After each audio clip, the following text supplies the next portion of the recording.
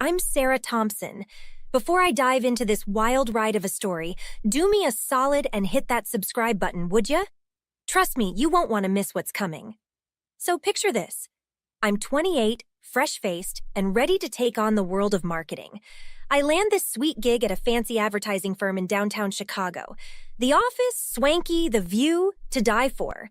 But little did I know I was about to step into a real-life whodunit. It all started with my lunches. I'm talking homemade, gourmet-level stuff.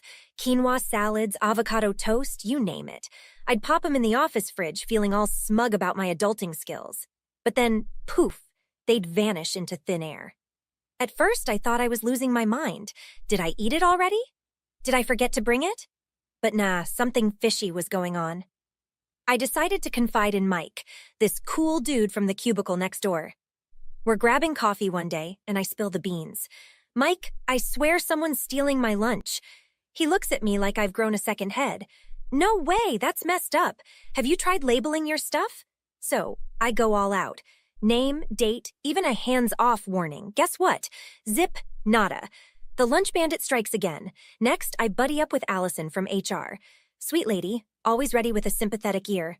Oh, honey, she says, patting my hand. Without solid proof, our hands are tied. But keep an eye out, okay? Now I'm in full-on detective mode. I start watching my coworkers like a hawk. There's Brad, this smug senior account manager. Every time I check the fridge, he's got this Cheshire cat grin. Suspicious much? Then there's Lisa, the intern. Girl's always munching on some fancy salad, but I overheard her whining about being broke. And don't even get me started on Robert from IT. Dude's practically living in the break room around lunchtime. What's his deal? Weeks go by and I'm losing it. My stomach's growling louder than my boss during meetings. I'm snapping at clients, messing up reports. I even start skipping lunch altogether. Bad move. By 3 p.m., I'm a hangry mess. All right, let me tell you about the day I finally snapped. As I'm standing in front of our biggest client, trying to pitch a campaign that could make or break our quarter, my stomach's growling louder than a freight train, and I can barely string 2 words together.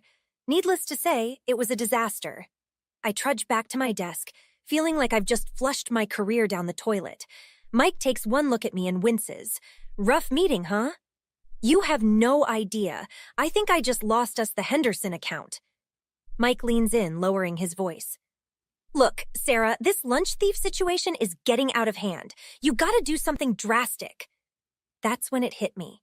If I couldn't catch this jerk red-handed, I'd catch them red-faced. I spend the whole night researching online. That's when I stumble upon ghost peppers. These bad boys are like nuclear bombs for your taste buds. Perfect. The next morning, I'm in the office kitchen, carefully preparing my trap. Lisa walks in, eyeing my sandwich suspiciously. What's that you're making? Smells intense? I plaster on my best innocent smile. Oh, just trying out a new hot sauce recipe. Want to try? She backs away so fast she nearly trips. No thanks, I'm good. As I'm placing my booby-trapped lunch in the fridge, Robert from IT shuffles in. Morning, Sarah. Another day, another dollar, huh? I nod, trying to act casual. Yep, just another day. But it wasn't just another day. I had a tiny camera hidden in my purse, angled right at the fridge. Today was Judgment Day. I try to focus on work, but my eyes keep darting to the clock. 11:30, 11:45, 11:55. Allison from HR stops by my desk. Sarah, honey, you okay? You look a little twitchy. Yeah, just excited about lunch. She raises an eyebrow but doesn't push it. As the clock strikes noon, I hear it. A commotion from the break room that sounds like a mix between a dying cow and a fire alarm. I sprint down the hallway, nearly bowling over Mike in the process. Whoa, where's the fire? Break room, now. We burst into the break room, and I swear the scene could have been straight out of a comedy sketch. There's Brad, Mr. Smug Senior Account Manager himself, red-faced and panting like he's run a marathon. He's got the office milk carton in a death grip, chugging it like his life depends on it. Lisa's standing there, eyes wide as saucers. What the hell, Brad? Are you okay? Brad can barely speak between gulps. Water.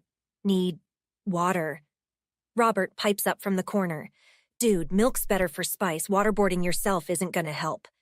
I'm trying to keep a straight face, but inside I'm doing a victory dance. Gotcha, you lunch-stealing jerk! Mike leans in, whispering, Sarah, did you? I give him a tiny nod and he bursts out laughing. By now, half the office has crowded into the break room. Allison pushes through, taking charge. All right, everyone back to work. Brad, are you having an allergic reaction? Do we need to call an ambulance? Brad shakes his head, still gasping. No, just hot? That's when I decide to twist the knife a little. Oh no, Brad. Did you eat my lunch by mistake? I'm so sorry. I've been experimenting with ghost peppers. I should have labeled it better. The look he gives me, priceless. It's a mix of pain, anger, and the slow realization that he's been caught red-handed, or should I say, red-faced. Allison turns to me, her HR instincts kicking in. Sarah, you brought ghost peppers to work? I put on my best innocent face. I had no idea anyone else would eat it. I mean, it was clearly labeled with my name. The room goes quiet as everyone connects the dots. Brad's still panting, but now he's also sweating bullets. And I don't think it's just from the peppers. Mike clears his throat. So, Brad, any particular reason you were eating Sarah's clearly labeled lunch? Brad looks like he wants the floor to open up and swallow him whole. But before he can stammer out an excuse, I drop the final bomb. You know what? I think I might have accidentally recorded this whole thing on my phone. Let me just check. The color drains from Brad's face faster than you can say busted. And let me tell you, watching a guy try to look dignified while his mouth is on fire and he's been caught stealing, it's a thing of beauty. As I stand there watching the chaos unfold, I can't help but feel a little smug. Justice, as they say, is a dish best served spicy. After the ghost pepper fiasco, things got real intense real quick. I grabbed Mike and we hightailed it to the conference room to check out the footage from my hidden camera. Let me tell you, it was like watching a crime show, but way more satisfying. Holy crap, Sarah, Mike whispered as we huddled over my phone. You actually caught him red-handed. There it was in glorious HD, Brad sneaking into the break room, opening the fridge and snagging my lunch like he owned the place. Then came the money shot, him taking that first big bite and his eyes going wide. I couldn't help but cackle. This is gold, I said, grinning from ear to ear. Let's go nail this jerk to the wall. We marched back to the break room where Brad was still trying to cool his mouth down. The whole office was there, watching the drama unfold. I cleared my throat and all eyes turned to me. So, Brad, want to explain why you were eating my lunch? He tried to play it cool, but his red face and watery eyes kind of ruined the effect.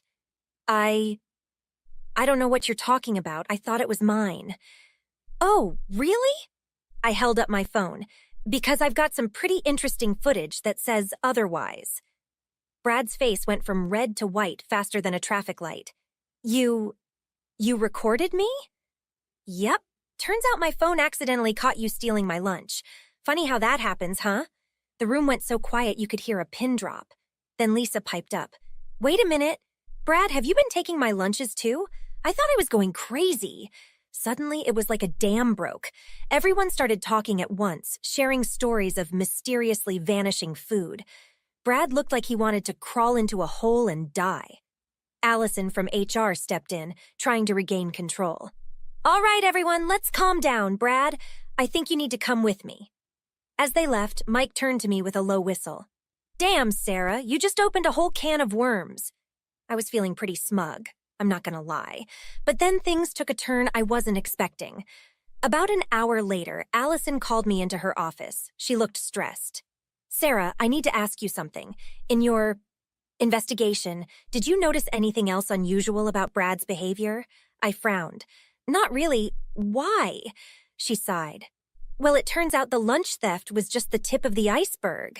We've discovered some financial irregularities that Brad might be involved in. My stomach dropped. What kind of irregularities? I can't give you details, but let's just say it's serious.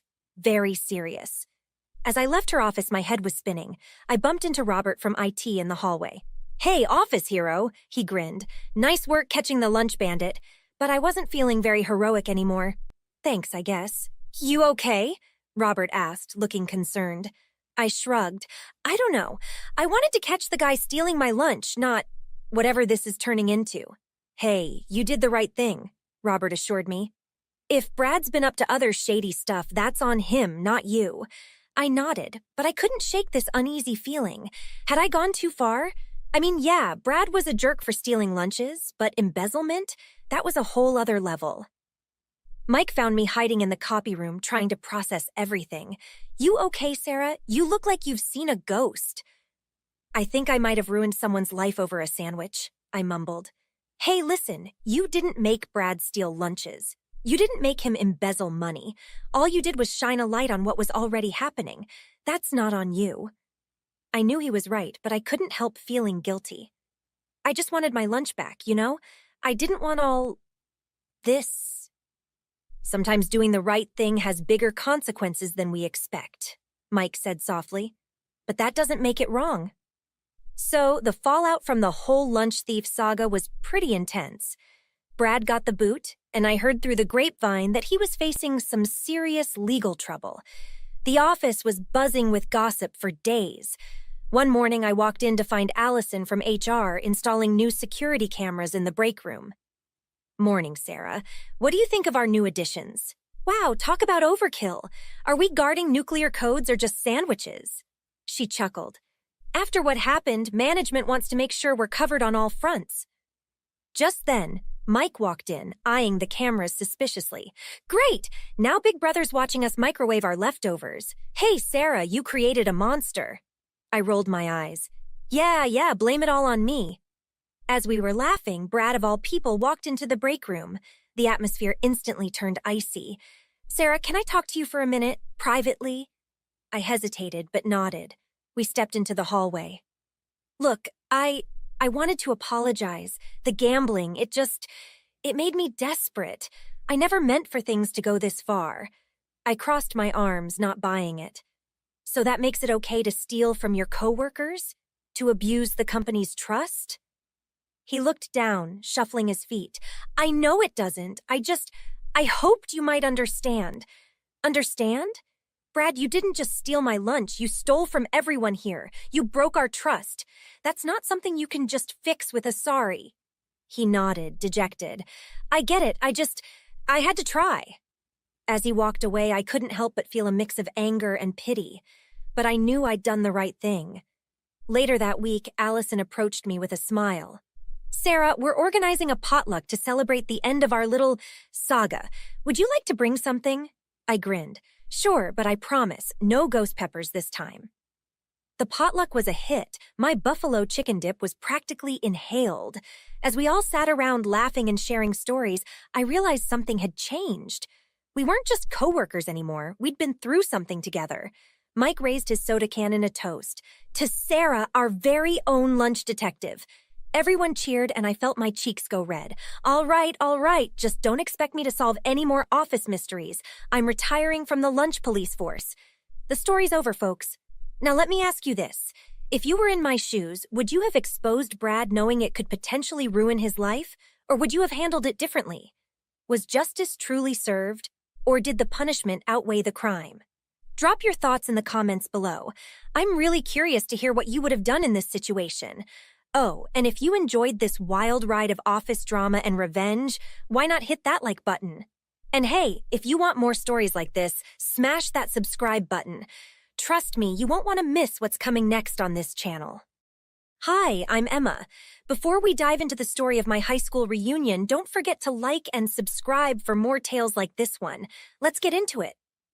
Walking into the reunion, the air buzzed with the energy of old friends reconnecting. Despite my nerves about Julie's threats, the familiar faces brought back a flood of good memories. Mike, the class clown, was still cracking jokes, making everyone laugh just like old times. You haven't changed a bit, Mike, I laughed, feeling my tension ease slightly. Yeah, why fix what isn't broken, right? Mike shot back with a wink. As the evening unfolded, I mingled, catching up on years of life updates. However, I could feel Julie's eyes on me from across the room, her glare as sharp as ever. The knot in my stomach tightened every time our paths nearly crossed, and her smile didn't quite reach her eyes. I see some things haven't changed, Linda, a former cheerleader and now a successful businesswoman, whispered to me as she noticed Julie's cold demeanor. Yeah, old grudges die hard, I guess, I murmured back, trying not to let it dampen my spirit. As I chatted with Linda, Julie made her way over, her steps deliberate, her smile a little too forced. "Well, if it isn't Emma, I was hoping we'd run into each other tonight," she said, her voice tinged with a sweetness that failed to mask the bitterness underneath. "Julie, it's been a long time. I hope you've been well," I responded, keeping my tone neutral, hoping to steer our interaction towards a more pleasant exchange. "We'll see by the end of the night, won't we?" Julie quipped, her eyes glinting with an unspoken challenge. As the night progressed, the atmosphere thick with both nostalgia and underlying tension, I couldn't shake the feeling that Julie was planning something that could stir up the past in ways none of us expected. Julie turned sharply toward Tom, her face a mask of barely contained fury. "This isn't about rumors, Tom. It's about truth." "And what truth is that, Julie? That we're here to rehash things that supposedly happened over a decade ago?" Tom's calm demeanor was a stark contrast to Julie's escalating tone. The room's atmosphere shifted as others started to chime in, their voices a mix of dissent and support. "Julie, let it go. It's a party, not a courtroom." Jessica, another former classmate, called out from the back, her tone laced with annoyance. "Yeah, Julie, you're just stirring up drama," added Mark, his disapproval evident. The consensus seemed to lean towards moving past Julie's accusations, preferring to enjoy the reunion rather than delve into adolescent gossip. Ignoring the growing murmurs, Julie pressed on, her voice rising. "You all think Emma is this great person, but she's not what she seems.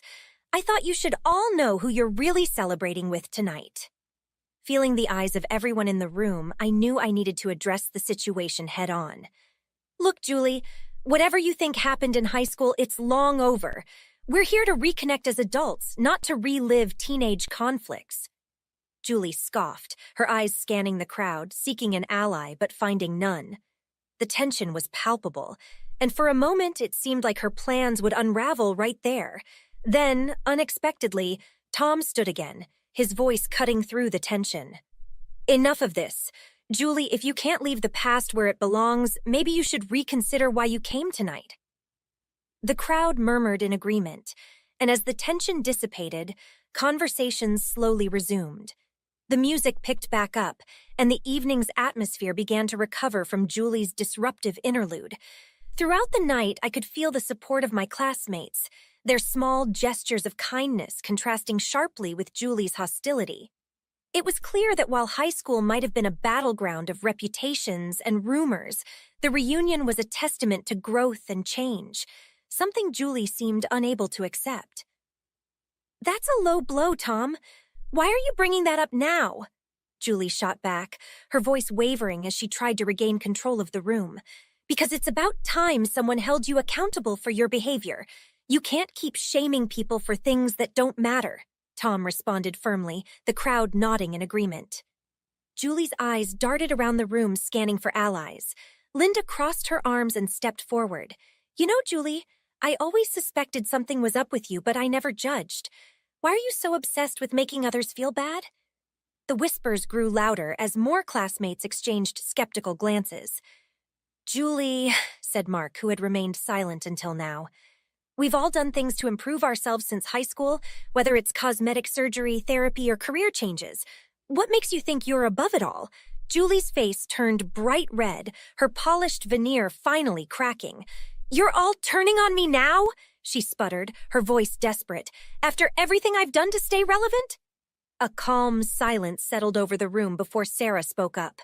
"Being relevant isn't the same as being kind. You can't expect us to support you when you keep tearing down people like Emma." "I don't need your support," Julie snapped, then whirled around and pushed through the crowd towards the exit. As she disappeared into the night, the air in the room cleared and the tension dissolved. Linda turned to me and smiled. "Looks like she got a taste of her own medicine." "Yeah," I replied. "Guess it's about time she realized she can't control everything." "Let's not let her ruin the rest of the night," Tom chimed in, offering a toast to everyone around, to growth and to seeing how far we've all come. The collective cheers and laughter that followed signaled a shift in the reunion's tone. The night continued with warmth, everyone finding solace in the shared understanding that high school rivalries didn't have to define our adult lives.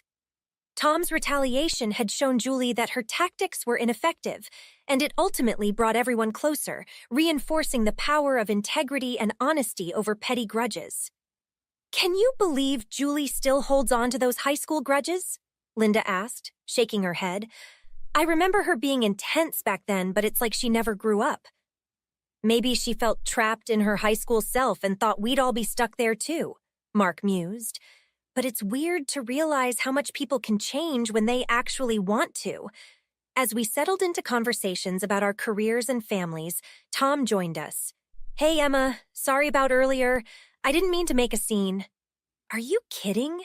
You stood up for me. I really appreciate it," I assured him. And honestly, it needed to be said. Linda glanced around, her voice softer. "It's like everyone's actually listening to each other now. 10 years ago, it was all about who was on top." "Yeah, but now it's just nice to catch up without all the cliques and competition," I added. The rest of the evening flowed smoothly, laughter echoing through the venue as stories of high school pranks and embarrassing moments filled the air. "Remember when Mike was convinced he could skip every math class and still pass the final?" Mark laughed. "And he did pass, but only because Sarah tutored him for weeks," I said. "Guess some things don't change." "And then there was the senior prank," Tom chimed in. "Who replaced the principal's office chair with one on wheels?" "Mike, of course," Linda confirmed, laughing. By the end of the night, we had a group photo taken, arms slung over shoulders and smiles wide.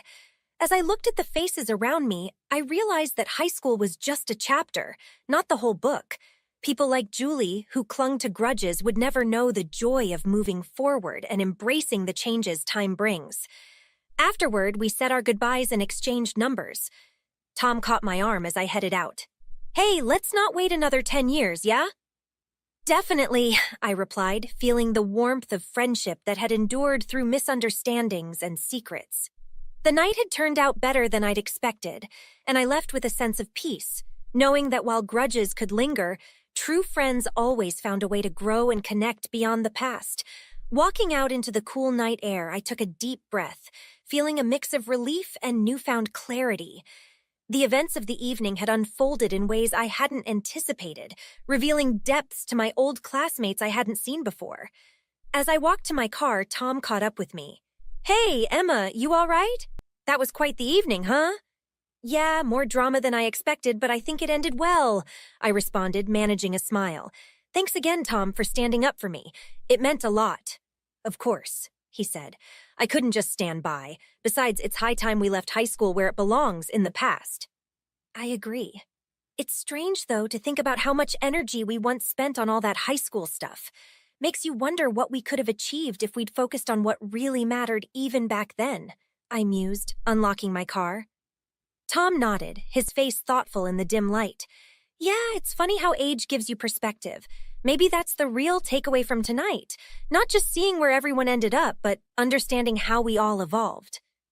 As I drove home, the quiet of the night gave me space to think about Julie and the others. Despite Julie's intentions, the night hadn't spiraled into the chaos she had hoped for. Instead, it served as a turning point for many of us, a chance to redefine old narratives and forge new connections based on who we were now, not who we had been. The next morning, my phone buzzed with messages from several classmates, including Linda and Mark, thanking me for handling the situation with grace. Even Julie sent a terse message. "I may have gone too far. Sorry for the drama." I replied simply, "Thank you, Julie. Let's all move forward." It was a small gesture, but it felt significant, like officially closing a long open door. This interaction was a testament to the possibility of change, not just in circumstances, but in character and understanding. In the weeks that followed, our class group chat, revived for the reunion, became a lively space of shared memories and current achievements, free from the shadows of our former selves. It was as if Julie's outburst had inadvertently cleansed the air, allowing for genuine reconnections. Reflecting on the reunion, I realized that the lessons learned went beyond personal vindications or comeuppances.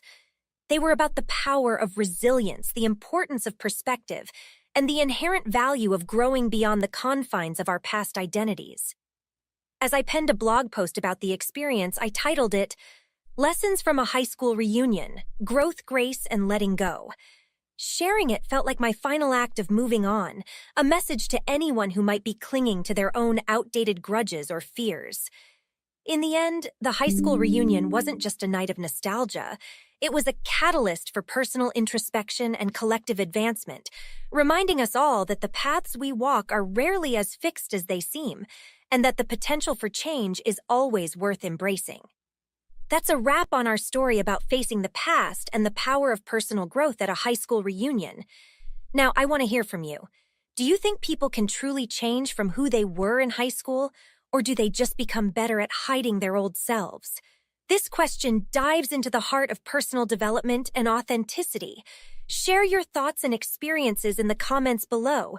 Let's get a lively discussion going. If you enjoyed this story and the discussion it sparks, please hit that like button and subscribe to the channel for more engaging content. Your support helps us continue to bring these stories to life. Thanks for watching, and I can't wait to see your comments. Hi, I'm Ava. Before I continue, please like and subscribe for more of my journey. Today, I'm sharing something deeply personal, a story that has shaped who I am. Growing up, I always felt like I lived two lives, the one everyone saw and the one only I knew. When I was just 10, I lost both of my parents in a car crash. It was sudden, crushing. In the aftermath, the Smiths, members of our local church, stepped in to foster me. To the outside world, they were my saviors, a beacon of charity in our small town. But behind closed doors, the reality was far different. At first, I was grateful. Who wouldn't be? Mr. Smith would often speak at church gatherings, recounting their generosity. Taking in little Ava was our duty as Christians, he'd say, his voice ringing with conviction. Mrs. Smith would smile beside him, the perfect picture of maternal warmth. But as the weeks turned into months, I began to see cracks in that perfect image. Money was a constant whisper between them, especially when they thought I was out of earshot. "We need to adjust the budget again," Mrs. Smith would murmur, her eyes scanning over bank statements that I wasn't supposed to understand. "Ava's needs are growing, and so are the expenses," Mr. Smith would reply, frustration lining his face. I didn't fully grasp it then, but they were talking about my inheritance, the money my parents had left behind for my care and future. It wasn't just being used for me, it was funding their lifestyle. Their daughter, Emily, was a different story. 2 years older than me, she never let me forget that I was the outsider. "Why do you even get new clothes? You're just charity," Emily sneered one day as I unpacked a modest set of shirts and jeans Mrs. Smith had bought.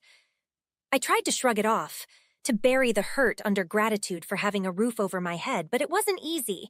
Dinner times were the worst. Emily would chatter about her day at school, turning to me with a syrupy smile. "Oh, Ava, did you make any new friends today, or are you still hanging out with your old ones?" A jab at my isolated life since moving in with them. I would force a smile, playing the part they expected, but inside I felt alone, used. Sometimes I would overhear Mrs. Smith talking to neighbors or friends, her voice dripping with unearned pride. "We've done everything we can to give Ava a normal life, just like Emily's." But normal was a stretch. While Emily had a room filled with gadgets and posters, mine was sparse, functional, as if I were just passing through, and maybe I was. They never let me forget that this arrangement was temporary just until I got on my feet. As I grew older, the disparity became clearer. I began to keep track of things, not just money, but every cold remark, every fake smile that hid disdain. I knew I needed to protect myself, to find a way out of this double life. As I sit here telling you all this, I know that sharing my story is part of reclaiming my life. It's a reminder that no matter how well someone may disguise their true intentions, the truth has a way of coming out. As I entered my teenage years, the discrepancies in the Smith spending of my inheritance grew too glaring to ignore. Mr. Smith bought a new car, a sleek, shiny model that he proudly parked in the driveway. "It's for family trips to make sure Ava experiences the best," he boasted one Sunday after church, his arm draped around my shoulder as if to seal his lie. During dinners, Mrs. Smith talked endlessly about the expensive renovations planned for the house. "It's important that Ava feels at home here. she explained to our neighbors over the phone, her voice dripping with a feigned concern that fooled everyone but me. Meanwhile, Emily's behavior toward me grew increasingly cruel. One evening, as we sat in the living room, she flicked through channels on a brand new flat-screen TV, not even bothering to ask what I'd like to watch. "Ava, do you even know what Netflix is? I guess you were too poor before moving in with us," she taunted, her eyes fixed on the screen but her words aimed sharply at me. I clenched my fists, trying to hold back tears. "I know what it is, Emily," I muttered, feeling smaller by the second. "Oh, don't be upset. You should be grateful. Not everyone gets a free ride like you do," she smirked, turning up the volume. Her words stung, and the laughter from the TV show echoed mockingly around the room. It was in moments like these that I felt utterly alone, but anger slowly began to replace my despair, an anger that fueled my determination to uncover the truth. I started to keep records. I made a secret folder on the old laptop they grudgingly let me use, documenting every unexplained expenditure, every suspicious bank statement I could get my hands on when they were out. I noted the luxury items that filled the house, items that were supposedly for my upbringing. One day, while Mrs. Smith was at a garden party and Mr. Smith took Emily to a soccer match, I found a bank statement carelessly left on Mr. Smith's desk. My heart pounded as I scanned the numbers. There it was, clear as day. Large withdrawals and payments to high-end stores, none of which were for me. I quickly took photos with my phone, a device I had bought with money from a part-time job they didn't know I had. It was one of my few acts of rebellion, my secret window to a world outside this house of lies. But gathering evidence wasn't enough. I needed an ally. That's when I reached out to Mr. Thomas, a family friend who had always been kind to me. He was a financial advisor, someone who had once been close to my parents. We met at a coffee shop on a chilly Saturday afternoon. "I need help," I confessed, sliding the folder of evidence across the table to him. Mr. Thomas adjusted his glasses, his expression turning serious as he flipped through the documents. "This is serious, Ava. You did the right thing bringing this to me. Can you help me? I can't live like this anymore," I pleaded, the weight of years of silence breaking in my voice. Mr. Thomas nodded solemnly. "We'll figure this out together, Ava. You're not alone in this anymore." His words were a lifeline, the first real hope I had felt in years. Together, we planned our next steps. I wasn't just a victim of the Smiths' deceit. I was going to be the architect of their undoing. My 18th birthday marked more than just a coming of age. It was the dawn of my emancipation. As soon as I was legally able, I took control of my trust fund. The first step was formalizing my alliance with Mr. Thomas, who agreed to be my financial advisor. Together, we delved deeper into the murky waters of the Smiths' financial dealings with my inheritance. Sitting across from Mr. Thomas in his office, I felt a mix of anticipation and dread. He laid out the bank statements and transaction records, each one a breadcrumb leading back to the truth. "Here," he pointed to a series of transactions. "These are not just unethical, they're illegal. They've been siphoning your funds under the guise of guardianship expenses. But clearly, these are personal luxuries." As he spoke, the figures on the page blurred through my tears. I knew they were stealing from me, but seeing the extent of it in black and white was overwhelming. How much is left?" I managed to ask, bracing myself for the answer. Mr. Thomas gave me a sympathetic look before replying, "Enough to recover, but it's going to take some work. You're not destitute, but they've taken a significant amount." The betrayal stung anew, but there was no time to dwell on the pain. We needed to act swiftly to secure what was left. Mr. Thomas outlined a strategy to freeze the Smiths' access to my accounts and redirect the funds to new ones only I could access. It felt good, taking back control, but it was also the start of a more challenging phase, keeping up appearances. I returned home that evening to a surprise birthday party. Mrs. Smith gushed as she ushered me into the living room, where neighbors and church members sang a loud, off-key happy birthday. "We're so proud of the young woman you've become," she proclaimed, enveloping me in a hug that felt more like a trap than an embrace. "Thank you," I said, my voice steady despite the scream inside. I smiled, played the part of the grateful daughter even as I felt like a spy in enemy territory. During the party, I caught snippets of their conversations, each filled with self-congratulations about how well they'd raised me. "Can you believe Ava is 18 already? We've given her everything," Mr. Smith boasted to a group of nodding guests. Everything but the truth, I thought bitterly. The next weeks were a delicate dance of normalcy and secret meetings with Mr. Thomas. We worked meticulously, documenting every unauthorized transaction, preparing for the eventual confrontation. It was exhausting, living a double life, but I was so close to breaking free. One particularly hard day, Emily caught me off guard in the kitchen. "So, big adult now, huh? Think you're better than us?" she sneered, her eyes gleaming with malice. I clenched my fists, counting to 10 in my head. "I'm just trying to make my way, Emily," I said calmly, refusing to give her the reaction she wanted. She laughed, a harsh sound that echoed off the walls. "Well, don't forget who took you in when you had nothing." I forced a smile, the irony of her statement not lost on me. "I won't forget," I promised, a silent vow that I was about to ensure they never forgot either. The dinner was set under the guise of celebrating my newfound financial independence, a milestone they believed was all thanks to them. I had meticulously planned each detail of the evening, knowing it would end with revelations that would shatter the Smiths' constructed facade of benevolence. As guests arrived, the dining room buzzed with chatter and laughter. Mr. and Mrs. Smith played the perfect hosts, their smiles wide and welcoming. "We're so proud of Ava," Mrs. Smith declared to our neighbors, her arm around me as if she had personally paved every step of my path. The table was laden with food, and as we sat down, Mr. Smith raised his glass for a toast. "To Ava, who has grown into such a wonderful, independent young woman under our care," he announced, his voice swelling with pride. The irony of his toast churned my stomach, but I kept my composure. "Thank you, Mr. Smith, for everything," I responded, my voice steady, my resolve firm. The guests applauded, and the dinner commenced with a deceptive air of normalcy. As the meal progressed, the Smiths continued to weave their narrative, each tale more embellished than the last. When Ava first came to us, she was a lost little girl, but look at her now. All thanks to our guidance and love, Mrs. Smith cooed across the table.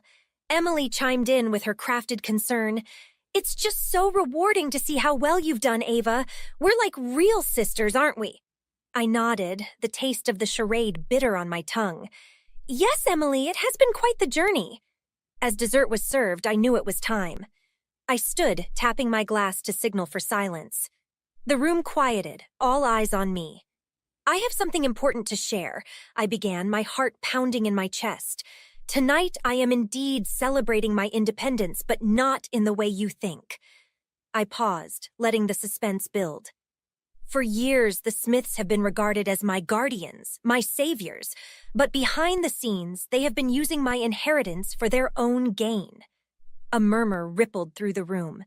"This," I continued, pulling out the documents Mr. Thomas and I had prepared, "is the evidence of their misappropriation." I handed out copies to the stunned guests. "Every lavish expense, every personal luxury claimed as a cost for my upbringing." Mr. Smith sputtered, his face reddening. "Now, Ava, let's not make wild accusations." But I cut him off, stronger now. "These are not accusations, but facts. Facts confirmed by my financial advisor, Mr. Thomas," who nodded from his seat, his presence a solid reassurance. Mrs. Smith tried to regain control, her voice shaking. "We only ever did what we thought was best for you." I looked around at the faces of our community members, their expressions a mix of shock and disbelief. "I grew up thinking I was a burden they kindly bore, but no more. Tonight, I take back my life, my finances, and my story." Emily stared at her plate, her facade of sisterly affection shattered under the weight of undeniable truth. As the reality settled over the room, the Smiths were left isolated at their table of deceit. The dinner ended not with the joyous toasts they had anticipated, but with a clear vision of the truth I had laid bare. The community's eyes were now open, and the Smiths faced not just the loss of their reputation, but the reflection of their true selves, revealed by the daughter they had claimed to cherish. In the days following the dinner, the repercussions for the Smiths were swift and severe. The community that had once held them in high regard now saw the truth behind their facade of benevolence. Their presence at church was met with cold stares and whispers. Friends they had entertained in their lavish home now crossed the street to avoid them.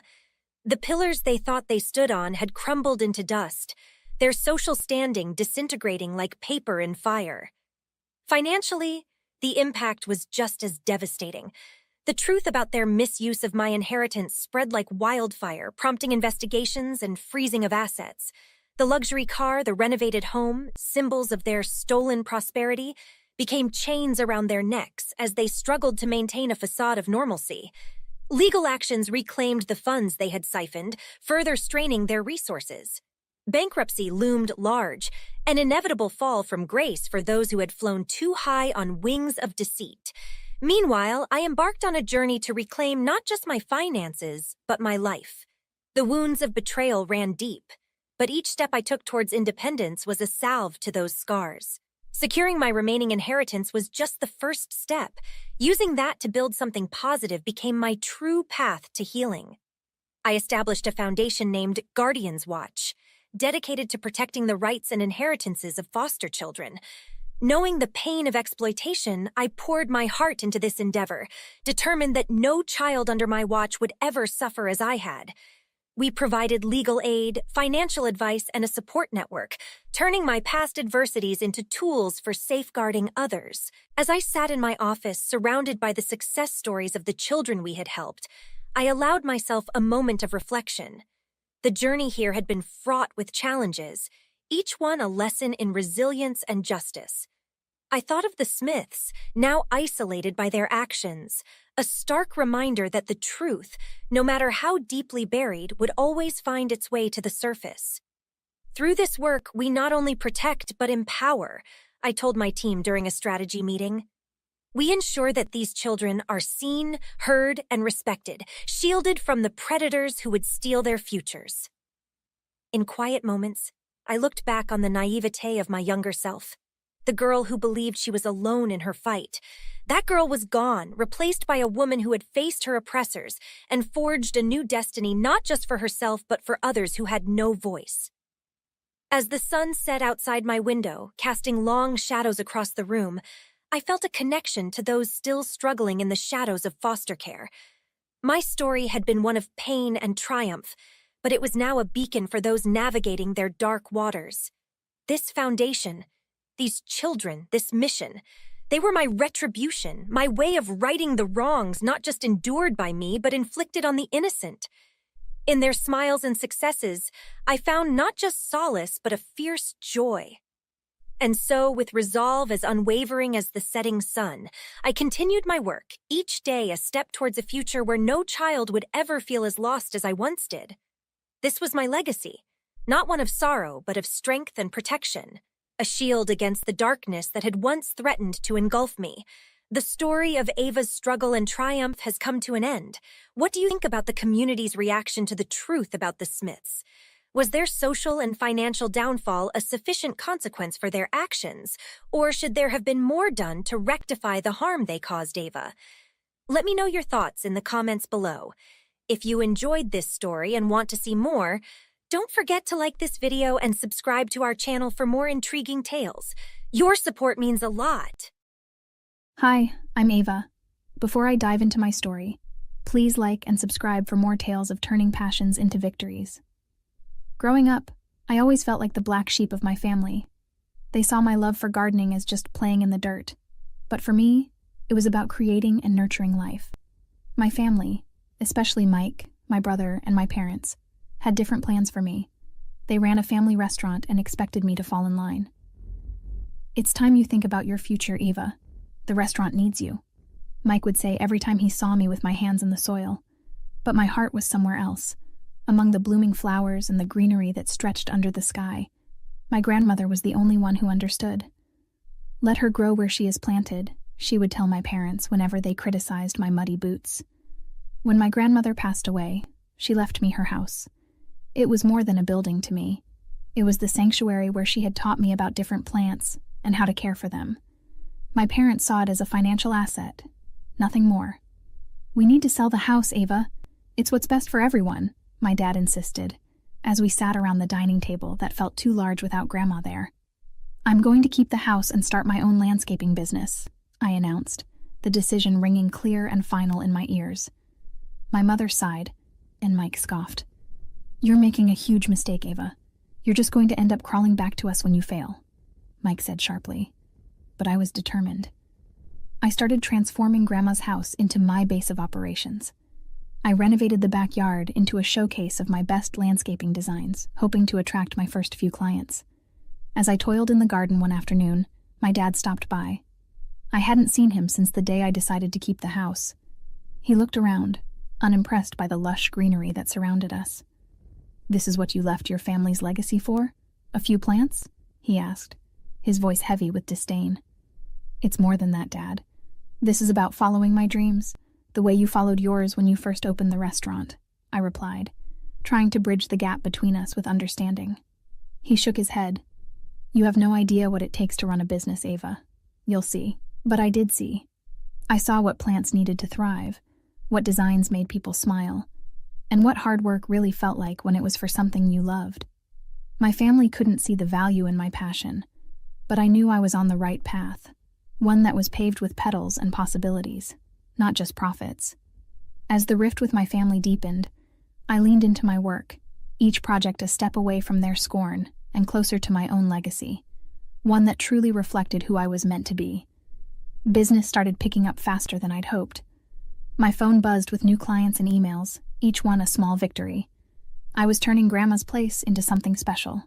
One afternoon, as I sketched a garden redesign for a client, Mike showed up unannounced. Wow, looks like you're actually making a go of this, huh? His tone was more curious than congratulatory. Yeah, it's going really well. I'm booked out for the next 3 months, I replied, not missing the surprise in his eyes. We're in a bit of a bind with the restaurant. Could really use your help, Eva. I'm swamped with my own business, Mike. I can't just drop everything and come back. But family's supposed to help family, right? He leaned against the doorframe, trying to peer over my shoulder at the design spread across the table. I hesitated, feeling the old tug of familial obligation. What kind of help are you looking for? Financial, mainly. We're behind on some bills and... Mike trailed off, finally taking in the array of garden designs and client notes scattered around. I'm not selling Grandma's house, if that's what you're hinting at. No, not that. Just maybe a loan, to get us over this hump. I shook my head, a mix of frustration and resolve building within me. You all didn't believe in this, remember? You thought I'd fail. It's not like that, Ava. We just didn't see the vision you had. But you've got to admit, joining the restaurant makes more sense.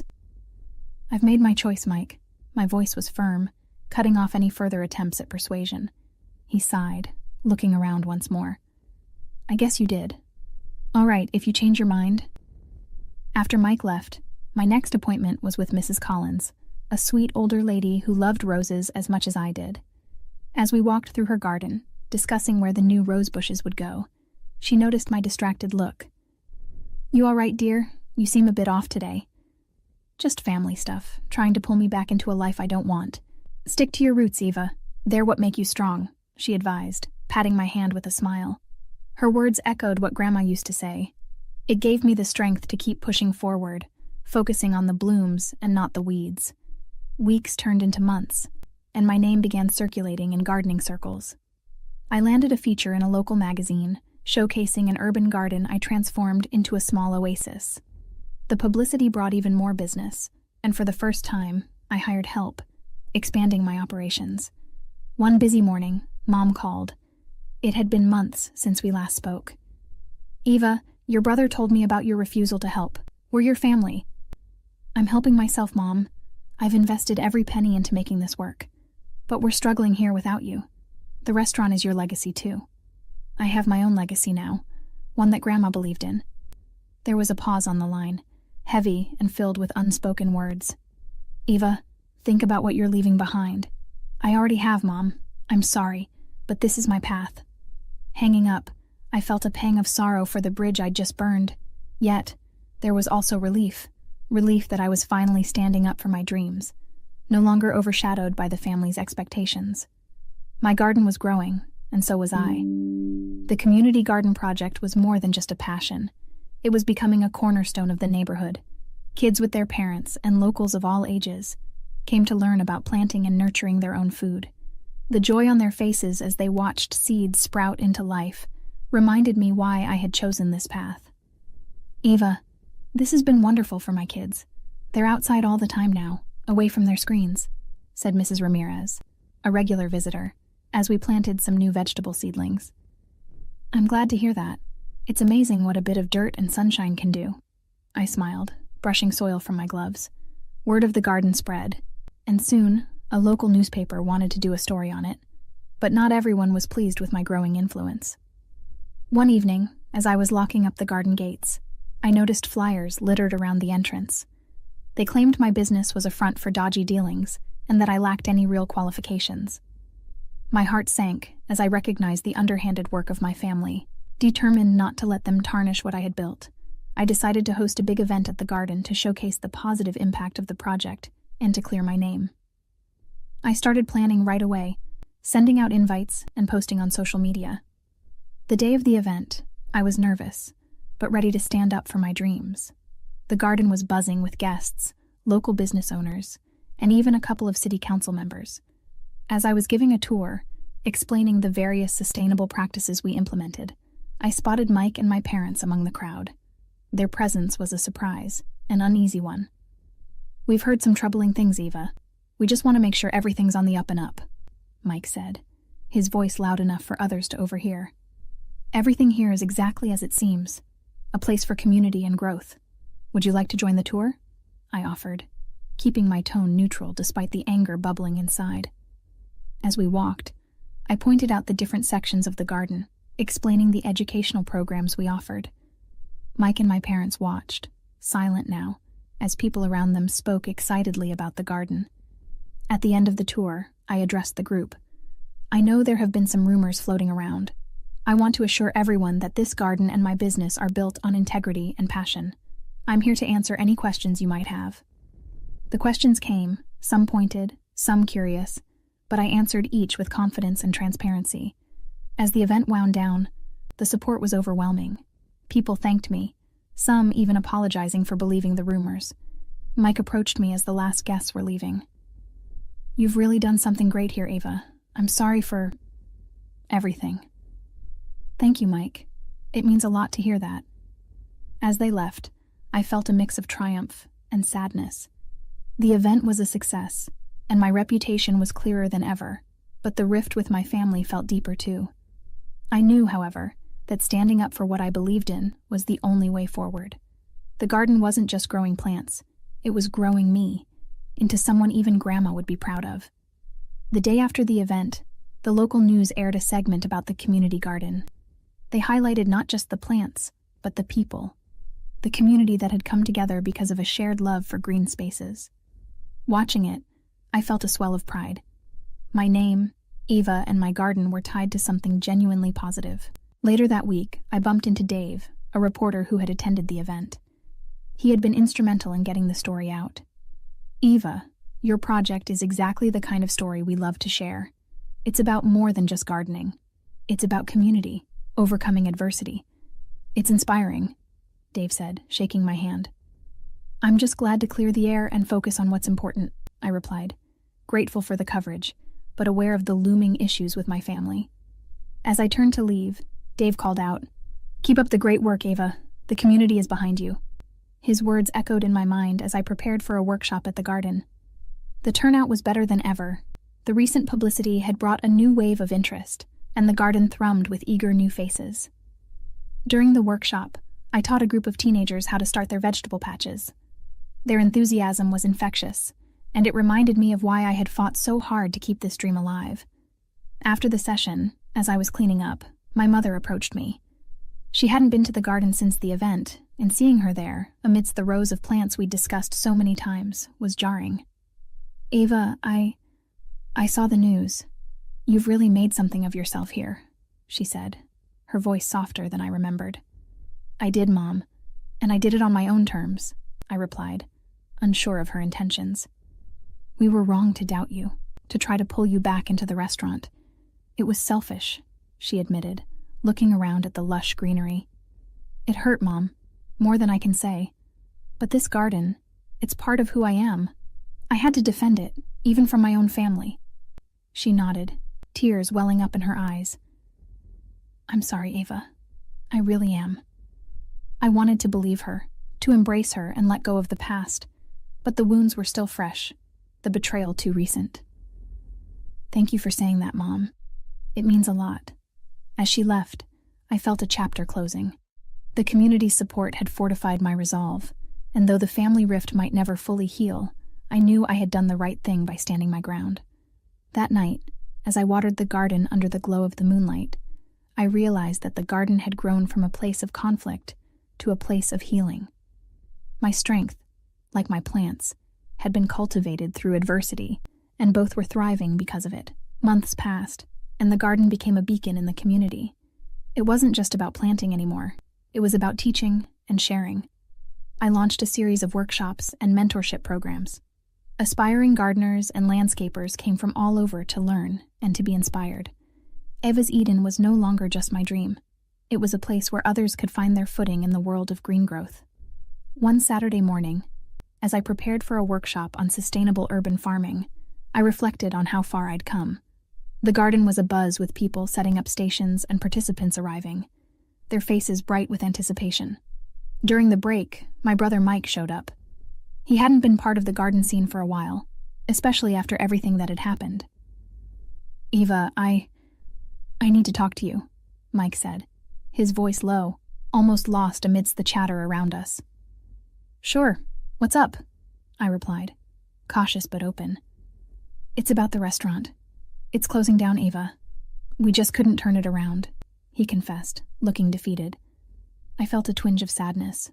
Despite everything, it was a part of my past, a part of my family. I'm sorry to hear that, Mike. Is there anything I can do? No, I wanted to apologize. Really apologize for everything. You were right to follow your passion. I see that now. I nodded, appreciating his words, but knowing that things could never go back to how they were. Thanks, Mike. That means a lot. He stayed for the workshop, watching from the sidelines as I taught a group how to graft fruit trees. It was odd but comforting in a way, having him there. As the seasons changed, so did my relationship with my family. They were trying, in their own ways, to bridge the gap they had once widened. While reconciliation was slow, my focus remained on the community and the garden. One evening, as I closed up the garden, I took a moment to stand in the very spot where Grandma and I had planted our first flowers together. The garden was not just a testament to my hard work. It was a living legacy of her belief in me. The garden was thriving, and so was I. I had found success, not just in terms of business, but in creating a life that was genuinely mine. A life filled with teaching, growth, and the laughter of those who shared my passion. Eva's Eden was more than a garden. It was a place where everyone could find a little bit of peace and purpose.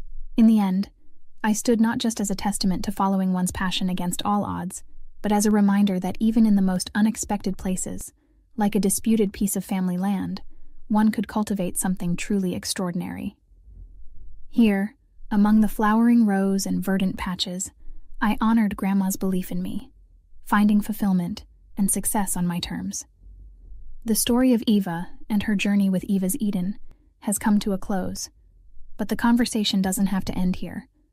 How do you think Eva's decision to prioritize her dreams and maintain her distance from her family will impact her future? Was she right to focus on her own path, or should she have tried harder to reconcile with her family despite their past actions? Share your thoughts and experiences in the comments below. Don't forget to like this video if you enjoyed Eva's story, and subscribe to the channel for more content like this. Your support helps us keep these stories coming. Hey, I'm Alex. Before I dive into my story, please like and subscribe to stay updated with more tales like mine. Now let's get to it. Moving in with Nathan's mother-in-law wasn't just a last resort. It felt like stepping back into a life I fought hard to leave behind. Here I was, 30, pregnant, and suddenly back under someone else's roof because of Nathan's latest business venture that was sucking our finances dry. Alex, it's just temporary, Nathan, my husband, assured me as we packed up our apartment. Once the business takes off, we'll get our place again, better than before. The hope in his voice was hard to argue with, but the pit in my stomach knew better. His mother, Marta, was known for her rigid ways and sharp tongue, a combination I wasn't eager to live with. But choices were slim and our bank account slimmer. The day we moved in, the air was thick with tension. Marta's house was immaculate. Every item had its place, and soon I realized so did every person. "Alex, make sure you keep your things in your room. I don't like clutter in my house," Marta instructed as she watched me like a hawk, her eyes tracing my every move. "Of course, Marta, we'll keep things tidy," I replied, forcing a smile that didn't quite reach my eyes. As days turned into weeks, the walls of Marta's house seemed to close in on me. Nathan was out most days, swallowed by his work, leaving me to navigate the choppy waters of living with Marta alone. "You're eating again? Are you sure you should be having that much?" Marta commented one afternoon as I grabbed a snack from the fridge. Her judgment, thinly veiled as concern, was a constant reminder that in her house, I was an unwelcome guest in my own life. "I'm eating for two," I quipped back, trying not to let her see how deep her words cut. Then there were the rules, endless rules about everything from how to do laundry to when it was acceptable to watch TV. "Keep the noise down. I'm not used to having so much racket in my house," Marta would say, even if I was just chatting on the phone. Nathan saw it, but his solutions were band-aids on bullet wounds. "Just try to keep the peace, Alex. It's not forever," he'd say, kissing my forehead before disappearing again into his all-consuming work. But it wasn't just about keeping the peace. It was about keeping myself. I had been independent since I was 18, worked multiple jobs, juggled life's curveballs, and now, as I carried our child, I was losing the ground I had worked so hard to gain. Each day was a reminder that this wasn't home. It was a temporary stop in a journey I hadn't chosen, a chapter in my life where the pages were turning all too slowly. And as I lay awake at night, the soft kicks of the little life inside me were gentle nudges, pushing me to think about what kind of future I wanted to build, what kind of life we deserved. So stick around, hit that subscribe button if you haven't yet, and I'll tell you how things went from tense to the breaking point in the next chapter. Thanks for listening, and see you soon. Marta, could we possibly discuss easing up on some of the house rules? I'm finding it increasingly hard to manage with my pregnancy. "Alex, this is how I've run my house for years. If you think living here means you can slack off, you're mistaken. Everyone contributes." Nathan walked in as Marta's words hung in the air like a bad smell. He tried to play peacemaker, a role he was becoming all too familiar with. "Mom, Alex is doing her best. She's carrying our child. Maybe we can cut her some slack?" "Nathan, this isn't a holiday. If she's living under my roof, she follows my rules, pregnant or not." As the days wore on, every task became a mountain to climb. Marta had a specific way she wanted the dishes done, the laundry folded, the meals cooked. Nothing Alex did seemed right. "You're folding those towels all wrong. Do you need me to show you again?" "No, Marta, I've got it."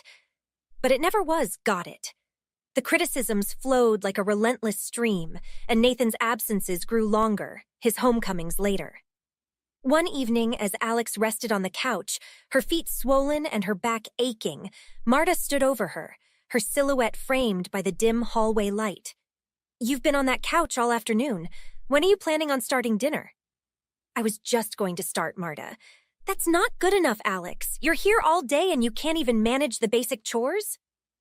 Nathan finally arrived home, catching the tail end of his mother's tirade. "Marta, she's exhausted. She's been nauseous all day. I don't think now's the time." "Nathan, enough with the excuses. If she can't contribute financially, she should at least help around the house. It's only fair." The conversation escalated quickly. Voices raised, words sharpened like knives, each one aimed to cut deep. "Nathan, tell her if she's not willing to contribute, she can't stay here." Nathan looked torn, his gaze flickering between his mother and his wife. Finally, he spoke, the weight of his words pressing down on the room. "Alex, maybe you can try a little harder for all our sakes?" Those words, meant to bridge gaps, only widened them. Alex felt a chasm open between her and Nathan, a divide that seemed too vast to cross with mere words. "Nathan, I'm doing everything I can. I'm carrying your child. Isn't that contributing enough?" "But Alex, we need to keep the peace here. It's only for a little while longer." "Only for a little while longer," she repeated softly. a mantra that was beginning to lose its meaning. That night, as Alex lay in bed, the murmur of television from Marta's room seeping through the walls, she knew this was no way to live. Not for her, not for her baby. The thought of another day, another demand, another dismissal of her efforts was suffocating. She knew something had to give, and soon. The resolve hardened within her like steel tempered in fire. She wasn't just going to stand by, she was going to stand up. For herself, for her child, for their future. The breaking point was near, and when it came, she would be ready. Next day, I decided to confront her. I'm not asking for much, Marta, just a bit of understanding and some basic respect. Respect? You think doing nothing all day earns you respect? You're living in my house, Alex, and I expect you to contribute. This isn't nothing, Marta. I'm pregnant and I'm tired. I need you to understand that. Nathan, talk some sense into her. This is not how we do things here. Nathan hesitated, his words careful, walking a tightrope between the two most important women in his life. Alex, maybe if you try just a little bit more, things will ease up. Mom doesn't mean to be hard on you. Try more? Nathan, I barely get any rest as it is. How much more do you expect me to do? The argument spiraled, voices raising, the air thick with tension. Alex stood in the kitchen, her back against the counter, feeling trapped in every sense. The walls of the house seemed to close in, her space to breathe, to be herself, shrinking by the moment. I'm your wife, Nathan. Your support is supposed to be with me, especially now. And I am supporting you, Alex, but you need to understand my mom's point of view, too. Understanding? Is there any understanding for me, for what I'm going through? It was clear. Her pleas for empathy were falling on deaf ears. The realization was a sharp pang, a wake-up call that things were not going to change. Not here. Not with Nathan caught between her and his mother. Marta, I cannot live like this. It's making me miserable. Then maybe you should think about whether you want to stay here.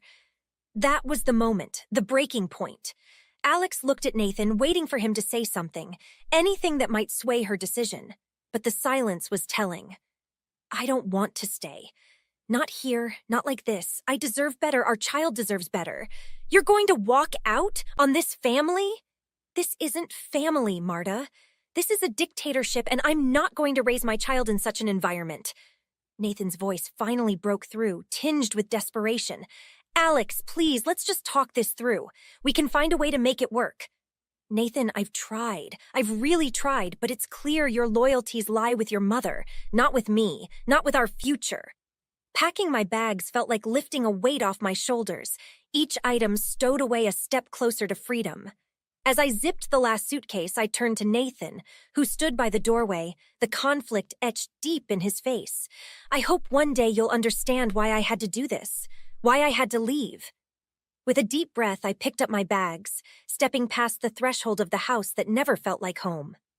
The cool evening air was a balm, the first breath of my new life filled with possibilities, filled with hope. Driving away, the rearview mirror framed the house shrinking in the distance, a chapter closing firmly behind her as I steered towards a future where she and her child could thrive, free from the shadows of suppression. Next day, I started the divorce and custody case, and I went to a lawyer so that helped me in process, Mr. Arnold. Can you explain the grounds for this custody petition? I need to ensure my child grows up in a stable, positive environment. The situation with my soon-to-be ex-husband's mother was toxic. Understood. We'll need to document everything. Communications, interactions, any incidents that might support your case. Navigating the legal maze of divorce and custody battles was daunting. But the thought of securing a bright future for my child fueled me. Each form filled, each meeting with my lawyer, I felt a step closer to a new life. So, you're setting up a new home too? Yes, somewhere safe where we can start fresh. I want my child to have a real home, not just a house. I recommend keeping records of all expenses and interactions related to your new home setup. It shows the court your commitment and ability to provide a stable environment. The days were long, filled with appointments, legal documents, and endless decisions about my future home. Amid the chaos, I found moments of peace, envisioning the life I was building. Alex, how are you holding up with everything? Some days are harder than others, but I know I'm making the right decision. For me and for my child. That's the spirit. Remember, you're not just fighting for today, but for the future. Each court appearance was a battleground, my resolve tested by Nathan's lawyers, their questions pointed and probing. You claim the environment was toxic. Can you elaborate on that? The constant criticism, the lack of respect for my autonomy, especially during my pregnancy, it wasn't healthy. And you believe your husband did not support you?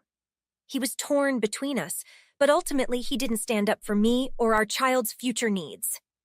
As the legal battle dragged on, I fortified myself with the support of friends and family, their encouragement a lifeline amidst the turmoil. You're doing great, Alex. Just keep focused on what matters. I am. Every day I wake up knowing I'm a step closer to a better life for us. Finding a new place was a breath of fresh air. Painting the nursery, setting up a cozy living space, I poured my heart into every detail, transforming the house into a home. As the court date approached, I prepared myself to present my case, my home, my life as proof of my dedication to my child's well-being. This is more than just a custody case for me. It's about giving my child the chance to grow up in a loving, supportive environment. The judge's final ruling was days away, and as I looked around at the life I was building, I knew no matter what happened, I had already won. I had stepped away from toxicity, stood up for my rights, and created a sanctuary for my child and me. The future was bright, and I was ready to embrace whatever came our way, confident in the knowledge that I had done everything in my power to provide a healthy, happy environment. Sarah, a friend between us, told, "So, have you heard about Nathan's business?" "Yeah, I heard it went under. Really rough. Everything okay with you, though?" "Honestly, I'm focused on moving forward, not on what's failing behind me." Hearing about Nathan's misfortune wasn't a celebration for me. It was a somber reminder of how quickly things could fall apart when built on unstable foundations. Then I met Mr. Arnold at his office. "I need to update you, Alex. Nathan's financial state could influence the custody decision. It's important we present your stability in contrast." "Absolutely. I've been documenting everything. My job, our home, the community activities I've enrolled my child in. Everything shows we're thriving." As I prepared for another day in court, news reached me about Marta. Her long-standing reputation was unraveling as more people learned about her treatment of me. In court, as the final arguments were made, I stood confident, supported by evidence of a flourishing life away from the past toxicity. "Your Honor, I present not just a case for custody, but for a future, one that I have carefully built for my child, full of love, stability, and community support." The judge nodded, taking in the stacks of documents, the testimonials from neighbors, my stable employment records. The decision to grant full custody to Alex is based on the clear, stable, and nurturing environment she provides. It is in the best interest of the child to remain in her care. Leaving the courtroom, a weight lifted off my shoulders. The legal battles were done. Now it was just about living, about raising my child in peace. Settling into our life, our routines established, the community around us supportive, I finally felt the peace I had craved. My job at a local community center was more than just work. It was a mission, helping others find their paths just as I had found mine. The manager said to me, "Looks like you're making a big difference, Alex. The center's never been more active." I love it. It's about giving back, about building something lasting for me and for my child. Years passed, and the house, once just walls and a roof, was now a home, filled with laughter, love, and memories in the making. As I tucked my child into bed each night, I knew I had made the right decisions, tough but necessary. "Good night, little one. Dream big, okay?" "Night, Mommy. Love you. Love you more." Stepping outside, I looked at the stars, the world around me quiet, peaceful. I had fought hard, endured much, but here I was, standing strong. The past, with its shadows and storms, was behind me. Ahead was a horizon bright with promise, and I was ready to meet it, not as a victim of circumstance, but as a victor over adversity. My spirit, unbroken and free, soared on the possibilities of tomorrow. Now that Alex has built a new life and found peace, let's dive into a discussion. Do you think people in Alex's situation should always leave toxic environments? Or are there times when trying to improve the situation is a better approach? Share your thoughts in the comments below. Don't forget to like this video if you enjoyed the story and subscribe to stay updated with more content like this. Thanks for watching and being part of our community. Hi, I'm Emily. Before I continue, please like and subscribe for more stories from my life. Living in this beautiful house that my dad gifted us felt like a dream. Chris and I had been married for 4 beautiful years, filled with love and mutual respect. He was my rock, always there, always supportive. But life has a way of testing you when you least expect it. It was a cool September evening when Chris first brought up Fiona. She was his childhood best friend, someone he'd always spoken highly of. "Emily, Fiona's been having a tough time lately," he began, looking uneasy as he played with his dinner, not eating much. "Her marriage is falling apart because of her infertility issues, and she's been really down." I listened, nodding, my heart going out to her. "That sounds terrible, Chris. I can't imagine what she must be feeling right now." "Yeah, it's been rough. She's been staying at her sister's, but it's not a good environment for her." He paused, taking a deep breath before continuing. "I was thinking, maybe we could offer her our spare room just for a little while until she gets back on her feet." The request caught me off guard. We had our life, our routines, and inviting someone else into our home felt like an intrusion. But seeing Chris so concerned and knowing it was his best friend, I found myself reluctantly agreeing. "Okay, but just for a little while, right?" Chris smiled, relieved. "Yes, just for a little while. Thank you, Em. It means a lot to me." A few days later, Fiona moved in. She was quiet, visibly shaken by her life falling apart. I tried to be supportive, making extra efforts to include her in our meals and movie nights. Initially, it felt good to help someone in need, but as days turned into weeks, I noticed a shift. Fiona's visits to Chris became more frequent, and their conversations stretched longer into the night. I found myself alone in our bedroom more often, listening to the muffled sounds of their laughter or consoling whispers through the walls. One evening, as I was setting up dinner, I realized Chris hadn't come home from work with me. Curious, I texted him, only to receive a quick reply. "At Fiona's. She had a panic attack. I'll eat later." That night, I ate dinner alone, the food tasteless, my mind racing. It wasn't just the spare room we had given Fiona. It was becoming clear we were giving her much more, maybe even pieces of our marriage. The days blurred as I grappled with the change in our home dynamics. Chris spending nights in Fiona's room to help her through her panic attacks was becoming a regular occurrence. Each night he chose her comfort over our marital bed, a silent alarm rang louder in my head. The trust and harmony that once defined our marriage were fraying, and I felt helpless watching it unravel. I needed to confront this situation, to reclaim the life and love that were slipping through my fingers. But the courage to face what this confrontation could bring was a battle in itself. The whispers through the walls became a nightly serenade of betrayal as Fiona grew more dependent on Chris. It wasn't just emotional support anymore. It was nights spent away from our bedroom, from our shared life. Every night he told me he was helping Fiona through another panic attack. I felt a piece of our marriage slip away.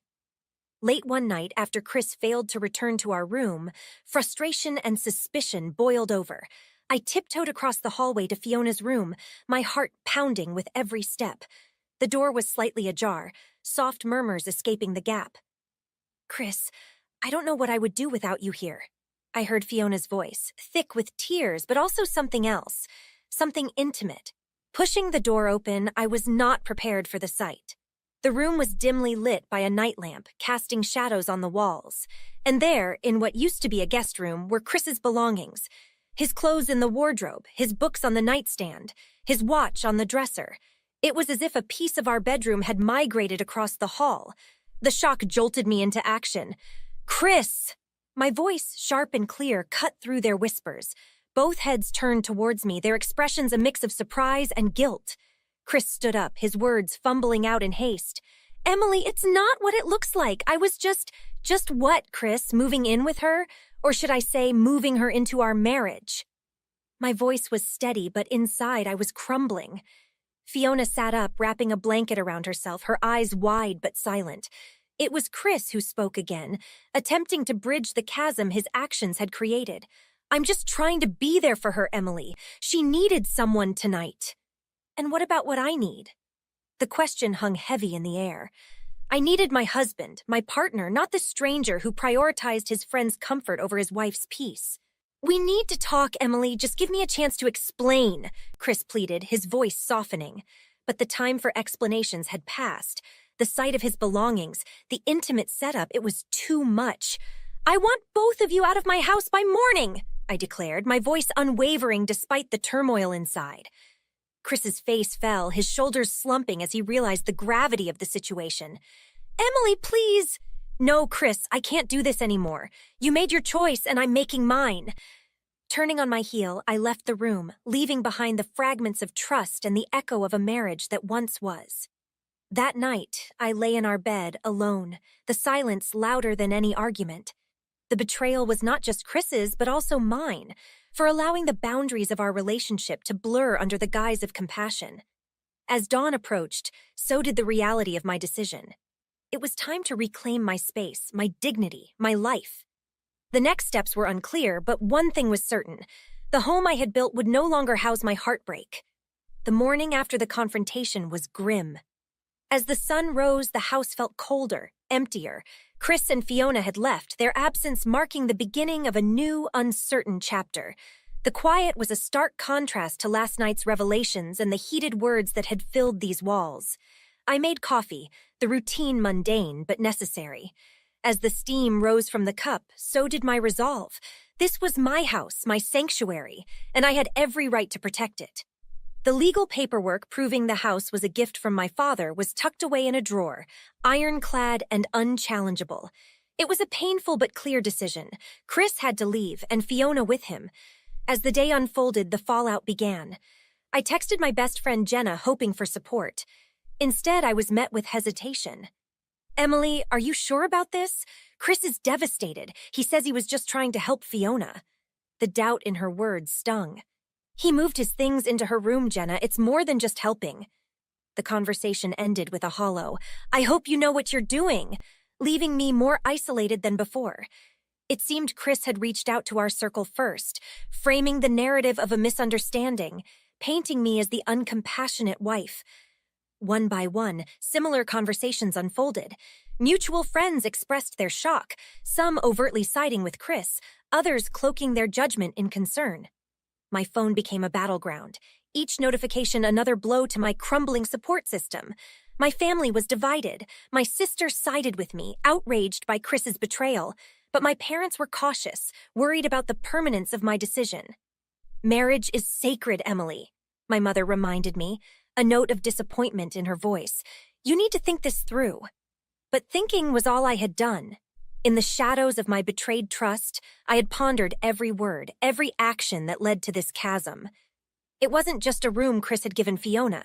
It was the intimacy, the trust that should have been ours alone. This wasn't a rash decision. It was a reclaiming of my worth and my life. The isolation deepened as the days passed. Social media was a minefield. Comments and indirect posts hinted at my supposed overreaction. The loneliness was palpable. But in its depths, I found a flicker of strength. I began to question not just my relationships, but the foundations upon which they were built. Were they conditional, only valid when I conformed to expectations? This questioning wasn't easy. It peeled back layers of my identity, my desires, and my fears. I was learning that standing up for myself could mean standing alone, and perhaps that was the price of protecting one's self-respect. As the initial storm of reactions settled, a quieter but more profound journey began. I realized that this fallout was not just about a failed marriage or lost friends. It was about understanding who I was beyond the roles I played for others. This painful unveiling was my true test, challenging me to build from the ashes of broken trust. In this newfound solitude, I was forced to confront who Emily was, and more importantly, who she could become. In the weeks following the eviction, the initial sting of isolation began to dull. What remained was a clear sense of purpose. I was alone, yes, but in that solitude I found a burgeoning sense of freedom, a freedom to rebuild and redefine who I was on my own terms. The first step was therapy. Sitting in the therapist's cozy office, I spilled out the events that had upended my life. As I spoke, the weight of the betrayal began to lift, replaced by insights and affirmations. Emily, it's not just about moving on from Chris and Fiona, my therapist would say, her voice calm and reassuring. It's about understanding your boundaries and asserting your worth. These sessions became a refuge, a place to untangle the complex emotions and doubts that had clouded my judgment. Each visit brought clarity and a renewed sense of self-worth. I wasn't just healing, I was growing, learning to trust my instincts again. Parallel to my emotional recovery, I dove back into my career. My job, which had taken a backseat during my marital troubles, now offered a vital source of fulfillment and distraction. I immersed myself in projects and presentations, each success at work reinforcing my confidence. My colleagues noticed the change, their respect and support bolstering my resolve to excel not just for survival, but for myself. Outside of work, I reconnected with old friends, those who had stood by me, no questions asked. One rainy Saturday, I met with my college friend Lucy for coffee. As we laughed over past memories and shared our current trials, the sense of belonging and understanding was palpable. "I'm here for you, Emily, always," Lucy affirmed, squeezing my hand across the table. These moments of connection were healing, reminding me that not all was lost. There were people who valued and accepted me, not for my marital status or my misfortunes, but for who I was at my core. Encouraged by these positive changes, I also began to explore new hobbies and interests. Yoga classes, photography workshops, weekend hikes, activities that once seemed unattainable were now sources of joy and discovery. Each new experience was a step away from my past life and a step toward a future I was crafting for myself. This period of growth was not without its challenges. There were days when doubts crept in, when the loneliness felt overwhelming. But these moments were becoming rarer, overshadowed by a newfound determination to live fully and authentically. As months turned into a year, the transformation was undeniable. From the ashes of my old life, a new Emily had emerged, one who was stronger, more independent, and more resilient. My home, once a symbol of shared dreams, now reflected my personal taste and achievements. The walls that had witnessed my lowest were now bearing witness to my rebirth. Reclaiming my independence was not just about surviving the fallout, it was about thriving in the aftermath. Each day brought its own lessons and victories, small and large, each one a testament to my ability to not just endure, but to flourish on my own terms. As I looked back on the journey, I realized that this wasn't the end of my story. It was just a new beginning. Months had passed since the door had closed on Chris and Fiona, and life had settled into a new, vibrant rhythm. My days were full of purpose, growth, and newfound peace. It was during this time of flourishing independence that I received unexpected news through the grapevine of mutual friends. Fiona had left Chris. The details trickled in slowly. Fiona, overwhelmed by her unresolved issues and the reality of living with Chris without the support system she once had, couldn't cope. Their relationship, built under the shadow of deceit and emotional dependency, had crumbled. Unable to mend the fractures, Fiona decided to move out and seek her own path to healing. Hearing this, I felt an odd mixture of vindication and sympathy. While part of me felt validated that my instincts about their relationship had been right, another part felt genuine pity for both Fiona and Chris. It was a stark reminder that no victory in matters of the heart truly feels like triumph. As for Chris, the consequences of his choices had caught up with him. Isolated by Fiona's departure and the bitter aftertaste of our broken marriage, he reached out to me one evening. His voice, once familiar and warm, now sounded distant and tinged with regret. "Emily, I'm sorry," he confessed. "I made a mess of everything. I've lost so much." The call was brief. While his apology brought a sense of closure, it changed nothing of the past. I hung up the phone, a chapter definitively closed behind me. In the wake of their separation, fate seemed to lean heavily in my favor. My career took a surprising turn when I was offered a significant promotion, a direct result of the hard work and dedication I had poured into my job during my personal trials. Additionally, I found myself surrounded by new and old friends who celebrated my successes and supported my journey. Amid these developments, a new relationship blossomed. Mark, a colleague who had become a friend, gradually became something more. Our connection, built on mutual respect and shared experiences, grew into a loving partnership that felt both exhilarating and comforting, a stark contrast to the emotional turmoil of my past. With Mark, I discovered a love that was healthy, supportive, and enriching. Together, we explored life's possibilities, traveling to new places, trying new activities, and building a relationship on the foundations of trust and mutual growth. Each day with him was a reminder of what love could be when nurtured by honesty and respect. As I looked back on the journey, from the pain and betrayal to the rebuilding and new beginnings, I realized how far I had come. The challenges had sculpted me into a stronger, more self-assured woman.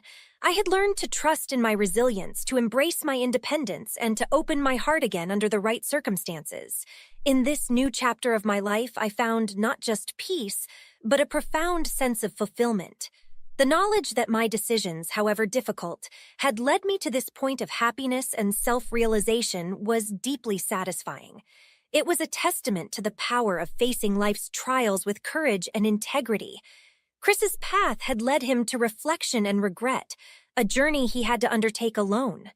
As for me, I had emerged not just intact but enriched, grateful for the lessons learned and the new paths forged.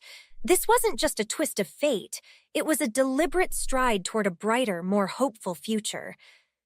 As we bring the story of Emily's journey to a close, I'm curious to hear your thoughts on a particularly deep aspect of her experience.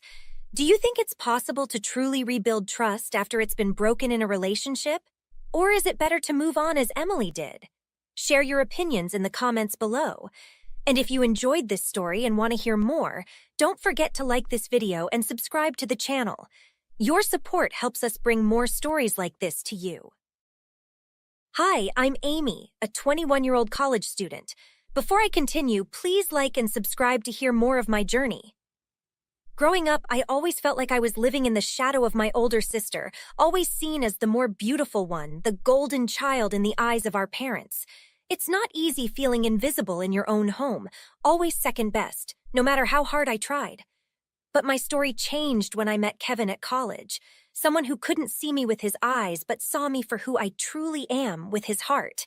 Hey, you're Amy, right? I heard you in class today. I'm Kevin.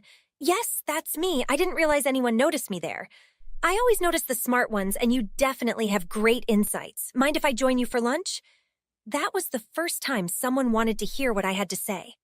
Sitting across from Kevin in the crowded college cafeteria, I felt a spark of something new, recognition. He was blind, yes, but he listened, really listened, to every word I said without any preconceived notions of what I should look like or who I should be. So, what got you interested in philosophy, Amy? It's the idea of understanding deeper truths, I guess. It feels like digging for hidden treasures in a wide ocean. I love that analogy. For me, it's like finding my way through a city with no map, but lots of friendly voices guiding me. As weeks turned into months, Kevin and I grew closer. He appreciated my kindness and intelligence, things my family overlooked in their superficial appraisal of worth. I began to feel a confidence I'd never known, bolstered by Kevin's unwavering support and genuine interest in my thoughts and dreams. One day, I finally gathered the courage to tell him about my family. You know, Kevin, my parents have always favored my sister. It's like I'm there but not quite seen. That sounds tough, Amy, but you know, I see you. You're amazing just the way you are, and I'm here for you, always. His words were a balm to the wounds inflicted over years of neglect. Kevin's world didn't revolve around appearances. He sensed the world through touch, sound, and a big heart that didn't judge based on what it couldn't see. It was a new and beautiful world where I wasn't just the unseen shadow behind a more dazzling presence. Would you like to meet my parents, Kevin? They're not easy to impress, but I want you to be part of my whole world. I would love to, Amy. I'm ready whenever you are. It's about time they saw how incredible their daughter is through any eyes.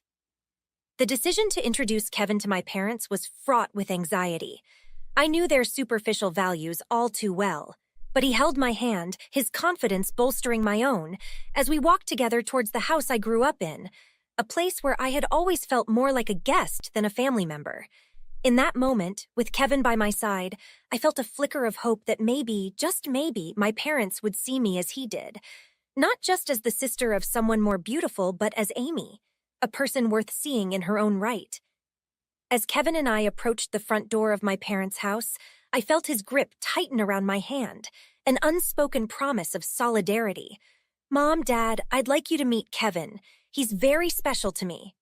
Their expressions, a mixture of surprise and poorly masked disdain, didn't escape me. My mother's voice was unnervingly sweet, a stark contrast to her piercing gaze. "Kevin, it's lovely to meet you. Amy hasn't mentioned much. How do you two manage around the campus?" Her question, laced with underlying skepticism, was typical. Kevin, unfazed, responded with a warmth that made me proud. "We find our way together. It's quite the adventure, and Amy makes every day brighter." My father, ever the skeptic, chimed in, his tone condescending. "But Kevin, really, how do you plan to take care of our Amy? Life isn't just about adventures." "I believe in building a future on mutual support and respect, sir. I may not see the world as you do, but I feel its opportunities and challenges deeply." Their doubtful looks deepened, and my mother's next words stung with intentional cruelty. "Amy has always needed a lot of support, you know. We just want to make sure she's looked after." I felt Kevin squeeze my hand, a silent reassurance. I gathered my courage, my voice steady. "Mom, Dad, Kevin supports me in ways that are profound.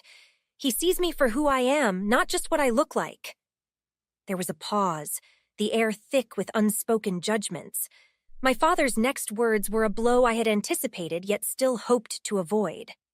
"Amy, we just think you could do better. Someone who can really see all you have to offer."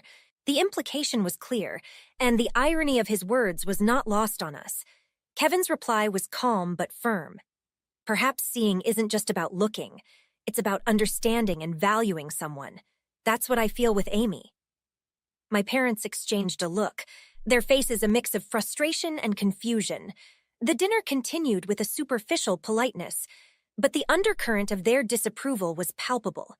As we left, my mother's parting words were devoid of any real warmth. "Think about what we said, Amy. We only want what's best for you." In the car, the cool night air did little to soothe the sting of their words. Kevin broke the silence. "Amy, I'm sorry if that was harder than we expected." I shook my head, a mix of sadness and resolve setting in. "No, Kevin, I'm glad you were there.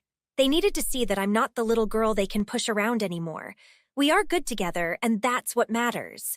He smiled, his face turning towards me, eyes unseeing yet full of understanding.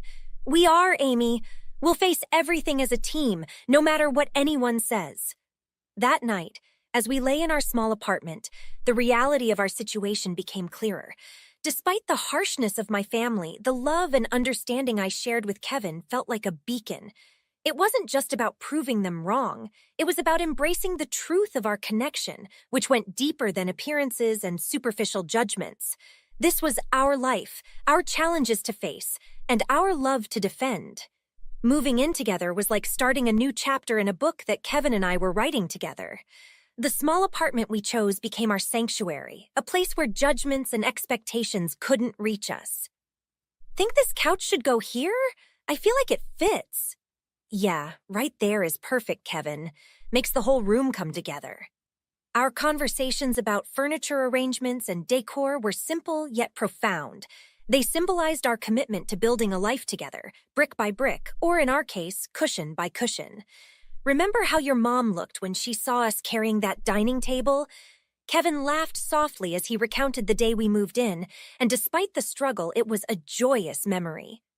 "She couldn't believe I could carry more than a spoon," I chuckled. The disbelief on her face when Kevin navigated the space with more precision than most sighted people would have managed spoke volumes of her narrow views. As we settled into our routines, life threw its challenges. Graduation loomed over us, and with it came the uncertainties of post-college life. Job applications, interviews, and the endless waiting tested our resolve. But our evenings were filled with encouragement and shared dreams. "You'll be an amazing social worker, Amy. You understand people, and that's something no degree can teach. And you'll be a fantastic teacher, Kevin. Your students are going to love you." But not all was smooth. When we found out I was pregnant, joy was mingled with nerves. How would we manage? Were we ready to be parents? My family's silence on our new life hurt, but it also freed us from their suffocating doubts. My parents haven't even asked about the pregnancy, I admitted one night, sadness creeping into my voice. It's their loss, Amy. They're missing out on so much joy, but we've got this. We have each other. Kevin's assurance was a balm to the sting of familial neglect. Our little family was growing, and our love fortified us against the external lack of support. Preparing for the baby, transforming the second bedroom into a nursery, brought home the reality of our soon-to-be expanded family. Painting the walls, choosing the crib, we were crafting a world for our child, one filled with love and acceptance. Do you think blue is too cliché for the walls? Kevin asked, his voice echoing slightly in the empty room. It's classic. Let's go with it. It'll be like the sky, endless possibilities. As our due date approached, the support we found in each other was our greatest strength. The nights of uncertainty, the days of anticipation, we shared them all. Kevin was my rock, always ready with a joke or a hug, his blindness never a barrier to his ability to see right into my heart. The day our daughter was born, we named her Hope. As I watched Kevin hold her for the first time, his fingers gently exploring her tiny face, the love I felt was overwhelming. In that hospital room, our family was complete. Despite my parents' continued distance, the joy of our little unit was enough. Kevin, Hope, and I, we were a family built not on expectations or appearances, but on the solid ground of mutual respect and unwavering support.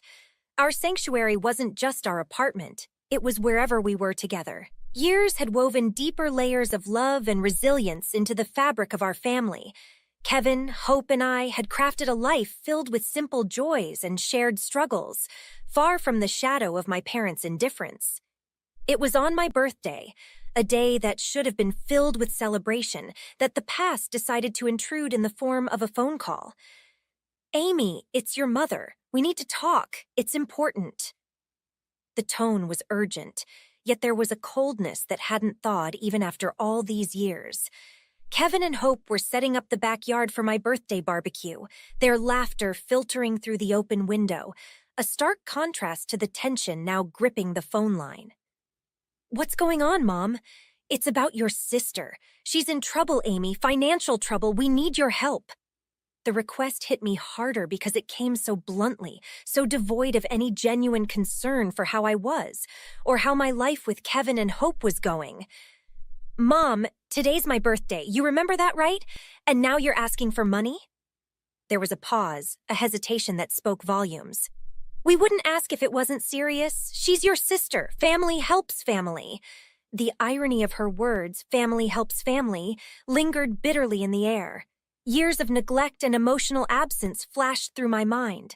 Kevin's steady presence had been my sanctuary, and now, juxtaposed with this plea, it felt even more vital.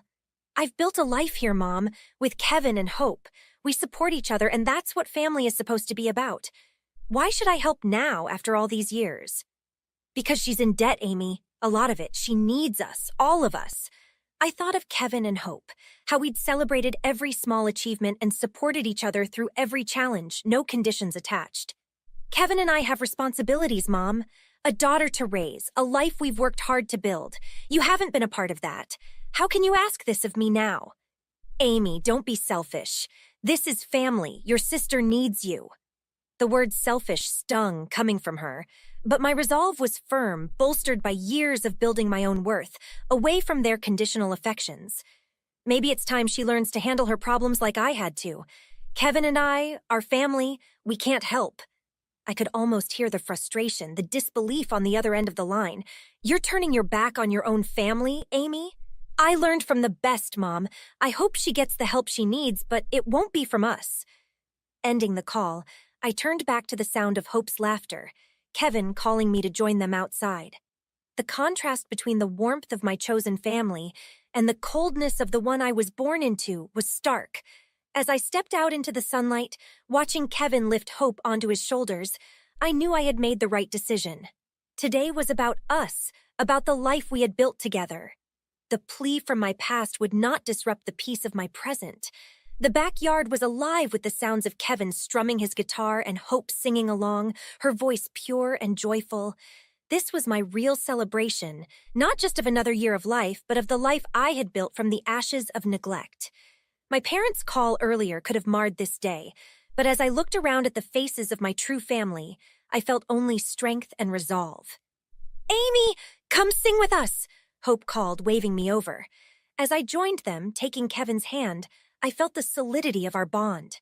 We had created a circle of love and support, a stark contrast to the conditional affection I had known growing up. "Mom, you're the best," Hope said, hugging me tight as we finished singing.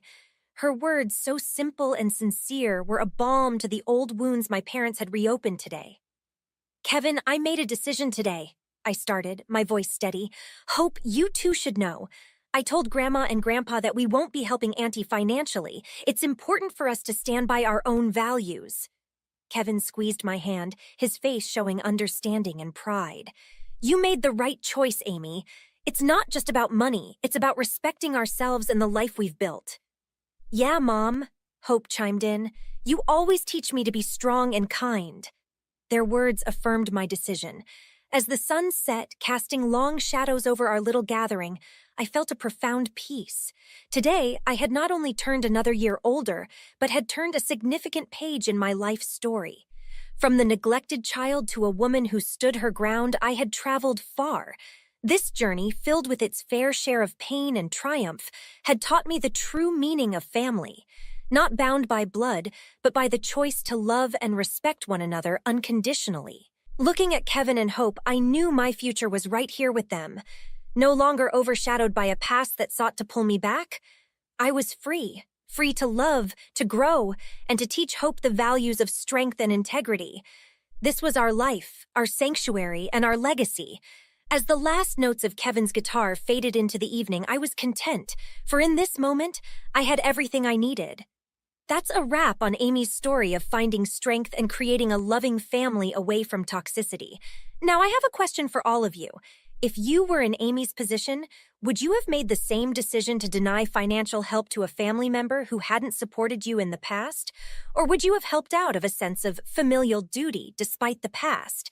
This situation can definitely stir up mixed feelings, and I'm really curious to hear your thoughts on it. Please share your opinions in the comments below. Let's get a discussion going. And if you enjoyed this story and the conversation it's sparking, don't forget to like this video and subscribe to the channel for more thought-provoking content.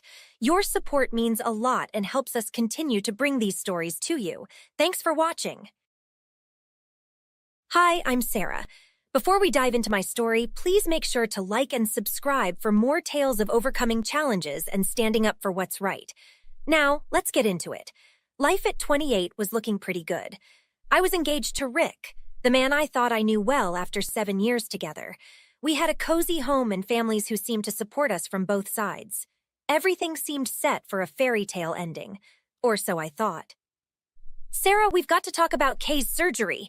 My sister Kay called me one morning, panic seeping through her voice. She had been battling a severe eye infection, and things had taken a turn for the worse. An emergency operation was needed the same day to save her vision, a day we had planned to spend with Rick's family. I remember texting Rick, trying to explain the situation as I rushed out of work. "Kay's going into surgery. I can't make the dinner tonight." His response wasn't what I expected. "You're really going to miss my brother's dinner for this? Can't someone else take her?" "No, I need to be there for her, Rick. She's scared and it's serious," I replied, feeling the urgency of my sister's plight against Rick's growing irritation.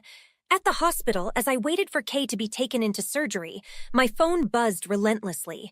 Rick's texts grew colder with each exchange.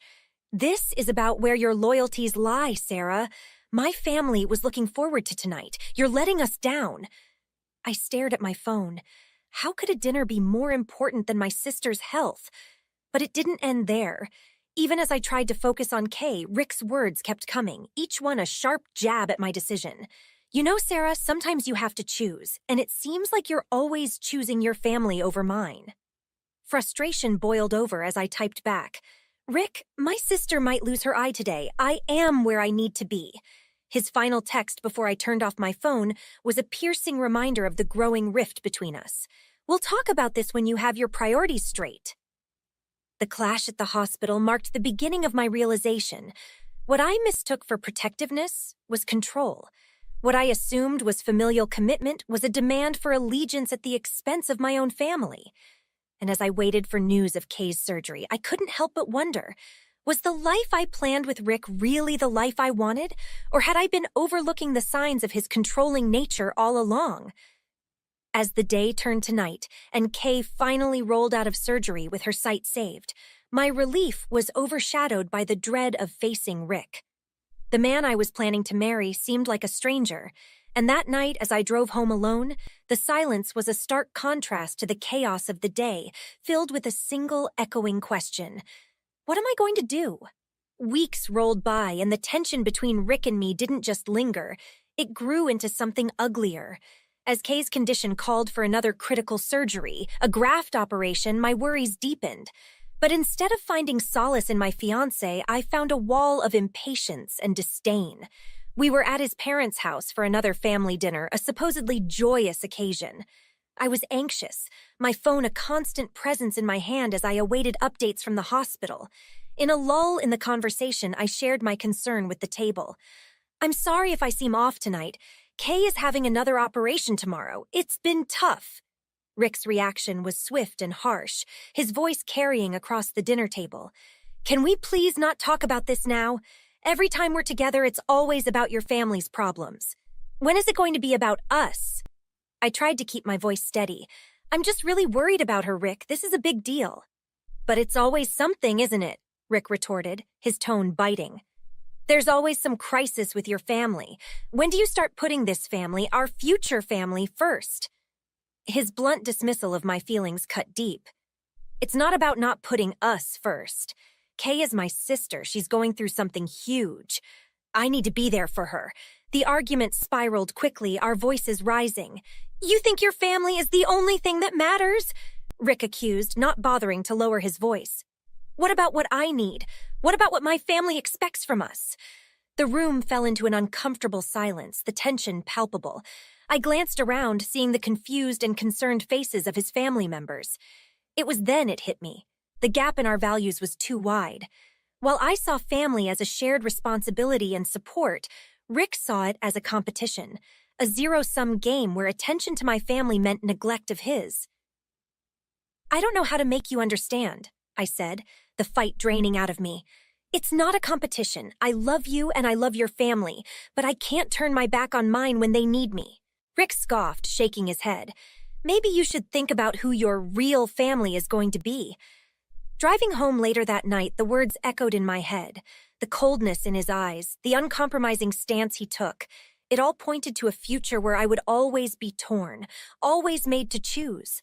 My love for him clashed with my fundamental belief in what family meant, and as the streetlights blurred past, a dreadful realization settled in my heart.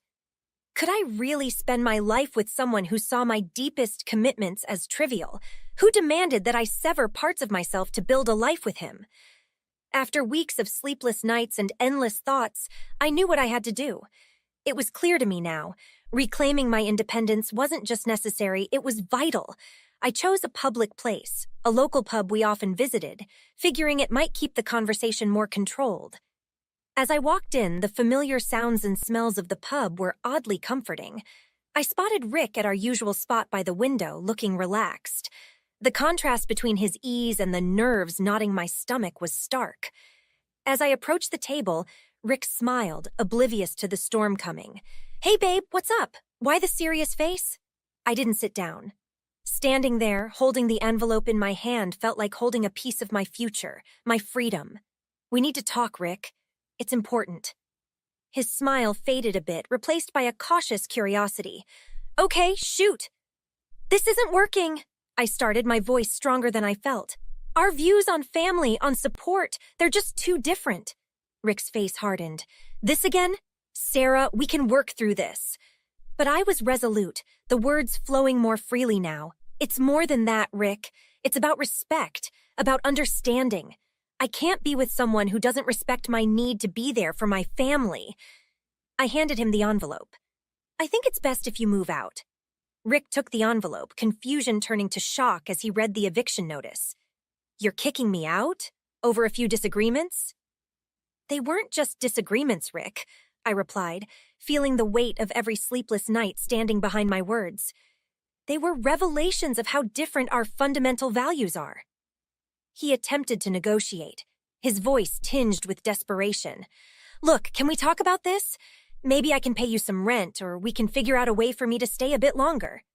No, Rick, it's time for you to move on. I need to do this. For both of us.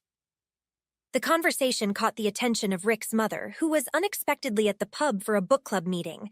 She approached our table, having overheard parts of our conversation. Her next words were unexpected, but welcome. Sarah's right, Rick. You need to respect her decisions. It's her house. With the support of his own family, the reality of the situation seemed to settle on Rick. He looked between his mother, his brother, and me, the fight draining from him. Fine, he said finally, his voice low. I'll go. As I left the pub that evening, the cold air felt like a fresh start. Walking away, I knew I had made the right decision. In the weeks following our breakup, while I was finding solace in my family's support and beginning to heal, Rick's life took a starkly different path. The man I once thought I knew was unraveling, and his decisions only pushed him further into isolation. One evening, as I was having dinner with Kay, whose recovery was progressing well, I received an unexpected update from Rick's brother via text.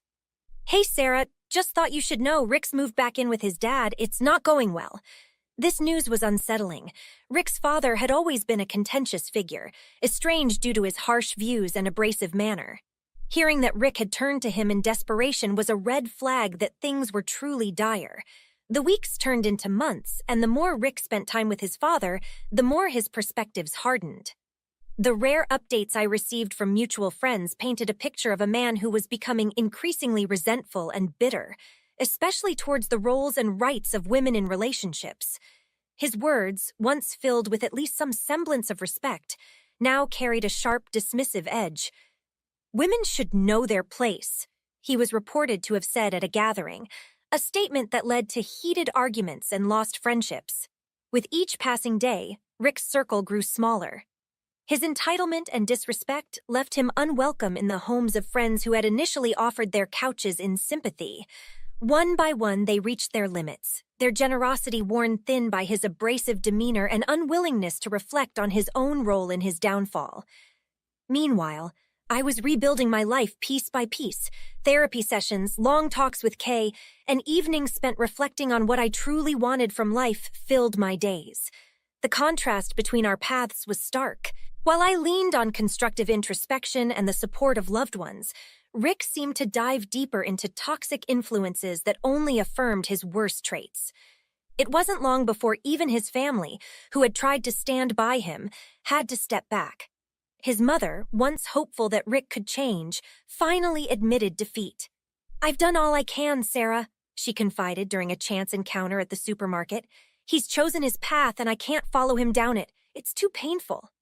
As I lay in bed each night listening to the peaceful quiet of the house I had fought to reclaim as my own, I thought of Rick not with anger, but with a profound sadness. It was a tragedy to witness someone you once loved lose themselves so completely. Yet there was a part of me that also felt relief, a relief that I had listened to my instincts and escaped a life that would have surely dragged me down alongside him. The months following the breakup were transformative, filled with introspection and rebuilding. My days were no longer clouded by confrontation and control, and my heart gradually found peace in the simple joys of life with my family, especially as Kay grew stronger each day. Yet, just as I felt the shadows of my past with Rick were finally retreating, he reappeared, a specter from a chapter I had thought closed. It was a chilly evening when I found him at my doorstep, a sight that stirred more pity than fear. His eyes, once sharp with challenge and demand, now seemed hollow and desperate.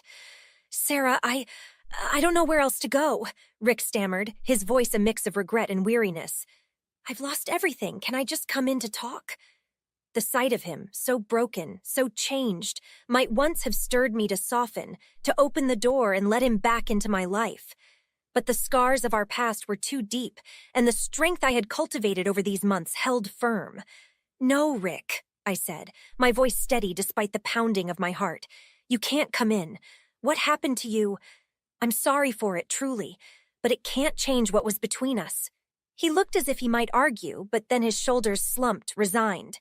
Can you forgive me at least? He asked, a flicker of hope in his eyes. I can forgive you, Rick, but I won't forget, and you can't stay here. You need to leave.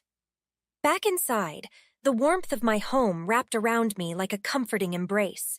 I wandered through the rooms, each corner filled with memories of the journey I had undergone, from turmoil to tranquility. I sat down at my desk, pulling out my journal, a companion through many dark days. As I penned down my thoughts, the words flowed with ease. Today, I saw Rick again. It was hard, but it reminded me of how far I've come. I've learned that freedom isn't just about walking away. It's about closing doors with the knowledge that you're heading towards better ones.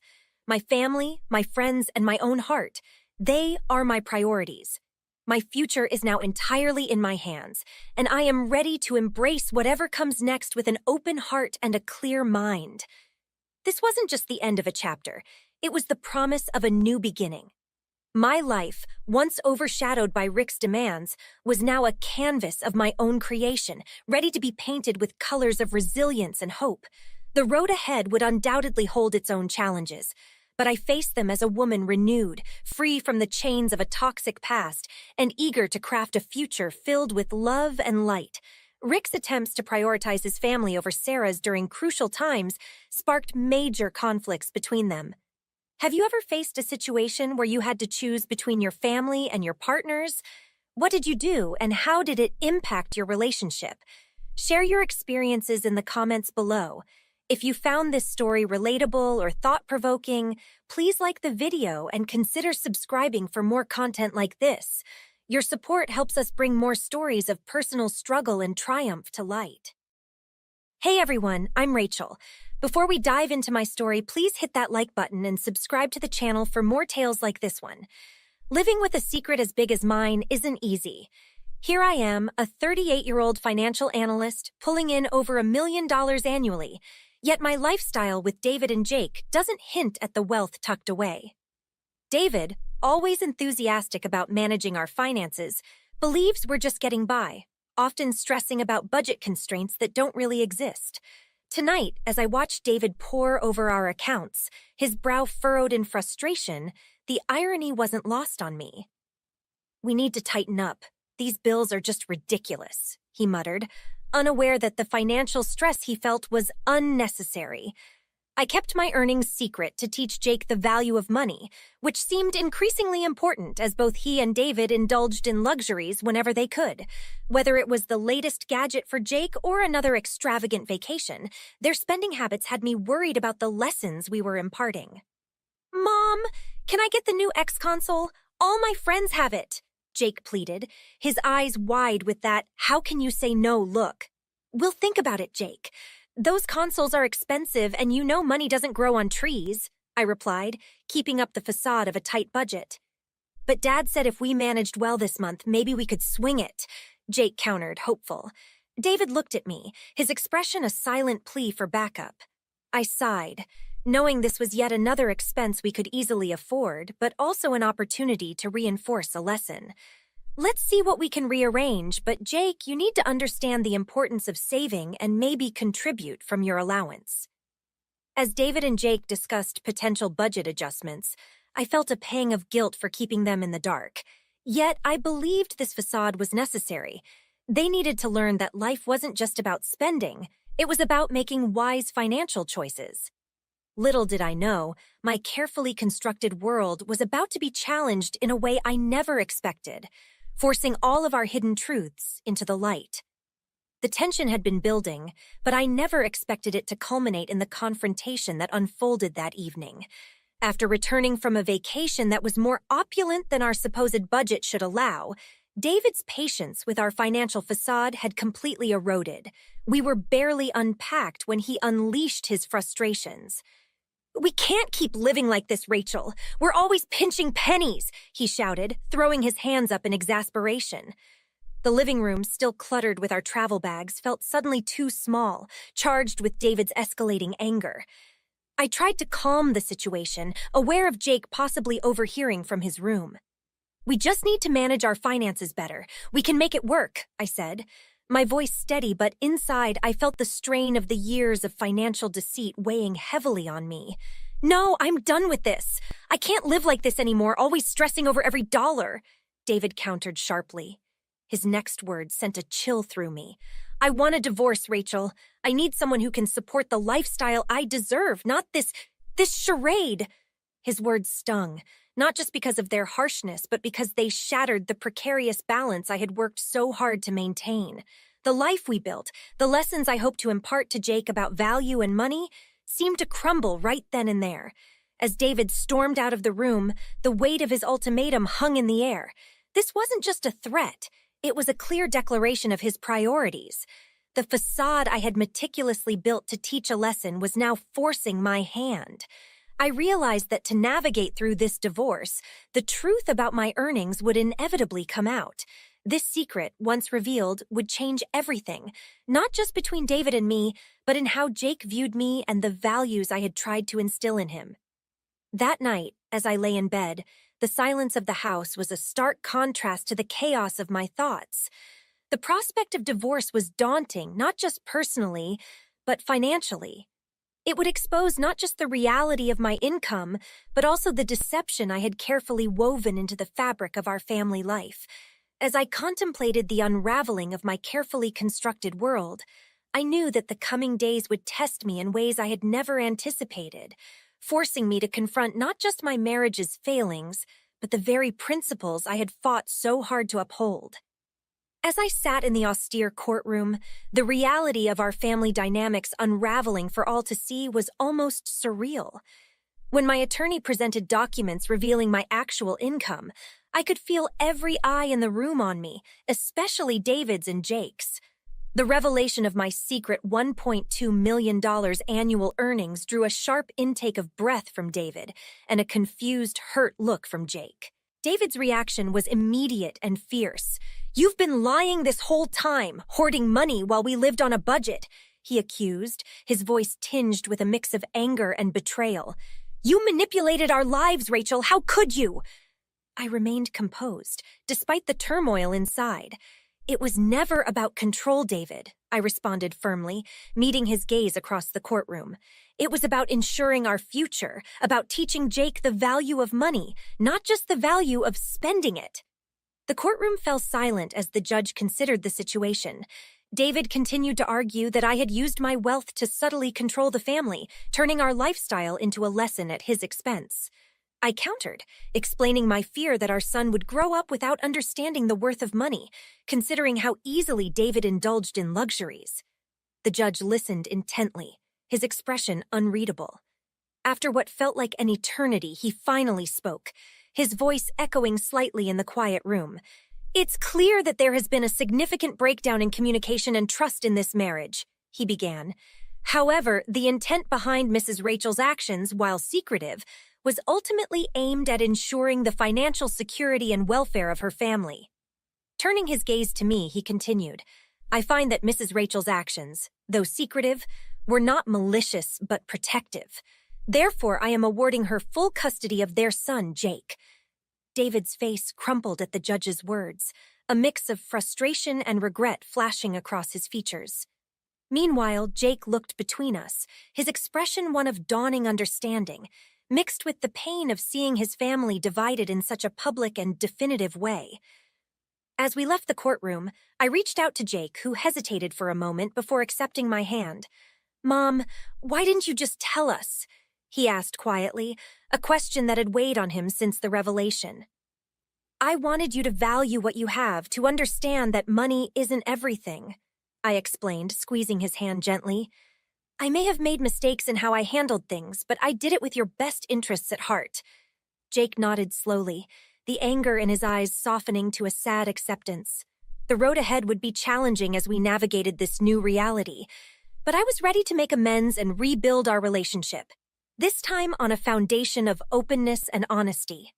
The revelation had changed everything, and as David walked away, a part of my old life closed behind him. Now it was time to focus on the future, on healing and moving forward with Jake, and on using my resources to provide a stable, loving environment for him to grow up in.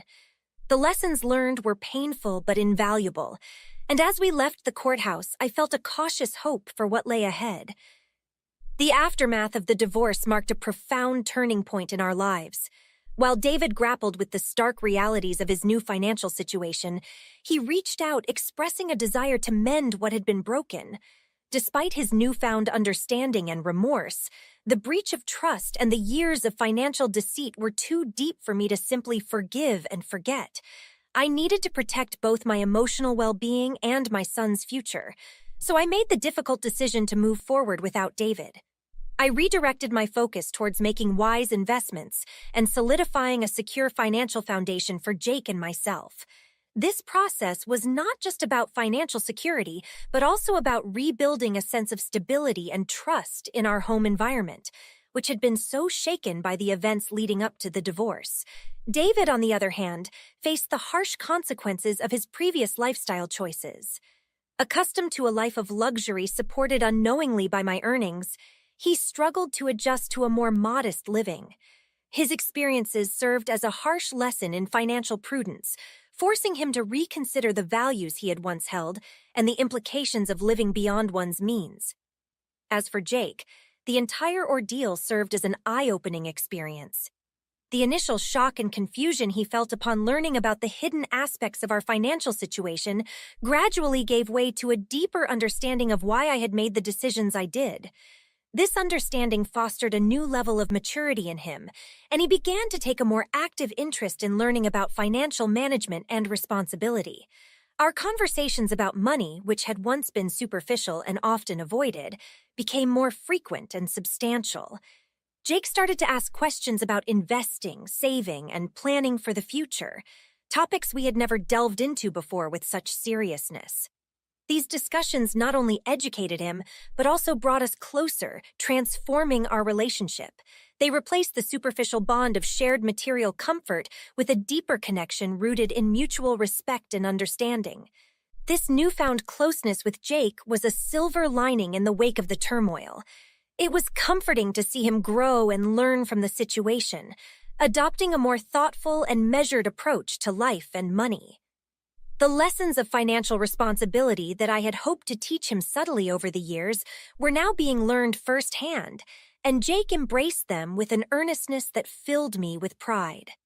The divorce, while painful, had cleared the path for new beginnings. It allowed Jake and me to forge a stronger, more honest relationship, and it pushed David to confront the realities of his decisions. As I looked to the future, I felt a sense of hope and determination, ready to face whatever challenges might come, knowing that the most important investment I could ever make was in the well-being and future of my son. Life after the divorce was a period of both challenges and growth for Jake and me. As he matured, Jake began to appreciate the decisions I had made, and he actively engaged in learning about financial management. Together, we embarked on building a new life, one rooted in openness and mutual respect. Gone were the days of secrecy and hidden financial truths. Instead, our home became a place of transparency and understanding. Jake's curiosity about money and investments grew, and our conversations on these topics became more frequent and meaningful. We navigated the intricacies of budgeting, saving, and planning for the future together, forming a solid foundation for his financial literacy and independence. Our bond strengthened as we faced the challenges of adjusting to our new circumstances. We leaned on each other for support and encouragement, finding solace in our shared experiences and aspirations for the future. Our home became a sanctuary of stability and happiness, a testament to the enduring power of trust and family unity. Through it all, I watched with pride as Jake embraced the lessons of financial responsibility and independence. His newfound understanding brought us closer together, forging a deeper connection based on mutual respect and shared values. As we journeyed through this transformative period, I felt a renewed sense of hope and optimism for the future. Our experiences had taught us the importance of resilience and adaptability, and I knew that together we could overcome any obstacle that came our way. In the end, our journey was not just about financial management. It was about building a life filled with purpose, security, and love. And as we looked ahead to the future, I knew that with Jake by my side, we could face whatever challenges came our way with strength and determination. As we wrap up this story, I want to pose a question to all of you. Do you believe that financial transparency is essential in a relationship, or do you think it's okay to keep certain financial details hidden? Share your thoughts in the comments below. And if you enjoyed this video, don't forget to give it a thumbs up and subscribe to our channel for more thought-provoking content. Your support means the world to us. Hi, I'm Sarah. Before I dive into my story, please take a moment to like and subscribe to the channel. It really helps out, and I promise you won't regret hearing what I've got to share. Growing up as a twin always sounds charming in stories, but for me, it was a competition in which I was the only one who didn't know we were competing. My sister Emily was everything our parents wanted visibly in a daughter. Bright smile, charming, and effortlessly popular. Her looks mirrored mine, yet somehow she sparkled under a spotlight that seemed custom-made for her by our parents. From as early as I can remember, Emily had this knack for turning our parents' attention her way with just a giggle or a twirl of her blonde curls. During family gatherings, I was the other daughter, almost a shadow, applauded for being just like Emily, but never for being Sarah. In school, things weren't much different. Emily excelled with minimal effort, or so it seemed because the effort was often mine. I remember countless nights spent leaning over textbooks, scribbling answers that Emily would later delicately write down in her neat handwriting. "If you don't help me, I'll tell Mom you refused," she'd whisper, a threat that always had me capitulating because Mom and Dad invariably saw her as the fragile one, needing protection, even from her own twin. The imbalance was stark in everything. When it came to extracurricular activities, I threw myself into them not just because I enjoyed them, but because it was a world where my efforts were seen and appreciated. Captaining the debate team and leading the charge on the track field were my respites. Here, I was Sarah, defined by my own achievements, not Emily's shadow. Our high school years crystallized this divide. College loomed large, and our parents made it clear. The funds were earmarked primarily for Emily. "She's got a real shot at an Ivy League entry," they'd say, blind to the irony as I was the one keeping her grades afloat. It was then I realized I needed an out, not just from Emily, but from an environment that stifled who I could become. Securing a scholarship became my silent rebellion. Hours spent hidden away in the library studying were my quiet battlefields. Teachers began to notice, recommending programs and scholarships that could see me through college independently. I latched onto every opportunity, fueled by the need to carve a space just for me, away from the familial expectations that bound me to Emily. The letter trembled in my hands, not from fear, but from the raw surge of victory coursing through me. I had done it, secured a full scholarship to one of the best universities in the country. It was more than just an academic win. It was my escape, my revolt against a life predefined by being Emily's twin. "Guess what? I got the scholarship." The words burst from me like a dam breaking. Mom and Dad exchanged a look, a silent conversation I was not privy to. Mom's smile was tight, forced. "That's wonderful, dear." Her words felt hollow, and Dad barely looked up from his paper. "That's good, Sarah, really good." His voice was flat, his eyes scanning the newsprint as if the fate of the world was more compelling than his daughter's future. Emily stood in the doorway, her expression unreadable. "So you're really leaving, huh?" "I have to, Em. It's an amazing opportunity." Emily walked over, her steps slow, deliberate. "And what about us? What about staying together for college?" The plea in her voice tugged at me, but the years of being second had built a wall she couldn't see. "I can't give up on this, not for anything." There was a long silence, filled only by the ticking of the kitchen clock. Mom finally spoke up, her voice laced with a concern that sounded too late. "But the university is so far, Sarah. Are you sure you want to do this?" I was more than sure. I was determined. "Yes, I'm sure. It's what's best for me." Emily sighed, turning away. "I guess you've made up your mind then." Packing my things later that night felt like I was packing years of resentment and suppressed dreams into those boxes. Every folded sweater, every book placed in a box was a step away from a life overshadowed. The morning of my departure was brisk, the air filled with the unspoken words of our family. Dad put my bags in the car, his usual stoic self. "You've always been the strong one, Sarah." It was perhaps the closest we'd come to an acknowledgement of my feelings. Mom hugged me, her body stiff. "Take care of yourself, Sarah." As I slid into the car, Emily hugged me. It was awkward, a gesture filled with years of rivalry and a sudden uncharacteristic sense of loss.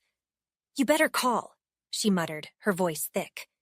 Driving away, I watched in the rearview mirror as my family stood in the driveway, a tableau of the life I was leaving behind. The road ahead was unknown, but the weight lifting off my shoulders told me I had made the right decision. College was not just a new chapter, it was a new book, and this time, I was the author. The first breath of freedom is the sweetest. Stepping onto the university campus was like stepping into a different world, one where I wasn't just Emily's sister. Here I was Sarah, a student judged on her own merits and not on familial connections. My dorm room became my sanctuary and my whiteboard a testament to my new life, filled with schedules and deadlines that I set for myself. Classes were a whirlwind of new knowledge, and I dove in head first, my old drive to prove myself now fueled by the freedom to finally be myself. "Sarah, your insights on the topic are quite profound," my professor remarked during a seminar. Such acknowledgments were new to me, the recognition of my intellectual contributions exhilarating. Aside from academics, I pursued internships that were miles away from anything back home. Landing a position at a prestigious international firm was a dream come true. It wasn't just about building my resume, it was about building the life I wanted. At the firm, I was part of a dynamic team. "Sarah, we're impressed with your analysis on the project. Keep it up," my supervisor commented one afternoon. Their words were not just casual compliments, but affirmations of my capabilities. Meanwhile, the rare calls home were strained, the voices of my parents filled with updates about Emily, her challenges with her latest job, her rash decision to marry young. "She's having a tough time," Mom's voice would tremble through the phone. "I hope she finds her way," I responded, the distance allowing me to find a semblance of sympathy for Emily. Life at university wasn't without its hurdles. Balancing a demanding course load with internships meant long nights and even longer weekends. But every challenge was a lesson in self-reliance. In one memorable instance, a major project coincided with a crucial internship deadline. The stress was palpable, my room cluttered with papers and takeout boxes. I remember breaking down one evening, the weight of my responsibilities momentarily crushing. "You okay, Sarah?" my roommate asked, peeking her head through the door. Breathing deeply, I wiped the tears away. "Yeah, just overwhelmed, but I'll manage." And manage I did. With meticulous planning and relentless drive, I completed both tasks, each to resounding approval from professors and my supervisor. It was a pivotal moment, proving to myself that I could handle the pressure, that I was capable of overcoming any challenge thrown my way. As the semesters passed, I grew more confident, my identity no longer tethered to my past. The updates from home became less impactful, the stories of Emily's tumultuous life a distant echo. My focus was on the here and now, on building a future that was wholly mine. By the time graduation approached, I had not only secured top honors but also a full-time offer from the firm. As I stood on the graduation stage, ready to accept my diploma, the cheers of my peers ringing in my ears, I felt a profound sense of achievement. This was my victory, earned through my own efforts and determination. The road to independence was fraught with challenges, but each one taught me more about myself than I could have learned in the sheltered confines of my previous life. I was no longer just Sarah, the overlooked twin. I was Sarah, the achiever, the fighter, the independent woman who had carved a niche for herself in a vast, unforgiving world. Life at the firm was a whirlwind of success and new opportunities. Each project I undertook added layers to my professional persona, shaping me into a well-respected member of the team. My days were filled with strategic meetings and client presentations, each success a stepping stone in my rapidly advancing career. One quiet Sunday morning, as I scrolled through social media with my coffee steaming beside me, a post caught my eye. It was Emily, or rather a news article about her. The headline screamed of a cryptocurrency scam, and her name was entwined with the chaos. Reading through the details, the article outlined how Emily had invested heavily in what she believed was a groundbreaking opportunity. The venture collapsed spectacularly, dragging her financial stability down with it. The comments section was a mix of sympathy and schadenfreude, and I found myself caught between the two. Later that day, a call from a distant cousin added layers to Emily's plight. "Did you hear about Emily? It's really bad. She's lost nearly everything, and her marriage isn't holding up either," she said, her voice a mixture of concern and disbelief. "Yeah, I saw something about that. It's unfortunate," I replied, the words tasting strange. Despite our estrangement, hearing of her downfall like this stirred a complex whirlpool of emotions within me. She really thought it was going to be a big break for her and Paul. Now they're talking about divorce. He's not handling the losses well, my cousin continued, her voice dropping to a whisper. I sighed, setting the phone aside for a moment to process the news. Emily had always been the golden child, the one who was supposed to have a charmed life. Yet here she was, her dreams tarnished by the very traits, impulsiveness, and a desire for easy success that our parents had once indulged. In the weeks that followed, updates about Emily trickled in through family calls and social media snippets. Her separation from Paul was not just a split between two people, but a crumbling of the life she had envisioned. Each story of her struggles made me reflect on our childhood, on the vast difference in how we were raised and where it had led us. One evening, my old mentor from the university called. We chatted about career progress, and eventually, the conversation turned to personal growth. "You know, Sarah, watching you grow over these years has been a real treat. You've built everything from the ground up on your own terms," he said warmly. His words made me think about Emily again. There was a time when I might have gloated about her failures, seen them as cosmic justice for the years of being overlooked. But now, the satisfaction felt hollow. Yes, I was thriving, but at what cost to my sense of compassion? The realization hit me one rainy evening as I looked out over the city lights from my apartment. Success wasn't just about climbing the ladder. It was about understanding the rungs you'd climbed on. My success was built on my terms, yes, but it was also shaped by the adversities I faced, including those involving Emily. I penned a note to Emily that night, not to gloat or to commiserate, but to acknowledge our shared past. I didn't send it. Some distances are too vast to bridge with words, but writing it helped me reconcile the schadenfreude with a more profound sense of kinship. Whatever our differences, Emily had been a part of my journey, a foil against which I had defined myself. As I set the note aside, the rain easing outside, I felt a closure of sorts. Emily's fall was a chapter in her story, just as my rise was in mine. The paths we walked were different, perhaps irrevocably so, but they were ours to walk, shaped by choices, chances, and changes. The room buzzed with familiar voices as I stepped into the hall, the venue for my cousin's wedding.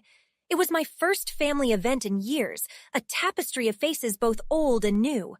There, amidst the celebratory chaos, I saw her, Emily. She looked different. Life had etched its lessons deep into her features. As we navigated through the crowd, our eyes met. The connection was brief but laden with a lifetime of shared histories and divergent paths. Emily smiled, a tentative gesture, and I returned it, the action more reflexive than I anticipated. "Sarah, it's been too long," she said, her voice threading through the noise. "It has," I replied, my words measured. "You look well." We exchanged pleasantries, skirting around the deeper waters of our past conflicts. The conversation was surprisingly gentle, a far cry from our turbulent history. It was clear that time had mellowed us both, sanding down the sharp edges of our youthful resentments. As the evening unfolded, I found myself observing Emily, noticing the way she moved and spoke. There was an underlying strength that hadn't been there before, a resilience that mirrored my own in a strange way.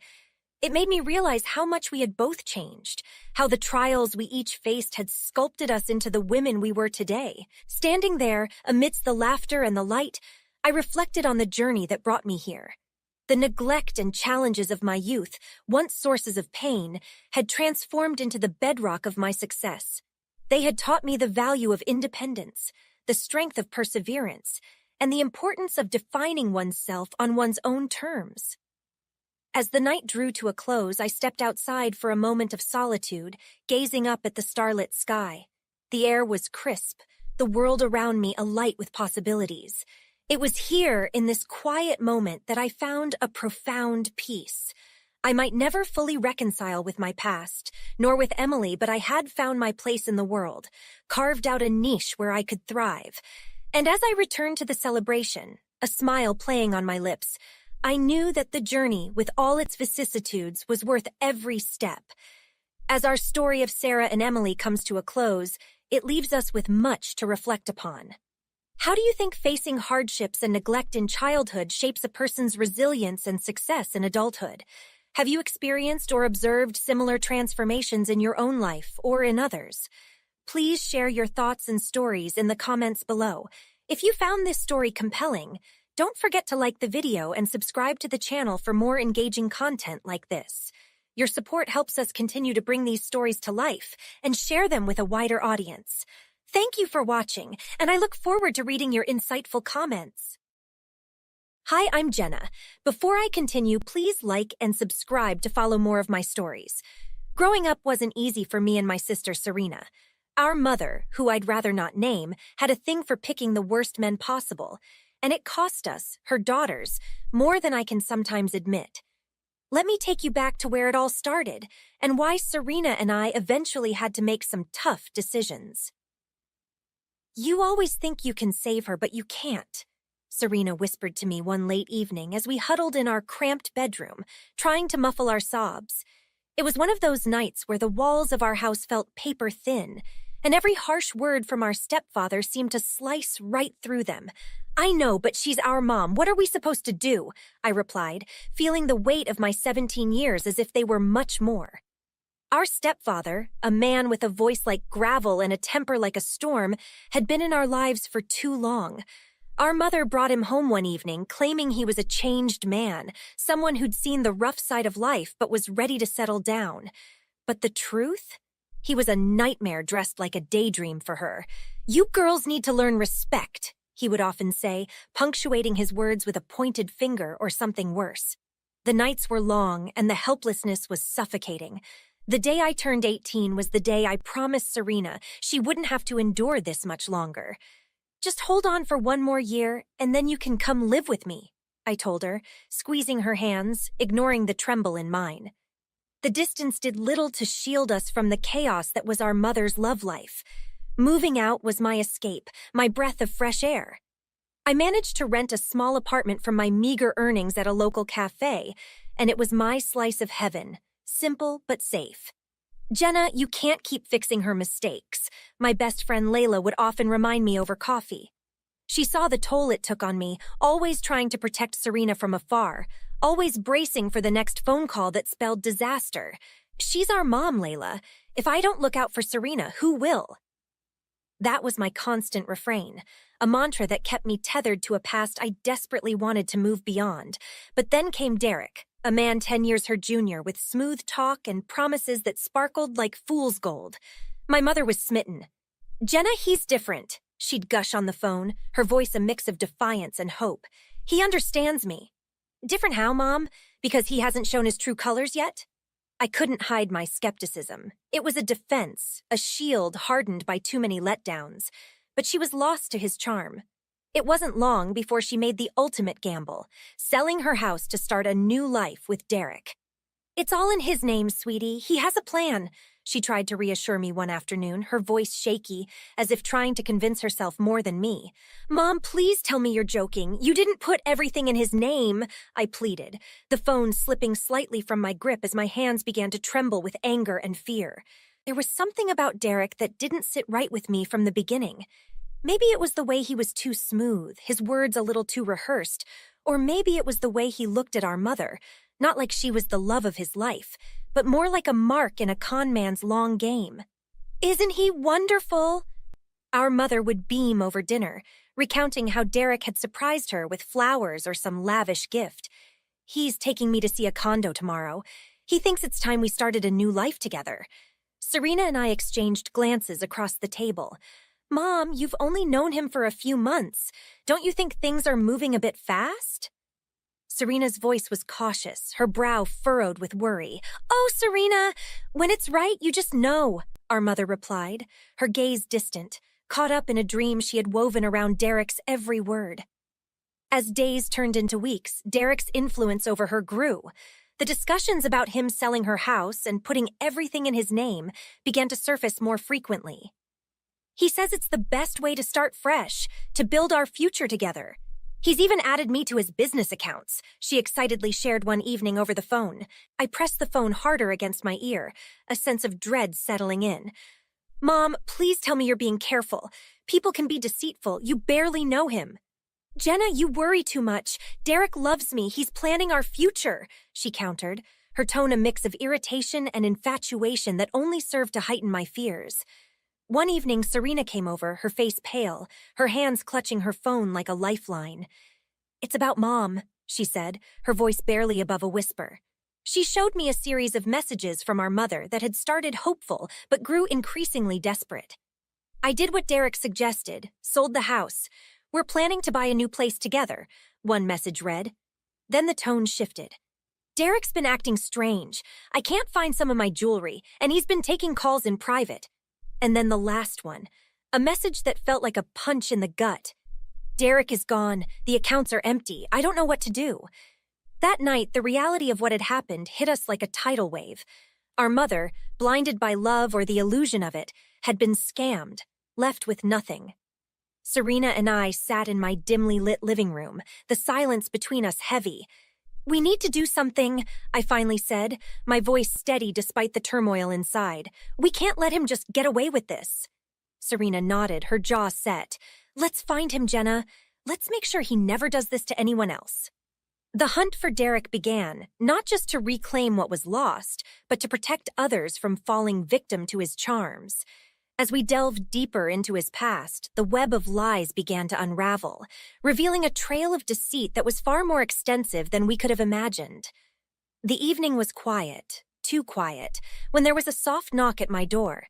I glanced through the peephole to see our mother standing there, a small suitcase by her feet, her eyes red and swollen from crying. I hesitated, my hand hovering over the doorknob, the weight of her past decisions pressing down on me. Taking a deep breath, I opened the door. Jenna, Serena, I didn't know where else to go, she stammered, her voice cracking as she tried to hold back tears. She looked smaller somehow, fragile in a way that tugged at my heart despite everything. We let her in, the cold from outside seeping into the apartment along with the heavy silence that followed her. Serena was the first to break it. What happened, Mom? Tell us everything. Our living room became a confessional, our mother recounting every detail between sobs. How Derek had vanished with everything, how she felt foolish and scared, and how empty the bank accounts were. I trusted him. I really thought he was the one, she whispered, a mix of disbelief and sorrow in her eyes. Serena paced back and forth, her anger palpable. How could you be so reckless? Selling the house? Putting everything in his name? We warned you, Mom. We both did. I sat next to our mother, my feelings a tangled mess. Anger, pity, love, it all swirled inside me as I watched her crumble. We need to think about what to do next, I said, trying to steer the conversation towards practical matters, though my voice trembled with emotion. Can I stay here for a while just until I figure things out? She asked, looking from me to Serena, her eyes pleading for a kindness that was hard to muster. Serena stopped pacing and looked at me, her expression torn. We had been through so much, built our lives up from the scraps left by our mother's poor choices. Could we open up our world to her again, knowing the risk? After a long silence, I nodded slowly. You can stay, but we need to set some ground rules. This is temporary, Mom. You need to get back on your feet, find a job, start handling your affairs responsibly. Our mother nodded, relief momentarily washing over her face. Thank you, girls. I'll do whatever it takes, I promise. But as she settled into the guest room, the reality of our decision began to weigh heavily on us. That night, Serena and I sat in the kitchen, a pot of coffee between us, talking until the early hours. "We can't let her drag us down with her," Serena said firmly. "This is her last chance. She needs to prove she can change." "And if she can't?" I asked, the question hanging in the air like a threat. "Then we move on, Jenna, for our own sakes," Serena replied, her voice steady but her eyes sad. As we turned in for the night, I couldn't shake the feeling of dread. Helping our mother was the right thing to do, but at what cost to ourselves? The next weeks would tell whether we had opened our door to a new beginning or a repeat of old mistakes. The morning light filtered through the curtains, casting a soft glow across the kitchen where Serena and I sat with mugs of coffee, the weight of our decision to help our mother settling like a heavy blanket around us. "Are we just enabling her?" Serena's question cut through the quiet, her gaze intense as she searched my face for answers I wasn't sure I had. I sighed, stirring my coffee absent-mindedly. "I don't know, Serena. It feels like no matter what we do, it's never the right answer, but turning her away felt wrong, too." Serena nodded, her expression conflicted. "We've been through this cycle before, Jenna. Every time she makes these disastrous choices, we're the ones picking up the pieces. When does it end?" I thought back to the countless times we'd had similar conversations, the recurring theme of our mother's poor judgment and the consequences that inevitably followed. It ends when we set boundaries. Real ones this time. She stays, but it's on our terms. She gets a job, starts saving, and sees a counselor. No excuses. "We need to be on the same page about this, Jenna. She needs to understand this is her last chance to turn things around," Serena added, her voice firm, a testament to the resolve forming between us. Later that day, we sat our mother down at the same kitchen table, the air thick with anticipation and dread. It was time to lay everything out, to make her understand the gravity of her situation and our unwillingness to let history repeat itself. "Mom, we love you, but we can't keep living like this," I began, trying to keep my voice steady. "You're welcome to stay here, but things are going to be different." Serena took over, her tone serious. "You need to find a job, any job. You need to contribute to the household and save money to get back on your feet. And we think it's crucial for you to talk to someone, a professional, about these patterns you can't seem to break." Our mother listened, her face a mixture of gratitude and shame. "I understand. I really do. And I'll do everything you've asked. I don't want to be this person anymore." As she spoke, I could see the resolve in her eyes, but a part of me remained guarded, braced for the possibility of disappointment. Serena and I exchanged a look, our silent agreement hanging in the air. "We're here for you, but you need to take the first steps," I added, making sure our conditions were clear. "This is about more than just surviving, Mom. It's about changing, for good." She nodded, a tear sliding down her cheek. "I promise, girls, I'll try. I really will." As Serena and I cleaned up the kitchen later, our conversation turned to cautious hope. "Maybe this time will be different," Serena said, more to herself than to me. "Maybe," I replied, allowing myself a small glimmer of hope. But deep down, I knew our journey was just beginning. The road to recovery, both hers and ours, would be long and fraught with challenges. But for the first time in a long time, it felt like we might just be on the right path. In the weeks following our mother's arrival, our apartment became a battleground of emotions and a sanctuary of healing, often oscillating between the two without warning. Serena and I watched cautiously as our mother began to take the steps we had laid out for her. She started looking for jobs each morning, her laptop open while she sipped her coffee, a determined furrow in her brow. "Got an interview tomorrow," she announced one evening, a tentative smile playing on her lips. It was a retail position, nothing glamorous, but it was a start.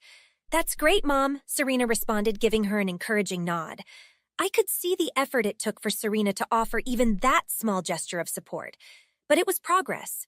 Our mother also began counseling sessions, virtual meetings where she dug into the patterns of her past, unraveling years of decisions grounded in desperation and misplaced love. Some evenings, she'd share bits and pieces of her revelations. "I'm starting to understand why I made those choices," she'd say, her voice a mixture of remorse and discovery. Serena and I listened, silently processing this new side of her. Despite the slow rebuilding of trust, the dynamics in our home felt perpetually fragile. like a truce that could be broken by any sudden move. Yet, as days turned into weeks, a subtle shift began to occur. Our conversations grew a bit lighter, laughter found its way back into our interactions, and our mother's presence felt less like a burden and more like a bridge mending itself. However, the real test came when our mother received a job offer back in her city. It was a good position, one that could truly help her start anew. She brought the news to us with a mix of excitement and apprehension. "I think it's time for me to go back," she said one evening, her bags not yet packed but her decision clear. "I've got a chance to make things right on my own and I need to take it." Serena and I exchanged glances, both of us knowing the weight of this decision. "We're proud of you, Mom," I said, feeling a surge of genuine pride for perhaps the first time. "You've come a long way." Serena nodded, her voice steady but soft. "Yeah, Mom, we are. Just keep moving forward, okay?" On the day of her departure, we helped her with her bags, the goodbye lingering at the doorstep. "Thank you, both of you, for giving me this chance," our mother said, hugging each of us tightly. "I won't waste it." As she drove away, Serena and I stood side by side, watching her car disappear around the corner. Turning to face each other, we knew the challenges we'd faced had only strengthened our bond. "We did the right thing," Serena murmured, her hand finding mine. "We did," I agreed, squeezing her hand. "Let's keep making choices that make us proud, away from the shadows of the past." And with that resolve firm in our hearts, Serena and I headed back inside, ready to continue building our lives not on the shaky ground of our past, but on the solid foundation we had laid together. Now that our story has come to a close, here's something to consider. If you were in Jenna and Serena's position, would you have made the same decision to set strict boundaries with their mother, or would you have taken a different approach? How do you balance family loyalty with self-preservation when dealing with repeated mistakes?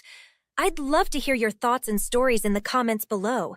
Your experiences and insights enrich our community and help us all grow. If you enjoyed this story and want to see more, don't forget to like this video and subscribe to our channel for more content like this. Your support means everything to us. Hi, I'm Elise, a 29-year-old with a flair for keeping it real.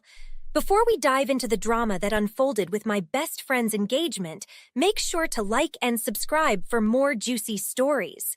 Growing up, Jenna and I were inseparable. We bonded over everything, especially our favorite TV show. That's how she got her nickname, Birdie, from a character we both loved who, had a tragic end, but was memorable and fierce. That name stuck through thick and thin, symbolizing our enduring friendship. Recently, Jenna announced her engagement to Mark, a guy she met through her work. Mark is about 30, looks sharp, and has this whole traditional vibe going on, which seemed cool at first. But let me tell you, there's something off about the guy. He's got these ideas about how things should be, and he doesn't shy away from voicing them. One afternoon, I'm scrolling through Facebook, and bam, a message pops up from Mark. He's asking no, telling me to stop calling Jenna by her nickname. Claims it's immature, and he doesn't like the association with the TV character who dies. It rubbed me the wrong way. How does he get to decide what's immature in our friendship? So I shot a message back asking why it bothered him so much. His reply, a lecture on maturity and moving forward with life. I mean, come on, it's a nickname, not a life choice. But I left it at that, not wanting to make things weird for Jenna. Later, I met up with Jenna at our usual cafe spot, the little cozy one with the mismatched chairs and the great mocha lattes. I told her about Mark's message, half expecting her to side with him. But no, Jenna was livid. She slammed her latte down so hard I thought the cup might crack. "Keep calling me Birdie," she insisted, her eyes fierce. "He has no right to erase parts of who I am, parts that you and I share. It's a part of our history." Her reaction was a relief, but also a big red flag about Mark. How many other things had he been trying to control? Jenna started opening up about little comments and changes Mark had been pushing for. How she dressed, who she hung out with, even how she styled her hair. It wasn't just about a nickname. It was about Mark trying to control aspects of Jenna's identity, smoothing out the edges he found too rough for his perfect picture. That night, we stayed up talking, reminiscing about our wild teenage adventures and the dreams we shared. It was clear that Jenna was questioning more than just a wedding date. She was questioning her future with Mark. The nickname debacle might have seemed small to someone on the outside, but for us, it was a wake-up call. It wasn't just about growing up or moving on. It was about respecting each other's past and the identities we've built from it. Birdie is more than just a name. It's a reminder of who I am and where I come from. And if Mark can't respect that, maybe he's not the right one. This situation was the first crack in what I began to see was a pretty shaky foundation. Little did I know it was just the beginning of a much bigger storm that was about to hit. The wedding planning was supposed to be an exciting time for Jenna and Mark. But as days turned into weeks, Mark's idea of a perfect wedding began to overshadow what should have been a happy occasion, turning it instead into a battleground of wills. It started with Lucas, Jenna's brother, who was beyond excited to be a bridesman. Known for his flamboyant style and vibrant personality, Lucas was the life of any party. So when Mark sent him a detailed message insisting he tone down his look to something more traditional and less eye-catching, Lucas was hurt and confused. He called me immediately. He actually suggested I wear a plain black suit and ditch my pink hair for the wedding. Can you believe that? Lucas vented over the phone, his disbelief clear in his voice. I could almost see his trademark eye roll through the phone. Mark didn't stop with Lucas. He sent similar messages to other key members of the bridal party. Tia, one of Jenna's closest friends since college, was told her sleeve tattoos needed to be covered up. Ella, another bridesmaid, was asked to change her short hairstyle to something more elegant and feminine. These demands sent shockwaves through Jenna's circle. Everyone was talking about it, and not in a good way. It was clear that Mark was trying to stage manage the entire wedding to fit his own conservative image, without considering Jenna's feelings or those of her friends and family.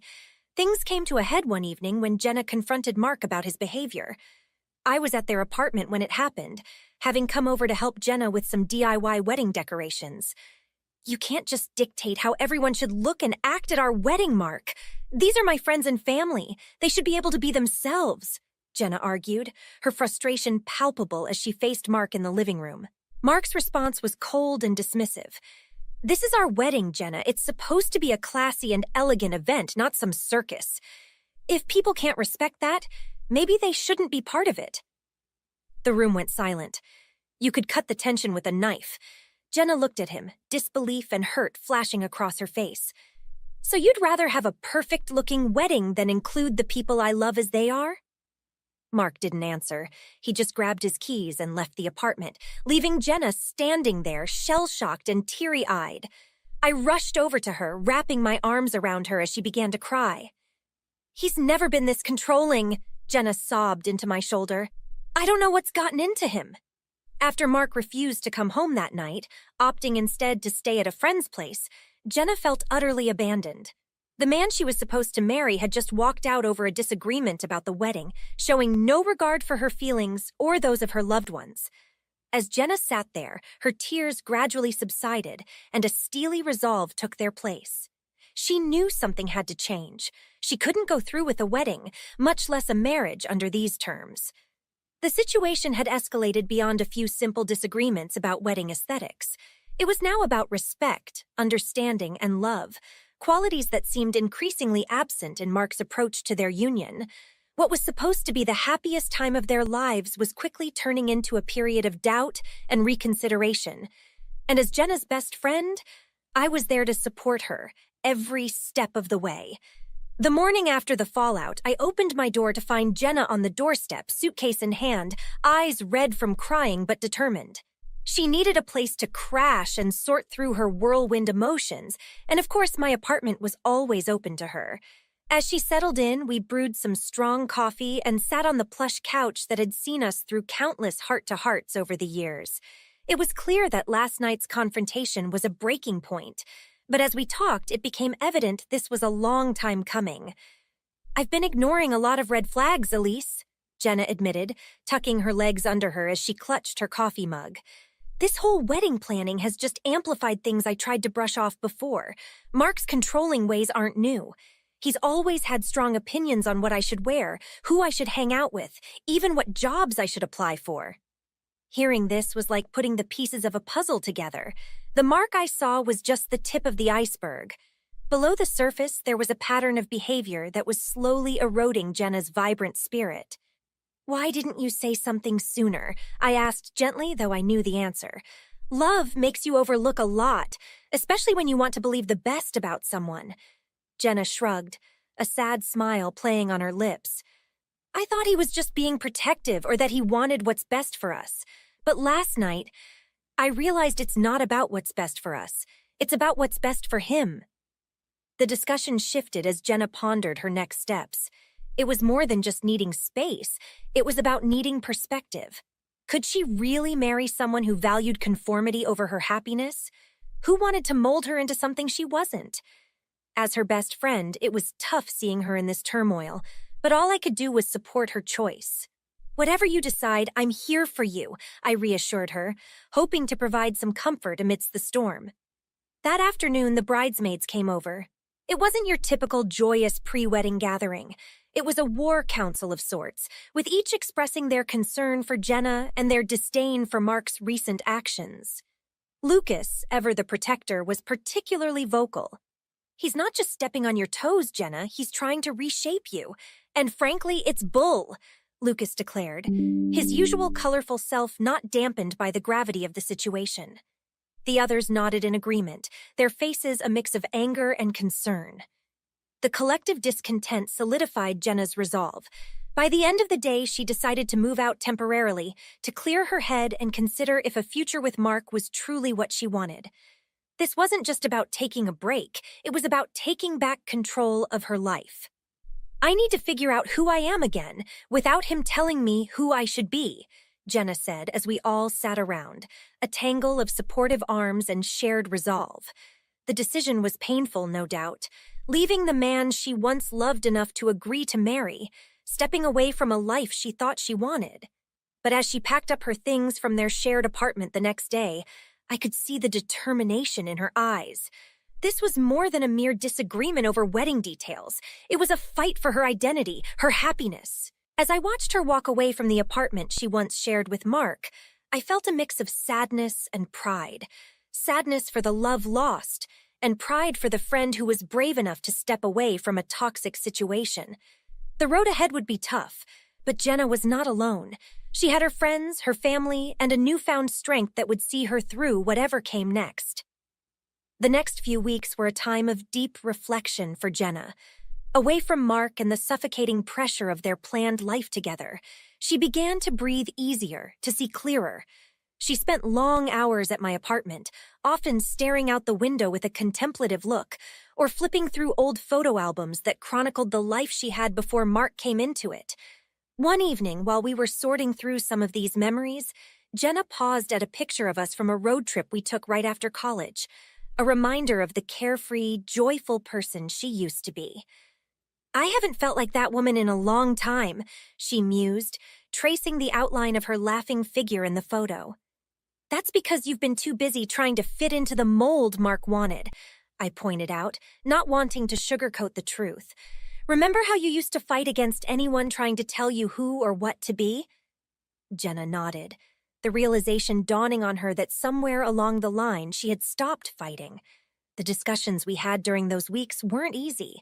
They were filled with tough love, tears, and sometimes laughter over the absurdity of some of the situations she had found herself in. The bridesmaids, Lucas, Tia, and Ella, were a constant presence too, bolstering Jenna with their stories and observations of Mark's behavior.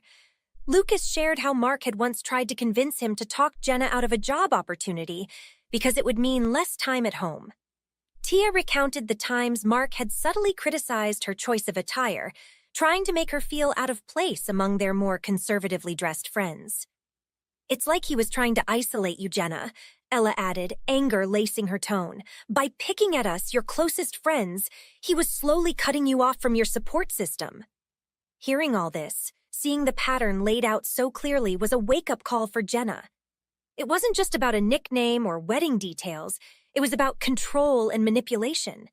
Each story from her friends was like a piece of armor falling into place around her, strengthening her resolve. "I've been so blind," Jenna confessed one night as we all sat in my living room, a makeshift sanctuary of sorts. "But I see it now. I see all of it, and I can't unsee it." That night, after everyone else had left, Jenna and I sat up talking until the early hours of the morning. We discussed what mutual respect in a relationship should look like, how partners should uplift each other, not tear each other down. By dawn, Jenna had made her decision. "I have to end things with Mark," she declared, a mixture of relief and resolve in her voice. "I need to choose my happiness and self-respect over this facade of a relationship." It was not an easy decision, but it was a necessary one. Empowered by the solidarity and support of her friends, Jenna knew that stepping away from Mark was the only way forward. She needed to rediscover the woman in that photo, the one who laughed freely and lived boldly. In the following days, Jenna took practical steps towards her new beginning. She contacted Mark to arrange a time to talk, prepared to lay everything on the table. Her spirit, once dampened by doubt and manipulation, now shone with the promise of newfound freedom and the pursuit of genuine happiness. As her best friend, I stood by her side, ready to support her through this final confrontation. It was the end of one chapter in her life, but more importantly, it was the beginning of something much better. The day Jenna decided to confront Mark was filled with a tense mix of anxiety and resolution. We gathered at her apartment, a small brigade of support, as she prepared to take the final step in reclaiming her life. When Mark arrived, the atmosphere was charged. I stood a little behind Jenna, there if she needed me, but this was her moment. She faced Mark with a calmness that only true resolve can bring. "I can't marry you, Mark," she began, her voice steady. "I've realized that this relationship isn't built on the mutual respect and understanding I need, and I can't ignore that any longer." Mark seemed taken aback, his facade of control slipping.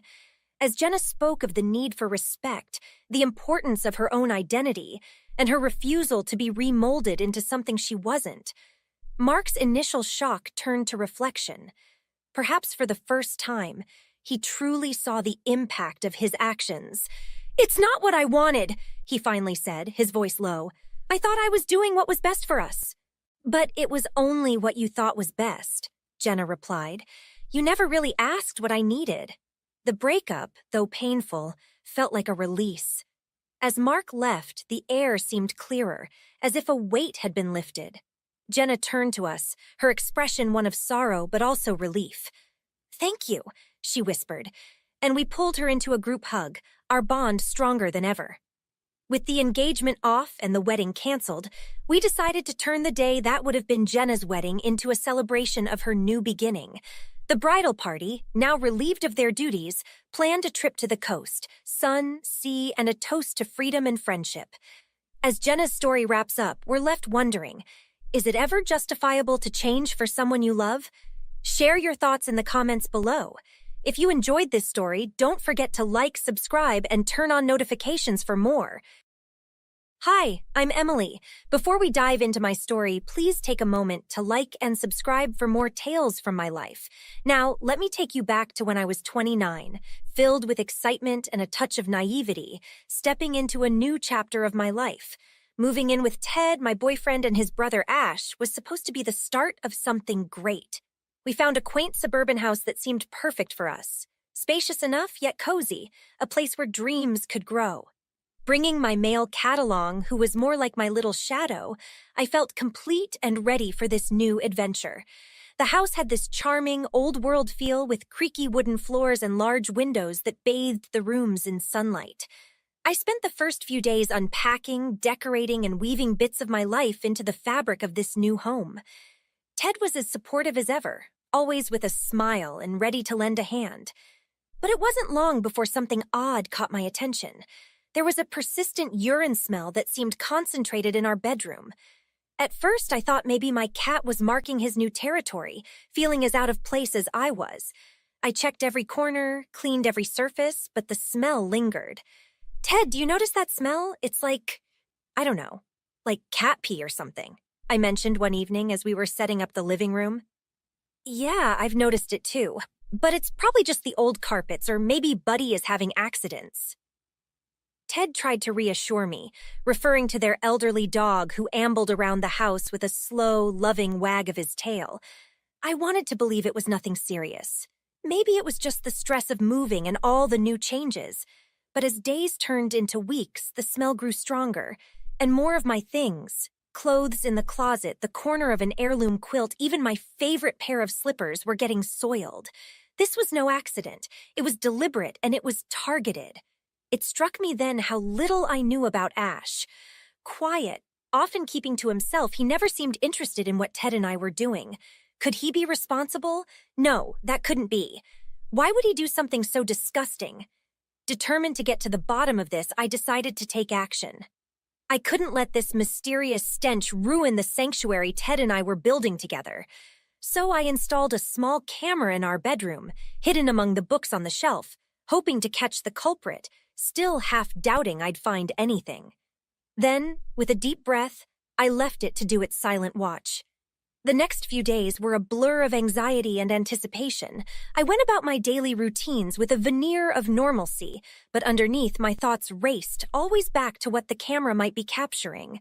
Ted tried to calm my nerves, suggesting it might be nothing, perhaps even misdirected suspicions, but I couldn't shake the feeling that we were on the verge of uncovering something dark. Finally, unable to wait any longer, I retrieved the footage one afternoon while Ted was at work and Ash had stepped out. My hands trembled as I connected the camera to my laptop, the cursor blinking like a slow, steady heartbeat on the screen. The playback started, a silent witness to our daily lives. Then there he was, Ash, entering the room casually as if it were the most natural thing.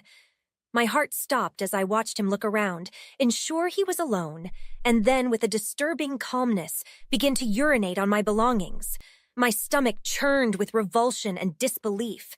The evidence was irrefutable, a clear and vile betrayal captured in digital clarity.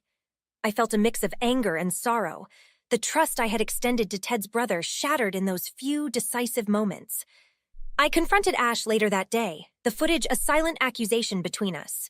His reaction was a mix of embarrassment and defiance, a shrug that spoke volumes of his disregard for the gravity of his actions. "Why, Ash? Why do this?" My voice was a mix of anger and pleading. "It's just a joke, Emily. You're overreacting," he replied, his tone dismissive, infuriating me further. "A joke? You think this is funny?" I couldn't hide the tremor in my voice, the tears of frustration and helplessness threatening to spill. The conversation spiraled into a heated argument, words thrown like daggers, but no explanation could justify the disgust I felt. That night, I packed a small bag and left for a friend's house, unable to stay under the same roof as Ash. The betrayal was too deep, the home we had built together now a place of profound discomfort. The revelation changed everything. My trust was broken, my relationship with Ted strained by the actions of his brother. But this was just the beginning of a larger confrontation, one that would test the limits of forgiveness and family. The weight of the betrayal was almost too much to bear as I clutched the flash drive containing the footage. The evidence of Ash's actions felt like a stone in my pocket, heavy with the anticipation of the confrontation to come. I needed Ted to see, to understand the extent of his brother's violation. When Ted came home that evening, I was waiting in the living room, the flash drive in hand, my face a mask of resolve mixed with anguish. "Ted, we need to talk. It's about Ash," I started, my voice steady despite the turmoil inside. "What's wrong, Emily? You look upset," Ted replied, concern lining his features as he sat down beside me. "I installed a camera in our room because things were getting worse, and I caught Ash on video," I confessed, handing him the flash drive. "What? Ash? Are you sure?" Ted's voice was a mix of disbelief and dread as he took the drive, his hands slightly trembling. "Just watch," I urged, my heart pounding as Ted connected the drive to his laptop. The screen flickered to life, and together we watched the footage, the room sinking into a heavy silence punctuated only by the damning evidence playing before us. Ted's face turned pale, his eyes never leaving the screen. As the video ended, he looked at me, the apology already forming on his lips. I can't believe he would do this. I'm so sorry, Emily." Ash came home later that evening, and we confronted him together in the kitchen. His face fell when he saw us waiting, the laptop open to the incriminating scene. "Ash, care to explain this?" Ted's voice was cold, the brotherly bond strained to its breaking point. It was just a joke, man. I didn't mean anything by it," Ash stammered, his usual bravado deflated under the weight of his guilt. "Emily, I'm sorry. I didn't think you'd take it so seriously," Ash replied, his apology weak and unsatisfying, missing the depth of remorse this betrayal warranted. The rift between us grew in that moment, the air charged with tension and unspoken accusations. Ted stood by me, his stance firm, his disappointment in his brother clear, but the damage was done, the trust irreparably broken. Unable to stay a moment longer in the house that had become a scene of betrayal, I packed my essentials and left that night. The drive to my friend's place was a blur, tears of frustration and hurt clouding my vision. The sense of violation was overwhelming, leaving me feeling exposed and raw. Staying with my friend provided a temporary refuge, a place to gather my thoughts and decide on my next steps. The betrayal had not only affected my relationship with Ash, but it also cast a shadow over my future with Ted. Could I ever feel safe in our home again? Could our relationship withstand the strain this betrayal had placed on it? As I lay in a guest bed that night, staring at the ceiling, I knew that the fallout from this confrontation was just beginning. The path to healing and perhaps forgiveness was murky and uncertain. But one thing was clear: things would never be the same again. Time, they say, heals all wounds, but some scars remain as stark reminders of the past. As the weeks turned into months, Ted and I focused on completing our studies, each day a step further away from the shadow that Ash had cast over our lives.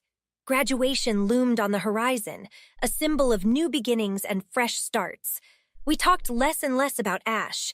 It was partly intentional. Distancing ourselves seemed the only way to mend the seams of our strained relationship. We found a small apartment across town, a place untouched by the past, where the walls didn't whisper secrets of betrayal. "Look at this, Emily," Ted said one afternoon as we unpacked in our new home. He held up a photo frame, one of the few things we brought from the old house. It was a picture of us at a college event, smiling, oblivious to the future trials we would face. "It's strange to think how much has changed since that photo." "Yeah, but we're here now, stronger for it, right?" Ted replied, wrapping an arm around my shoulders. "Stronger, yes," I agreed, leaning into his embrace. The physical proximity was comforting, a reaffirmation of our commitment to each other and to moving forward. Our new apartment became a sanctuary. We filled it with laughter, with plans for the future, and slowly, the painful memories began to fade into the background. Ted threw himself into his new job, and I started freelancing as a graphic designer, a dream I had nurtured for years but never had the courage to pursue until now. One evening, as we sat on our small balcony overlooking the city lights, Ted brought up the topic we had meticulously avoided. "Do you ever think about Ash, about everything that happened?" he asked, his voice tentative. "Sometimes," I admitted. "It's hard not to. But I try to focus on the good things we have now. What about you?" "I do too. It hurt, Emily, more than I thought it would. Not just what he did, but having to choose. It felt like I was picking sides in a battle where everyone loses," Ted confessed, his gaze fixed on the flickering lights below. "But you chose us, Ted, and that means everything to me," I said, reaching for his hand. We sat in silence for a while, the city's hum a gentle backdrop to our thoughts. It was in moments like these that I realized the depth of our bond, forged and reforged through adversity. As we built our new life, our relationship deepened. We learned not just to lean on each other, but to lift each other up. Ted was more than my partner. He was my confidant, my rock, my beacon of hope through my darkest days. And yet there was a part of me that remained on guard, a small, shadowed corner of my heart that knew the past could not be completely erased. As we planned our wedding, picked out colors and venues, and dreamt of a future together, I knew that the journey of healing was just that, a journey, not a destination. Moving on didn't mean forgetting. It meant accepting, understanding, and growing from the experiences that had once threatened to tear us apart. As I looked at Ted, his profile illuminated by the soft glow of the evening, I felt a surge of gratitude. Love, I realized, wasn't just about the good times. It was also about navigating the storms, hand in hand, heart to heart. Years had passed since we moved into our own space, distancing ourselves from the shadows of betrayal. Ted and I had built a life filled with mutual respect and understanding, reinforced by the trials we had overcome together. However, an unexpected call one evening tested the very fabric of our resolve. It was Ash. His voice was shaky over the phone, a stark contrast to the confident, careless tone I remembered. "Hey, Emily, I'm in a bit of a tough spot. I've lost my job and my apartment. I was wondering if maybe I could stay with you guys for a while?" The request hung in the air like a thick fog, making it hard to breathe. The past, which I had neatly packed away in the attic of my mind, came crashing down around me.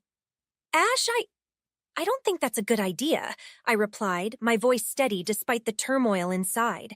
"But I've got nowhere else to go, Emily. We're family, right?" His voice broke, and for a moment I faltered. Ted took the phone from me, sensing my distress. "Listen, Ash, what you did, it wasn't just a small mistake. It was a betrayal, and it's something that Emily is still dealing with. I'm sorry, but you can't stay with us." The line went silent for a moment before Ash hung up. The decision was made, yet the reverberations were immediate. Other family members called, pressuring us to reconsider, to be family and forgive. But forgiveness wasn't synonymous with forgetting, nor with compromise. Standing by our decision, Ted and I faced the familial backlash together, reaffirming our commitment to each other and to the sanctity of our home. Our mental well-being was our priority, and allowing Ash back into our lives would jeopardize the peace and trust we had fought so hard to establish. The rift within the family deepened, but so did the bond between Ted and me. We knew that not every test of forgiveness ended in reconciliation, and not every plea for help warranted a welcome. Our home remained our sanctuary, untouched by the chaos of the past, a testament to our resilience and our right to choose who we let into our lives and hearts. Now that our story has ended, I have a question for you. If you were in Emily and Ted's shoes, would you have allowed Ash to move in after his betrayal, or would you have done the same to protect your peace? This touches on deep issues of forgiveness and family duty. Please share your thoughts in the comments. If you liked the story and want more, remember to like the video and subscribe. Thanks for watching, and I'm eager to see your responses. Hi, I'm Emily. Before we dive into my story, please take a moment to like and subscribe for more tales from my life. Now, let me take you back to when I was 29, filled with excitement and a touch of naivety, stepping into a new chapter of my life. Moving in with Ted, my boyfriend, and his brother Ash was supposed to be the start of something great.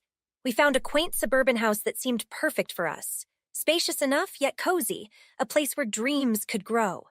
Bringing my male cat along, who was more like my little shadow, I felt complete and ready for this new adventure.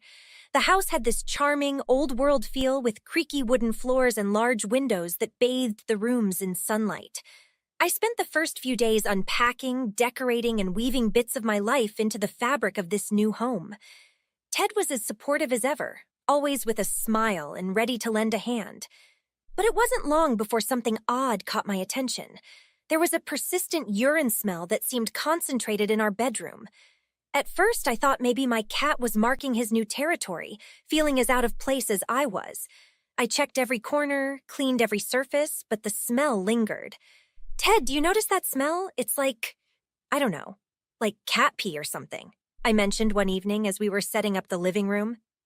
"Yeah, I've noticed it too, but it's probably just the old carpets, or maybe Buddy is having accidents." Ted tried to reassure me, referring to their elderly dog who ambled around the house with a slow, loving wag of his tail. I wanted to believe it was nothing serious. Maybe it was just the stress of moving and all the new changes. But as days turned into weeks, the smell grew stronger, and more of my things, clothes in the closet, the corner of an heirloom quilt, even my favorite pair of slippers, were getting soiled. This was no accident. It was deliberate, and it was targeted. It struck me then how little I knew about Ash. Quiet, often keeping to himself, he never seemed interested in what Ted and I were doing. Could he be responsible? No, that couldn't be. Why would he do something so disgusting? Determined to get to the bottom of this, I decided to take action. I couldn't let this mysterious stench ruin the sanctuary Ted and I were building together. So I installed a small camera in our bedroom, hidden among the books on the shelf, hoping to catch the culprit, still half doubting I'd find anything. Then, with a deep breath, I left it to do its silent watch. The next few days were a blur of anxiety and anticipation. I went about my daily routines with a veneer of normalcy, but underneath my thoughts raced, always back to what the camera might be capturing. Ted tried to calm my nerves, suggesting it might be nothing, perhaps even misdirected suspicions, but I couldn't shake the feeling that we were on the verge of uncovering something dark. Finally, unable to wait any longer, I retrieved the footage one afternoon while Ted was at work and Ash had stepped out. My hands trembled as I connected the camera to my laptop, the cursor blinking like a slow, steady heartbeat on the screen. The playback started, a silent witness to our daily lives. Then there he was, Ash, entering the room casually as if it were the most natural thing. My heart stopped as I watched him look around, ensure he was alone, and then with a disturbing calmness, begin to urinate on my belongings. My stomach churned with revulsion and disbelief. The evidence was irrefutable, a clear and vile betrayal captured in digital clarity. I felt a mix of anger and sorrow. The trust I had extended to Ted's brother shattered in those few decisive moments. I confronted Ash later that day, the footage a silent accusation between us. His reaction was a mix of embarrassment and defiance, a shrug that spoke volumes of his disregard for the gravity of his actions. "Why, Ash, why do this?" My voice was a mix of anger and pleading. "It's just a joke, Emily. You're overreacting," he replied, his tone dismissive, infuriating me further. "A joke? You think this is funny?" I couldn't hide the tremor in my voice, the tears of frustration and helplessness threatening to spill. The conversation spiraled into a heated argument, words thrown like daggers, but no explanation could justify the disgust I felt. That night, I packed a small bag and left for a friend's house, unable to stay under the same roof as Ash. The betrayal was too deep, the home we had built together now a place of profound discomfort. The revelation changed everything. My trust was broken, my relationship with Ted strained by the actions of his brother. But this was just the beginning of a larger confrontation, one that would test the limits of forgiveness and family. The weight of the betrayal was almost too much to bear as I clutched the flash drive containing the footage. The evidence of Ash's actions felt like a stone in my pocket, heavy with the anticipation of the confrontation to come. I needed Ted to see, to understand the extent of his brother's violation. When Ted came home that evening, I was waiting in the living room, the flash drive in hand, my face a mask of resolve mixed with anguish. "Ted, we need to talk. It's about Ash," I started, my voice steady despite the turmoil inside. "What's wrong, Emily? You look upset," Ted replied, concern lining his features as he sat down beside me. "I installed a camera in our room because things were getting worse, and I caught Ash on video," I confessed, handing him the flash drive. "What? Ash? Are you sure?" Ted's voice was a mix of disbelief and dread as he took the drive, his hands slightly trembling. "Just watch," I urged, my heart pounding as Ted connected the drive to his laptop. The screen flickered to life, and together we watched the footage, the room sinking into a heavy silence punctuated only by the damning evidence playing before us. Ted's face turned pale, his eyes never leaving the screen. As the video ended, he looked at me, the apology already forming on his lips. I can't believe he would do this. I'm so sorry, Emily." Ash came home later that evening, and we confronted him together in the kitchen. His face fell when he saw us waiting, the laptop open to the incriminating scene. "Ash, care to explain this?" Ted's voice was cold, the brotherly bond strained to its breaking point. It was just a joke, man. I didn't mean anything by it," Ash stammered, his usual bravado deflated under the weight of his guilt. "Emily, I'm sorry. I didn't think you'd take it so seriously," Ash replied, his apology weak and unsatisfying, missing the depth of remorse this betrayal warranted. The rift between us grew in that moment, the air charged with tension and unspoken accusations. Ted stood by me, his stance firm, his disappointment in his brother clear, but the damage was done, the trust irreparably broken. Unable to stay a moment longer in the house that had become a scene of betrayal, I packed my essentials and left that night. The drive to my friend's place was a blur, tears of frustration and hurt clouding my vision. The sense of violation was overwhelming, leaving me feeling exposed and raw. Staying with my friend provided a temporary refuge. a place to gather my thoughts and decide on my next steps. The betrayal had not only affected my relationship with Ash, but it also cast a shadow over my future with Ted. Could I ever feel safe in our home again? Could our relationship withstand the strain this betrayal had placed on it? As I lay in a guest bed that night, staring at the ceiling, I knew that the fallout from this confrontation was just beginning. The path to healing and perhaps forgiveness was murky and uncertain. But one thing was clear: things would never be the same again. Time, they say, heals all wounds, but some scars remain as stark reminders of the past. As the weeks turned into months, Ted and I focused on completing our studies, each day a step further away from the shadow that Ash had cast over our lives. Graduation loomed on the horizon, a symbol of new beginnings and fresh starts. We talked less and less about Ash. It was partly intentional. Distancing ourselves seemed the only way to mend the seams of our strained relationship. We found a small apartment across town, a place untouched by the past, where the walls didn't whisper secrets of betrayal. "Look at this, Emily," Ted said one afternoon as we unpacked in our new home. He held up a photo frame, one of the few things we brought from the old house. It was a picture of us at a college event, smiling, oblivious to the future trials we would face. "It's strange to think how much has changed since that photo." "Yeah, but we're here now, stronger for it, right?" Ted replied, wrapping an arm around my shoulders. "Stronger, yes," I agreed, leaning into his embrace. The physical proximity was comforting, a reaffirmation of our commitment to each other and to moving forward. Our new apartment became a sanctuary. We filled it with laughter, with plans for the future, and slowly, the painful memories began to fade into the background. Ted threw himself into his new job, and I started freelancing as a graphic designer, a dream I had nurtured for years but never had the courage to pursue until now. One evening, as we sat on our small balcony overlooking the city lights, Ted brought up the topic we had meticulously avoided. "Do you ever think about Ash, about everything that happened?" he asked, his voice tentative. "Sometimes," I admitted. "It's hard not to. But I try to focus on the good things we have now.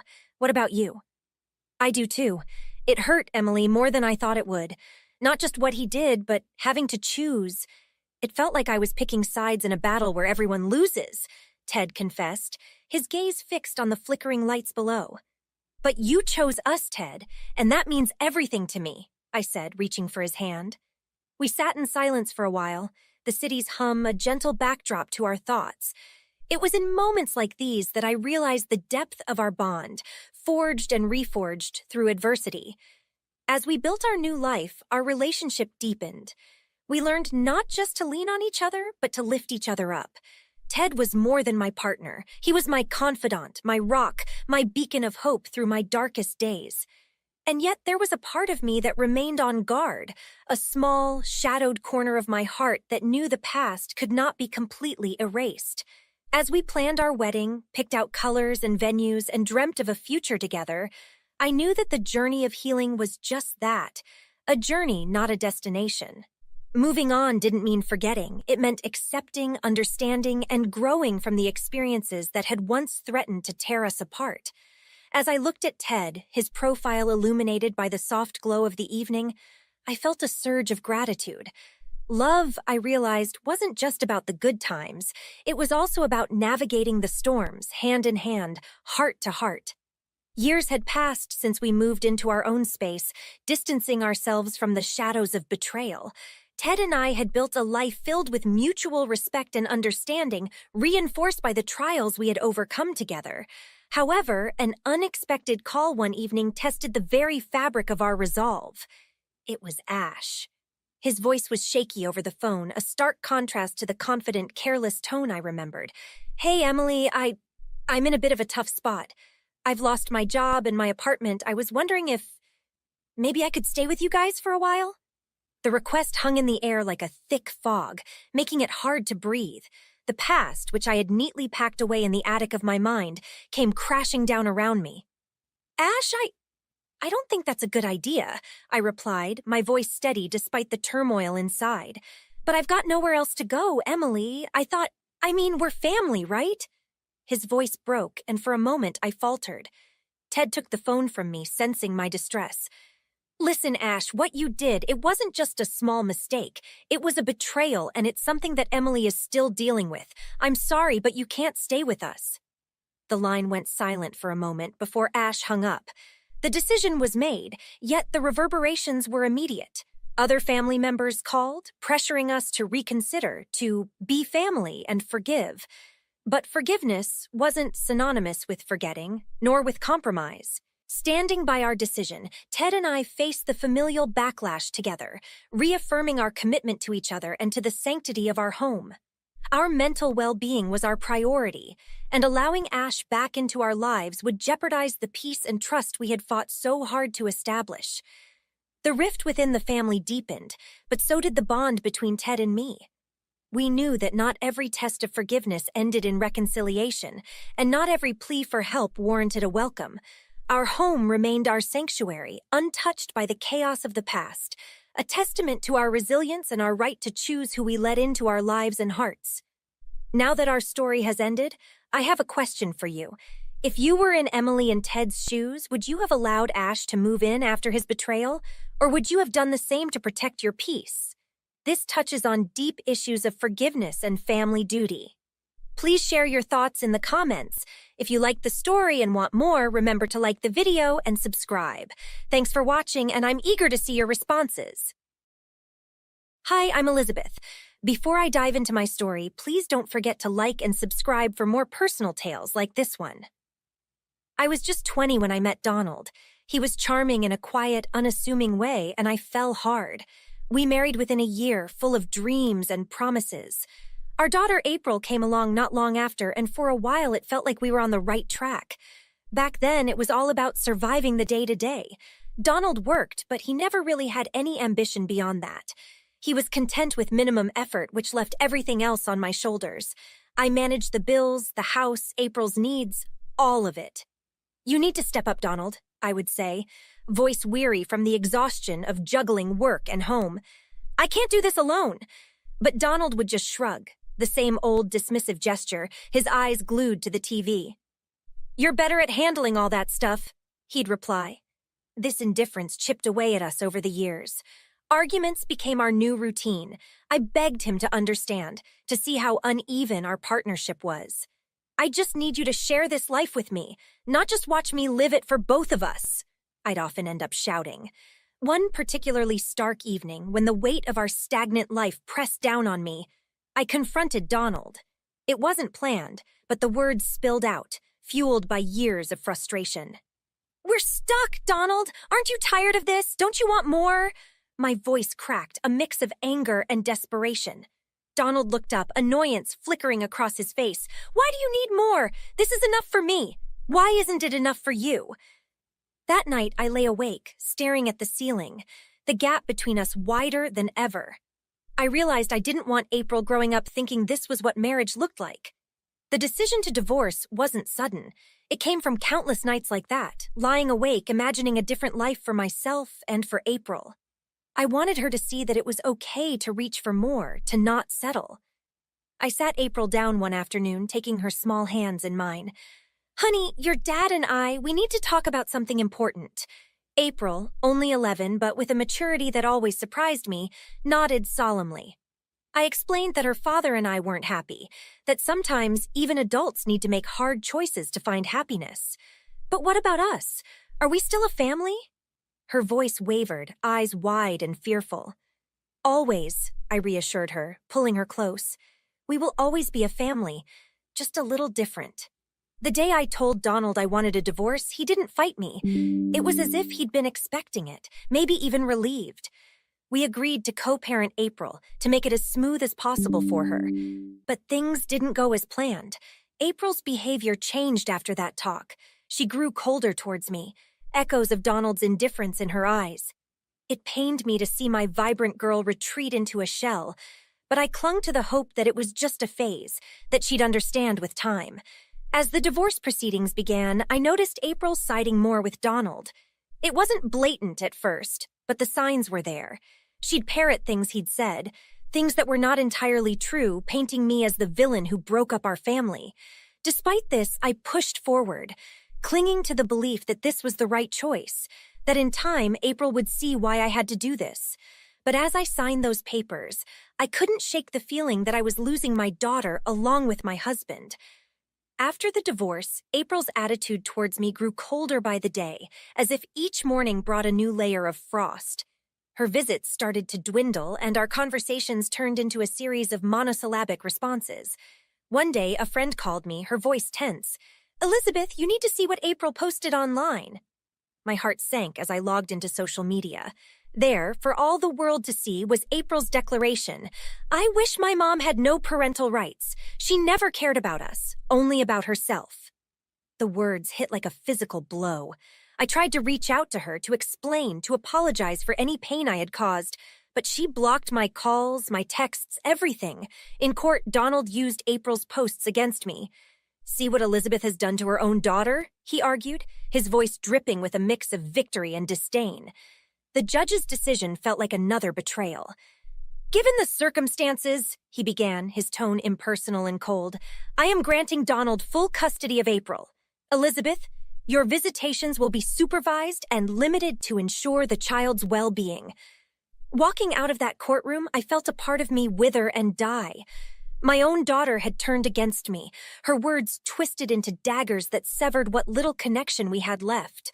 Months passed with strained, supervised visits. April would barely look at me, her gaze fixed on anything but my face. Each visit left me more hollow than the last. One afternoon, as I sat across from her at a sterile visitation center, I mustered all my courage. "April, do you really believe I don't love you? That I never cared?" My voice was barely a whisper, fearful of the answer. April looked up, her eyes steely. "Yes," she said simply, her voice devoid of the warmth I remembered. "I wish you weren't my mother." The words were a final blow, a clear sign that the daughter I knew was lost to me, maybe forever. Driving home, the tears wouldn't stop.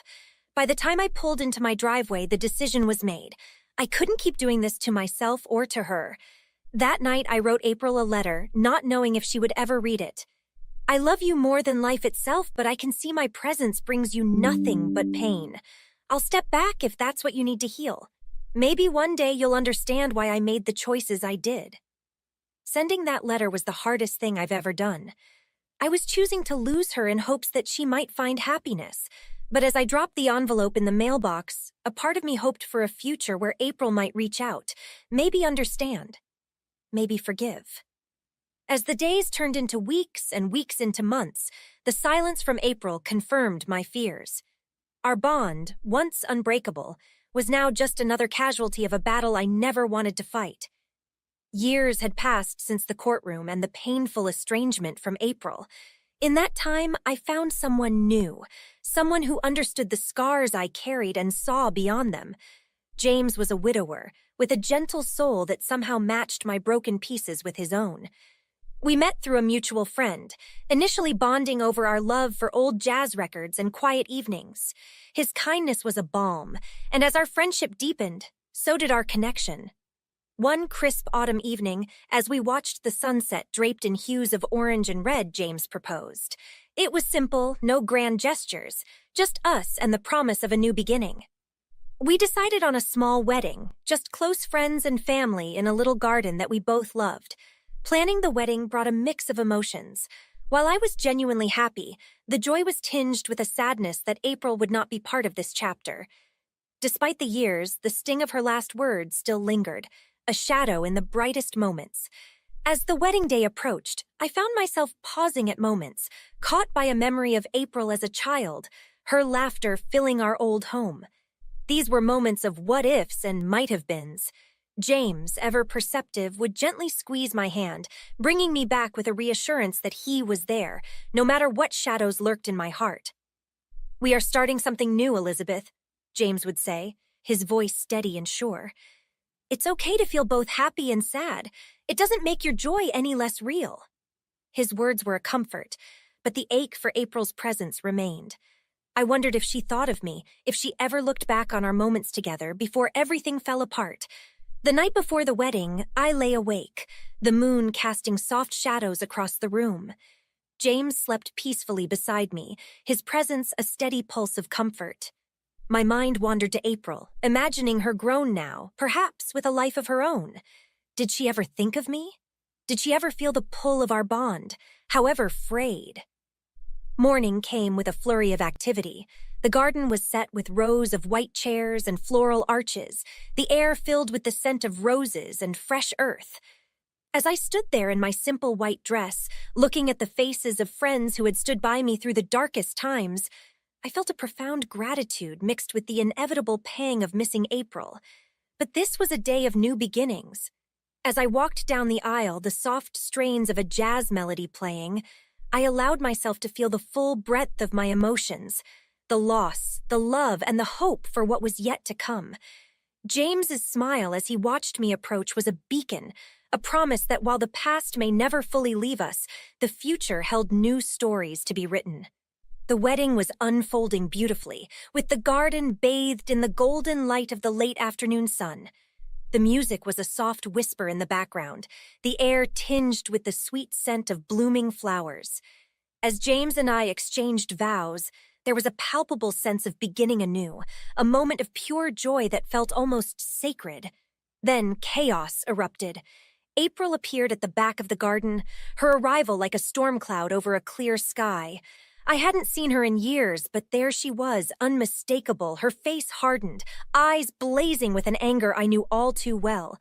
The murmurs began as people turned to look, their expressions shifting from confusion to shock. April marched towards us, her every step seeming to crack the delicate peace of the moment. "Why are you here, April?" The words left my lips before I could think, my voice trembling, betraying the storm of emotions inside me. "This is what you left us for? This is why you destroyed our family?" April's voice was loud, piercing the soft music. Her words sliced through the air, each one laden with years of pent-up fury. Guests stared, some in disbelief, others in awkward curiosity. Beside me, James's expression hardened. He stepped forward, positioning himself between April and me, his presence a shield. "April, you need to leave," James said firmly, his voice calm but commanding. "This isn't the time or the place." "No, I want to hear what she has to say," I said, my heart pounding. Part of me dreaded what might come next, but another part needed to face this, to confront our shared past that had so abruptly invaded our present. "You left me!" April's voice cracked with emotion. "You chose to leave, to give up on your family, and now you just replace us like we meant nothing?" Her words stung, reopening old wounds I thought had begun to heal. Tears blurred my vision, but I forced myself to look at her, to really see her.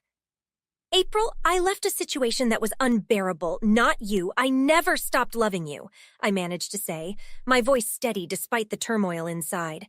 "You have a funny way of showing it, abandoning me and siding with him," April retorted, gesturing wildly. The situation was spiraling, the air thick with tension and unspoken grievances.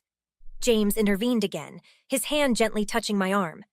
"Let's not do this here, April. If you want to talk, we can find a better time and place, but not now." With a heavy heart, I nodded to James, silently grateful for his strength.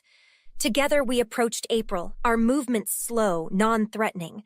James spoke quietly to her, words I couldn't hear, his tone soothing yet firm. After a tense minute that felt like an eternity, April finally nodded, her shoulders slumping as if the fight had drained out of her. She turned and walked away, her departure as sudden as her arrival. The rest of the wedding passed in a blur.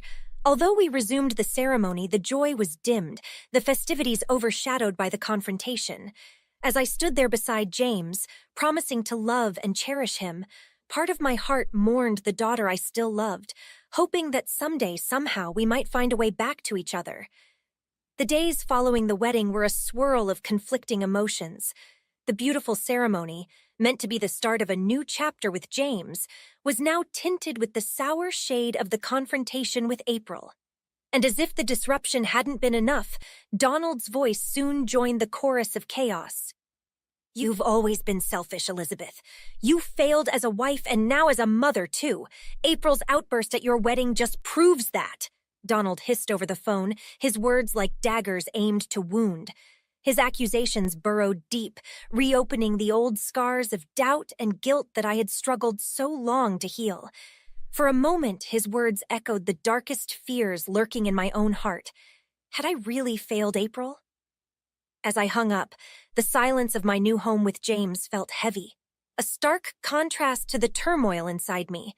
I wandered through the rooms, each space filled with traces of the new life I was trying to build.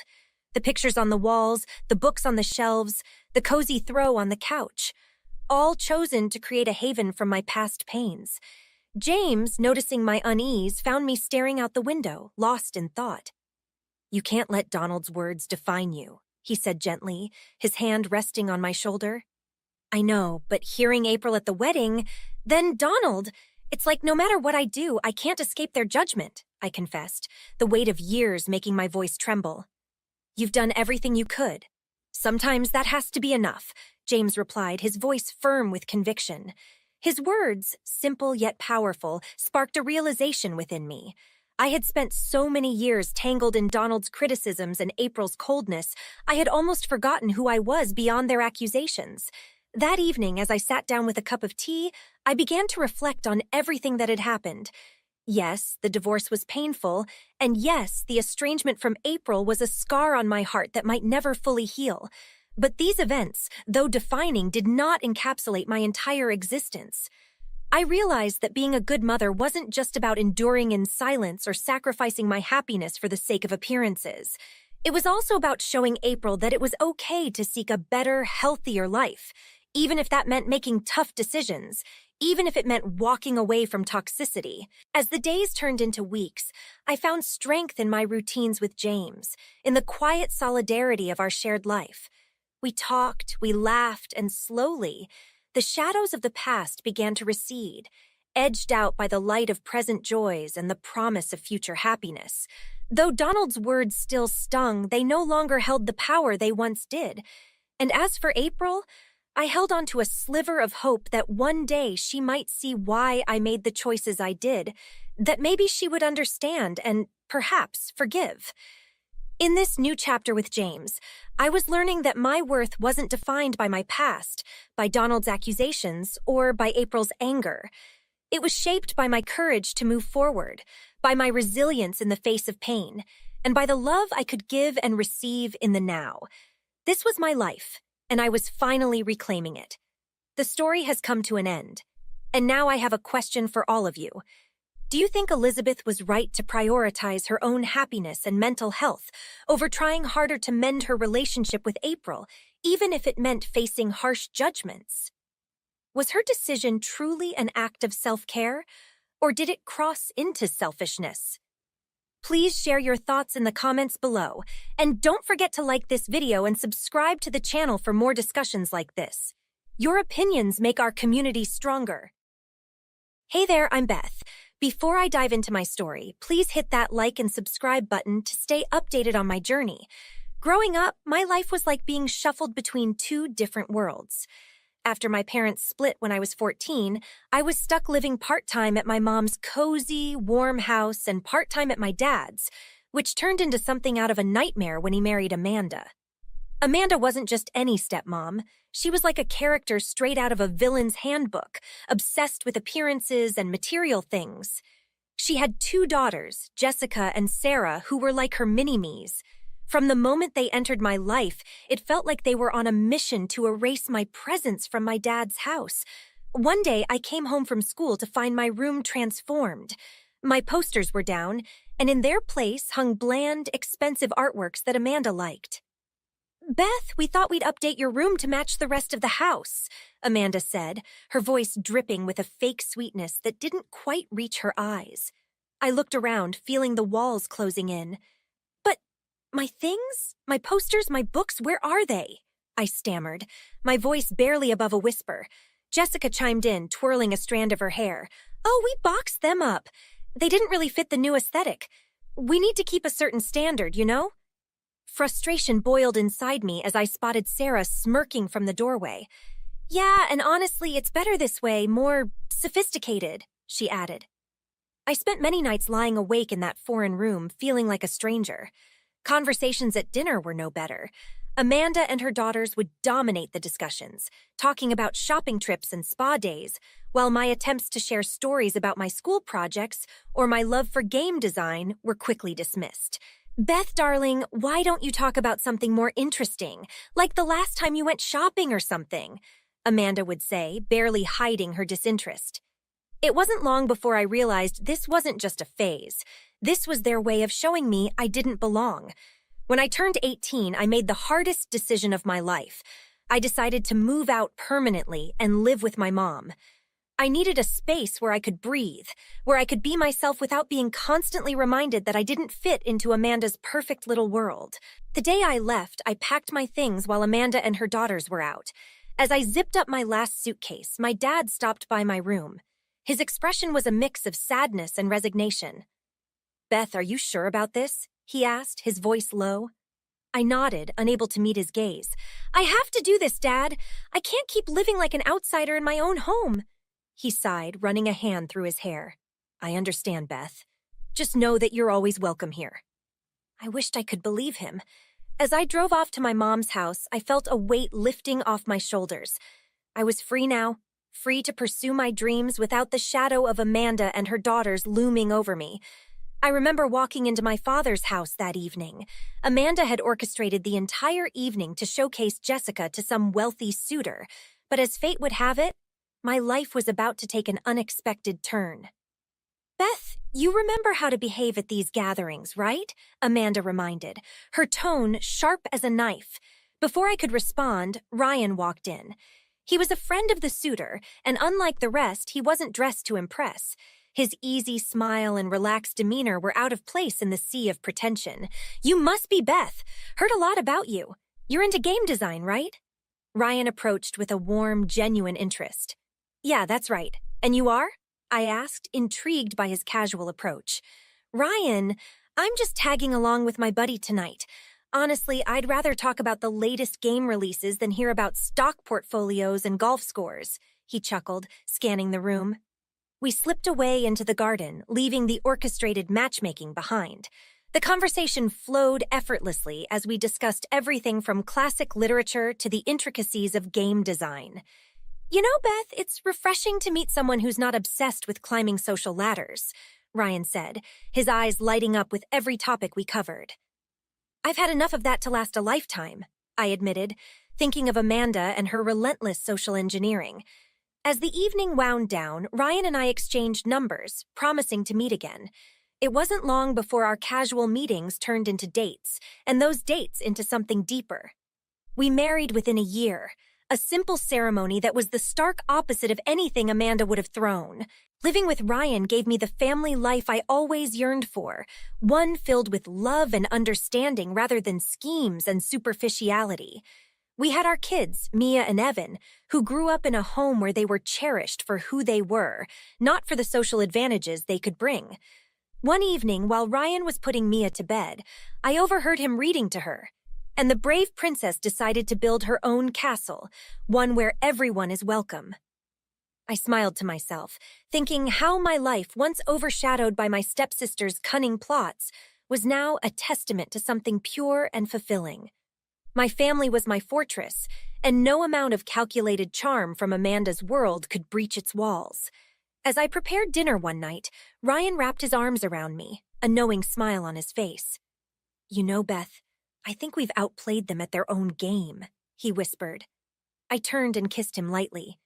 "We didn't just outplay them, we changed the game entirely." Our laughter filled the kitchen, a sound so genuine that it could never fit in the cold halls of my father's house. This was our life, our game, and we were winning it by simply living it our way. As our lives settled into a rhythm of happiness and contentment, Amanda's world seemed to spiral. Her call came on a quiet Saturday morning. "Beth, darling, I've been thinking about you. We're starting this fabulous new venture, and I immediately thought of you. It's a golden opportunity, really." Amanda's voice was sugary sweet, but I could hear the greed lacing her words. "What kind of venture?" I asked, keeping my tone neutral, already wary. "It's a little investment in some boutique hotels, extremely exclusive, very chic. You could get in on the ground floor." She was practically buzzing with feigned excitement. "And why come to me with this?" You've never involved me in your business deals before, I countered, my suspicions growing. Well, I know how well you're doing with your game designs, and I thought, what better way to expand your portfolio? Amanda replied, a little too quickly. I thought about it for a moment, considering the implications. I'll need to see all the details. Business plans, financials, the works, I responded, not committing yet keen to see how far she would go. Of course, the details Amanda sent over were sketchy at best, with numbers that didn't quite add up. Smelling a rat, I called her out on it. These numbers don't make sense, Amanda. Where's the money really going? I pressed during our next conversation. Oh, Beth, always so cautious. Can't you trust that I have everyone's best interests at heart? That's exactly what I'm doing. Making sure I'm looking out for everyone's interests, including my own. I shot back. You really should reconsider, Beth. Don't miss out just because you're too scared to take a risk, Amanda insisted, her voice hardening. I think I'll pass, Amanda.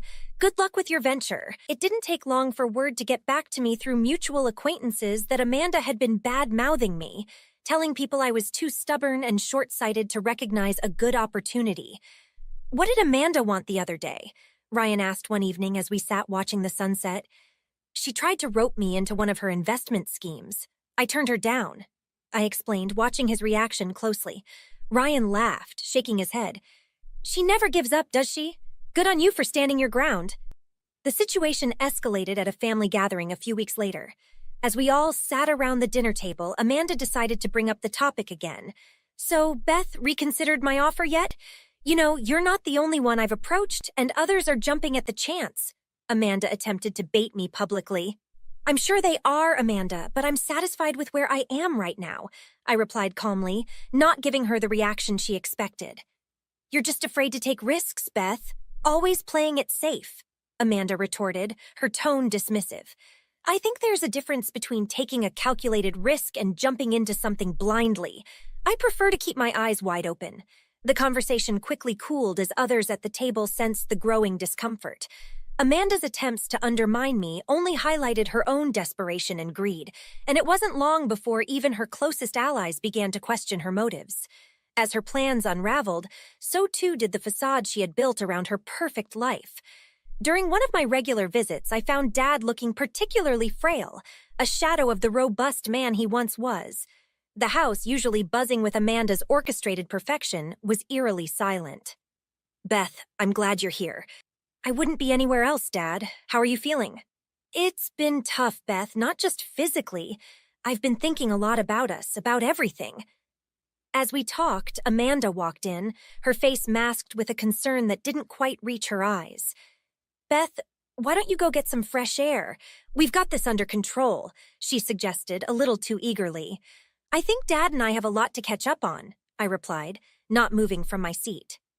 As Dad's illness progressed, it became clear that Amanda and her daughters showed little genuine concern. Their visits were brief and their conversations shallow, often revolving around their social plans rather than Dad's health. One afternoon, I overheard Jessica talking on the phone in the next room, oblivious to my presence. Seriously, he's just dragging on now. It's becoming a real inconvenience, Jessica complained to a friend. Anger and disappointment surged through me, but I decided to focus on Dad's care instead of confronting her then.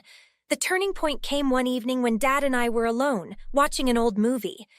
Beth, I've made some mistakes with Amanda with how I let things go between us. I've been thinking, maybe it's time for a change, Dad confided, his tone resigned but hopeful. It's never too late, Dad, I encouraged, squeezing his hand. The next day, Dad asked Amanda for a divorce, citing his need for peace and genuine care in his remaining days. The fallout was immediate and messy. Amanda and her daughters tried to paint themselves as victims, twisting the narrative to gain sympathy. At a community event soon after, Sarah tried to discredit me. You know, my stepsister Beth could have helped more. She's never really cared about family, Sarah spoke loudly, ensuring others overheard. But the community wasn't buying it. My long-standing involvement and genuine connections stood in stark contrast to her words. Isn't she the one who's been taking care of your father all this time? A neighbor interjected, looking puzzled. Yeah, Sarah. We've seen Beth around a lot more than any of you. another added, skepticism clear in their voice. Feeling the tide turning against her, Sarah faltered, her facade cracking under the weight of public opinion. In the weeks that followed, Amanda and her daughters became pariahs in their own circles, their superficial bonds unable to withstand the scrutiny of their actions. Meanwhile, Dad and I grew closer, our relationship healing from the years of neglect. As Dad regained some strength, he made it clear his priority was mending our bond. "Beth, these moments with you, they've made all the difference," Dad said one evening, his voice stronger than it had been in weeks. "I just wish we'd had this time sooner, Dad," I replied, feeling both joy and a twinge of regret for the lost years. As we rebuilt our relationship, the stark truth of Amanda's manipulation became undeniable.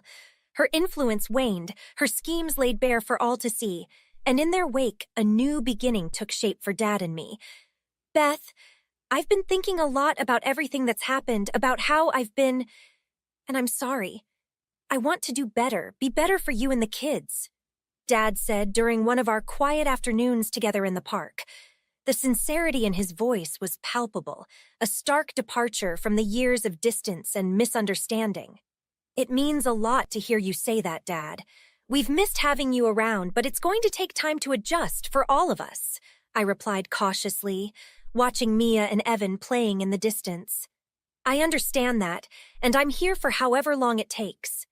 I just want to be part of your lives, be a real grandfather to those kids," he continued, his eyes following Mia and Evan with a tender gaze I hadn't seen in years.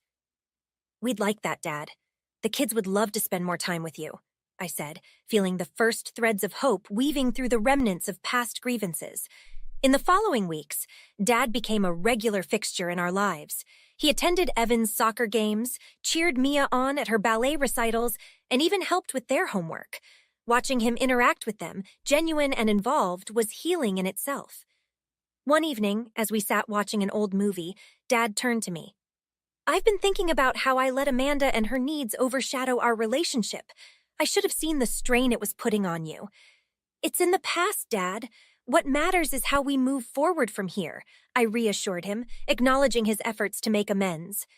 As for Amanda and her daughters, they found themselves increasingly isolated as their social circle dwindled.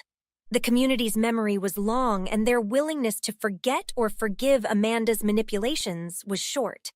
The stark contrast between our burgeoning family unity and their social ostracism served as a silent yet potent reminder of where superficiality and deceit could lead. "Seeing you with the kids, seeing how you all are together, it's what I've been missing. I'm grateful for this second chance," Dad confessed one afternoon as we prepared a family barbecue. "I am too, Dad. It feels like we're building something new here, something good," I admitted, handing him the barbecue tongs. This new chapter in our lives wasn't just about reconciling with the past, but about crafting a future where love, respect, and authenticity were the cornerstones. As I watched Dad laughing with Ryan and the kids, I knew that despite the hardships we'd endured, the path we chose led us here, to a place of deeper, renewed connections. Now that our story has reached its conclusion, here's a question to ponder. Do you think people can truly change and redeem themselves after years of hurtful behavior, or is forgiveness sometimes given too freely? Share your thoughts in the comments below. Don't forget to like this video if you enjoyed the journey and subscribe to the channel for more stories like this. Your support helps us continue to bring these narratives to life. Hey there, I'm Beth. Before I dive into my story, please hit that like and subscribe button to stay updated on my journey. Growing up, my life was like being shuffled between two different worlds. After my parents split when I was 14, I was stuck living part-time at my mom's cozy, warm house and part-time at my dad's, which turned into something out of a nightmare when he married Amanda. Amanda wasn't just any stepmom. She was like a character straight out of a villain's handbook, obsessed with appearances and material things. She had 2 daughters, Jessica and Sarah, who were like her mini-me's. From the moment they entered my life, it felt like they were on a mission to erase my presence from my dad's house. One day, I came home from school to find my room transformed. My posters were down, and in their place hung bland, expensive artworks that Amanda liked. Beth, we thought we'd update your room to match the rest of the house, Amanda said, her voice dripping with a fake sweetness that didn't quite reach her eyes. I looked around, feeling the walls closing in. But my things? My posters, my books, where are they? I stammered, my voice barely above a whisper. Jessica chimed in, twirling a strand of her hair. Oh, we boxed them up. They didn't really fit the new aesthetic. We need to keep a certain standard, you know? Frustration boiled inside me as I spotted Sarah smirking from the doorway. Yeah, and honestly, it's better this way, more sophisticated, she added. I spent many nights lying awake in that foreign room, feeling like a stranger. Conversations at dinner were no better. Amanda and her daughters would dominate the discussions, talking about shopping trips and spa days, while my attempts to share stories about my school projects or my love for game design were quickly dismissed. Beth, darling, why don't you talk about something more interesting, like the last time you went shopping or something? Amanda would say, barely hiding her disinterest. It wasn't long before I realized this wasn't just a phase. This was their way of showing me I didn't belong. When I turned 18, I made the hardest decision of my life. I decided to move out permanently and live with my mom. I needed a space where I could breathe, where I could be myself without being constantly reminded that I didn't fit into Amanda's perfect little world. The day I left, I packed my things while Amanda and her daughters were out. As I zipped up my last suitcase, my dad stopped by my room. His expression was a mix of sadness and resignation. Beth, are you sure about this? He asked, his voice low. I nodded, unable to meet his gaze. I have to do this, Dad. I can't keep living like an outsider in my own home. He sighed, running a hand through his hair. I understand, Beth. Just know that you're always welcome here. I wished I could believe him. As I drove off to my mom's house, I felt a weight lifting off my shoulders. I was free now, free to pursue my dreams without the shadow of Amanda and her daughters looming over me. I remember walking into my father's house that evening. Amanda had orchestrated the entire evening to showcase Jessica to some wealthy suitor, but as fate would have it, my life was about to take an unexpected turn. Beth, you remember how to behave at these gatherings, right? Amanda reminded, her tone sharp as a knife. Before I could respond, Ryan walked in. He was a friend of the suitor, and unlike the rest, he wasn't dressed to impress. His easy smile and relaxed demeanor were out of place in the sea of pretension. You must be Beth. Heard a lot about you. You're into game design, right? Ryan approached with a warm, genuine interest. Yeah, that's right. And you are? I asked, intrigued by his casual approach. Ryan, I'm just tagging along with my buddy tonight. Honestly, I'd rather talk about the latest game releases than hear about stock portfolios and golf scores, he chuckled, scanning the room. We slipped away into the garden, leaving the orchestrated matchmaking behind. The conversation flowed effortlessly as we discussed everything from classic literature to the intricacies of game design. You know, Beth, it's refreshing to meet someone who's not obsessed with climbing social ladders, Ryan said, his eyes lighting up with every topic we covered.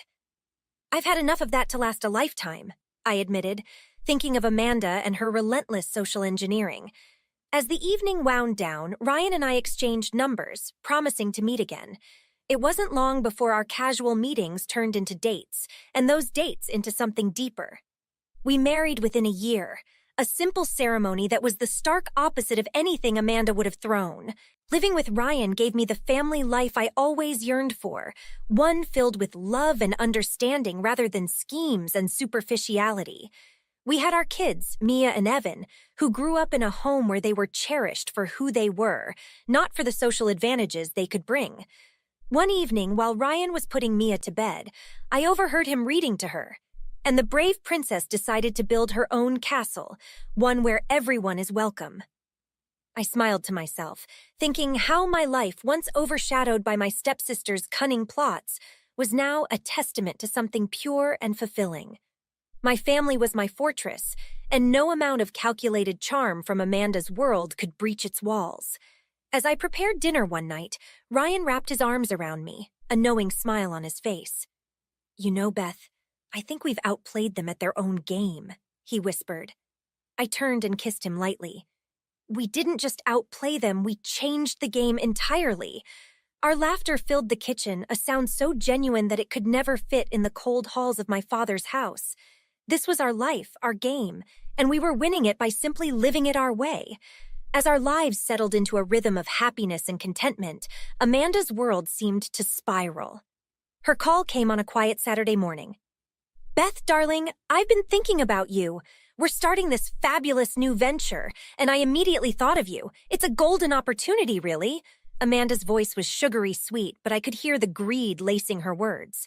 "What kind of venture?" I asked, keeping my tone neutral, already wary. "It's a little investment in some boutique hotels, extremely exclusive, very chic. You could get in on the ground floor." She was practically buzzing with feigned excitement. "And why come to me with this?" "You've never involved me in your business deals before," I countered, my suspicions growing. "Well, I know how well you're doing with your game designs, and I thought, what better way to expand your portfolio?" Amanda replied, a little too quickly. I thought about it for a moment, considering the implications. "I'll need to see all the details. Business plans, financials, the works," I responded, not committing yet keen to see how far she would go. Of course, the details Amanda sent over were sketchy at best, with numbers that didn't quite add up. Smelling a rat, I called her out on it. "These numbers don't make sense, Amanda. Where's the money really going?" I pressed during our next conversation. "Oh, Beth, always so cautious. Can't you trust that I have everyone's best interests at heart?" "That's exactly what I'm doing. Making sure I'm looking out for everyone's interests, including my own," I shot back. "You really should reconsider, Beth. Don't miss out just because you're too scared to take a risk," Amanda insisted, her voice hardening. "I think I'll pass, Amanda. Good luck with your venture." It didn't take long for word to get back to me through mutual acquaintances that Amanda had been bad-mouthing me, telling people I was too stubborn and short-sighted to recognize a good opportunity. "What did Amanda want the other day?" Ryan asked one evening as we sat watching the sunset.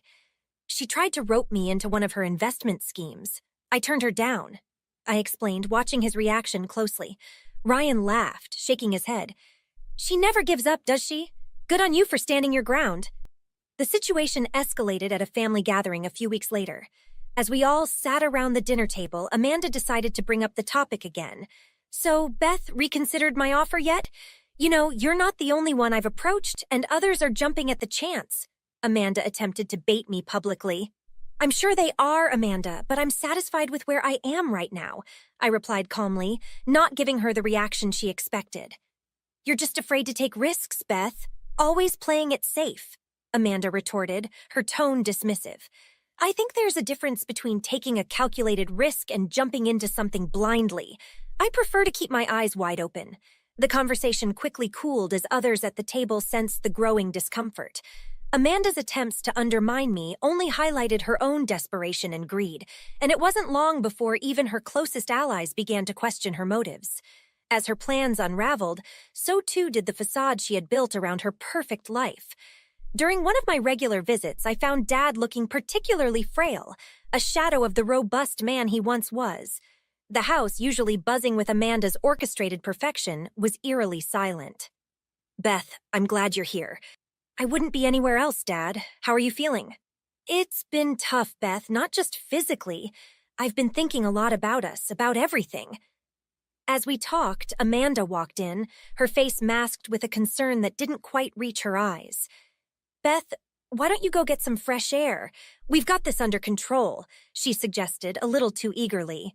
"I think Dad and I have a lot to catch up on," I replied, not moving from my seat. As Dad's illness progressed, it became clear that Amanda and her daughters showed little genuine concern. Their visits were brief and their conversations shallow, often revolving around their social plans rather than Dad's health. One afternoon, I overheard Jessica talking on the phone in the next room, oblivious to my presence. "Seriously, he's just dragging on now. It's becoming a real inconvenience," Jessica complained to a friend. Anger and disappointment surged through me, but I decided to focus on Dad's care instead of confronting her then. The turning point came one evening when Dad and I were alone, watching an old movie. "Beth, I've made some mistakes with Amanda with how I let things go between us. I've been thinking, maybe it's time for a change," Dad confided, his tone resigned but hopeful. "It's never too late, Dad," I encouraged, squeezing his hand. The next day, Dad asked Amanda for a divorce, citing his need for peace and genuine care in his remaining days. The fallout was immediate and messy. Amanda and her daughters tried to paint themselves as victims, twisting the narrative to gain sympathy. At a community event soon after, Sarah tried to discredit me. "You know, my stepsister Beth could have helped more. She's never really cared about family," Sarah spoke loudly, ensuring others overheard. But the community wasn't buying it. My long-standing involvement and genuine connections stood in stark contrast to her words. "Isn't she the one who's been taking care of your father all this time?" a neighbor interjected, looking puzzled. "Yeah, Sarah. We've seen Beth around a lot more than any of you," another added, skepticism clear in their voice. Feeling the tide turning against her, Sarah faltered, her facade cracking under the weight of public opinion. In the weeks that followed, Amanda and her daughters became pariahs in their own circles, their superficial bonds unable to withstand the scrutiny of their actions. Meanwhile, Dad and I grew closer, our relationship healing from the years of neglect. As Dad regained some strength, he made it clear his priority was mending our bond. "Beth, these moments with you, they've made all the difference," Dad said one evening, his voice stronger than it had been in weeks. "I just wish we'd had this time sooner, Dad," I replied, feeling both joy and a twinge of regret for the lost years. As we rebuilt our relationship, the stark truth of Amanda's manipulation became undeniable. Her influence waned, her schemes laid bare for all to see, and in their wake, a new beginning took shape for Dad and me. "Beth, I've been thinking a lot about everything that's happened, about how I've been, and I'm sorry. I want to do better, be better for you and the kids," Dad said during one of our quiet afternoons together in the park. The sincerity in his voice was palpable, a stark departure from the years of distance and misunderstanding. "It means a lot to hear you say that, Dad. We've missed having you around, but it's going to take time to adjust for all of us," I replied cautiously, watching Mia and Evan playing in the distance. "I understand that, and I'm here for however long it takes. I just want to be part of your lives, be a real grandfather to those kids," he continued, his eyes following Mia and Evan with a tender gaze I hadn't seen in years. "We'd like that, Dad. The kids would love to spend more time with you," I said, feeling the first threads of hope weaving through the remnants of past grievances. In the following weeks, Dad became a regular fixture in our lives. He attended Evan's soccer games, cheered Mia on at her ballet recitals, and even helped with their homework. Watching him interact with them, genuine and involved, was healing in itself. One evening, as we sat watching an old movie, Dad turned to me. "I've been thinking about how I let Amanda and her needs overshadow our relationship. I should have seen the strain it was putting on you. It's in the past, Dad. What matters is how we move forward from here," I reassured him, acknowledging his efforts to make amends. As for Amanda and her daughters, they found themselves increasingly isolated as their social circle dwindled.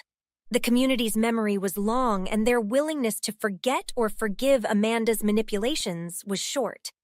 The stark contrast between our burgeoning family unity and their social ostracism served as a silent yet potent reminder of where superficiality and deceit could lead.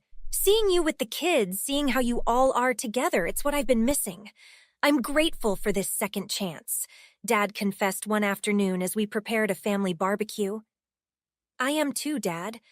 It feels like we're building something new here, something good," I admitted, handing him the barbecue tongs. This new chapter in our lives wasn't just about reconciling with the past, but about crafting a future where love, respect, and authenticity were the cornerstones. As I watched Dad laughing with Ryan and the kids, I knew that despite the hardships we'd endured, the path we chose led us here, to a place of deeper, renewed connections. Now that our story has reached its conclusion, here's a question to ponder. Do you think people can truly change and redeem themselves after years of hurtful behavior, or is forgiveness sometimes given too freely? Share your thoughts in the comments below. Don't forget to like this video if you enjoyed the journey and subscribe to the channel for more stories like this. Your support helps us continue to bring these narratives to life. Hi, I'm Lena. Before I dive into my story, please hit like and subscribe to stay updated on this journey. Now let's get into it. Life at our house was once a snapshot of perfection. Emily, my mom, and Robert, my dad, were the quintessential power couple in the medical field. My days were filled with the hum of intellectual discussions and the comforting knowledge that I was surrounded by love and success. "Lena, come look at this," Emily would call out, waving me over to peer through her optometry equipment. "See how the eye adjusts when I do this? Fascinating, isn't it?" I'd nod, amazed by her passion and expertise, feeling a rush of pride. Robert would join in, his voice booming with enthusiasm. "And today, I reconstructed a young man's face after an accident. It's incredible what we can achieve with a little science and a lot of precision." Their stories were my bedtime tales, their achievements my fairy tales. But it wasn't just about their careers. It was the little moments, too. The way Robert would wink at Emily across the dinner table, or how they'd dance around the kitchen to some old tune on the radio, pulling me in to join. Life felt like a never-ending celebration of the possible. "Remember, Lena, we're a team," Robert would say. "In this family, we lift each other up. Always aim high, darling." And I believed him.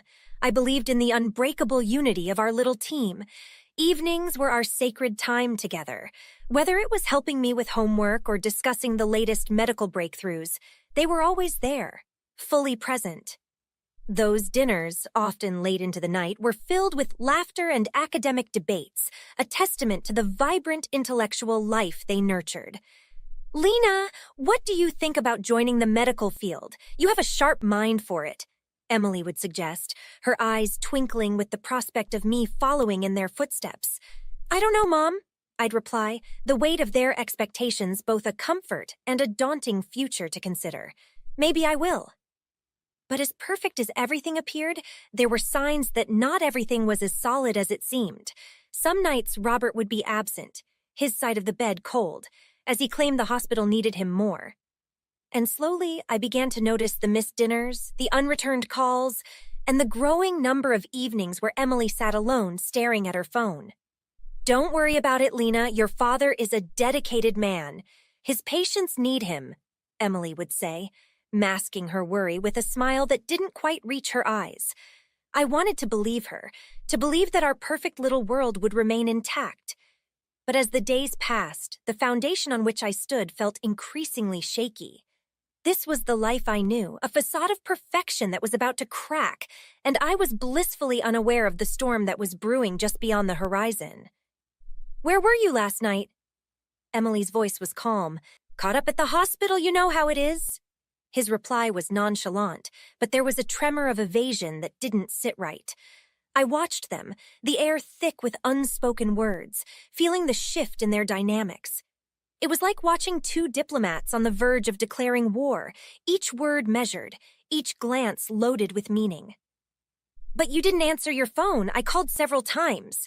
Emily pressed on, her tone steady but eyes narrowing slightly. "It was on silent. I was in surgery."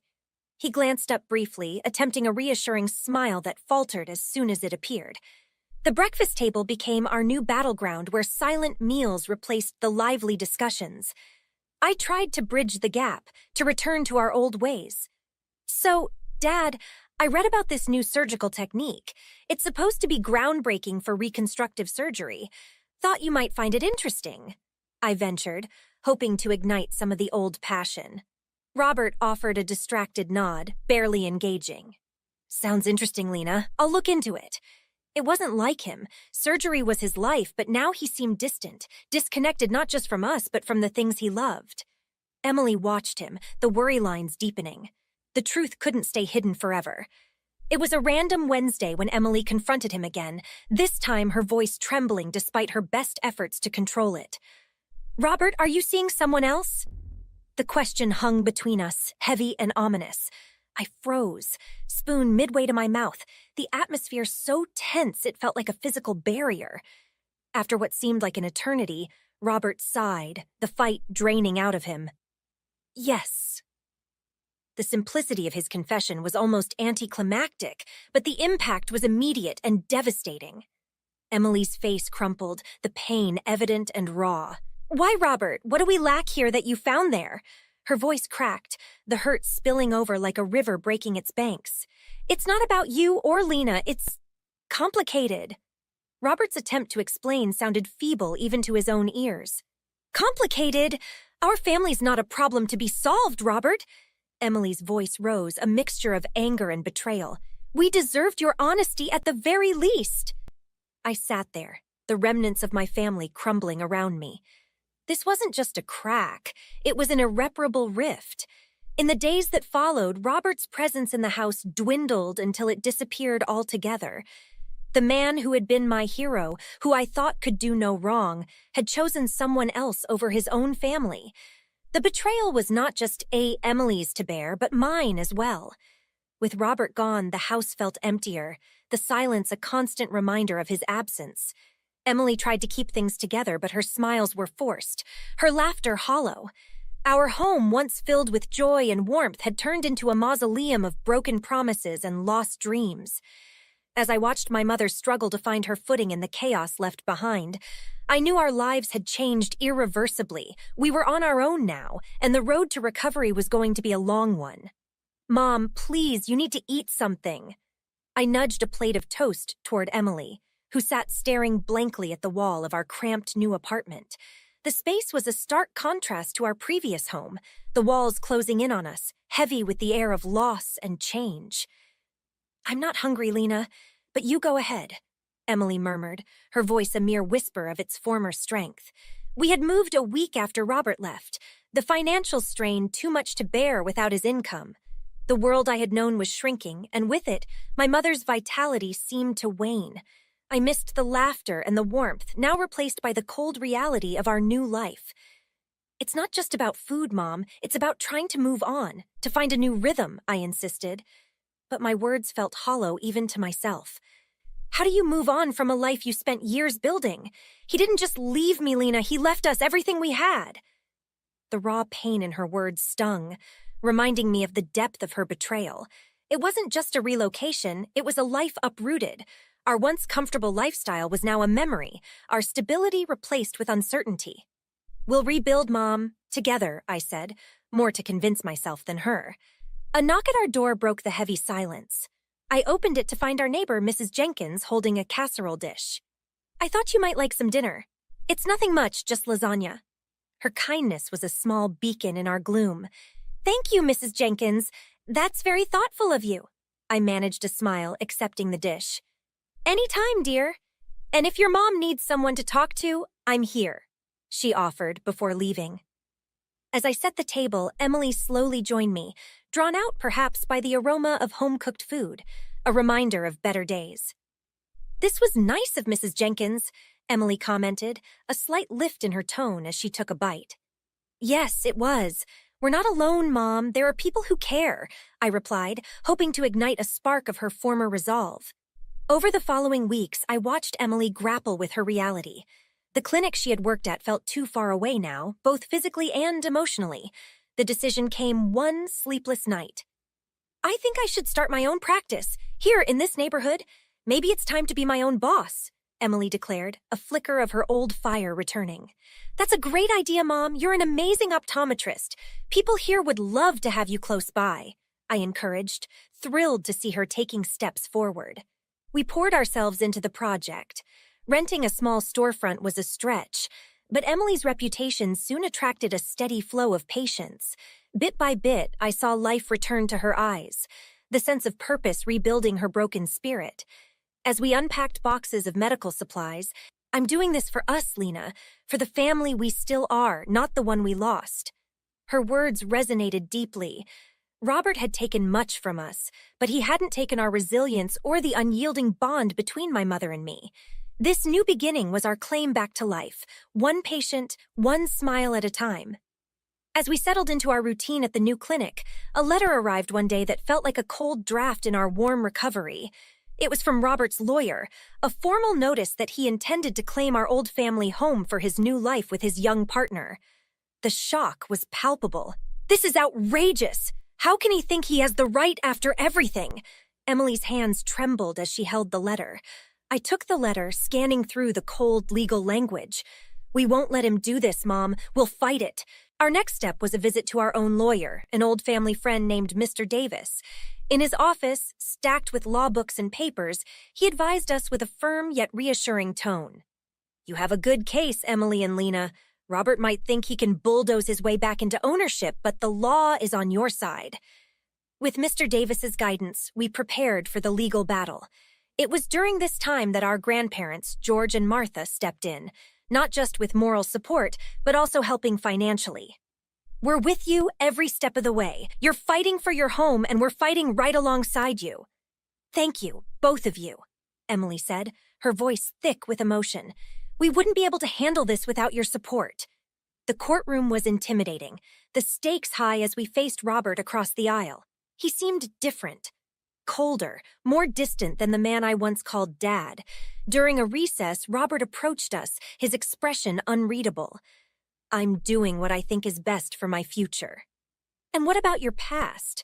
What about your daughter?" I couldn't keep the bitterness out of my voice. Robert looked away, his silence an answer louder than words. The trial stretched over weeks, each day a grueling mix of legal arguments and emotional strain. Throughout it all, Emily stood resilient, her strength surprising even her. Finally, the judge delivered the verdict. The house would remain legally ours, Robert's claims dismissed. Relief washed over us like a warm wave, and outside the courthouse, Emily hugged me tightly. "We did it, Lena. We kept our home.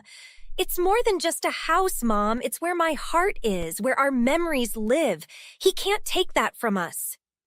With the legal battle behind us, we returned our focus to the clinic. It began to thrive, becoming a cornerstone of our local community. As Emily healed others, I could see her healing herself, her confidence growing with every patient's smile.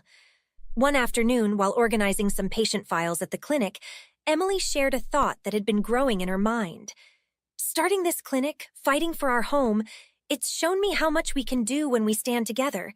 Lena, I think we're finally turning a corner." "Yeah, we are, Mom. We're building something great here, something ours. Robert can't touch that." As we talked, I realized this struggle had not just been about holding on to a piece of property. It was about reclaiming our lives, affirming our resilience, and moving forward on our own terms. The clinic wasn't just a place of business. It was a symbol of our new beginnings, of hope, and of a future we were building together, stronger than ever. As our clinic grew, so did our connection with the community. It was on one bustling afternoon that Dr. Simmons, a respected colleague from Emily's past, dropped by. His visit wasn't just a courtesy, he brought an intriguing proposal. "Emily, I've seen how much you've done here on your own. How would you feel about partnering with the hospital to expand community health programs?" Emily looked thoughtful, her mind weighing the possibilities. "That sounds like an excellent opportunity, not just for us, but for the community. What did you have in mind?" Dr. Simmons laid out his vision for health screenings and educational workshops that could operate out of our clinic. The partnership would provide necessary resources and publicity, but it also meant that our clinic would need to adapt to more external influence. "It's a big step, Lena. What do you think?" Emily turned to me, making sure I was a part of the decision. "It sounds like a chance to really make an impact, Mom. I say we consider it carefully. Look at all the angles." Nodding, Emily agreed to a trial partnership, keen to maintain control over how it progressed. As the clinic busied itself with new services, our roles expanded, and I found myself managing more than just patient appointments. I was becoming a part of something larger, a force for positive change. One afternoon, a new patient, Mrs. Coleman, arrived, hesitant at the doorway. "I heard you help people like me. People who aren't just looking for glasses, but who need someone to listen." Emily smiled, guiding her inside. "That's exactly why we're here. Let's see how we can help you."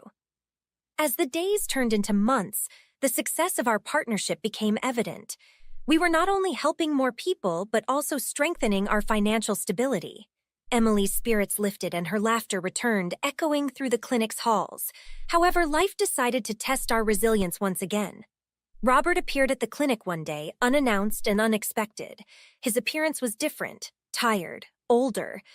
"I saw what you've built here, Emily. It's impressive," he started, his voice lacking its former confidence. "What do you want, Robert?" Emily's tone was guarded, her body tense. I made mistakes. I'm sorry for everything." Robert stumbled over his words, a stark contrast to the man who once left us so decisively. Emily paused, her emotions a whirlwind.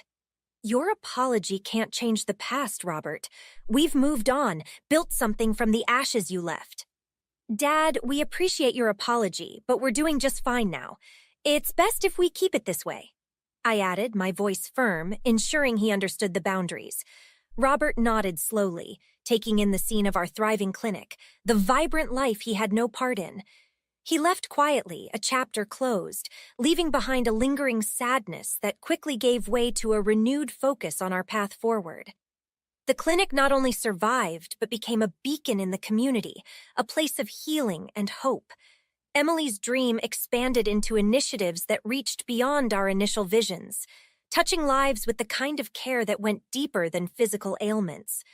As I looked at all we had achieved, it was clear that the hardships had forged us in fire, but rather than diminishing us, they sculpted us into something stronger. The clinic wasn't just a business, it was a testament to our journey, to a resilience that refused to be broken, and to a future that we shaped with our own hands. Now that we've reached the end of our story about resilience and rebuilding, I have a question for you.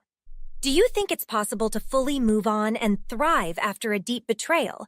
Or do the scars always influence your future actions and decisions? Share your thoughts and experiences in the comments below. If you enjoyed this story and the discussion it sparked, don't forget to hit like, subscribe to the channel, and turn on notifications to catch more content like this. Your support means a lot and helps us continue to bring these stories to life. Hi, I'm Emily, and before I dive into my story, please take a moment to like and subscribe to follow more of my journey. It's one filled with twists, turns, and truths that needed seeing the light of day. I moved out at 18, not just to chase freedom, but to breathe. My stepfather, Frank, came into our lives wrapped in charm and promises. Initially, he was like a breath of fresh air that filled our somber home after my dad passed away. My mom, she fell for him instantly, and I admit so did I. But as time passed, Frank's true colors bled through his facade. It started subtly. A comment here and advice there. Soon it was no longer his words, but his will that dictated the house. My mom, once vibrant and fiercely independent, became a shadow, tethered to his stringent rules. He'd monitor her calls like a warden, each ringtone sounding more like an alarm than a connection. Her laughter, once the melody of our home, faded into silence as her social visits dwindled to none. You know, Emily, it's for the best. Your mom, she's too naive for this world, Frank once justified when I caught him erasing messages from her phone. But she's unhappy, I countered, the weight of my words less than the papers scattered on his desk. She's safe, and that's what happiness looks like in this cruel world. I realized then that my home was no longer mine to claim. Every corner echoed Frank's dominance, and my presence seemed more an inconvenience than a comfort. So I left, packed my dreams into a suitcase and stepped out, hoping distance would shield me from his control. But leaving didn't snip the ties that pulled at my heart. My mom, despite the control, was still there, her voice softer each time we spoke. He's changed, she'd whisper, a mantra more for herself than for me. I know, Mom. Just remember, you're not alone. I'd reassure her, my words a bridge I hoped she'd one day be brave enough to cross. Our calls became a mix of memories and silent cries for help, cloaked in updates about weather and recipes. I clung to those calls, each goodbye heavier than the last, fearing one day Frank might just sever that line too. In that period of separation, I built a life on my terms, far from Frank's reach, but never far enough from the worry that shadowed my independence. My apartment became my sanctuary, a place where my rules reigned. Yet every achievement tasted bittersweet, knowing Frank's shadow loomed over my mom. Life has a way of testing your resolve. Mine came the day Mom called, her voice a whisper of its former self. I need to see you, Emily. There are things we need to talk about. It's about Frank. That call, it wasn't just a plea. It was a signal. A flare in the night sky calling me back to a battle I thought I had fled. As I prepared to face Frank once more, this time I wasn't just a daughter stepping into the fray. I was a woman determined to reclaim her family from the jaws of manipulation. And so, my fight began, not just for me, but for the mother who once taught me that being safe isn't the same as being free. The day started like any other, with coffee and the morning sun streaking across my small kitchen. But the ring of the phone cut through the quiet morning like a siren, heralding a storm that would topple my world. It was Mom. "Emily, we need to talk." Her voice trembled through the line, a harbinger of the chaos to come. I urged her to continue, my heart pacing a marathon in my chest. I've done something terrible," she confessed, her words weighed down with guilt. "It's with your husband, Emily." The room spun, the walls, the floor, the very air I breathed felt like prison bars closing in. My husband, the man I trusted, my partner involved with my own mother. It was a plot twist in my life story that I never saw coming. "How long, Mom?" My question was a whisper, fragile and broken. "Only once," she sobbed. "But Frank knew, he encouraged it." I dropped the phone. The betrayal sliced through me, a clean cut that was anything but merciful. My husband and Mom manipulated by Frank? It was a scenario too sinister to grasp fully, yet there it was, unfolding in raw, agonizing clarity. I confronted my husband that evening, the evidence laid bare. The hurt in his eyes mirrored mine, yet it was overshadowed by the deceit that hung between us, an insurmountable barrier. "I'm so sorry, Emily. It was a mistake driven by Frank's manipulations. He convinced me it was a way to protect you from some financial mess he made up," he stammered, his confessions falling on the cold ground of our shattered vows. The divorce papers felt heavy in my hands, a tangible reminder of the intangible heartbreak. Signing them was both an end and a beginning, a painful yet necessary step towards reclaiming my life from the wreckage. In the days that followed, my anger and hurt battled with concern for Mom. She was a victim too, in her own way, ensnared by Frank's web of control and deceit. Despite everything, she was still my mother, and my love for her, though tested, was not broken. We met in a quiet cafe, away from the curious eyes of our small town. Mom looked frail, her eyes shadowed with regret. "Emily, I can't change what I did, but I want to fix this. I want to fight Frank," she said, her voice a mix of determination and fear. "Mom, we will," I assured her, taking her hands in mine. "We'll expose Frank for what he is, and we'll do it together. It's not just about us anymore. It's about stopping him from ever hurting anyone else." Our plan was simple yet daunting. We would gather evidence, record conversations, document his manipulations. Every text, every call would be a piece of the puzzle in exposing Frank. It wasn't just a mission to salvage our family. It was a crusade for justice. As I walked Mom to her car, I realized that this betrayal was not an end, but a beginning. A call to arms against the tyranny of a man who had taken too much from too many. Our bond, though strained, was our strongest weapon, and together, we were a formidable force. The battle lines were drawn, and Frank would soon realize he had underestimated the strength of the women he sought to destroy. The morning light filtered through the blinds. Determination settled over me like a suit of armor. Today was the day I would reclaim my life and my mother's freedom from Frank's manipulative clutches. Armed with the knowledge of his deceit, I was ready to confront him and expose his machinations. The first step was to consolidate evidence. My meeting with Mark, my ex-husband, was critical. We met at a nondescript diner, a place where conversations could happen away from familiar eyes. He was visibly nervous, fidgeting with his coffee cup as I laid out my expectations. "Mark, I need everything. Every piece of manipulation from Frank, every lie you swallowed that led us here." He sighed, the weight of his betrayal etching deeper lines on his face. "Emily, I'm so sorry. It was all Frank's doing. He spun this tale saying it was to protect you from supposed financial troubles." "And you believed him," I stated flatly, my voice devoid of accusation but heavy with disappointment. "I did, and I regret it every day." He pulled out his phone, scrolling through a history of deception. "Here, emails, texts, it's all here. Frank directing me on what to say, how to act." I recorded everything, my phone capturing the confessions, the evidence stacking up against Frank. "Thank you, Mark. This will help." With the evidence in hand, I drove to confront Frank. I found him in his office, a sanctum of his control, surrounded by the trappings of the authority he wielded so cruelly. "Emily, this is a surprise," Frank remarked coolly, his voice betraying no concern. "I bet it is. You're done, Frank. I know everything. How you manipulated Mark, how you tried to control my inheritance." The flash of fear, quickly masked, confirmed his guilt. "Emily, you're being irrational. Let's discuss this like adults." "I'm past discussing, Frank. I'm here to end this." My voice was calm, the calm of a storm's eye. "You will release my mother from this farce of a marriage, or I go to the press. I have the evidence. What will your peers say?" The mention of public exposure was a blade to his pride. He paced behind his desk, his mind racing through options. "You wouldn't dare ruin your mother's life over this." "This is about saving her life," I shot back, stepping closer, "and ending your tyranny." The standoff was palpable, the air charged with our confrontation. Eventually, Frank's survival instinct took over. "What do you want?" "A clean break, a divorce, and a fair settlement for her, and you will stay away from us forever." The negotiations were tense, filled with Frank's attempts to undercut the terms. But armed with undeniable proof, I held the upper hand. We hammered out an agreement, every clause a testament to his capitulation.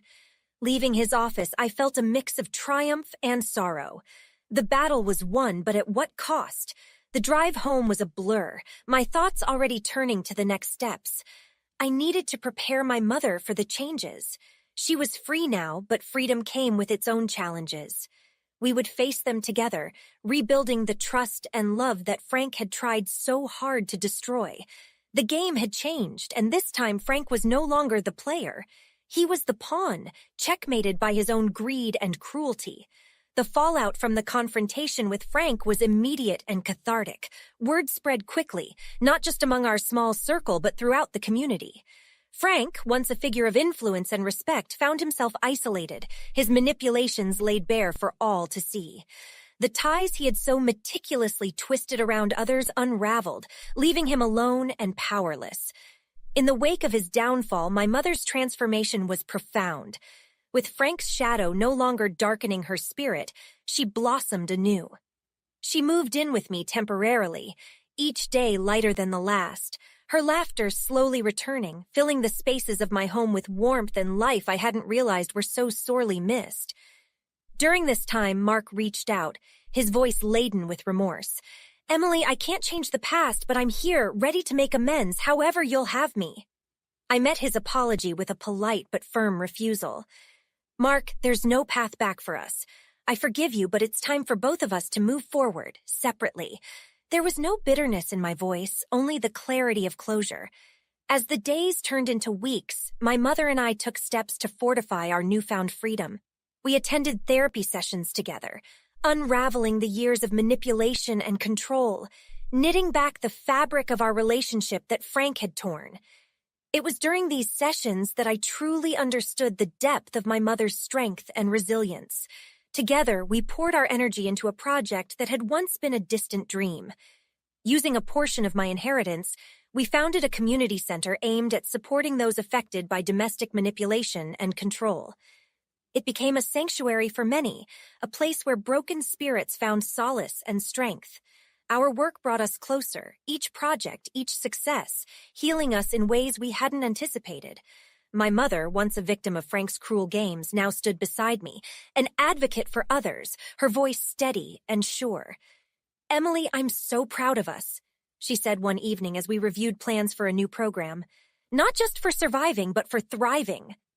"I couldn't have done this without you, Mom. You're more than a survivor. You're my hero," I replied, the truth of my words resonating between us. As we sat in our living room, the sun setting outside, casting a warm glow over the life we had reclaimed, I felt a peace that had long eluded me. The battle against Frank's control was behind us, but the journey of healing was ongoing.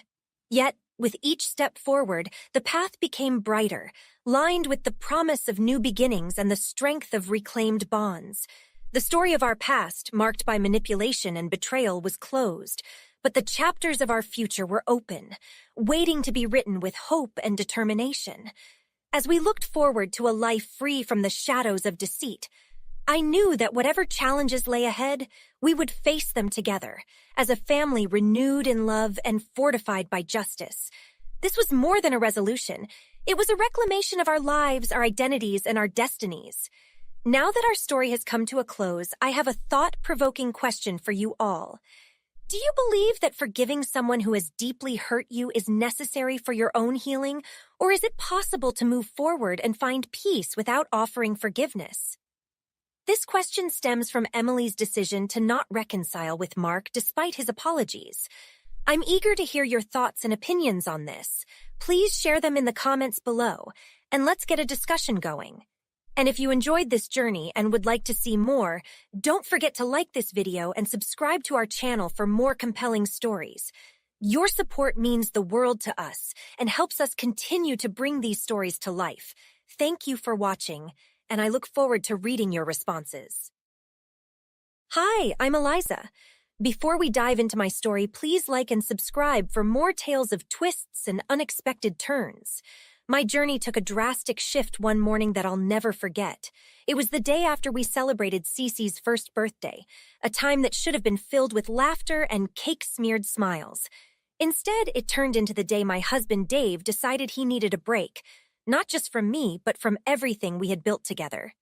"I just need to find myself, Eliza," Dave declared out of nowhere, his suitcase in hand. "I can't do this anymore. I can't breathe under all this pressure." I stood there, Cece on my hip, my heart pounding in disbelief. "What are you saying, Dave? What about us? What about your daughter?" Dave avoided my gaze, his eyes fixed on something distant, something outside our family. "I'm sorry, Eliza. I love you both, but I need to go. I need to be alone." "This isn't just a trip, is it? You're leaving us," I managed to say, the words tasting bitter. "It's not just about you or Cece. This is about me finding my purpose," Dave responded almost too calmly. He walked to the door, pausing with his hand on the knob. "I took the savings. I'll need them." The door clicked shut behind him, leaving me in a silent house, the echo of his words like a chill spreading through the rooms. The realization hit hard and fast. Dave wasn't coming back. He had left, taking not only our dreams but also our financial security. Our joint savings account, which was supposed to be for Cece's future, for emergencies, for everything life might throw at us, was now funding Dave's escape from responsibility. As the reality set in, I knew I had to act fast. There were bills to pay, a baby to care for, and a life to rearrange. My friend Mia, who lived a few doors down, came over as soon as I called. "He did what? Eliza, this is serious. You need to protect yourself and Cece," Mia said, her voice a mix of anger and concern as she helped me log into our online banking. The zero balance glared back at us, confirming my worst fears. "Everything's gone, Mia. He cleared out everything," I whispered, feeling a mix of rage and fear twist in my stomach. "We'll get through this, Eliza.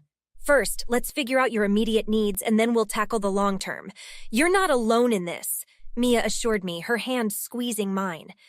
As Cece slept that night, unaware of the storm around her, I lay awake, planning, worrying, but mostly feeling a deep, burning need to fight back, not just for me, but for the innocent little girl who depended on me. Dave might have thought he could just walk away, but I was ready to prove him wrong. I was stronger than he knew, and I was going to come out of this nightmare standing tall, for Cece and for myself.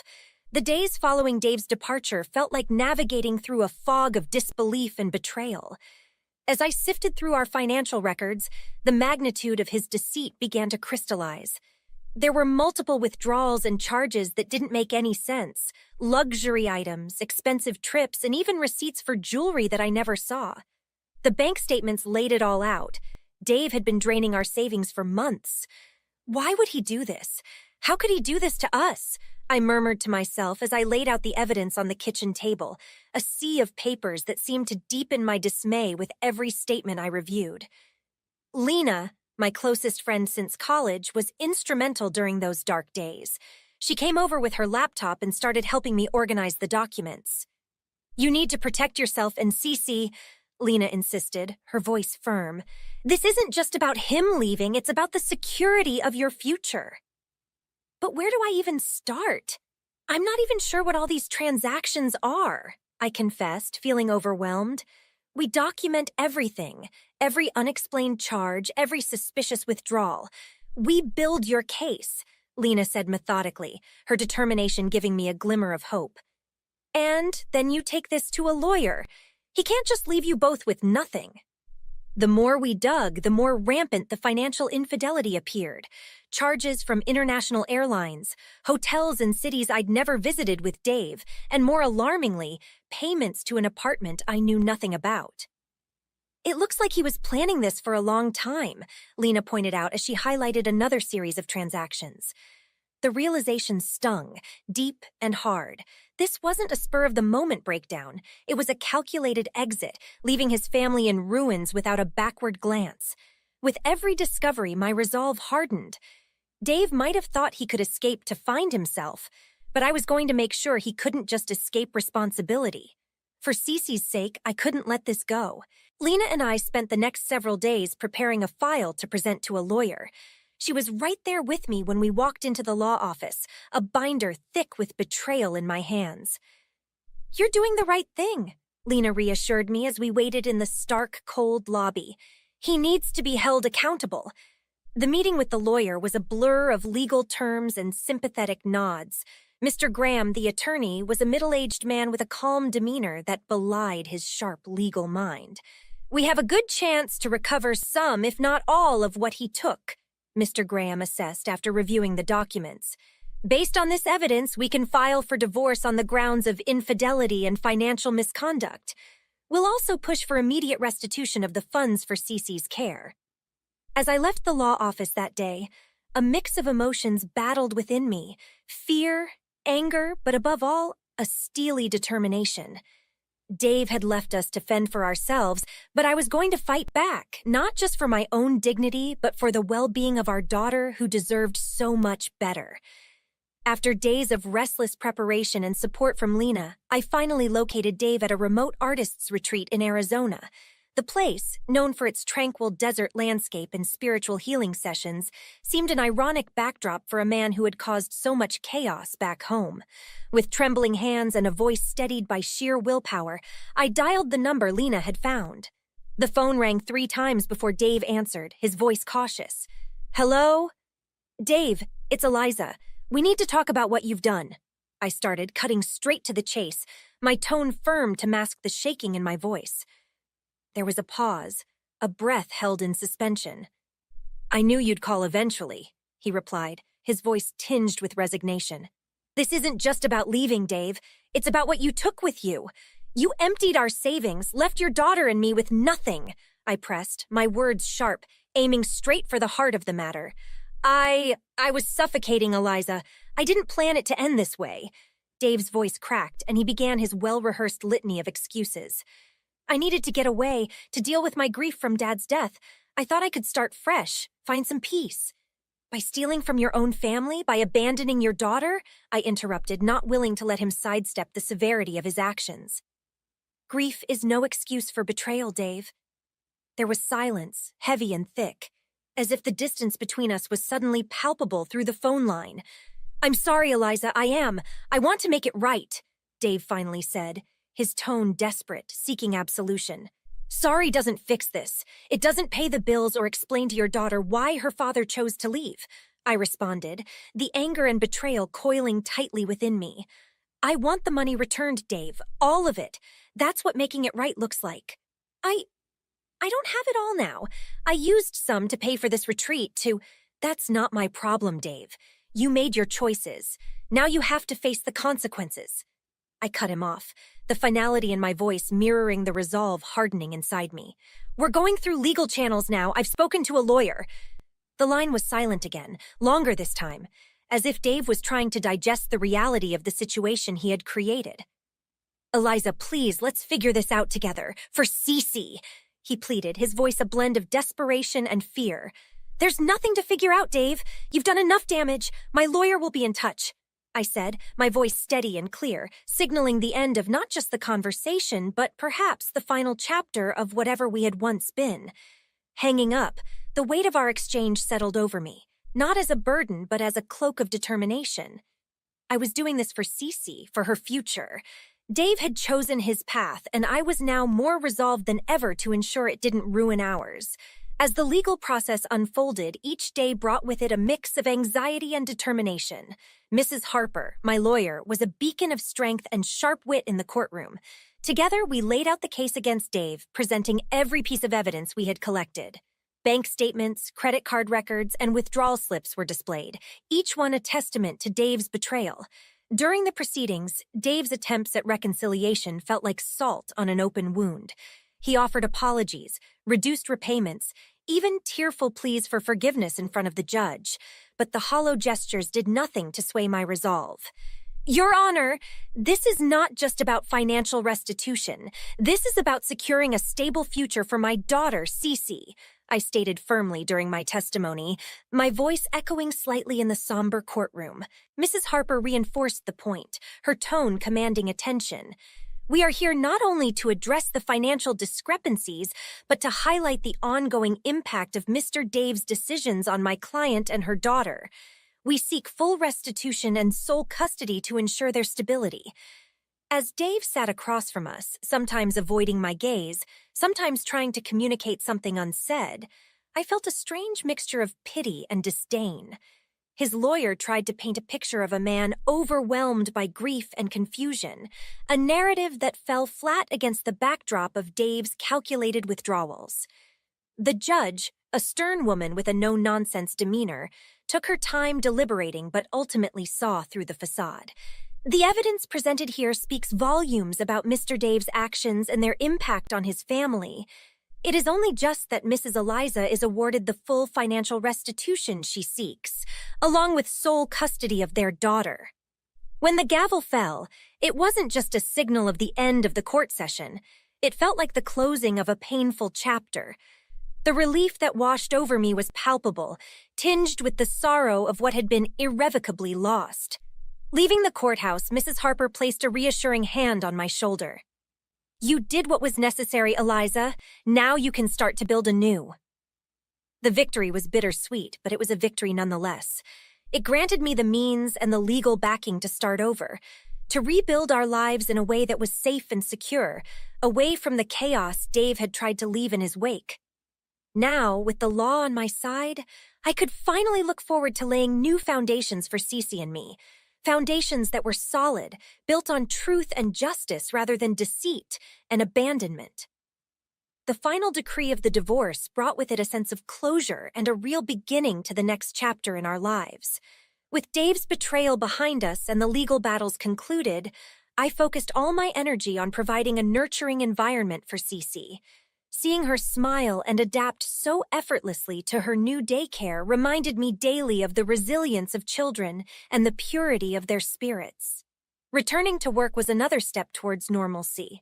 My colleagues at the marketing firm welcomed me back with open arms, their support acting as a bridge over the turbulent waters I had just navigated. The familiar routine, the challenges of projects, and the camaraderie in the office brought a renewed sense of purpose and belonging. I'm so glad you're back, Eliza. We've missed you around here, said Jenny, one of my closest colleagues, as we collaborated on a new campaign. It feels good to be back, I replied, grateful for the semblance of my old life that work provided. It was these moments at the office that often reminded me of who I was beyond being a single mother and a betrayed spouse. That I was also a professional, a creator, and a contributor. Inspired by my experiences and the stories of resilience I encountered every day, I started a blog called Resilient Hearts. It was a space for sharing stories, not just my own, but also those of others who had faced and overcome personal betrayals. The response was overwhelming. Messages poured in from people who shared their journeys, finding solace and strength in our shared experiences. Your story inspired me to take action and seek the support I needed, wrote one reader. Each feedback entry became a testament to the power of shared stories and mutual support, fueling my commitment to the blog and its purpose. At home, Cece continued to blossom. Her laughter filled our apartment, a sound that became the soundtrack of our new life. I made sure our time together was filled with love and learning, with weekend trips to the park, visits to the library, and evenings spent reading stories. One evening, as I tucked Cece into bed, her small hand clasped mine. "Mommy, I love our days," she murmured sleepily. "And I love ours, sweet girl," I whispered back, a surge of love and protectiveness washing over me. As I sat in the dim light of Cece's room, watching her drift into sleep, I reflected on the journey that had brought us here. The road had been fraught with challenges, each one testing my resolve, my strength, and my ability to forgive. But here, in the quiet end of the day, I realized that every step, every decision, and every moment of standing up for what was right had been worth it. Cece's peaceful breathing reassured me that no matter what had been taken from us, the most important things remained: our bond, our resilience, and a future that was ours to shape. This journey taught me the undeniable power of resilience and the critical importance of standing up for oneself and one's family, lessons I hope to pass on to Cece as she grew. As I closed the door softly behind me, leaving the room aglow with the soft nightlight, I felt a profound sense of peace. Moving forward wasn't just about putting distance between us and the past. It was about building something new and beautiful from the pieces left behind, something true and filled with love. As our story comes to a close, I want to leave you with a question that might hit close to home for many. Is it possible to fully move on from deep personal betrayal? And if so, how do we find the strength to rebuild and trust again? Share your thoughts and experiences in the comments below. Your insights could provide support and inspiration for others facing similar challenges. Don't forget to like this video if it resonated with you and subscribe to our channel for more stories like this. Your engagement helps us keep these important conversations going. Hi, I'm Amy. Before we dive into my story, please take a moment to like and subscribe for more tales like this. Now, let's get into it. Life at 52 threw me more curveballs than I'd ever imagined. It started with a call that my father had died in a car accident. Just as I was grappling with that loss, we learned my mother had terminal cancer. There was no question. She would move in with us. From the get-go, Scott was less than enthusiastic. "How long do you think she'll be with us?" he asked the night before she arrived, his tone more suited to discussing a house repair that might inconvenience him. "It's her final month, Scott." "Can't we just make her comfortable?" I replied, the strain evident in my voice. When my mother moved in, the atmosphere at home grew tense. Scott barely interacted with her, and his parents were no better, often whispering in corners, casting dubious glances her way. One evening, as I prepared dinner, Scott's dissatisfaction boiled over. "This situation is taking a toll on us, Amy. When is she moving to a facility?" he blurted out, not caring that she might hear from the next room. "She's my mother, and she stays as long as she needs," I shot back, my voice sharp, slicing through the simmering tension. His response was a cold, frustrated sigh. Scott's parents echoed his sentiments during their frequent visits. "You know, Amy, you're letting her take over your whole house.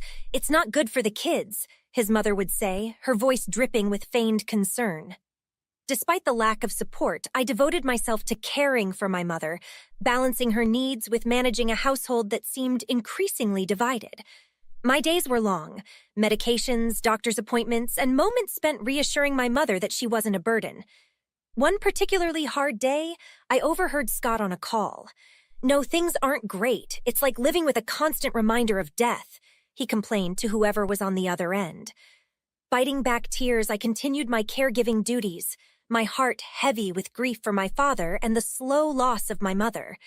Each day, the rift in our family widened, with Scott and his parents on one side and me on the other, steadfast in my resolve to provide love and comfort in my mother's final days. The struggle was relentless, but my commitment never wavered. I knew I was doing the right thing, even as it felt like I was the only one in my corner, fighting a battle that no one else wanted to acknowledge. After my mother passed, the quiet that settled over the house wasn't peaceful. It was charged, tense with brewing conflicts, especially over what to do with her belongings. Scott and his parents didn't even wait for the grief to settle before starting their onslaught. "We should really think about clearing out her things," Scott mentioned just days after the funeral, his voice void of empathy. "It's too soon, Scott. I need time," I responded, the weight of my loss fresh and painful. But the pressure didn't stop. His parents were over often, eyeing my mother's antique dresser or her collection of vintage books. Amy, dear, these would really fit better in our living room, don't you think? His mother suggested with a thin smile as if redecorating was a priority. Their insensitivity gnawed at me, and Scott's support, which I desperately needed, was absent. His demeanor had changed. Where there was once a semblance of partnership, there was now a chilling distance. In a twisted attempt at making amends, Scott handed me an envelope one evening.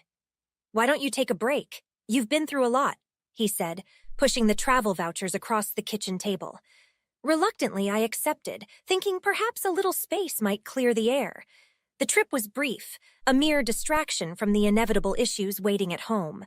But nothing could have prepared me for the call I received on my last day away. "Amy, there's been an incident at the house." My neighbor's voice trembled through the phone. "What happened? Is everyone okay?" I asked, a sense of dread building.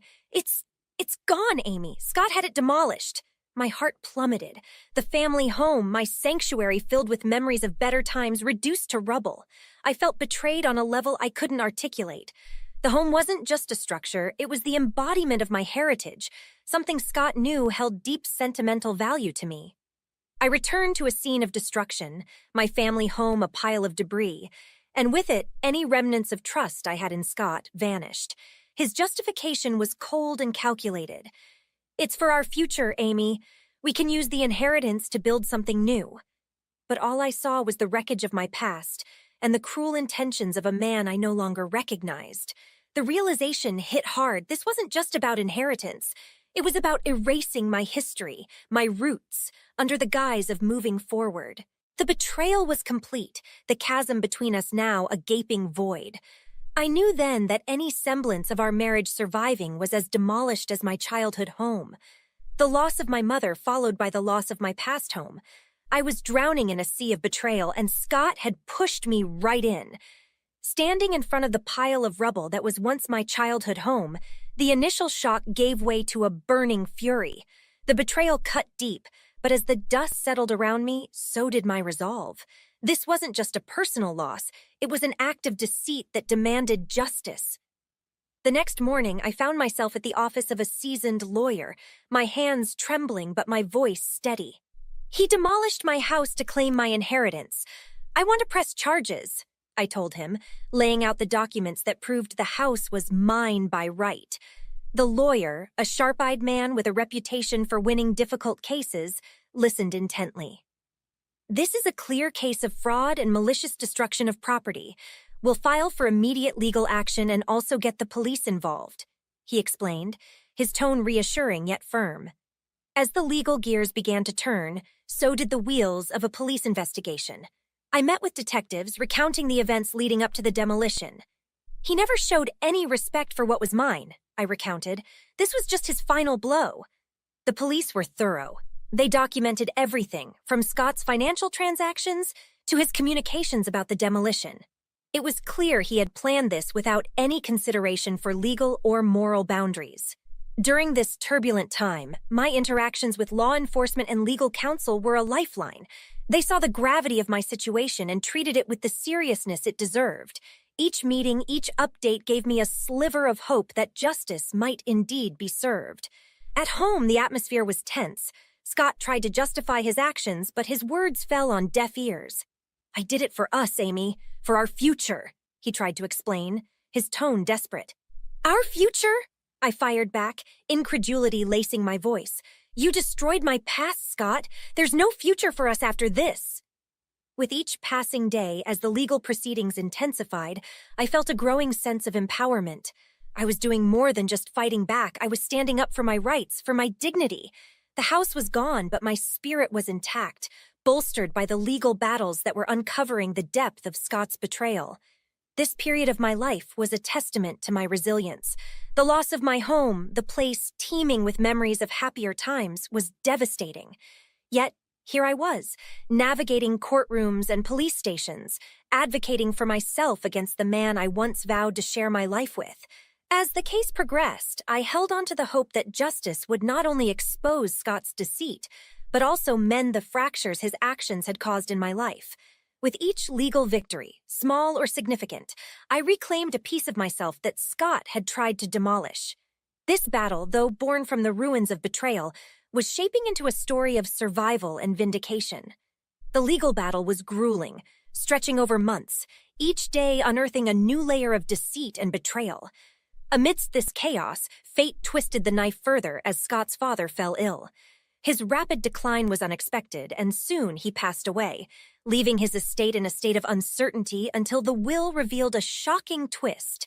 His house was bequeathed not to Scott, but to my son, Eric. Eric's decision following the revelation was bold and unequivocal. He chose to demolish Scott's childhood home, a place filled with memories, just as mine had been. This act, while drastic, felt like a poetic justice. "It's about sending a message, Mom," Eric explained. "He destroyed your past, so his past doesn't deserve to stand either."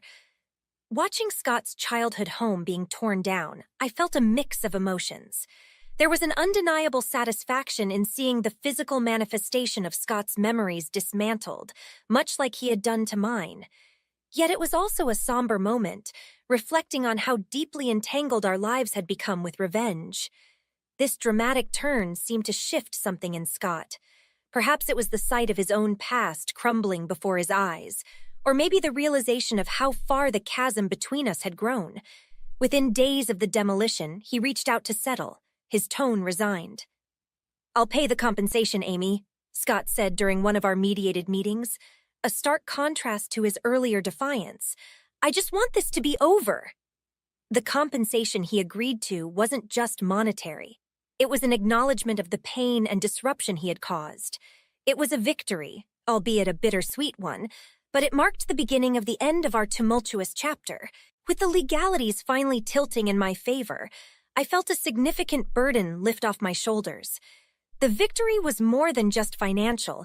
It was a restoration of balance, a signal that the scales of justice could indeed tip right, even in the face of deep personal betrayal. This resolution allowed me to close the book on this chapter of my life. As I stood watching the final pieces of Scott's house being cleared away, I realized that while the structures tied to our memories could be demolished, the strength we draw from surviving the ordeal remains intact. I was ready to move forward, to rebuild not just on physical land but within myself, a future defined not by the past's ruins but by the resilience and clarity gained through overcoming them.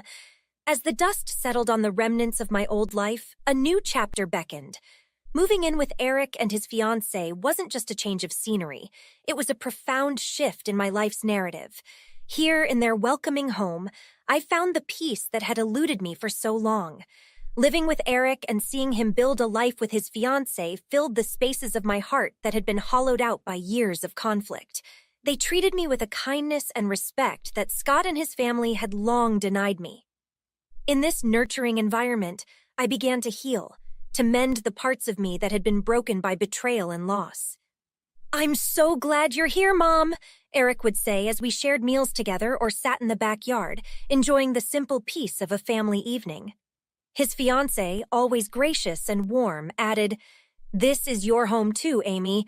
We're family." Their support was a balm, soothing the wounds of the past. It wasn't just the physical proximity, it was the emotional availability, the open hearts with which they accepted me into their lives. This contrasted sharply with the isolation I had felt in my marriage, where my presence had often seemed more a burden than a blessing.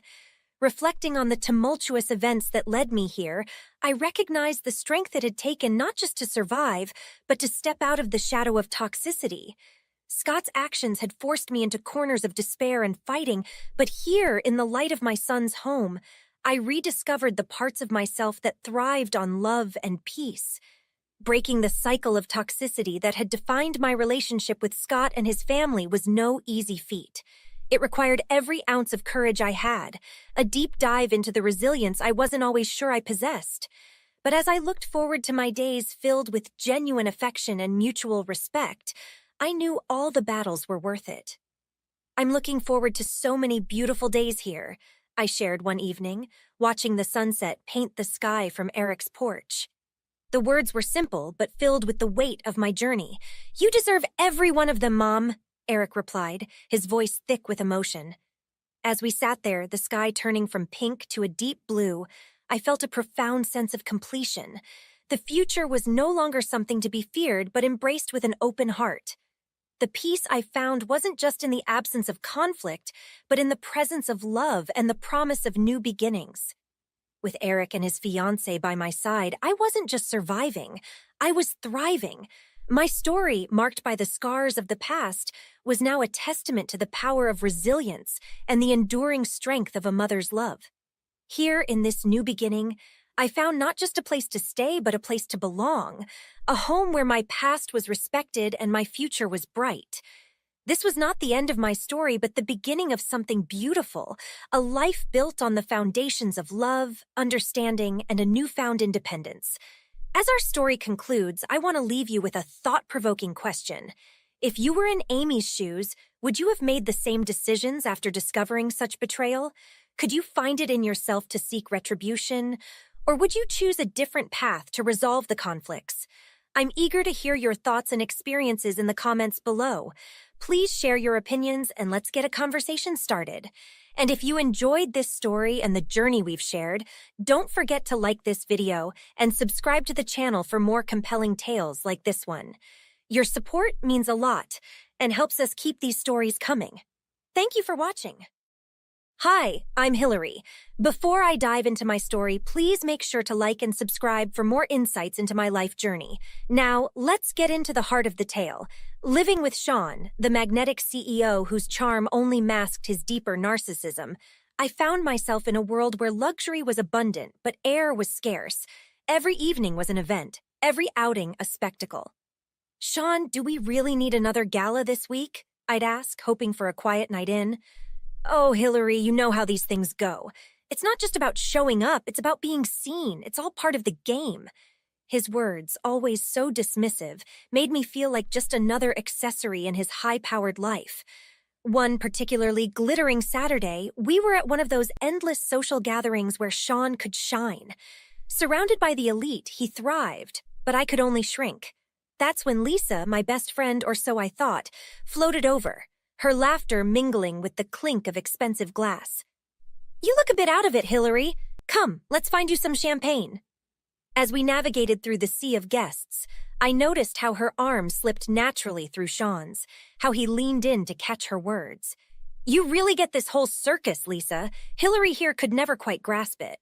Feeling like a spectator in my marriage, I tried to dismiss the growing pit in my stomach. "It's all just a bit overwhelming at times," I said, my voice nearly lost in the music. "You'll get used to it, Hillary. It's all about survival of the fittest," Lisa replied, her eyes sparkling a bit too brightly. Months rolled by, and the distance between Sean and me grew. I found solace in small things, quiet mornings in the garden, the rare days when Sean left for trips without me. But even those days were poisoned, knowing Lisa often accompanied him under the guise of business. One day I overheard him on the phone. "No, Lisa is the one who understands the stakes. She's not just hanging on my arm. She's walking alongside me. That's what I need." My heart sank as their laughter echoed through the sleek halls of our home. I realized then that I wasn't just living on the sidelines of Sean's life. I was barely in the game.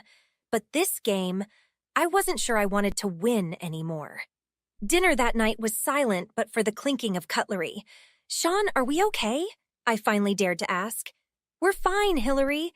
You just need to relax more. You're taking all this too seriously." His nonchalance stung, his words dismissing not just my concerns, but my very presence. As I lay in bed that night, the mansion felt more like a gilded cage. I knew something had to change. I needed to find my way out, not just for my peace, but for my very sense of self. It was then I began to plot my escape, not from just Sean, but from the life that was suffocating me under its glittering surface. "We need to talk about the Zurich account, and I can't find those figures anywhere. Hillary, have you seen them?" At the fundraiser that night, Sean's question was less about needing my help and more about signaling to Lisa and everyone else that I was just another piece of the scenery. "Actually, Sean, I haven't, but let me help you look." As I flipped through the documents, Sean laughed, a sound that seemed to fill the room. "You see, folks, always so helpful but never really knows what's going on, like an NPC in my game." The laughter that followed, from lips I had kissed and hands I had shaken, cut deeper than any sharp word Sean could have spoken. But it was Lisa's smirk, hidden behind her champagne glass, that turned the sting into something fiercer. The evening dragged on, the weight of Sean's words pressing down on me like the diamonds around my neck. I needed air, space, anything that wasn't this room. Escaping to the balcony, I leaned against the cool railing, trying to gather my scattered thoughts. What's a smart girl like you doing out here all alone? The voice belonged to Eric, a friend of Sean's from college, who had always been kind to me. His genuine concern was a balm to the evening's burns. Just needed a breath of fresh air. It gets a bit much in there. I can imagine, especially with Sean being, well, Sean. His words were a gentle nudge, an invitation to share more than just the cool night air. It's not just Sean, I confessed, the words tasting bitter. Lisa is in on it too. I think there's something going on between them. Hillary, I'm so sorry. I didn't want to say anything, but I think you should know there have been rumors. Lisa and Sean have been seen together a lot more than just at work. The confirmation shattered the last of my denial. The cool facade I had maintained all evening crumbled, and I allowed myself a moment to just feel the sting of betrayal. Returning inside, I found Sean and Lisa laughing over a shared joke, their heads close together, the picture of intimacy. My heart raced with a mix of hurt and anger. Sean, can we talk in private? Not now, Hillary. Can't you see I'm busy? His dismissive wave, the casual cruelty of it, was a slap across my face. That moment crystallized everything. The humiliation, the betrayal, it wasn't just tonight. It was every whispered phone call, every sudden business trip, every time Lisa had ever taken my place by his side. I walked away from them, from the laughter and the lies. I walked until the cool marble of our foyer felt like the tiles of a different world. I needed to think, to plan. If Sean and Lisa thought they could play me as a minor character in their drama, they were mistaken. Tonight, the game changed, and this time I was writing the rules. In the stillness of our opulent living room, the morning sun casting harsh lines across the marble, I found the courage to confront Sean. He was buried in paperwork, his forehead creased with unusual worry. "What's all this, Sean?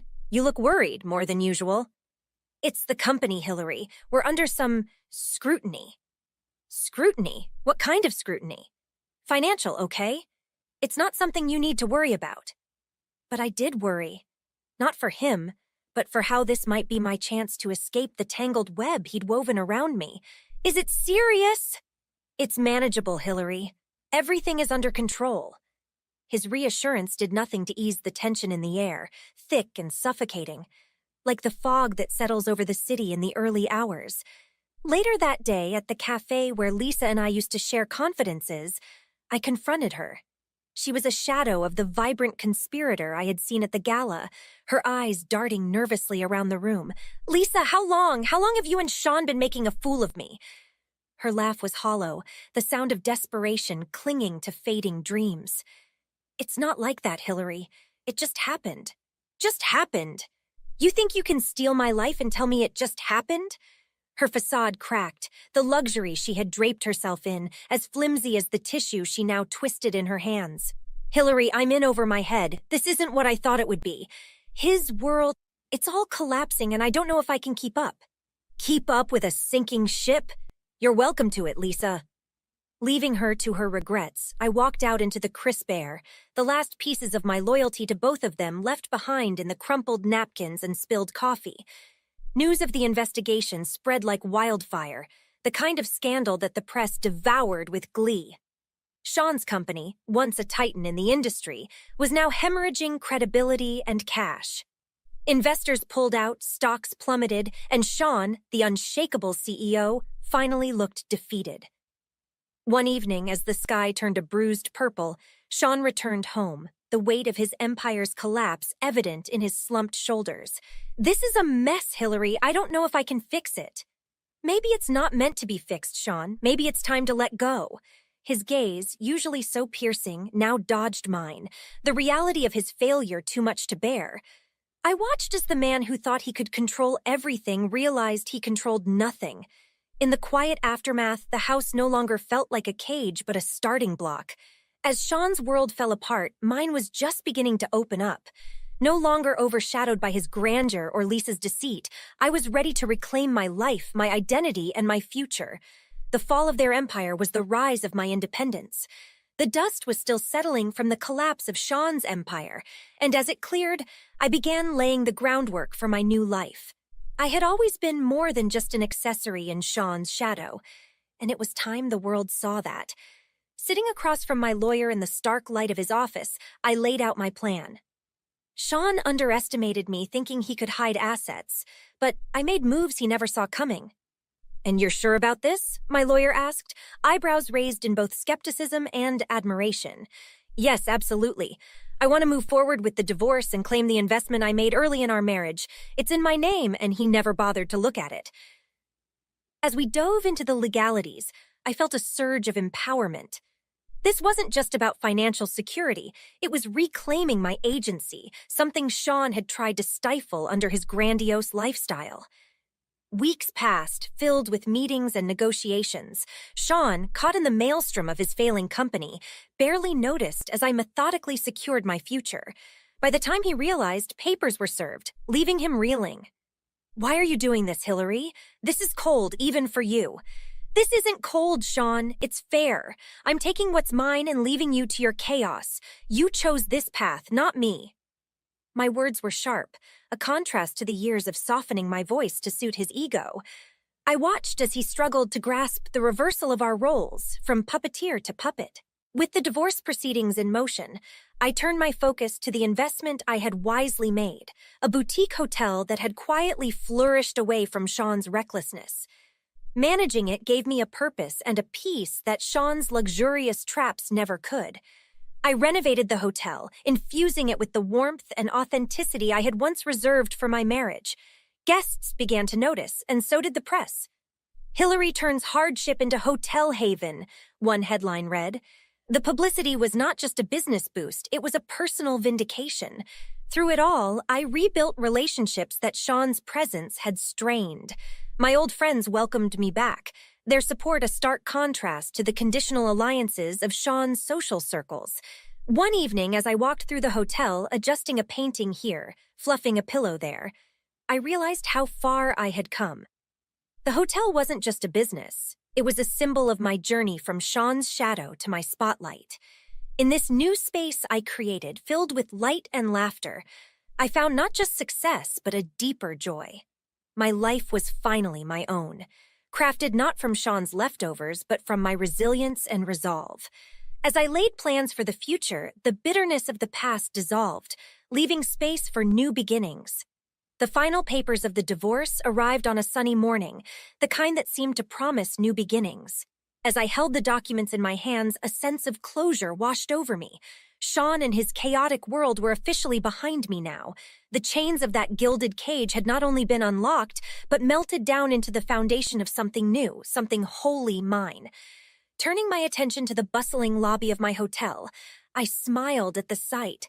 Families and couples laughing, business people nodding along to a successful meeting. It was a microcosm of life, vibrant and ever-changing. This hotel, once just an investment, had become a refuge, a place where I could channel my passions and creativity without restraint. News of Sean's bankruptcy had made its way through the grapevine. His empire, unable to withstand the scrutiny and the debts, had crumbled. Meanwhile, Lisa, who had once held herself so high, now found the doors of high society shut in her face. The alliances she had depended on dissipated when the money evaporated, leaving her adrift in a reality she was ill-prepared to navigate. As I walked through the newly renovated halls of my hotel, each piece of decor, each smiling employee, reinforced the contrast between my thriving environment and the ruins of Sean's making. I had not just survived, I had thrived, building a life rich in community and purpose.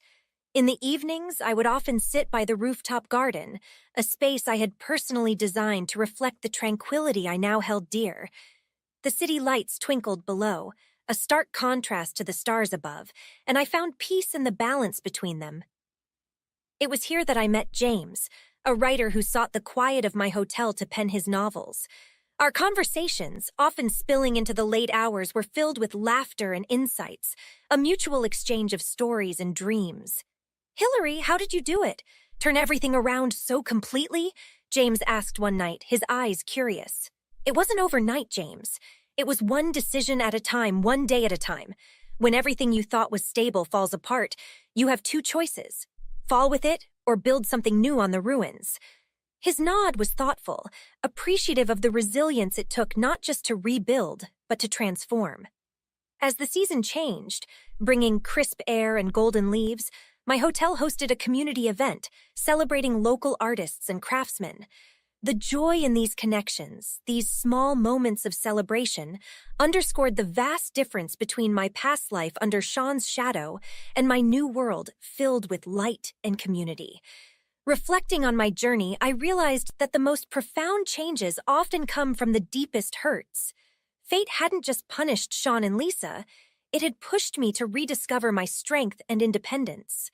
Looking ahead, I saw not a horizon marred by the storms of the past, but one illuminated by the promise of new adventures, new stories. The future was mine to shape, and it was filled with endless possibilities.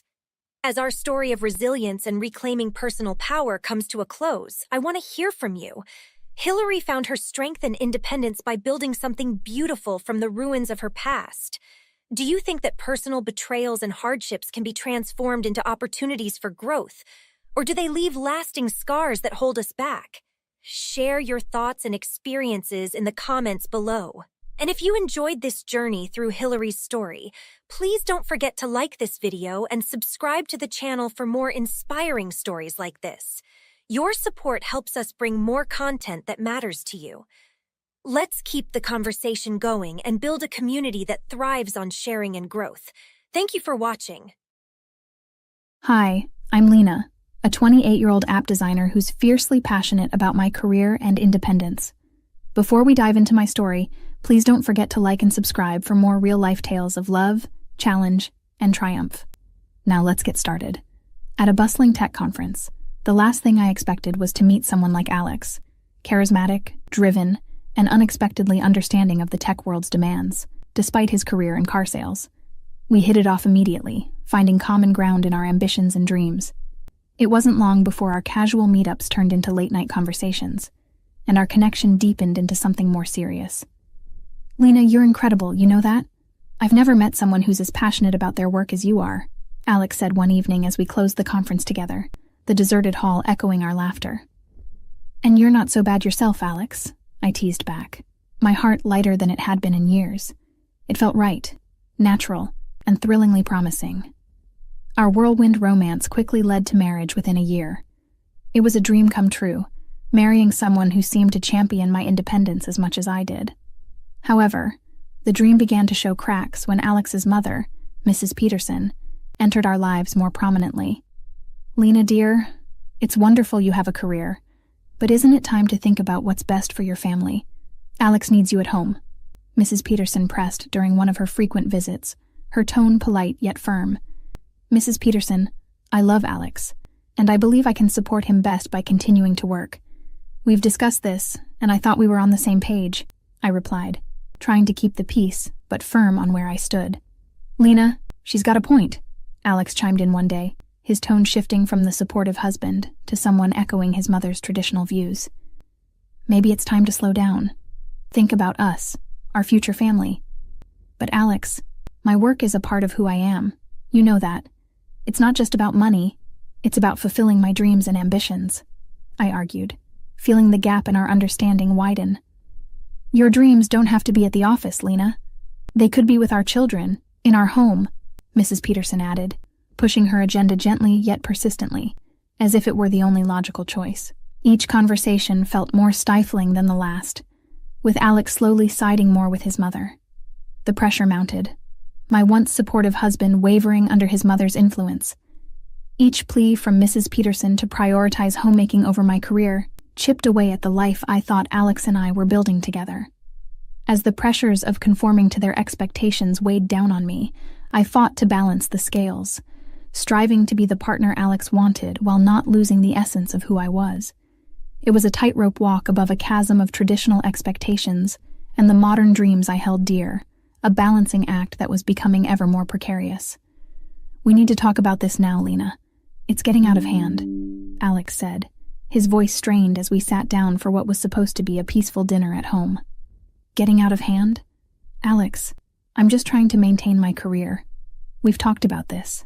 "I don't understand why it keeps coming up," I replied, setting down my fork, my appetite gone. "Lena, a family needs a mother at home. That's how I was raised. That's how we should raise our kids," Alex insisted, echoing Mrs. Peterson's words from earlier in the day when she had visited, once again lamenting my late hours at the office. "Your mother isn't raising our children, Alex. We are, or at least we should be deciding this together, not just following old scripts." "Old scripts? Lena, this is about having a stable home.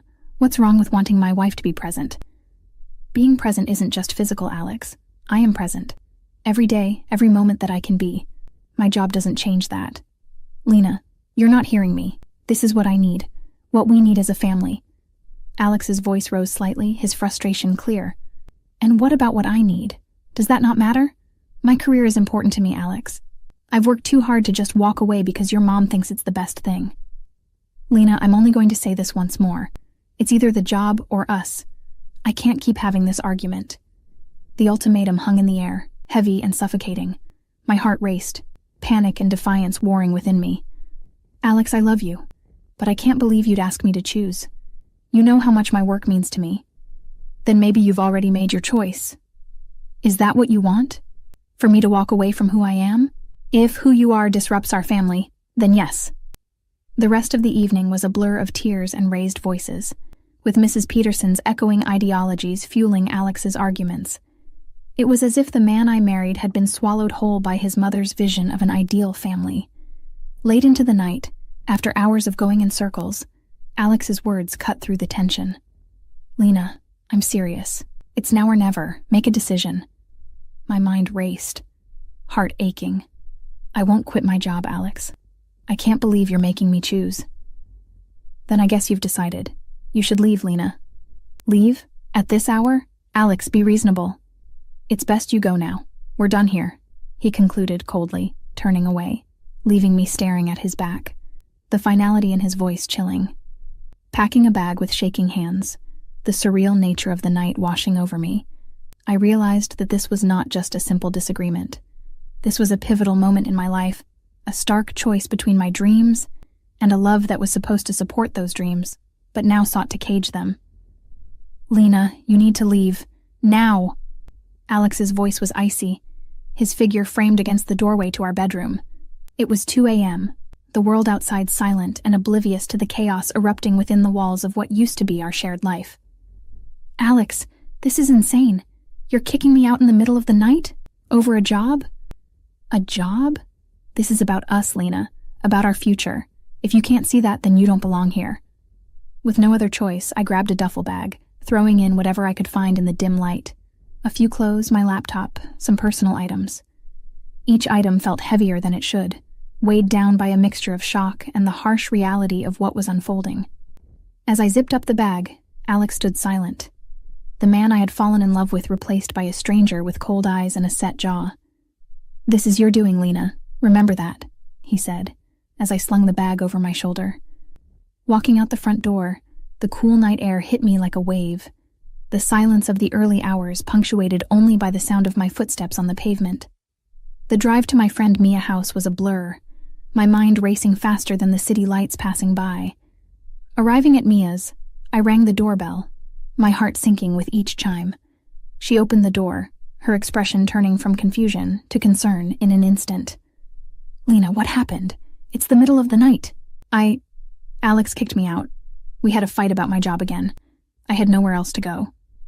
Mia led me inside, her home a warm haven from the cold rejection that had sent me here. The events of the night replayed in my mind. He said a good wife would prioritize home over career. That I made my choice. "Lena, that's ridiculous. You're incredible at what you do.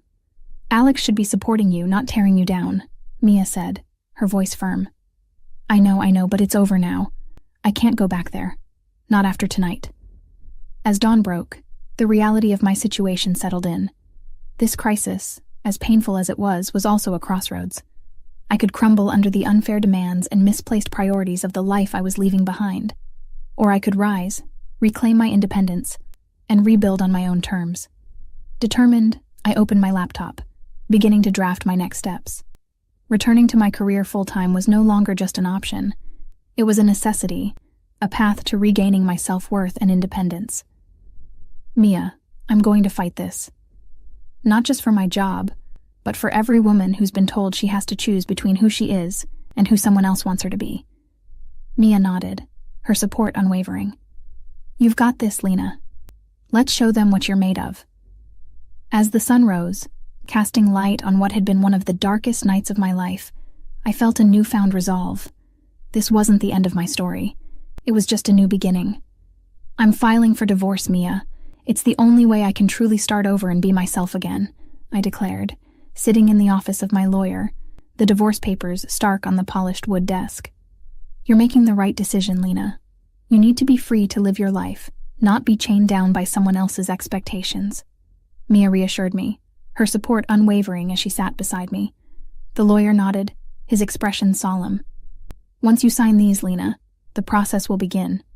Are you sure about this? More sure than I've ever been about anything, I replied, taking the pen and signing my name with a firm hand.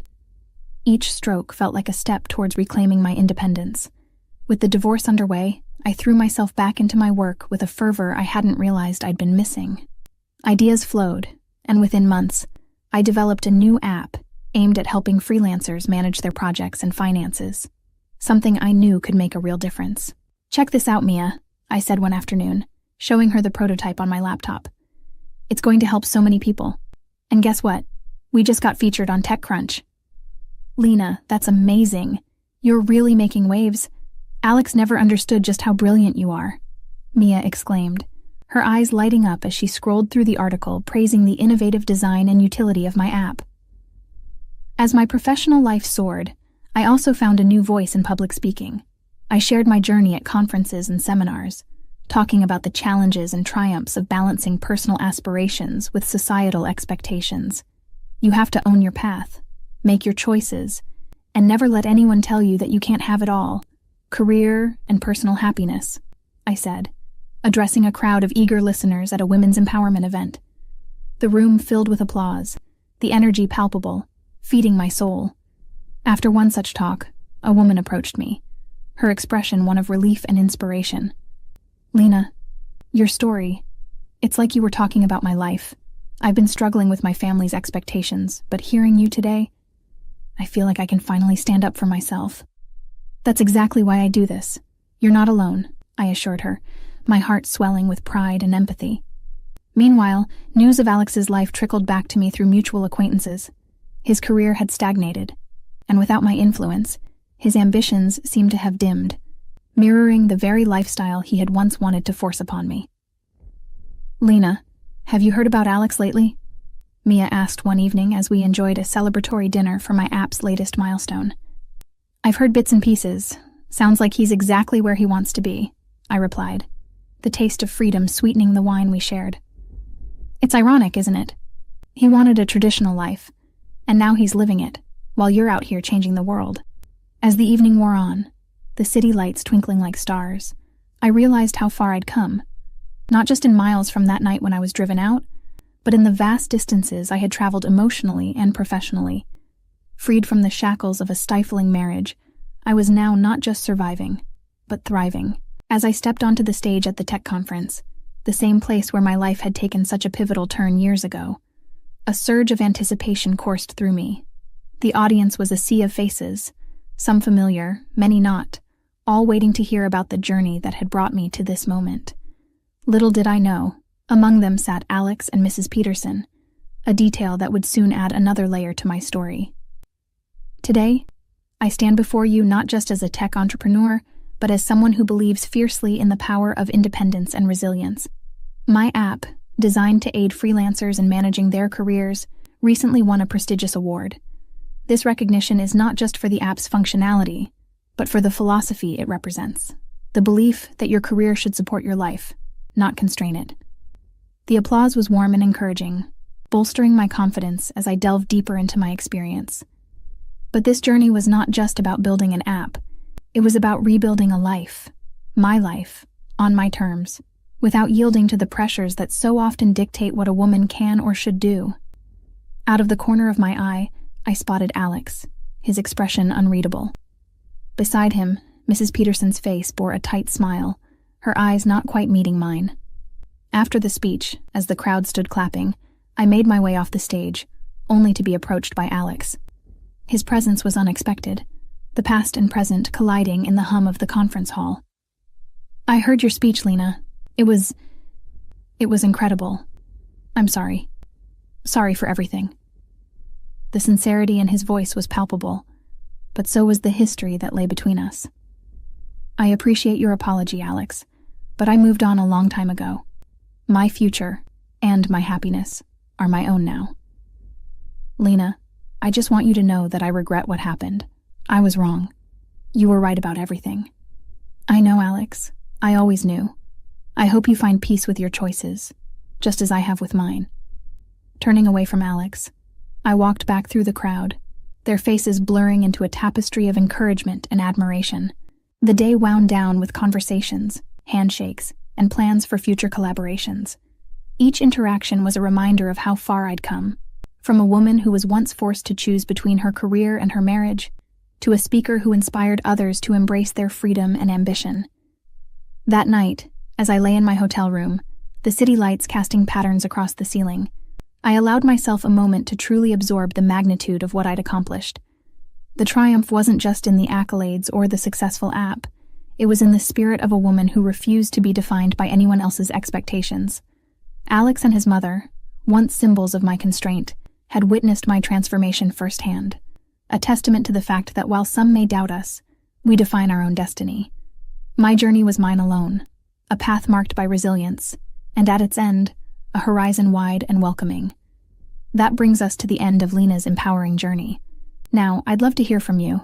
Should personal fulfillment and career ambitions take precedence over traditional family expectations? Is it possible to strike a balance, or must one always choose one over the other? Please share your thoughts and experiences in the comments below. And if you enjoyed this story and want to see more, don't forget to like this video and subscribe to our channel for more thought-provoking content. Your engagement helps us keep these stories coming. Thanks for watching. Hey everyone, I'm Susan, a 25-year-old who just got engaged to the love of my life, Jeremy. Before I dive into our story, please make sure to like and subscribe for more tales from my life. Now let me take you back to the magical evening at Sunset Beach. Yes, that's where Jeremy proposed, and it was straight out of a fairy tale. The sky was a canvas of orange and pink hues, the waves gently lapping at our feet. Jeremy was nervous. I could tell by the way his hands shook slightly, but his voice was steady when he went down on one knee, the sunset painting his face in the warmest light. "Susan, will you marry me?" His words weren't just a question. They were the opening to our future together. Of course I said yes. I mean, who wouldn't? Fast forward through the tears of joy and the celebratory champagne, we were soon deep into wedding planning.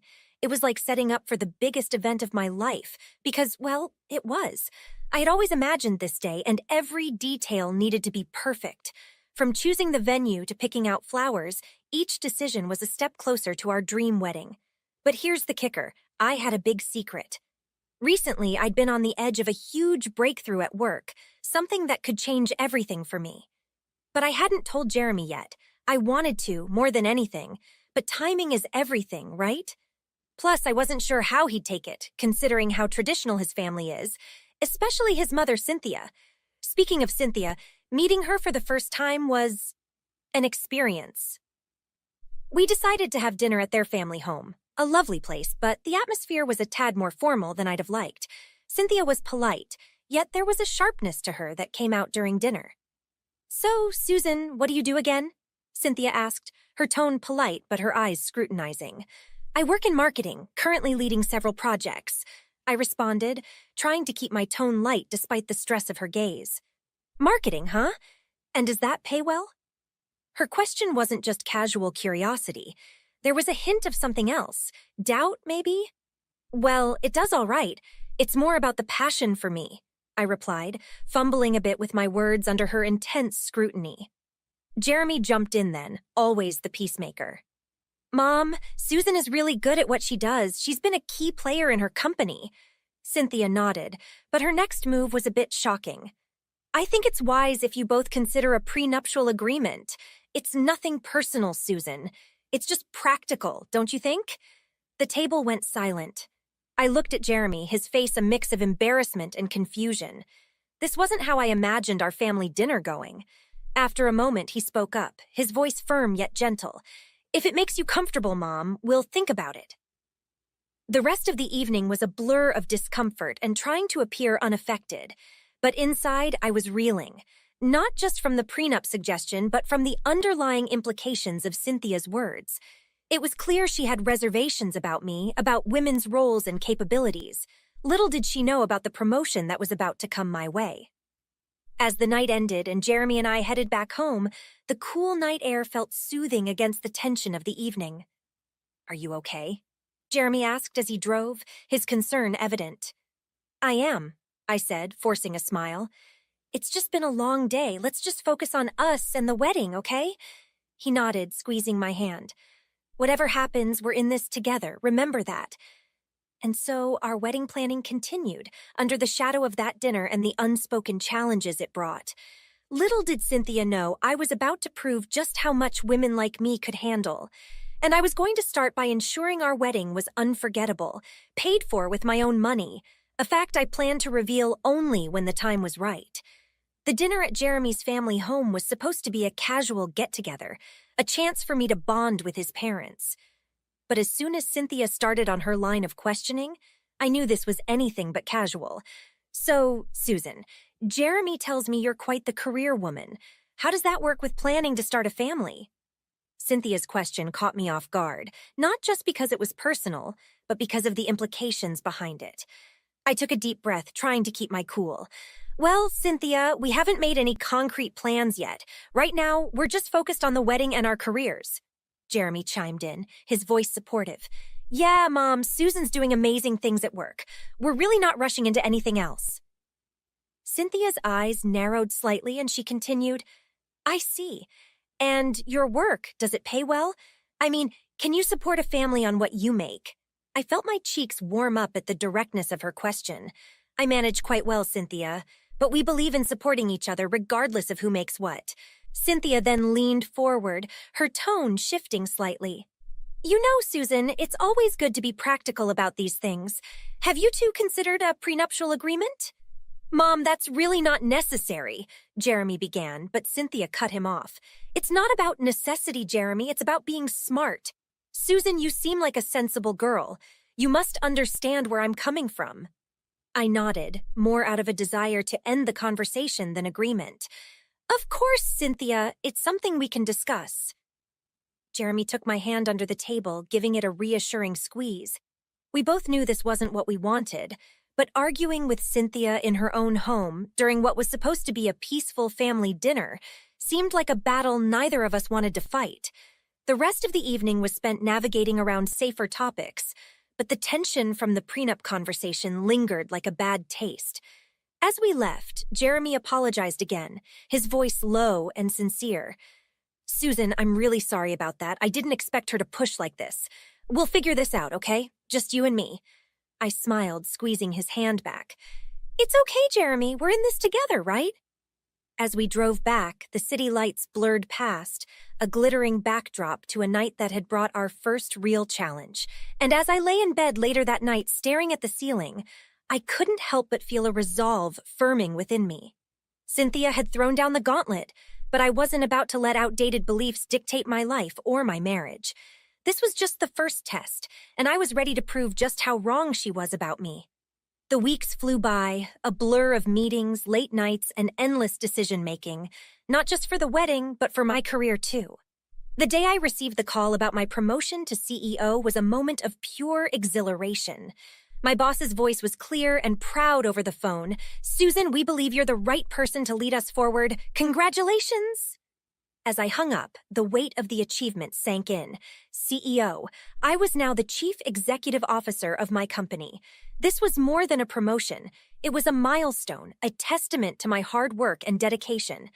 But amid the excitement, there was a twinge of anxiety. How would I share this with Jeremy? And more importantly, with Cynthia?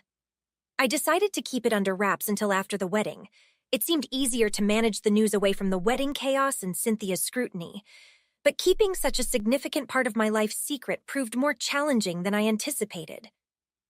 At home, Jeremy noticed my increased stress. "You seem distant, Susan. Is everything okay at work?" His concern was genuine, his eyes searching mine for a clue. I forced a smile, feeling the divide my secret was creating. "It's just the usual craziness, nothing to worry about." But the lie felt heavy on my tongue. As the wedding day neared, the secret became a silent companion, always there, reminding me of the growing gap between Jeremy and me. I spent my days toggling between being a CEO and a bride-to-be, each role demanding in its own right. At work, I was making decisions that affected hundreds of employees. At home, I was choosing table settings and floral arrangements.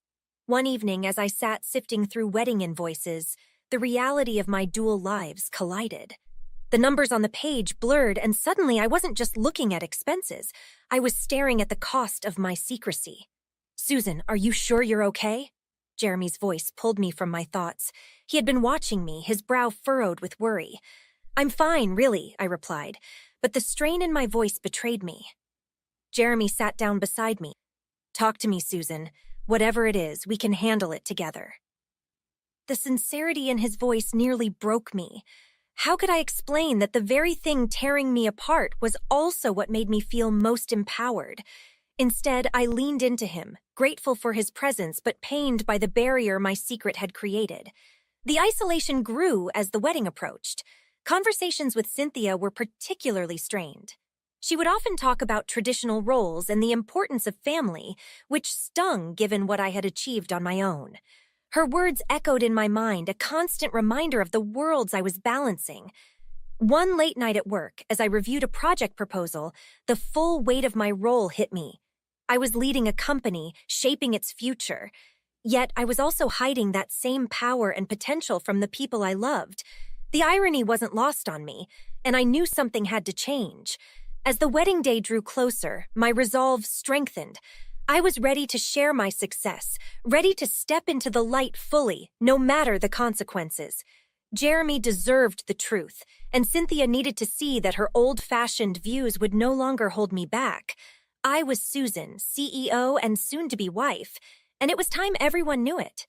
The morning of the wedding was a flurry of silk and roses, laughter echoing through the bridal suite as my bridesmaids helped me into my dress. The gown was perfect, a cascade of lace and dreams, each detail a reflection of the joy I felt. Yet beneath the surface, nerves fluttered in my stomach, not just about the ceremony, but about the revelation that would come after. As I stood at the back of the aisle, my father beside me, I caught a glimpse of Jeremy at the altar. He looked dashing, his smile lighting up the room, and all my worries melted away. This was our day. A celebration of our love, and nothing would overshadow that. The ceremony was everything we had hoped for and more. Jeremy's vows were heartfelt, promising love and laughter in the years to come. My own vows echoed his sentiments, a pledge of support and partnership. When we finally kissed as husband and wife, cheers filled the air, and for a moment, all was perfect. But as the after-party began, the weight of my secret returned. The venue was beautifully decorated, each table adorned with flowers and candles, creating a warm, inviting glow. As I mingled with guests, their congratulations ringing in my ears, I knew the time had come to share my news. I glanced at Jeremy, who gave me a nod of encouragement. He had been the first to learn of my promotion earlier that week, and his support had only strengthened my resolve. Together, we approached the microphone, the chatter quieting as guests turned to face us. "Thank you, everyone, for being here today," I began, my voice steady despite the butterflies in my stomach. "This day has been a dream come true, and I'm so grateful to share it with all of you."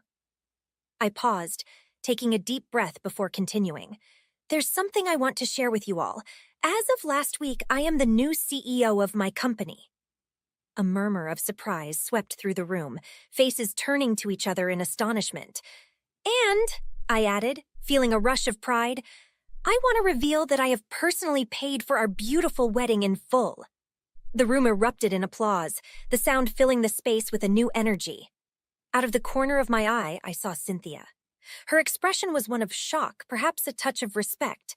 I continued, I share this not to boast, but to express my commitment not only to my marriage, but also to my professional life, which empowers me as an individual.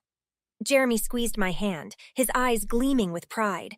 Susan is an incredible woman, and I am beyond proud to be her husband. Today is just the beginning of what we can accomplish together.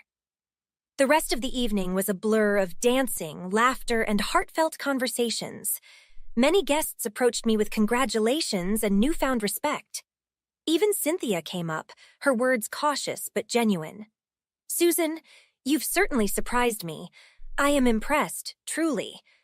As the night drew to a close, Jeremy and I shared a dance under the string lights, the music a soft melody around us. You did it, he whispered, his voice full of love and admiration. I did, I replied, leaning my head against his chest, and we did it together.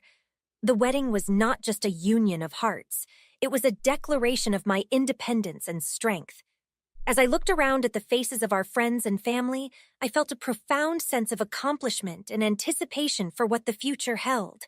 Tonight, I had risen above the expectations and proved that I was not just a bride, but a leader. And this was only the beginning. The days following the wedding were filled with a serene kind of joy. Jeremy and I returned from our short honeymoon, a blissful escape to a cozy cabin in the woods, and we were eager to start our new life together. But we knew that part of moving forward meant addressing the dynamic with Cynthia. It wasn't long before we invited Cynthia over for dinner at our place, a gesture to bridge the gap and perhaps mend the strain of the past months. As she walked through our door, there was a cautiousness in her step, an uncertainty that hadn't been there before. The evening started with light conversation, the usual pleasantries exchanged over a meal I had prepared. But as we moved to the living room with our coffee, Jeremy broke the ice. Mom, Susan and I wanted to talk about everything that's happened. We know it's been a lot to take in. Cynthia nodded, setting her cup down with a soft clink. Yes, it has. Susan, your announcement at the wedding, I must admit it took me by surprise. I met her gaze, finding a hint of something new in her eyes. I hope it was a good surprise, Cynthia. I didn't want to shock anyone, but I felt it was the right moment to share my achievements, to show how committed I am to supporting our family. Cynthia sighed, a long, thoughtful sound. It was more than a good surprise, Susan. It was a wake-up call for me.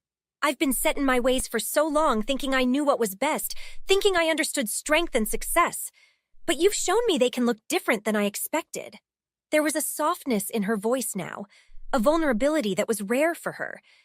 I was wrong to push for that prenup, wrong to doubt your intentions. You're not just a part of this family, you're leading it in your own way. Jeremy reached over, taking my hand. Mom, what Susan did was incredible, yes, but it's who she is every day that really makes me proud. She's my partner in every sense of the word. The room was quiet for a moment, the air filled with the weight of reconciliations. Cynthia finally broke the silence, her next words carrying a weight of sincerity. Susan, can you forgive an old woman for her stubbornness? I smiled, feeling the last of the tension melt away. There's nothing to forgive, Cynthia. Let's just focus on the future.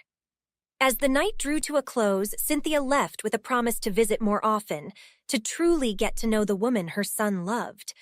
Jeremy and I watched her drive away, a sense of peace settling between us. That night, as we sat on our porch, wrapped in a blanket against the chill of the evening, Jeremy kissed my forehead. You handled everything so beautifully. I knew you were amazing, but you keep surprising me. I leaned into him, my heart full. We handled it together. That's how we'll always do things, right? He nodded, pulling me closer. Right, together. Reflecting on our journey, it was clear that our relationship had not just survived the challenges, it had thrived. We had navigated family tensions, personal revelations, and societal expectations, emerging stronger and more united than ever. This wasn't just the beginning of our marriage. It was the start of a deeper partnership, one built on mutual respect, love, and a shared vision for the future. As we looked ahead, I knew that no matter what challenges we might face, together, we could rise above them all. Now that our story has come to a close, I have a question for you all.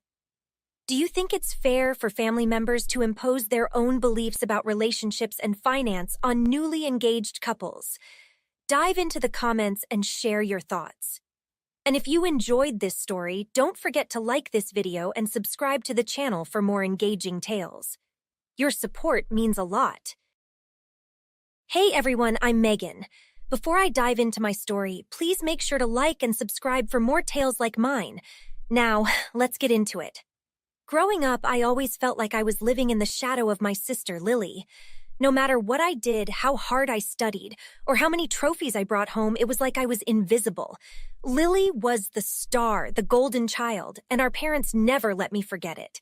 In high school, I was the top of my class and captain of the track team. You'd think that would earn me some praise, right? Wrong. Every dinner was about Lily's bakery projects or her weekend plans. If I dared to share something about my day, I'd get a patronizing, "That's nice, Megan," before the conversation snapped right back to Lily. It wasn't just annoying, it hurt. Deeply. To cope, I started to focus solely on my own life. I studied even harder, and when the time came, I landed a full-ride scholarship to college. My best friend's dad, seeing how things were at my home, offered to help with any additional expenses. He's been more of a father to me than my own ever was. One day while I was packing for college, my mom came into my room. She had that look on her face, the one she uses when she wants something. "Megan, we need to talk," she said, sitting down on the edge of my bed. "What is it?" I asked, keeping my eyes on my packing. "It's about Lily," she started. "Her bakery isn't doing well, and we've had to take some financial risks to keep it afloat." I zipped my suitcase and faced her. "What does that have to do with me?" "We've taken out a third mortgage on the house," she confessed, "and we're struggling to make ends meet. We need you to reconsider your scholarship. Maybe stay home and help out with the family business." I couldn't believe what I was hearing.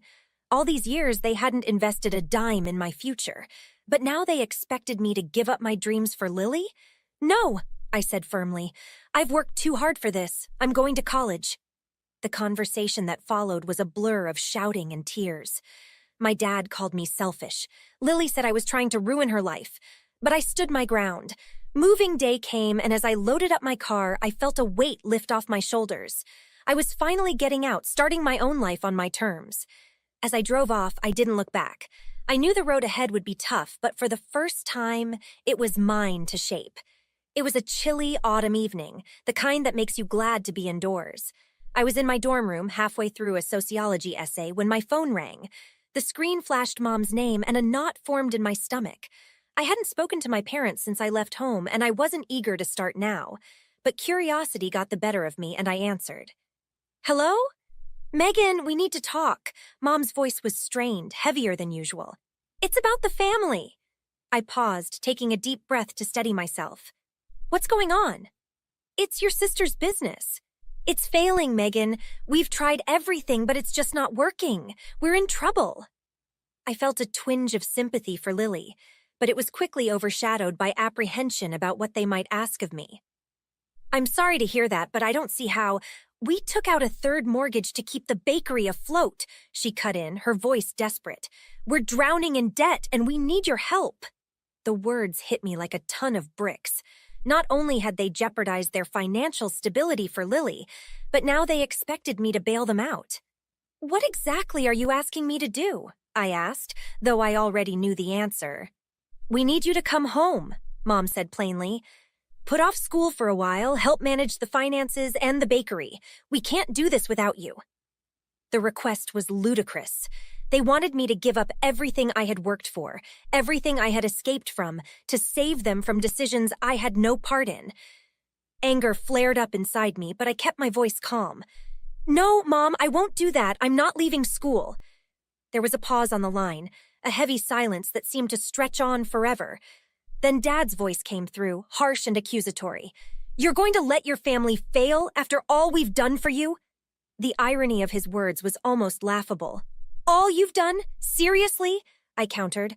I'm on a scholarship, Dad. One I earned without any help from you. I've made it clear where I stand. Mom tried again, her voice softer this time. Megan, please, think of it as helping your sister. You wouldn't want her to suffer, would you?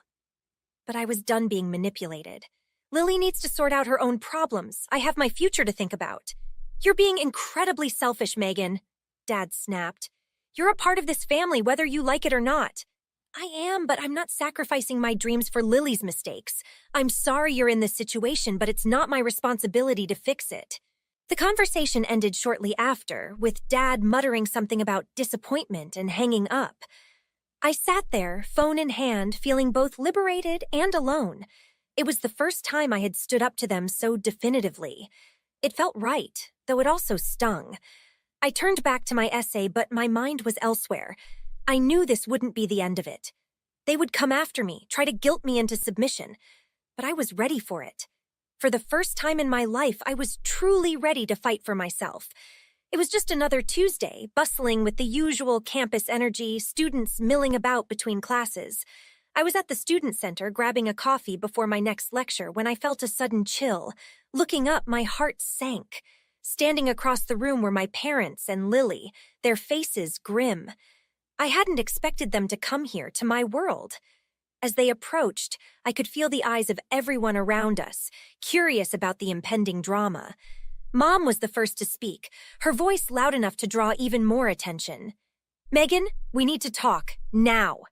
Taking a deep breath, I stood my ground. We can talk, but I'm not changing my mind. Dad's face was red with frustration. You're really going to embarrass us like this, in front of everyone?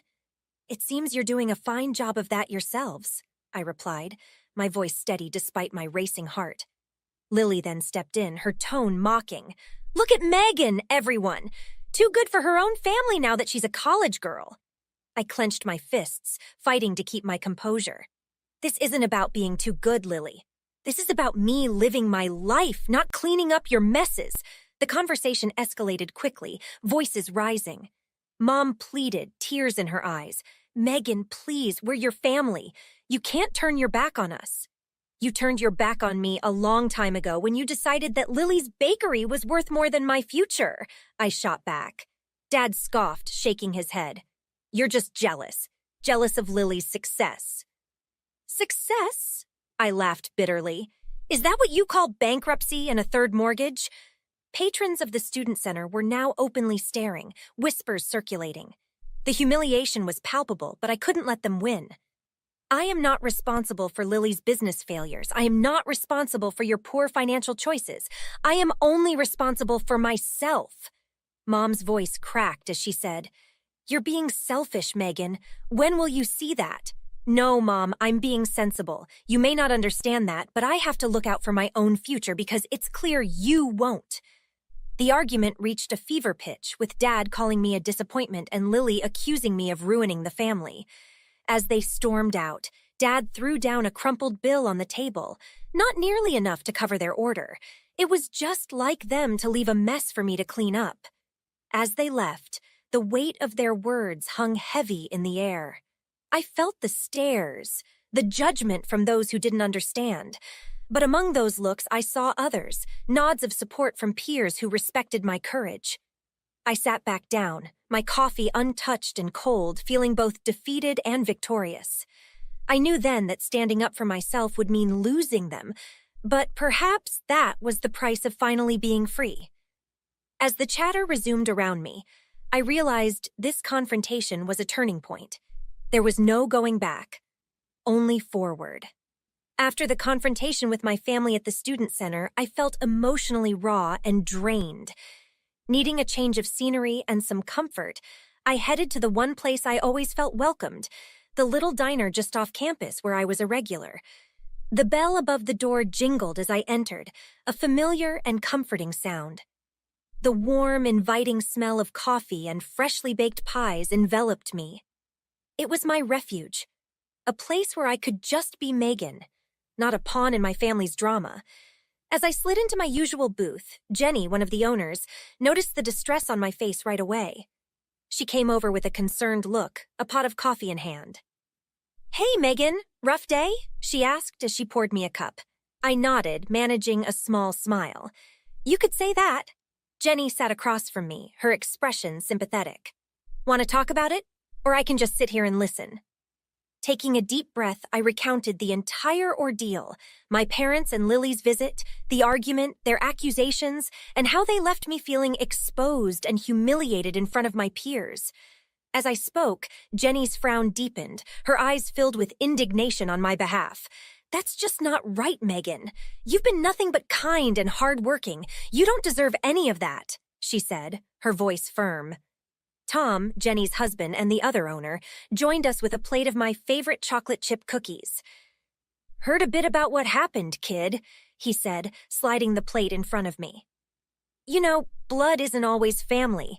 Sometimes it's the people who stand by you when the storm hits. His words, simple but earnest, struck a chord in me. Here were these two wonderful people who knew little of my personal life until now, showing more parental care and understanding than my own family had in years.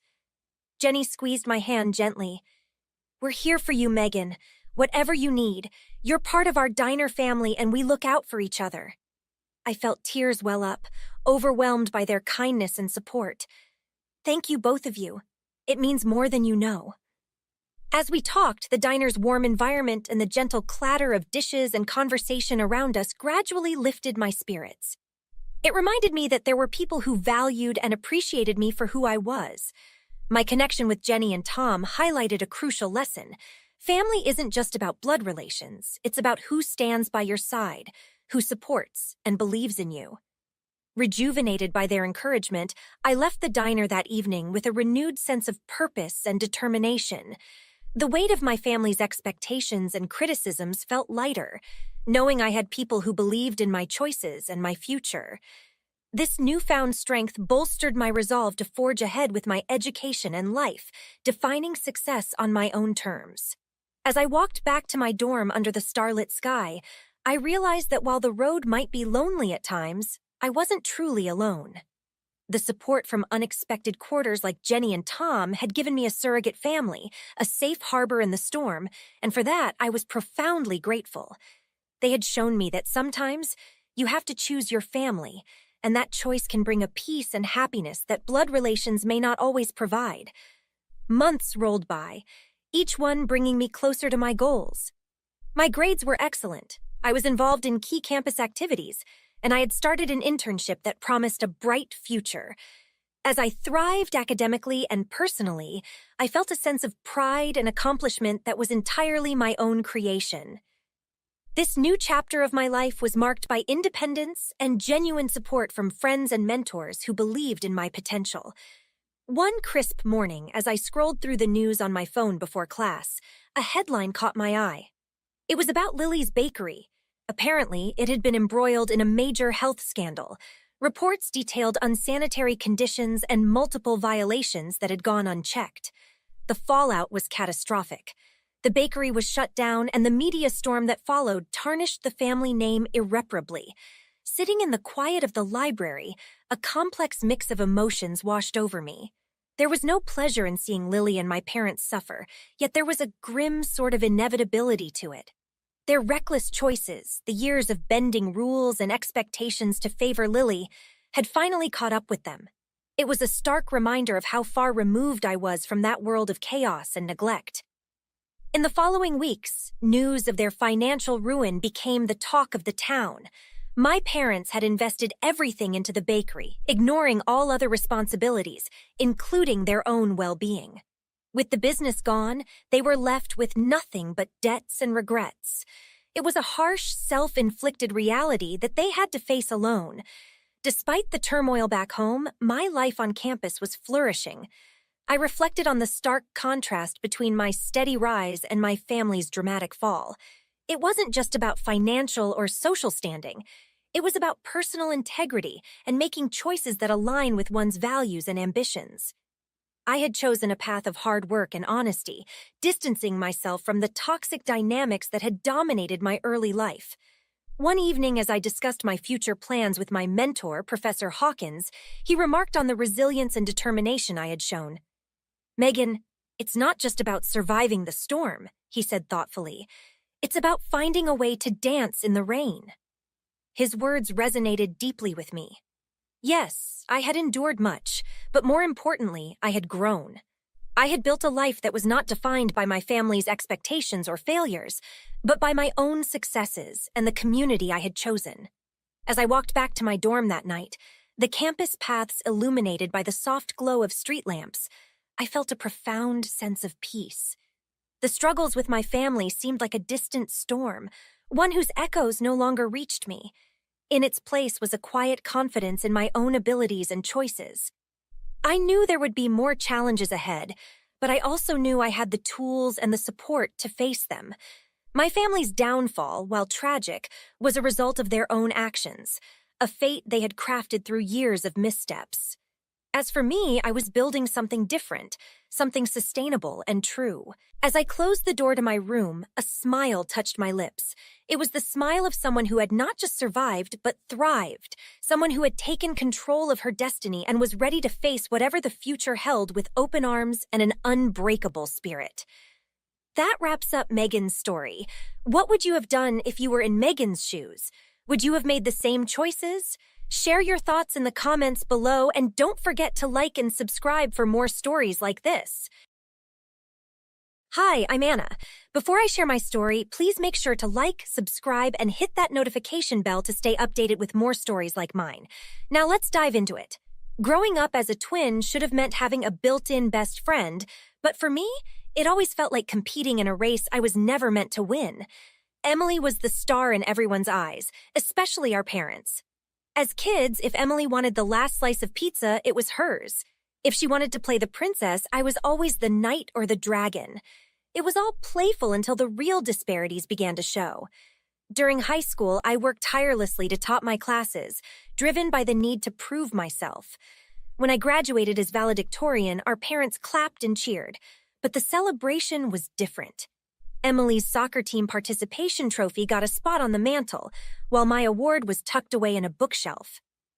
"You worked so hard, Anna. We're proud of you," they'd say.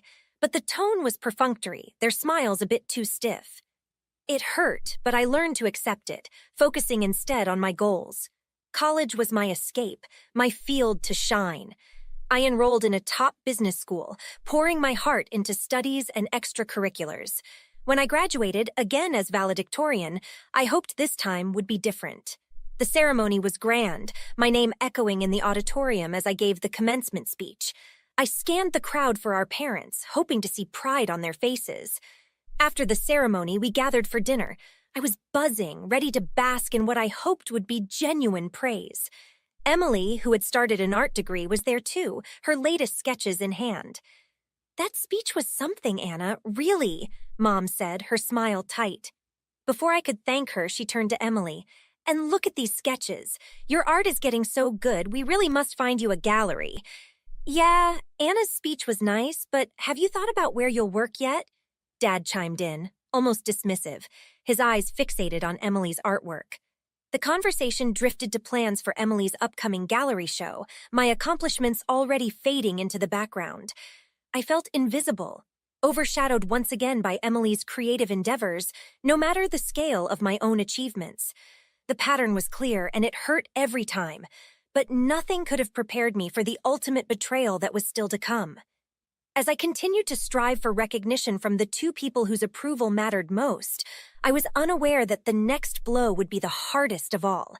I had spent the past year pinning down every detail of what was supposed to be the happiest day of my life, my wedding.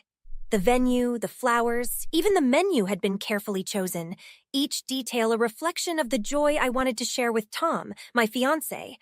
To fund this dream, I had saved diligently, knowing my parents held the account to keep it safe until the big day. It was during a casual visit home, as we discussed wedding plans over dinner, that I mentioned the budget.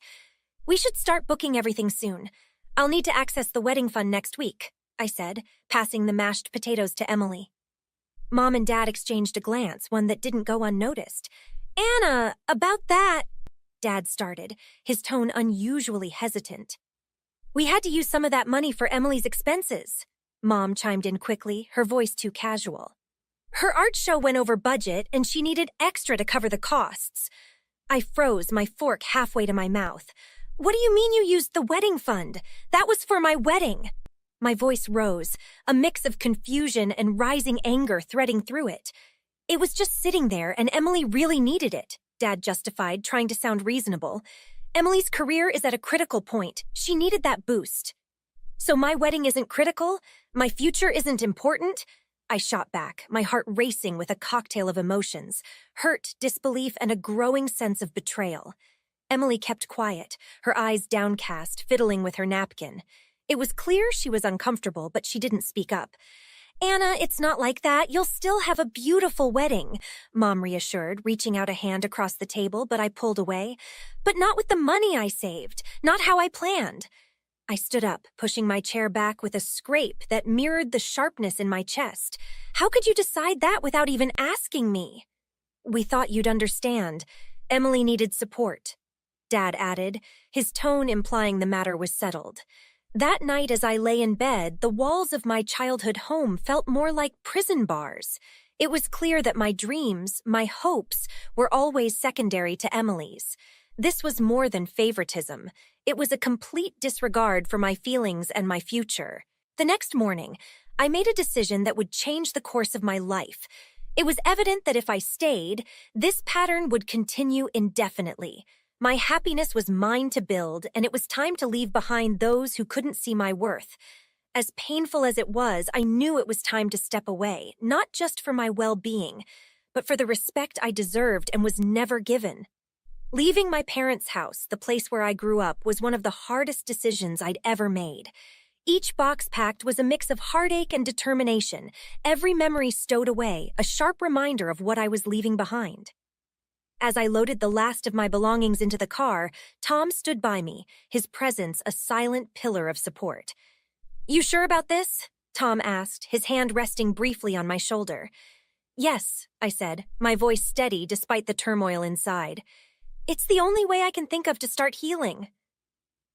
The drive to our new apartment was quiet, the city's familiar sights passing by in a blur. This wasn't just a physical move, it was an emotional shift, a step towards reclaiming my own identity. Our new place was smaller, but it was ours. No shadows of Emily, no silent judgments, just a space waiting to be filled with new memories, ones that Tom and I would create together. Unpacking, I found the old photo album from our college days, and as I flipped through it, I realized how much of myself I had suppressed to avoid the pain of being the less favored twin. In the following weeks, I threw myself into my work. My career in marketing, which had always been my pride, now became my sanctuary. With each successful project and each client meeting, I felt my confidence returning. My colleagues noticed the change too. "You're really shining, Anna," one remarked during a lunch break, and for once I believed it. As I built this new life, the pain of my family's betrayal didn't vanish overnight. There were moments of doubt, late nights where the old hurt crept in. But I had Tom, and I had friends who saw me for me, not as a secondary character in someone else's story. Deciding to sever ties with my parents was never about spite. It was about self-respect. It was about understanding that my worth wasn't tied to their approval.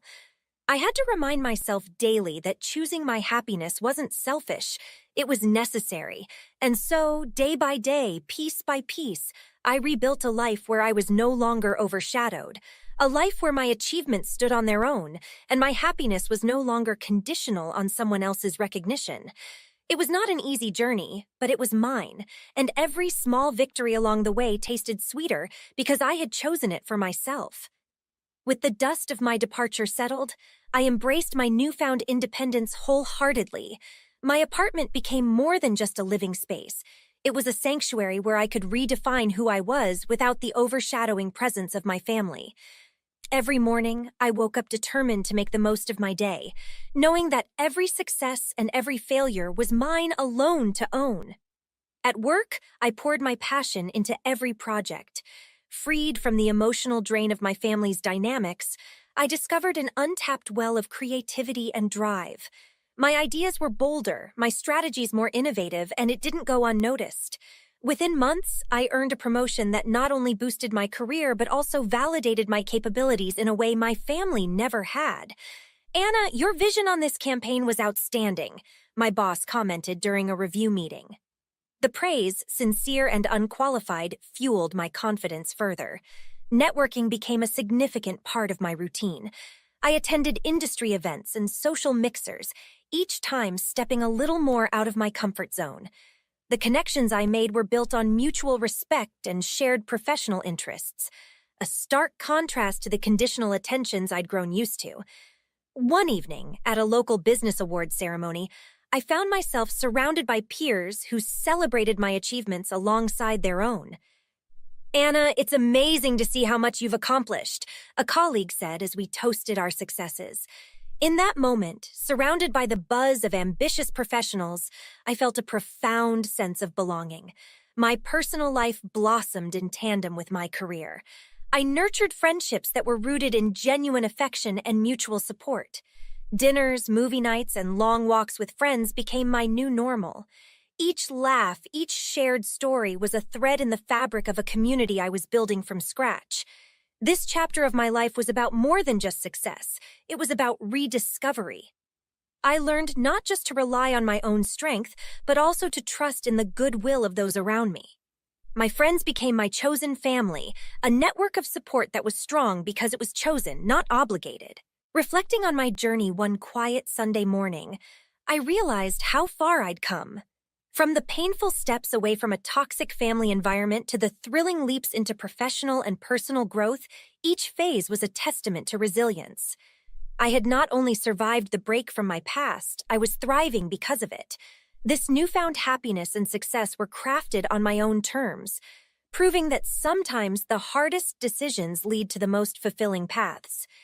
Years later, sitting in the comfort of my spacious, sunlit office, I often found myself pausing to reflect on the path that led me here. The walls, adorned with accolades and personal mementos, served as a testament to my journey, a journey marked by both profound loss and incredible growth. The office was quiet today, the hum of the city below merely a soft backdrop to my thoughts.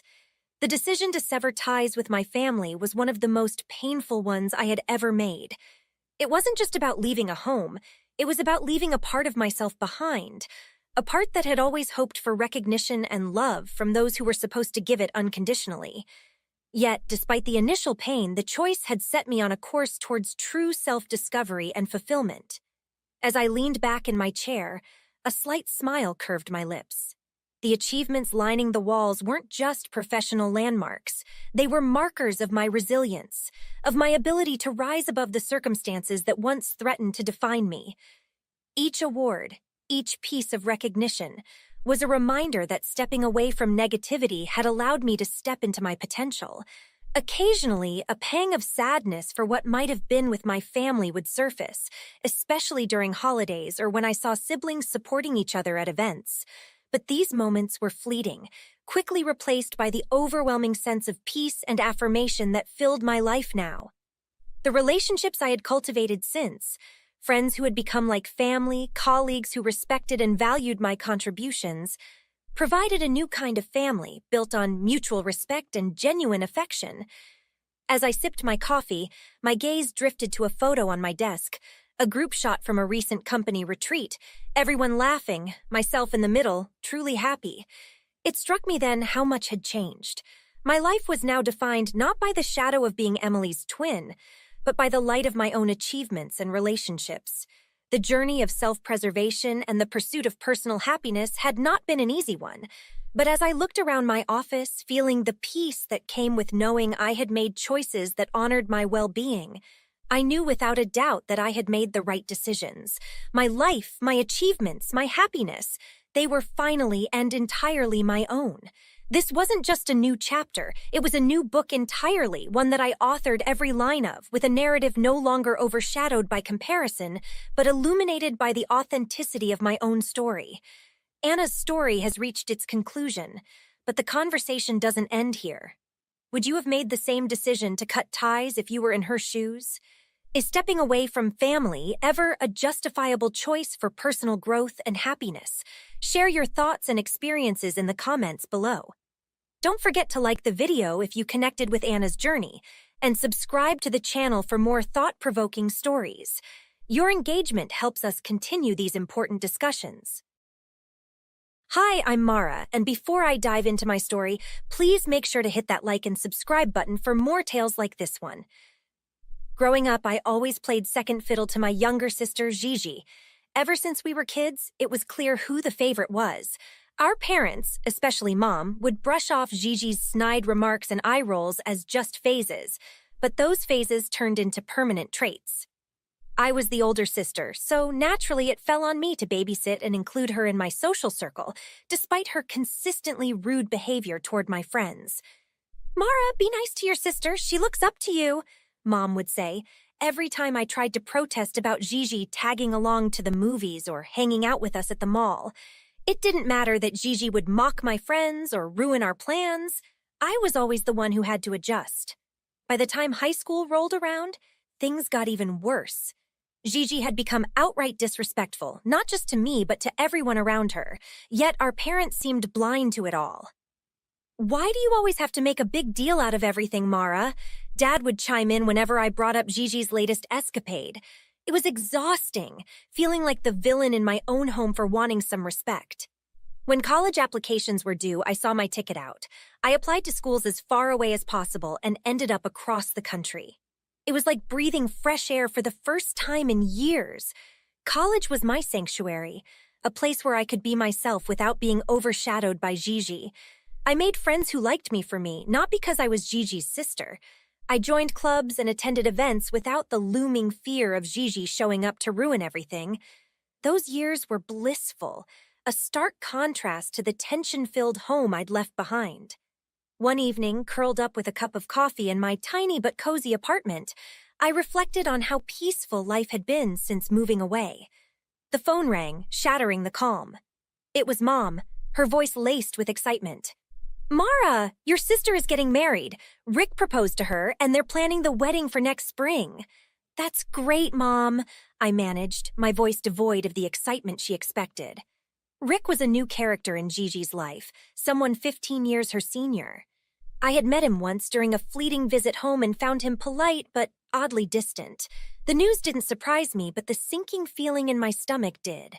Somehow, I knew this wedding was going to drag me back into the family drama I had worked so hard to escape. Mom's next words confirmed my fears. "We're expecting you to help out, you know. It'll be like old times." Old times. Just the thought made me want to hang up, but I held on to my manners. "Sure, Mom, let me know what Gigi needs help with." As we hung up, I couldn't help but feel the old resentments bubbling up. Gigi getting married wasn't just a celebration. It was a summons back to a role I thought I'd left behind. Little did I know, the real drama was yet to unfold. It wasn't long before I felt the impact of Gigi's wedding plans. One by one, my friends started texting me, their messages a mix of confusion and outrage. "Hey, Mara, just got my invite to Gigi's wedding. Weird, I didn't see your name on the guest list. What's up with that?" Jenna, one of my closest friends from high school, messaged me. I stared at my phone, a knot forming in my stomach. No invitation had come my way. It was clear. Gigi had deliberately excluded me from her big day, yet had the audacity to invite my friends. How was I supposed to respond? That I hadn't been invited to my own sister's wedding? Before I could craft a reply, another message popped up from Eric, a college buddy who'd endured Gigi's snark firsthand during his visits. "This has to be a mistake, right? Gigi invited me but not you? Something doesn't add up." The messages kept coming, each one adding weight to my growing disbelief and hurt. My friends, bless their hearts, were just as pissed off as I was. That's when Liz, ever the instigator and fiercely protective, called me. "We should do something about this. It's complete BS that she's excluded you," Liz said, her voice crackling with anger. "Yeah, but what can we do? It's not like I can just show up," I sighed, feeling defeated. "No, but we can. Listen, how about we all go in the most ridiculous outfits we can find? Make a little statement on your behalf," Liz proposed, a mischievous tone in her voice. I hesitated. The idea of stirring up drama at Gigi's wedding gave me pause. But then, the years of being sidelined, ignored, and now blatantly disrespected boiled over. "Do it," I said, a smile spreading across my face for the first time since the drama began. "Make it colorful. Make it loud. The plan was set. Over the next few weeks, my phone buzzed non-stop with updates and photos of the outrageous outfits. Jenna opted for a neon green suit complete with a top hat, while Eric found an old prom tux that looked like it had been attacked by a pack of highlighters. Liz topped them all by threatening to wear a wedding dress herself. As the wedding day approached, my nervous excitement grew. Part of me felt guilty for potentially ruining Gigi's day, but a larger part felt vindicated. This was not just about an invitation. It was about years of being made to feel like an outsider in my own family. The day after the wedding, my phone was off the hook. Videos and pictures flooded in showing my friends parading around the venue in their absurd outfits, drawing stares and whispers from the other guests. The sight of it was both hilarious and satisfying, yet I knew the fallout was going to be monumental. True to form, by that evening, I received a furious call from Mom. "Mara, what were you thinking? Your friends made a spectacle at Gigi's wedding. This is so like you, always trying to steal her spotlight," she accused, her voice sharp and unforgiving. "I had nothing to do with it, Mom. They did that on their own, upset that I was excluded," I tried to explain. But Mom was having none of it. The call ended with the same old feelings of frustration and alienation. No matter what I said, it was always going to be my fault in their eyes. But this time, I had a group of ridiculous, loyal friends who stood up for me, and that made all the difference.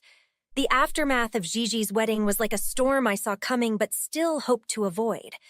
The morning after, my phone was a non-stop barrage of calls and messages.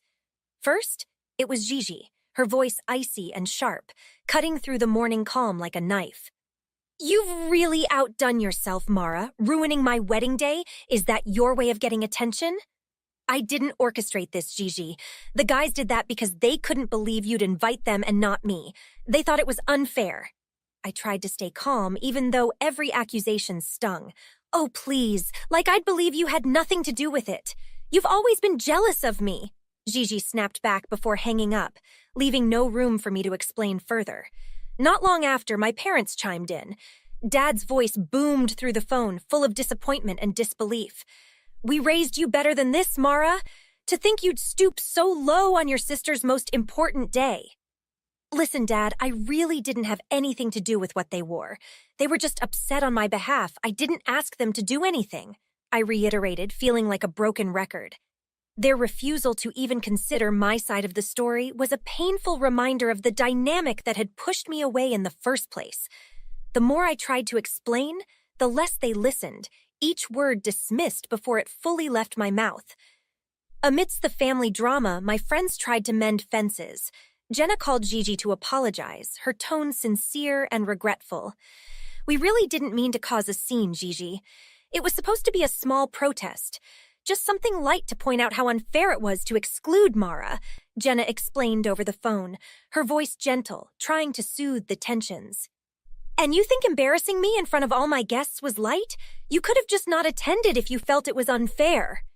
Gigi's response was harsh, her words laced with anger and no intent to forgive. As my friends relayed their unsuccessful apologies and the conversations they'd had with both Gigi and my parents, it became increasingly clear that no explanation or apology would change their minds. They had decided I was the villain in this narrative, no matter the facts. With each call and message, the estrangement deepened. The family I had hoped might one day understand and accept me instead pushed me further away, clinging to their version of the story. It was a harsh yet clarifying revelation. The support of my friends, who had shown more loyalty and understanding than my own family, was a small comfort amid the storm. As the days turned into weeks, the calls and accusations gradually subsided, replaced by a cold silence that spoke volumes. I was the outcast once more, but this time, I wasn't alone in my exile. My friends stood by me, their ridiculous outfits a bizarre but heartfelt symbol of their solidarity. Despite the fallout, their support helped me see that sometimes the family you choose is more of a family than the one you're born into. In the wake of the wedding fallout, the weight of my family's accusations and their unwavering support for Gigi pressed down on me like a heavy cloud. Their refusal to acknowledge any perspective but their own left me reeling. Yet something within me began to harden. It was a realization, cold and clear.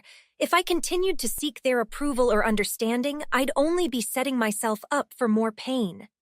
One quiet evening, as I sat looking through old family photos, the memories of laughter and closeness felt like scenes from someone else's life. It pained me to think that beneath those happy snapshots was an undercurrent of favoritism and dismissal that had defined my relationship with my family for too long. I picked up my phone several times, thumb hovering over mom's and dad's contact names, wrestling with the guilt and obligation that came with the idea of distancing myself. But with each remembered accusation and each defensive scream of Gigi's, my resolve strengthened. Finally, I set the phone down, the decision clear in my mind. The next day, I met with my therapist, a wise and gentle presence who had helped me navigate much of my adult life's turmoil. As I explained the situation, her question cut through the fog of my emotions. "What do you need to do for yourself, Mara, to move forward from this?" The answer was both terrifying and liberating. I need to let go. I need to stop allowing their perception of me to define who I am. And so, I began the process of distancing. I sent a concise email to my parents and Gigi, expressing my decision to take some time apart from our relationship. I avoided accusations or rehashing the past. I simply stated my need for space to heal and grow. The responses were predictable. Pleas from Mom to reconsider, an angry reply from Gigi accusing me of being dramatic, and a sad note from Dad asking if I was sure. Each response tempted me to dive back into the cycle of explanations and arguments, but I held firm. As weeks turned into months, the initial sharpness of the break dulled into a somber tranquility. I immersed myself in activities and people who uplifted me, rediscovering passions and interests I had set aside. Coffee dates with friends who had stood by me, quiet evenings with books that didn't judge, weekends exploring little-known hiking trails. Each moment built a new layer of peace and self-acceptance. The break from my family was not just a pause. It had become a profound shift in how I approached relationships and self-worth. It was painful and fraught with guilt, yet it was undeniably necessary. For the first time in a long time, I looked forward to the future, not as Mara, Gigi's sister, but simply as Mara, a woman whole unto herself. Months had passed since I made the difficult decision to step away from my family, and life had settled into a new, healthier rhythm. I was investing more in myself and in the relationships that truly supported and uplifted me. My partner, Alex, had been an incredible source of strength through everything. Together, we nurtured our bond, finding joy in the simple things like cooking dinners together and planning small weekend getaways. It felt like every day we were building a little more of our shared future, a stark contrast to the instability of my past familial ties. One lazy Sunday morning, as Alex and I lounged with coffee and the paper, a message pinged my phone. It was from Claire, a mutual acquaintance who had been at Gigi's wedding.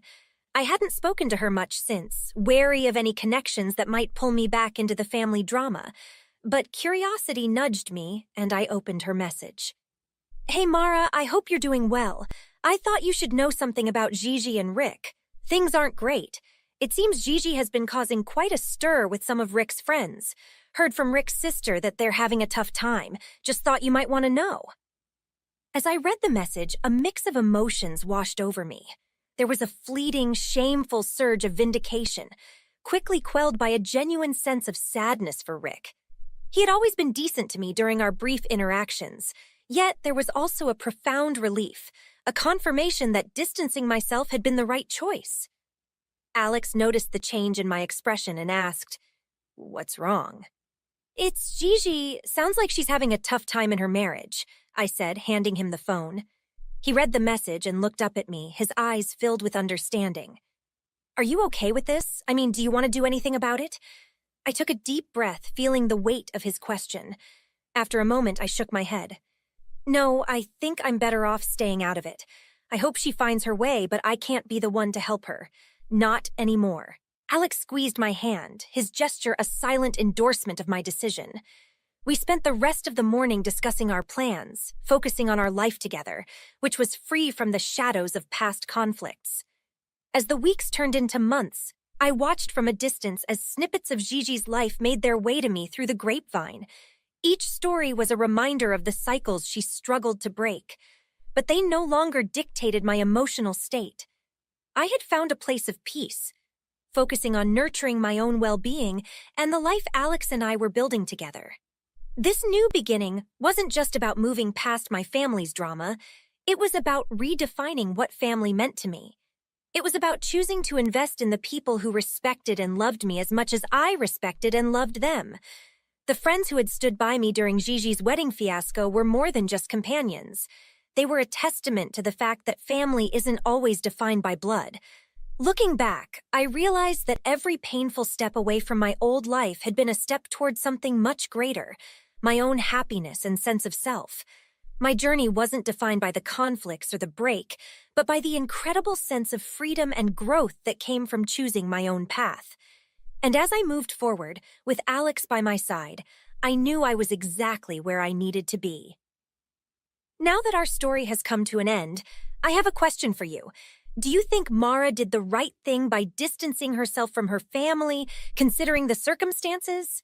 Could there have been a better way to handle the situation, or was stepping away the healthiest choice for her? Please share your thoughts and experiences in the comments below. We're looking forward to seeing different perspectives on this.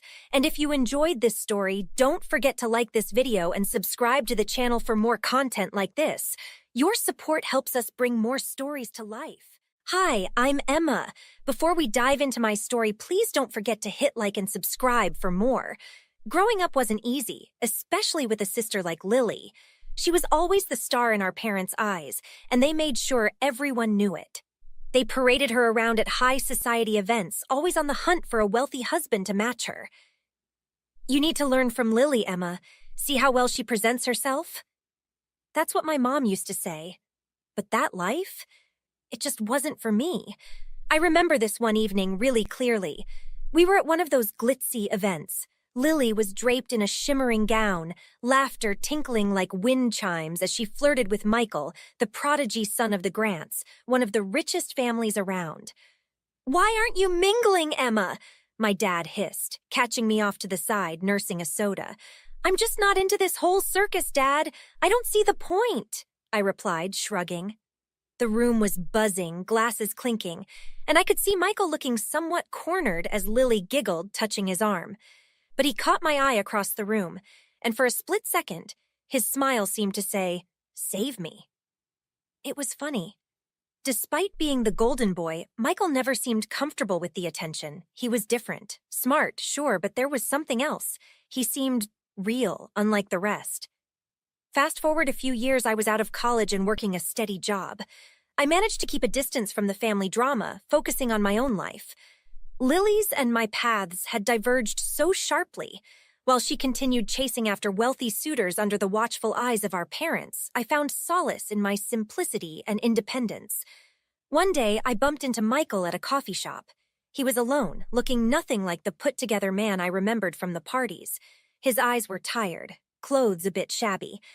"Emma, right? From those parties years ago?" he said, recognizing me almost immediately. "Yeah, that's me. You look different, Michael." He chuckled dryly. "Let's just say I've had a couple of rough years. Business went down, friends vanished, you know how it goes." We talked for hours that day. It turned out, after distancing himself from the high society, including my sister, he tried to start his own thing, which failed miserably. Left with nothing, he was practically living out of his car. Hearing this, something in me just couldn't walk away. "You know, I have a spare room, no strings attached. You can stay until you figure things out," I offered. He looked at me, a mix of surprise and relief washing over his face. "Why would you help me?" "Because everyone deserves a second chance, Michael, and maybe I believe you're not like the rest of them." That decision, to help Michael, it changed everything. We became roommates, and soon, best friends. Little did I know this was just the beginning of our story, one that would take us places I never imagined. Stick around and I'll tell you all about how things unfolded from there. Thanks for listening, and remember, hit subscribe for the next part of our journey. "So, this is it. Not much, but it's home," I said as I opened the door to the apartment, stepping aside to let Michael in. He surveyed the small living space with a weary but grateful expression. "You have no idea how much this means to me, Emma. Really, I can't thank you enough. It's no big deal, really. Just help with the dishes now and then, and we'll call it even. He chuckled, a sound that seemed to carry a mix of relief and disbelief. That night, we sat on the mismatched couches in the living room, sharing a cheap pizza I picked up on the way home. As we ate, Michael began to open up about what had led him to this point. The worst part wasn't losing the money, it's the friends, or those I thought were friends. The moment the ship started sinking, they were the first to jump off. I nodded, passing him another slice. People can surprise you, not always in a good way. Yeah, and family, well, they were more about the what will people say than how can we help. That's rough, but sometimes starting over is a chance to build something better, something real. He leaned back, eyes tracing the ceiling as if envisioning his future. I want to start another company. I've learned a lot from my mistakes, enough to know what not to do at least. What's stopping you? Right now, capital, a network, a place to work from. Say no more, you can set up right here. The second bedroom's been my storage space for ages. It's yours if you want it. His eyes lit up, a spark of the old Michael returning. You're serious? As a heart attack, we'll make a workspace for you this weekend. Days turned into weeks. The second bedroom transformed into a bustling hub of activity. Michael was relentless, his old business acumen kicking in, but this time tempered with a cautious humility he had learned from his fall. One evening, as I was wrapping up some work at the dining table, he walked over with 2 glasses of wine, handing me one. To new beginnings, he toasted, a smile touching his lips. To new beginnings, I echoed, clinking my glass with his. We spent countless nights brainstorming, planning, sometimes arguing over strategies. Michael was determined to make his new venture work, and I found myself caught up in the excitement of it all. It was exhilarating, working alongside someone so driven, so passionate about his dreams. Emma, you're not just giving me a room. You're giving me a chance to redeem myself, to prove that I'm not defined by my lowest moment. And you're proving it every day, Michael. We're in this together now. As Michael's business began to take shape, I saw a new confidence in him, a far cry from the broken man I had found outside the coffee shop. But it wasn't just his career that was changing. Our relationship was evolving too, from friends to collaborators, and perhaps to something more. The office buzzed with the hum of computers and the occasional click of keyboards as we worked side by side, the small space filled with the energy of our newfound venture. Michael had just closed another significant deal for our tech startup, his face alight with the success that seemed to be growing by the day. Another partner on board! We're actually doing this, Emma. It's happening! Michael exclaimed, barely able to keep the excitement from his voice. I knew you could do it, I replied, my heart swelling with pride. We had come so far from the uncertain days of makeshift offices and secondhand furniture. In the evenings, our apartment became less of a crash pad and more of a home. Dinners were no longer just about refueling for the next round of work, but became moments to connect, share dreams, and laugh about the mishaps along the way. One quiet night, as we cleaned up after a simple meal of spaghetti and meatballs, Michael turned to me, his eyes serious. You know, all this... He gestured around to our modest living space that doubled as our startup's headquarters. None of it would have been possible without you. You believed in me when I couldn't. I leaned against the counter, watching him dry the dishes. I believed in us, Michael. From the moment you walked into my life again, I knew we were meant to do great things together. His smile was soft, tender. How about we make it official? Really official. The proposal wasn't with grand gestures or a sparkling ring. It was just us, in our kitchen, with the scent of tomato sauce still lingering in the air. Yes, of course, yes, I said, and the kitchen echoed with our laughter and the promise of future happiness. We married quietly, no fuss, no grand announcements. It was perfect, just the two of us and a couple of close friends. Keeping it a secret from my family wasn't just a choice, it was a necessity. The thought of them meddling in this pure part of my life was unbearable. As our startup grew, so did the attention it garnered. Offers to expand overseas began to pour in, and with each new proposal, the idea of leaving became more enticing. One evening, as we sat on our small balcony overlooking the city lights, Michael brought it up. Think about it, Emma. We could start fresh somewhere new, away from all the old ghosts and expectations. What do you think about Barcelona, or maybe somewhere on the coast of France? The thought of moving away, starting anew where no one knew our pasts, was liberating. I love it. Let's do it. Let's go somewhere where our past doesn't shadow our future. Plans were set in motion, documents signed, and belongings packed. We were not just moving away geographically. We were leaving behind old identities, old roles imposed by family dynamics that no longer served us. As our departure day approached, Michael looked around at the now empty apartment that had been our first real home together. "It's the end of an era," he said, a slight quiver in his voice. "It's the beginning of a new one," I corrected him, taking his hand in mine. Together. The excitement of the unknown, the thrill of new possibilities enveloped us as we boarded the plane. We were ready to embark on our new life, a life chosen by us, crafted by our dreams and hard work. The past, with all its shadows, was behind us, and ahead was a horizon bright with promise. Settling into our new life overseas was like a breath of fresh air. Michael and I had just started to explore the local culture, diving into our new community, when my phone buzzed with a call from back home. It was Mom. "Emma, darling, we heard about Michael's success. We are so proud of you both. We've missed you terribly. When are you visiting? We should celebrate."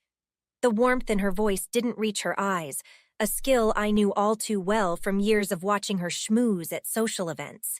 "Thanks, Mom. We're quite busy with the new setup here. I'm not sure when we'll be back." "Oh, but Emma, we really need to see you. And actually, your father and I were wondering if Michael could help us with a little financial hiccup.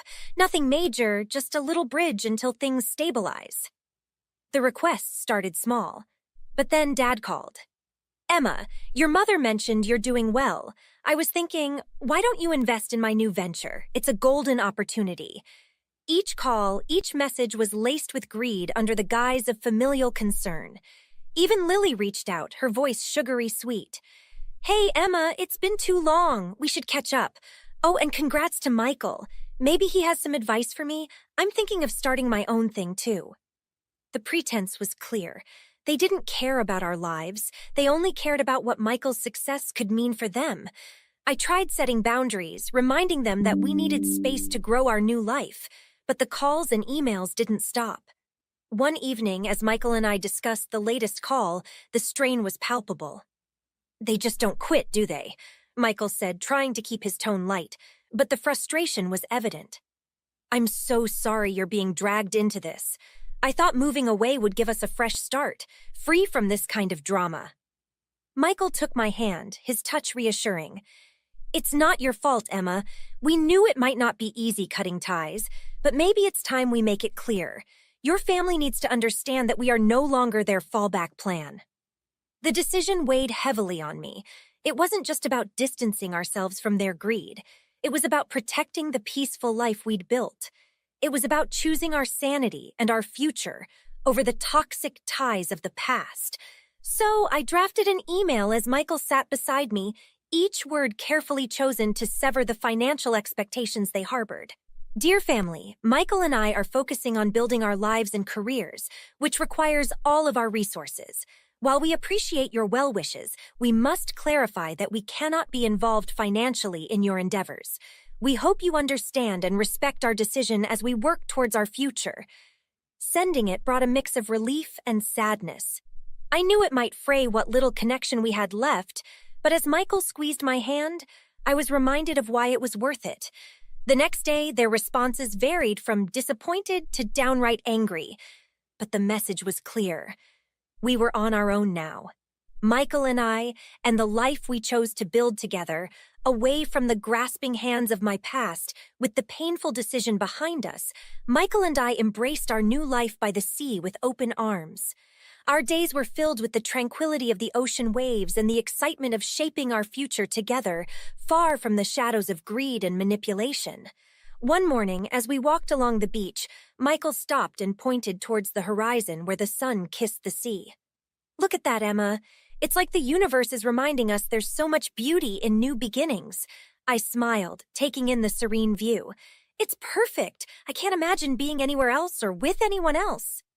We had turned our focus entirely on our tech startup, which was blossoming with new opportunities. Our days were busy but fulfilling, each success sweeter because we knew the path we had chosen was ours alone, not dictated by anyone else's expectations or desires. In the evenings, we would sit on our porch, overlooking the garden we had started together. Michael had taken to gardening with surprising enthusiasm, saying it was a metaphor for our lives, planting, nurturing, watching new things grow. "Look at this," Michael said one evening, holding up a flourishing plant. "Remember when this was just a seed? Look how strong it's grown." "Just like us," I added, my hand finding his. As months turned into years, our discussions about starting a family became plans. We knew we wanted to bring a child into our world, a world filled with love and stability, so different from the chaotic, greed-filled environment I grew up in. When the day finally came and we found out I was pregnant, the joy was overwhelming.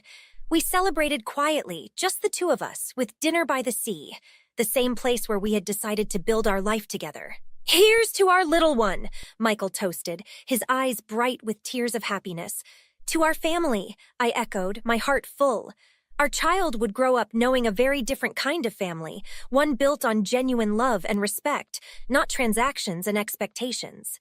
Michael and I often talked about how we would teach our child the values of kindness, resilience, and the importance of making their own path in life. As the years passed, the toxic ties of my past became just that, a distant past. We heard less and less from my family. Their world, built on superficial connections and material greed, seemed to implode without us to use as their scaffolding. Living here, away from that, Michael and I thrived not just in our business, but as a family. The community we built around us was based on mutual respect and genuine connections, not the pretentious social climbing I knew from my childhood. "We did it, Emma," Michael said one day as we watched our child play on the beach, the sunset painting the sky in hues of orange and pink. "We really did," I replied, my hand squeezing his. "We built something beautiful out of the wreckage." And as the day faded into night, the sound of the waves a gentle lullaby, I knew that moving on wasn't just about leaving a place or people. It was about moving towards something better, towards peace, love, and genuine happiness. And that brings our story to a close. What do you think about cutting ties with family to protect your own well-being? Share your thoughts in the comments below. Don't forget to like and subscribe for more stories like this. Hi, I'm Ashley. Before I dive into everything, make sure you hit like and subscribe to stay updated on my journey. Let's get started. When my parents demanded rent that I couldn't pay, I was suddenly on the brink of homelessness at 17. That's when my sister Jess and her husband Jake stepped in. They offered me a room in their house, which felt like a lifeline at the time. During our morning drives to school, Jake seemed really interested in my life, asking tons of questions about school and my friends. It felt nice at first to have someone care. "Ashley, how's everything at school? Any new projects you're excited about?" Jake would start as soon as I hopped into the car. "Yeah, we've got this big group project for science. I'm working on it with some friends. It should be fun," I replied, keeping my gaze out the window, noticing how he always nodded, urging me to say more. "That sounds great, Ashley. It's important to have good friends. Speaking of which, anyone special? Maybe someone more than just a friend?" His voice would drop a little, a hint of something I couldn't quite place, making me shift uncomfortably in my seat. I tried to brush it off, to think of his interest as just protective, maybe a bit of an overstep, but harmless. But as days turned into weeks, his questions grew more pointed. His glances lingered too long, making the air thick with something unspoken. I started to dread those drives, the way he'd wait for my answers, his eyes fixed on me a bit too intently. "No, just friends," I'd murmur, pulling my hoodie closer around me, staring out the window and hoping he'd change the subject. But he never did. He'd just keep digging, as if trying to unearth secrets I wasn't even keeping. One morning, the air between us felt especially heavy. I was quieter than usual, lost in thoughts about how to navigate this growing unease. It was then he said something that made my stomach drop. "You know, Ashley, you can tell me anything. I'm here to protect you. It's not easy with guys at your age. They can be tricky. You need someone to look out for you." His words, meant to reassure, felt like a warning. I nodded, murmuring a thanks while feeling the weight of a gaze that said too much. The rest of the ride passed in silence, a silence that screamed louder than any conversation we could have had. By the time I got to school, I was more relieved than ever to escape the car. The sound of the closing door was like a breath of fresh air, but the unease settled deep in my bones, a constant companion that I just couldn't shake off. Things took a turn the day I mentioned Alex. I thought telling Jake about him might ease the tension, make our conversations more casual, but it did the opposite. "So Alex, huh? How long has this been going on?" Jake asked, his tone sharp, eyes flicking to the rearview mirror to catch my reaction. "A couple of weeks. He's really nice," I said, trying to keep my voice light, but I could feel Jake's scrutiny tightening like a vice. "Nice, huh? I'd like to meet this Alex, see what's so nice about him." I swallowed, my mouth dry. "Maybe, we'll see." The rest of the ride was filled with a tense silence that felt suffocating. At home, it wasn't any better. Jake started finding reasons to be around all the time. I noticed him lingering by the pool when I was swimming, his eyes scanning the water as if he was looking out for danger. But it felt off. When I sunbathed in the backyard, I'd find him there under the guise of doing yard work, glances thrown my way a little too often. One evening, as I stepped out of the shower, I nearly jumped out of my skin. There was Jake standing a bit too close to the bathroom door. "Just checking if you needed any extra towels," he said quickly, his eyes darting away. "No, I'm good, thanks," I mumbled, clutching my bathrobe tighter. This wasn't normal. His actions were creeping into every private corner of my life. Despite wanting to tell Jess, I held back. Her pregnancy complications were enough stress without adding my suspicions into the mix. I didn't want to burden her further, not when she needed peace the most. One night, unable to sleep, I decided to get some air. I quietly made my way to the kitchen for a glass of water, only to freeze by the fridge. There was Jake, again, seemingly out of nowhere. "Can't sleep, Ashley? Anything on your mind?" His voice, soft, almost too soft, made my heart race. "Just needed some water," I said, keeping my voice steady, avoiding his gaze. "You know, you can talk to me, Ashley, about Alex or anything else. I'm here." I nodded, feeling trapped. "Thanks, Jake. I think I'll head back to bed now." I hurried back to my room, the water forgotten, the need to escape overwhelming. Lying in bed, I texted Alex, my fingers trembling as I typed. Alex's response was immediate, his words a comfort, a reminder that not all interactions had to feel like a cage.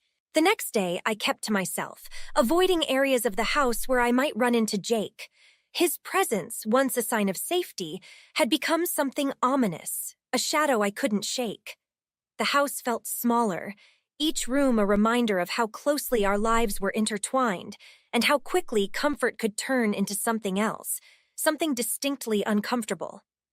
One evening, the walls of the house seemed to close in tighter than ever. I needed to get out, to breathe air that wasn't thick with Jake's looming presence. So I slipped on my sneakers and told Jess I was just stepping out for a quick walk. "I'll be back soon," I whispered, hoping to avoid any attention. Jess nodded, her eyes tired. The cool night air was a relief as I stepped outside, the neighborhood quiet except for the distant sounds of a sleepy town settling down. I walked, letting the rhythmic sound of my footsteps calm the storm inside me. I hadn't gone far when my phone buzzed violently in my pocket.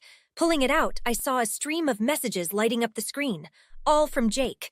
My heart sank, then raced as I read them. "Where are you going this late, Ashley? Who are you meeting at this hour, Alex? This isn't safe, Ashley. You need to come home now." Each message was more aggressive than the last, his tone accusatory, as if I had committed some unspeakable crime by seeking a moment alone. The phone rang and I saw Jake's name flashing urgently. I let it go to voicemail. I couldn't handle hearing his voice, not now. Scared and shaking, I quickened my pace, my mind racing. That's when I decided I couldn't go back there, not tonight. I dialed Alex's number, my voice barely a whisper when he answered. "Alex, can you pick me up? I just can't go back right now." Without hesitation, he responded, "Stay where you are, I'm on my way." Minutes later, Alex's car turned the corner, his presence a beacon in the dark night. I got in, and without a word, he drove us away from the house, away from Jake's oppressive shadow. We drove in silence to his family's ranch, the city lights fading behind us, replaced by open fields and a starlit sky. The ranch was a sprawling piece of tranquility, Alex's family welcoming me with warm, understanding smiles. "Ashley, you're safe here," Alex assured me as we walked towards the house, his hand light on my back. I nodded, feeling the tension drain away with each step. Inside, the warmth of the house enveloped me, a stark contrast to the cold fear I had felt under Jake's roof. That night, I stayed in a guest room, the soft hum of the countryside lulling me into a deep, exhausted sleep. It was the first night in a long time I didn't feel the need to look over my shoulder, to listen for footsteps that were too close, too intent. The next morning, I woke up to the sound of horses and the smell of fresh coffee. I met Alex in the kitchen, his smile reassuring. "We can figure this out, Ashley. You don't have to go back there," he said, handing me a mug. I sipped the coffee, feeling its warmth spread through me. "Thank you, Alex," I murmured, knowing that whatever came next, I wasn't alone. The ranch felt like a new beginning, a place where I could breathe freely, where the shadows of the past seemed a little less dark. The sun was just climbing the horizon when my phone vibrated softly beside the bed. I grabbed it, heart sinking as I saw Jess's name.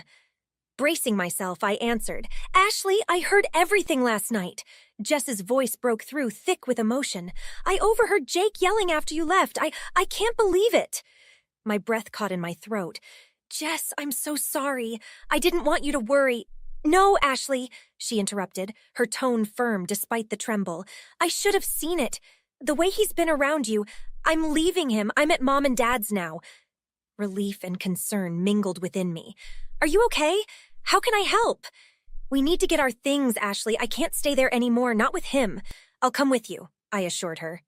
After hanging up, I explained everything to Alex and his family. Without hesitation, they offered to help. Later that day, Alex, his dad, and I drove to meet Jess and our father at our parents' house. Together, we planned how to safely retrieve our belongings from Jake's house. As we approached the house, the tension was palpable. Alex and his dad stayed back as a precaution, while Dad, Jess, and I walked to the door. My heart hammered in my chest with each step. "Ready?" Dad murmured as he rang the bell. Jake answered, his face a mask of surprise and anger mingling into a grimace. "What's this? Jess, you're making a mistake." "No, Jake, we're here for our things, that's all," Jess said, her voice steady but her hands visibly shaking. Jake scoffed, stepping aside with a sneer. "Fine, take whatever you want. You'll regret this, Jess." We moved through the house, each room holding a breath of past conversations, laughter, and now the remnants of broken trust. I kept close to Jess, our silent communication a mix of support and shared resolve. In my room, I gathered my essentials, clothes, books, and a few personal items. Each object felt heavier, loaded with memories and the sharp sting of betrayal. Downstairs, Jess was methodically packing her things, her movements precise. Dad watched the door, a silent sentinel against any further outbursts from Jake. Once everything was packed, we carried our boxes out, Jake's eyes following us, his earlier anger simmering into a quiet, cold hostility. As we loaded the last of the boxes, Jess turned to Jake, her face set. "I hope you find some peace, Jake, but we won't be a part of it." With that, we left, the car pulling away from the curb as I watched the house shrink in the rearview mirror. A chapter closed with a mix of sorrow for what was lost and a fierce hope for what was to come. Back at our parents' house, we sat down, a family reunited under unexpected circumstances, but stronger for it. Jess squeezed my hand, a silent thank you for standing with her. As we talked about next steps, the weight of the past few days began to lift, replaced by the tentative beginnings of plans and dreams, reshaped but undeterred. The clarity of the day's confrontation brought a new understanding and a path forward, away from the shadows of control and fear. The days following our move were a whirlwind of change and new beginnings. Jess took the first steps in her divorce proceedings, her resolve strengthened by the support of our parents. They were surprisingly understanding and supportive, their earlier failings with us seemingly a distant memory as they rallied around Jess in her time of need. Meanwhile, I found solace and safety with Alex and his family at the ranch. The open skies and the gentle sounds of nature were a stark contrast to the suffocating tension of Jake's house. It was here, amid the quiet days and starlit nights, that I started to feel like myself again.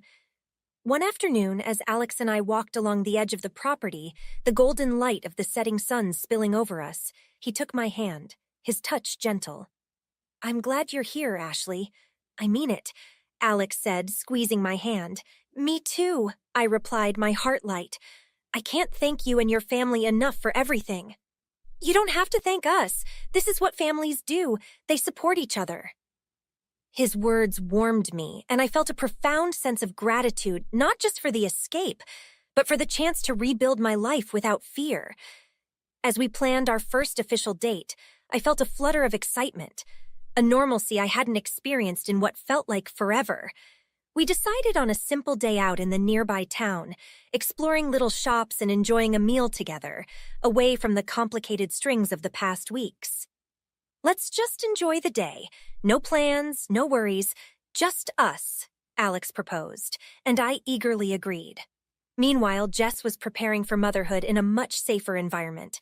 Our parents' house had become a place of laughter and future talks, a stark transformation from the uncertainty that had clouded it before. Seeing her so focused and determined, supported by our family, was inspiring. On the eve of our date, as I lay in the guest room looking out at the peaceful night, I reflected on the recent upheavals. The fear and tension that had once seemed insurmountable were now just echoes, overtaken by the support and love of those who had stepped in when I needed it most. Tomorrow would be a new day, a symbol of all the new starts and possibilities. With Alex by my side and my family reunited and stronger than ever, I felt ready to face whatever came our way. Gratitude filled me, not just for the escape, but for the new paths that were unfolding before me, rich with potential and free from shadows. This wasn't just a new chapter, it was a whole new book, and I was ready to start writing it. That's a wrap on Ashley's story of navigating through challenging family dynamics and finding her new beginning. As we close this chapter, I'd love to hear your thoughts. Do you think personal safety should always come before family loyalty, especially in situations like Ashley's? Dive into the comments and share your perspective on balancing personal boundaries with family commitments. Don't forget to hit that like button if you enjoyed the story, and subscribe to stay updated with more content. Your support means a lot, and I'm excited to see our community grow and engage with more stories like this one. Let's keep the conversation going. Hi, I'm Rachel. Before I dive into what happened, do me a favor and hit that like and subscribe button. Thanks. Navigating life with my husband Mark and our 2 kids has mostly been a joy, except for the constant challenge posed by Mark's family, especially his mother and his sister, Jessica. Jessica is about to turn 30, and she's the kind you'd call spoiled rotten. Always used to having her way, and this time what she wanted was beyond anything I could have imagined. It was just supposed to be a casual lunch with my mother-in-law. We were sitting at our usual spot in the local cafe, a cozy little place with the kind of bustling atmosphere that usually makes any conversation feel private. That's why I was completely unprepared when she dropped her bombshell. "So, Rachel, we've been thinking with Jessica's 30th birthday coming up, we thought of the perfect gift for her," she said, stirring her tea nonchalantly as if she was about to suggest something normal. I smiled, playing along. "Oh, what's that?" "Well, we think it would be wonderful if you and Mark could have another baby and give it to Jessica." I choked on my coffee. "I'm sorry, what?" "You know, a baby. Jessica has always wanted to be a mother, and since you 2 do it so well, we thought—" "No, I heard you, but are you serious?" I couldn't mask the horror in my voice. "Absolutely, dear. It would mean the world to her, and we know you're such a giving person." This is not something you give as a birthday gift. You're talking about a human life." I could feel my voice rising, heads beginning to turn in our direction. "Rachel, darling, I understand it's a bit unconventional, but think about it. You'd be helping Jessica start a family. By asking me to carry a child for 9 months and then just hand it over? To Jessica, who's never even babysat our kids. No, this is insane." My mother-in-law sighed, a practiced look of disappointment crossing her face. "I hoped you'd understand. It's what Jessica really needs." No, I'm sorry, this is not up for discussion. The absurdity of the conversation was too much. I got up, my chair scraping loudly against the floor. Rachel, don't be hasty. I'm not being hasty, I'm being reasonable. Excuse me. And with that, I stormed out of the restaurant, the ring of my mother-in-law's "think about it, dear," trailing me as I left. The fresh air outside did little to cool my anger. How could they even think that was okay? I dialed Mark as soon as I was far enough away, my fingers trembling with a mix of shock and anger. "Mark, you will not believe what your mother just asked me to do." I launched into the story, each word tinged with disbelief. By the time I finished, Mark was silent for a moment before finally saying, "She said what now? She can't be serious." "She is, Mark, dead serious." The reality of it was settling in, the audacity of the request making my stomach churn. "We'll sort this out, Rachel. It's just ridiculous." Mark's voice was firm, the kind of tone that reassured me he was on my side no matter what. "Yeah, we will, because there's no way that's happening. Ever." I ended the call, the weight of the conversation lingering as I made my way back home, the clash of family expectations and my own boundaries clear and more present than ever. The very next day, my mother-in-law showed up at our doorstep, her expressions somber. Mark opened the door, and there she was, wringing her hands nervously. "Rachel, Mark, I wanted to apologize for yesterday. I didn't mean to upset you," she started, stepping into our living room. "Mom, we need to be clear about this," Mark said as I stood beside him, arms crossed. "What you're asking of Rachel is not only unreasonable, it's completely out of line." "I know it's a big ask," she admitted, taking a seat hesitantly. "But you know how much Jessica wants to be a mom, and I thought, who better to help her than family?" "By family, you mean me having a baby and giving it to her?" I couldn't keep the incredulity out of my voice. "That's not help, that's asking us to give up a child. Do you hear how that sounds?" She sighed, looking between us. "I just thought it would be a wonderful gift, and it would give Jessica the distraction she needs from her lifestyle." "Mom, Rachel and I are not having a baby for Jessica, that's final. This conversation is over," Mark asserted, his tone brooking no argument. "I just hoped you'd reconsider for family," she tried once more, a pleading note in her voice. "There are limits to what can be asked even by family," I added, feeling my frustration mount. "And this crosses all of them." Seeing that we weren't budging, she stood up, smoothing her skirt. "I'm sorry we're at odds over this. I'll talk to Jessica. Maybe help her understand." "Thank you. That would be best," Mark replied, escorting her to the door. As the door closed behind her, Mark and I exchanged weary looks. "Can you believe this?" I muttered, still in disbelief. "We're in this together." He reassured me, pulling me into a hug. "No matter what they come up with next." That night, as we lay in bed, the weight of the situation hung over us. This wasn't just a simple family disagreement. It was a challenge to our autonomy, our rights as parents, and our values. We had stood our ground together, but the unease of what this might mean for our relationship with his family lingered. Just when Mark and I thought the situation couldn't get any more bizarre, Jessica showed up at our door the next morning, her appearance alone enough to startle any unprepared onlooker. She was dressed head to toe in what could only be described as a caricature of motherhood. Flowing dress, oversized sun hat, and a faux baby bump that seemed to scream her readiness to embrace motherhood. "Look at me, Rachel, Mark! I'm totally ready to be a mom. See, I've even got the look down!" she exclaimed, twirling in our hallway as if on display. Mark and I exchanged a glance, both of us struggling to process the scene before us. "Jessica, dressing up like a mother doesn't mean you're ready to become one," I said, trying to keep my tone even. "But I've read all the books, and I've been watching all these parenting videos. I even started decorating the nursery." Jessica's excitement was palpable, but so was her naivety. "Jessica, being a parent is more than just looking the part or preparing a room. It's a lifetime commitment, a serious responsibility," Mark interjected, his frustration beginning to show. "I know that, and I'm ready. I deserve this. I deserve to have a baby, and since you guys are so good at it, it just makes sense." Jessica persisted, her tone shifting towards desperation. "Deserving a baby isn't about entitlement, Jessica. It's not something you get because you want it or because you think you're ready based on some videos and books, I countered, feeling my patience wane. Look, Jessica, Mark added, stepping forward. You're my sister, and I love you, but you can't just decide you're ready for a child because it seems like the next step or because you think it'll fix something in your life. Having a child is not a solution to personal problems. But I can be a great mom. You don't understand. I need this. Everyone's moving on and having families, and I'm just stuck. Jessica's voice cracked, revealing the vulnerability behind her facade. Being a parent isn't about keeping up with others. It's about being ready to put someone else's life and needs above your own every single day, I said, hoping to get through to her. Jessica looked between us, her expression faltering as the weight of our words seemed to sink in. But instead of reflecting, she bristled, her defensiveness returning. You just don't want me to be happy, she accused, her eyes welling up. Jessica, that's not it at all, Mark replied softly. We want what's best for you, but this isn't the way.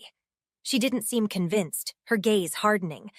I'll find a way with or without your help, Jessica declared, then turned and stormed out, leaving Mark and me in the quiet aftermath, wondering how a desire for family had twisted into such a fraught and painful confrontation. After Jessica stormed out, things escalated quickly. She turned to social media, a platform where nuances often get lost in the noise, to share her side of the story. Her posts painted me as the villain in her narrative, a cruel figure denying her the dream of motherhood. Her words, skewed and emotive, spread fast, gaining sympathy from those who saw only her perspective. Seeing the misinformation spread was infuriating. Mark and I discussed how to handle it, and we agreed on transparency and honesty. We decided to invite Jessica to a live social media discussion, hoping that a candid conversation would clarify the situation. The live session began tensely. Jessica started by painting a picture of her supposed readiness to be a mother, her words filled with emotion and conviction. But as the discussion progressed, the depth of her understanding began to unravel. You say you're ready to be a mom because you've read books and watched videos. But Jessica, parenting isn't something you can learn from a book or a video alone. It's about real-life experience and emotional readiness, I challenged her during the live session.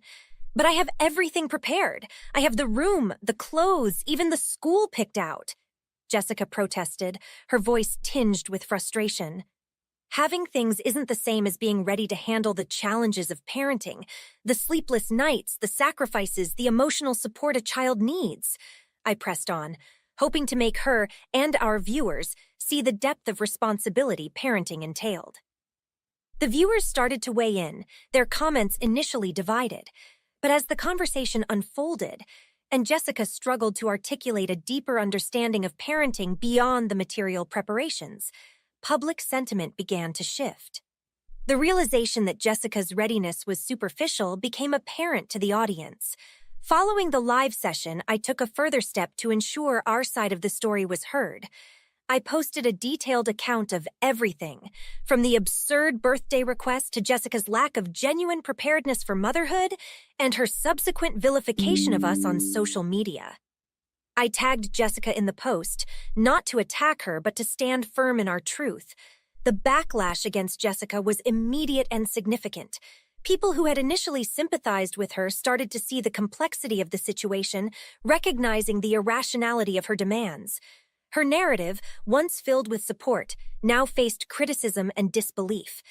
As Mark and I watched the reactions unfold, we felt a mix of relief and sadness. This public battle was never something we wanted, but it had become necessary to protect our family from unwarranted judgment and to correct the widespread misconceptions Jessica had seeded.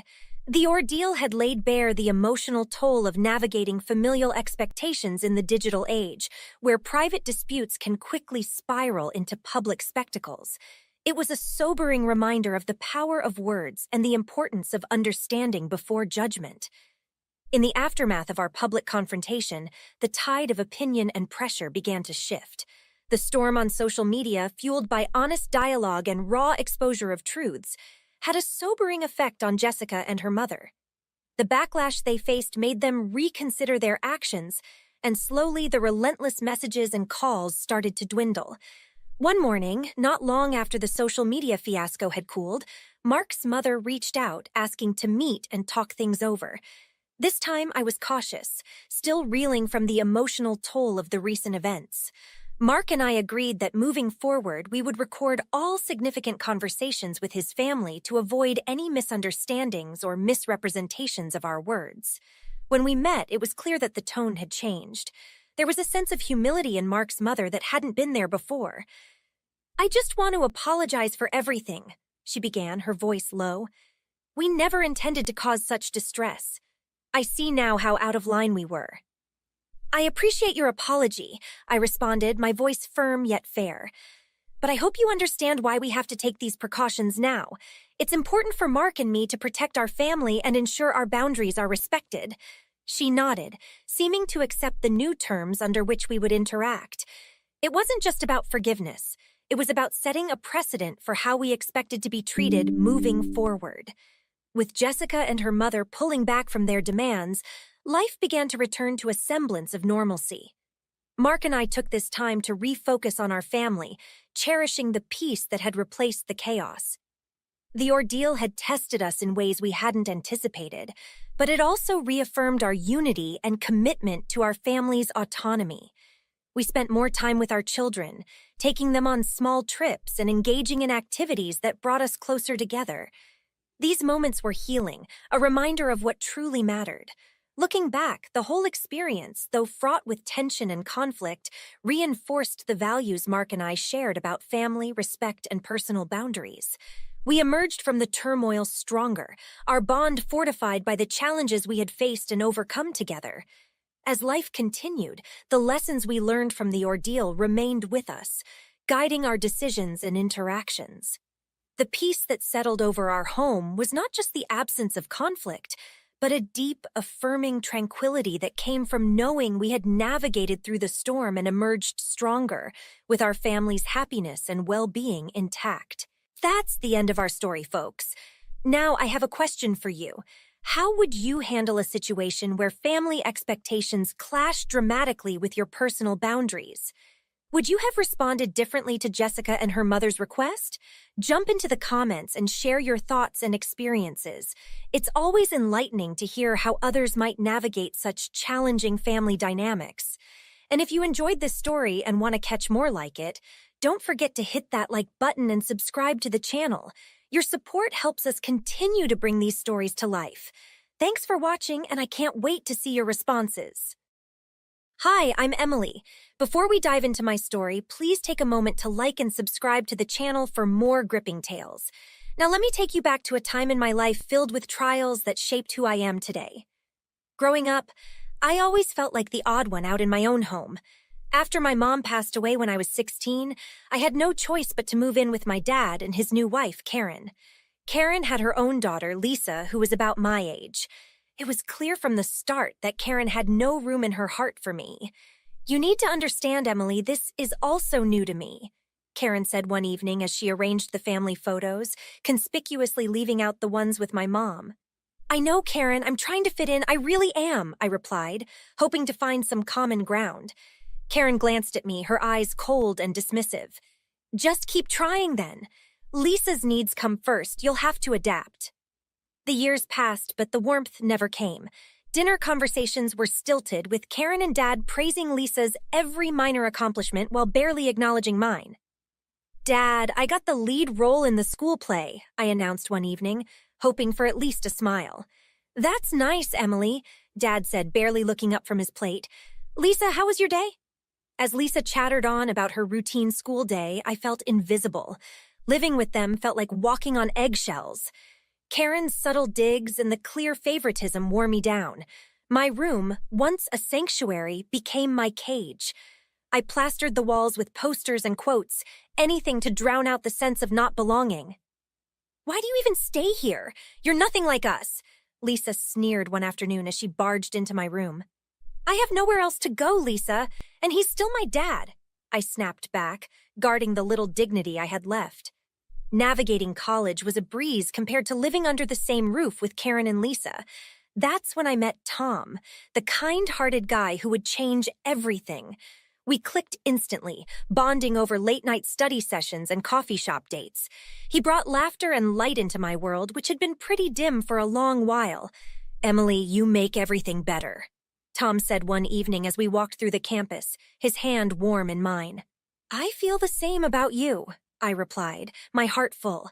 It felt like I was finally part of something good, something real. But back at home, things were tense.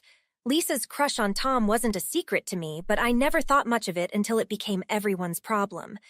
Lisa's mood swings and icy stares at the dinner table told me she knew about us, and she wasn't happy.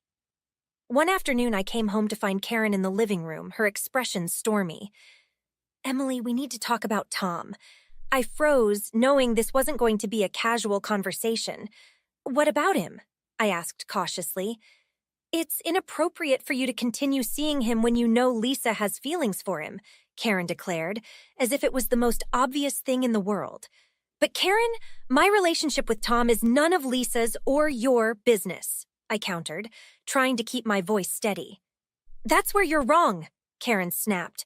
"Lisa's happiness is my business, and now it's yours too. You're to end things with Tom, or you'll need to find somewhere else to live." I was stunned. How could she ask me to choose between my happiness and a roof over my head? But then it hit me.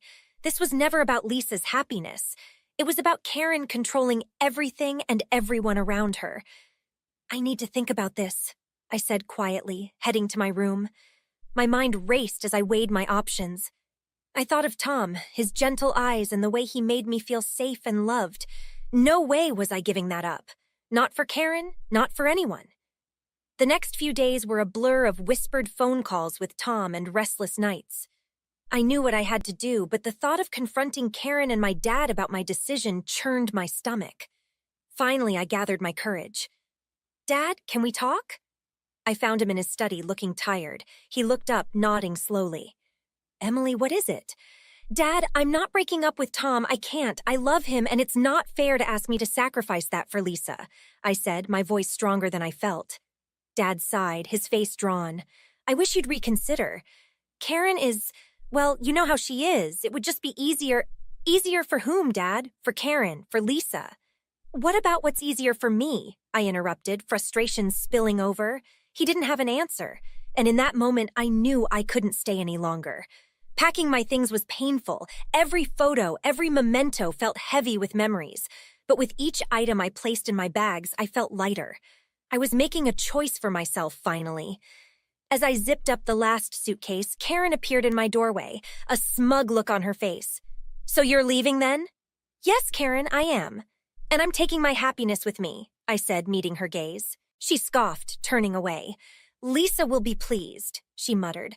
As I stepped out of that house for the last time, I didn't look back. I was hurt and angry, yes, but more than anything, I was determined. Determined to build a life with Tom, a life full of love and free from manipulation. Driving away, I called Tom. "It's just you and me now," I said into the phone, a smile breaking through the tears.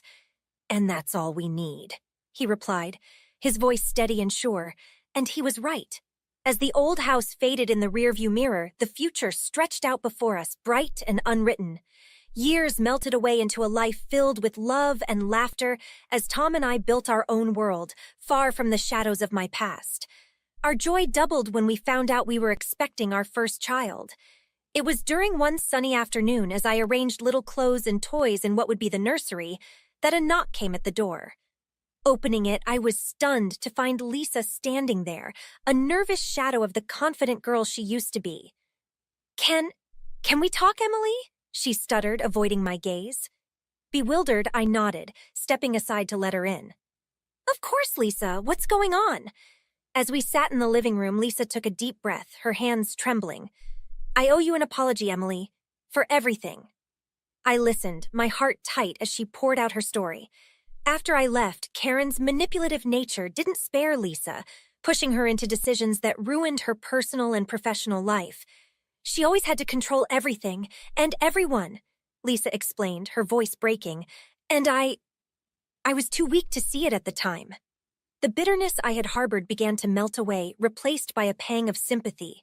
Here was Lisa, not just as Karen's daughter, but as someone who had suffered just as much under her influence. I'm so sorry for everything, Emily. Losing you, how I acted, none of it should have happened. But I understand if you can't forgive me, Lisa said, her eyes pleading for some semblance of absolution. Looking at her, really looking, I saw not an enemy but a fellow victim of Karen's toxic web. It's not about forgiveness, Lisa, I replied softly. It's about understanding, and maybe it's time we help each other heal. Lisa nodded, tears streaming down her face. I'd like that, I really would. From there, I helped Lisa get back on her feet. With Tom's support, we found her a job at a local bookstore, a place she had always loved. I also reached out to a friend who was looking for a roommate, giving Lisa a place to stay and a new start. Days turned into weeks, and Lisa began to thrive. She regained her confidence, her gratitude evident every time we met for coffee or walked around the neighborhood. You didn't just give me a job or a home, Emily.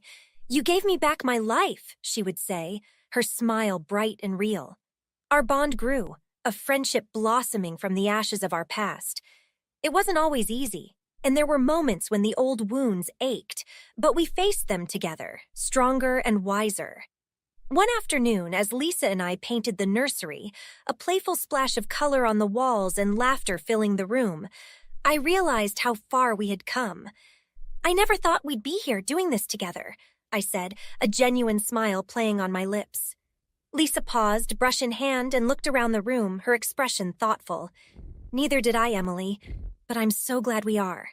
That day, as the sun set, casting a warm glow through the window, I felt a profound peace settle over me. The past might never be forgotten, but here, in this moment, it didn't haunt us anymore. Instead, it taught us the power of resilience and the unexpected beauty of second chances. As the months rolled on, Lisa transformed before my eyes. She became not just self-sufficient, but vibrant, a stark contrast to the fragile person who had shown up at my doorstep. We developed a sisterly bond that neither of us had anticipated, sharing moments of joy and support as she found her own path in life. Meanwhile, Karen and my father remained distant figures, a part of my past that lingered like shadows at the edge of my new, bright life. They carried on, seemingly unscathed and unaware of the deep cuts their actions had left in their wake. One evening, as Lisa and I shared a quiet dinner at my house, she brought up a community event she was helping to organize. It's been so empowering, getting involved, meeting people who believe in giving back, she shared, her eyes sparkling with enthusiasm. That sounds amazing, Lisa, I said, genuinely happy for her. You're making a real difference. There's something else. Lisa hesitated, then continued. They want to honor Karen for her contributions to the community at the event. It's complicated. The news was like a cold splash of reality. Karen celebrated? It was ironic, almost laughable. But then an idea sparked in my mind. What if people knew the real Karen? What she's truly like behind the facade? Lisa looked at me, uncertainty flickering in her eyes. What do you mean? Maybe it's time the community saw the full picture, not to spite her, but to prevent her from hurting others, I said, the plan forming clearer with each word. With Lisa's reluctant agreement, we decided to subtly unveil Karen's true nature. Lisa gathered stories, not just ours, but from others who had felt the sting of Karen's manipulation. We compiled emails, recorded conversations, and testimonies, all pointing to the same pattern of behavior. The day of the event arrived, and the community hall was buzzing with anticipation. Karen was there, basking in the limelight, unaware of the storm brewing. As the ceremony began, Lisa took to the stage, her voice steady but filled with a quiet strength. Today, we honor those who give selflessly, but it's also important to recognize that not all contributions are what they seem, Lisa began, her eyes scanning the crowd. We've come to understand that integrity is not just about what you do in the light, but how you act in the dark. As she spoke, the screens around the hall lit up, displaying the evidence we had gathered. Whispers rippled through the crowd as Karen's facade crumbled, her true self exposed not through malice, but through the clear lens of truth. Karen, caught off guard, tried to protest, her voice shaking with anger and embarrassment. This is a setup, a family vendettas, she claimed, but the crowd was already turning, the air thick with disapproval. In that moment, the scales of justice seemed to tip. not through vengeance, but through the revelation of truth. Karen left the hall, her reputation in tatters as the community rallied around those she had wronged. As Lisa and I watched her hurried exit, there was no joy in her downfall, only a sense of relief, a closure that had been long overdue. "Thank you, Emily," Lisa whispered, squeezing my hand. "For everything." "We did what was right," I replied, knowing that while this chapter closed, a new one was just beginning. Our lives, intertwined by past pain, were now bound by shared strength and a hopeful future, free from the shadows that had once held us captive. As the weeks unfolded following the community event, Karen's life began to unravel in ways that seemed almost like the hand of fate itself was at work. Stripped of her social standing and the influence she once wielded like a scepter, she found herself isolated, a pariah in the very circles she had dominated. Lisa, now fully empowered and reveling in her newfound independence, didn't stop with just exposing Karen. With her confidence bolstered, she became a beacon for others who had suffered under similar toxic influences. Her transformation was not just personal but communal, as she helped foster a supportive network for those looking to reclaim their lives from manipulative figures. One crisp autumn day, as the leaves painted the town in hues of orange and red, Lisa decided it was time to confront Karen, not out of revenge but to reclaim her own narrative. The meeting took place in the quiet corner of a local park, a public yet serene setting. "You've lost everything, Karen, not because of me, but because of what you've done," Lisa stated calmly, her presence assertive yet composed. Karen, visibly shaken and worn from her rapid descent from grace, tried to muster her old authority but failed. "You've ruined me, Lisa! You and your sister!" she spat out, her voice brittle. "No, Karen, you did this to yourself. All I did was stop letting it happen to me and to anyone else," Lisa replied, her voice steady and sure. The confrontation didn't change Karen, but it changed how Lisa saw herself. No longer a victim, but a survivor and a protector. The encounter ended with Karen walking away, alone, her path marked by the consequences of her own deeds. Meanwhile, back at home, Tom and I were settling into life with our beautiful newborn. Each day was a new discovery, a new joy that washed away the remnants of past pains. Our home was filled with love and laughter, the air light with the promise of a peaceful future. One evening, as Tom and I watched our baby sleep, the quiet moments gave me space to reflect. "It's over, isn't it? The past, all that pain," I murmured, feeling a profound peace enveloping me. "It is," Tom replied, wrapping an arm around me. "We've moved on, and we've built something beautiful from it." Indeed, the shadow of Karen's toxicity had dissipated, replaced by the strength of our own family bond. We had not just survived, we had thrived, creating a sanctuary of our own free from the turmoil that once threatened to undo me. In the end, Karen faced the ultimate fate-driven punishment: isolation and disgrace, a direct result of the lives she tried to control and destroy. Her downfall served as a stark reminder of the power of truth and the resilience of those willing to stand up against manipulation. As Tom and I looked to the future, we knew that while the past would always be a part of our story, it would no longer define us. We had each other, and now, a new life who depended on us to keep the light of our family burning bright. In that light, the shadows had no place, and we were finally, truly free. That brings our story to a close. Karen's fate was sealed not by external forces, but by her own actions. What do you think about Lisa's decision to publicly expose Karen? Was it a necessary act of empowerment or an escalation of family conflict? Share your thoughts in the comments below. If you enjoyed this story and want to hear more, don't forget to like, subscribe, and hit the bell icon to stay updated with our latest videos. Your support means everything to us. Hi, I'm Ava. Before we dive into today's story, please make sure to like and subscribe for more tales from my life. Now, let's get into it. I'm 30 years old, standing at the threshold of a new beginning, about to marry Kyle, the love of my life. Kyle and I met in college, clicked instantly, and have been inseparable ever since. He's not just my partner, but my best friend, the one person who truly gets me. Growing up, my life was a bit complicated. My parents divorced when I was just 10, but they managed to keep things amicable for my sake. My dad found love again with Gigi, who unfortunately never really found a place in her heart for me. Gigi has a daughter, Naomi, who could be sweet in public but showed her true colors in private. Despite the cold treatment I received from Gigi and Naomi when Dad wasn't looking, he was blind to it, always thinking we were one big, happy family. As I stand in the bridal suite, surrounded by my bridesmaids, the air is filled with laughter and the buzz of excitement. The room is beautifully decorated with white and lilac flowers, and there's a soft, joyful tune playing in the background.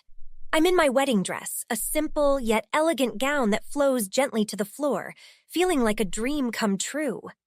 Everything looks perfect, Ava. Kyle is a lucky guy, my maid of honor, Lisa, says as she adjusts a stray curl on my forehead. I smile, feeling the warmth of her support. I'm the lucky one, Lisa. I can't wait to start our forever.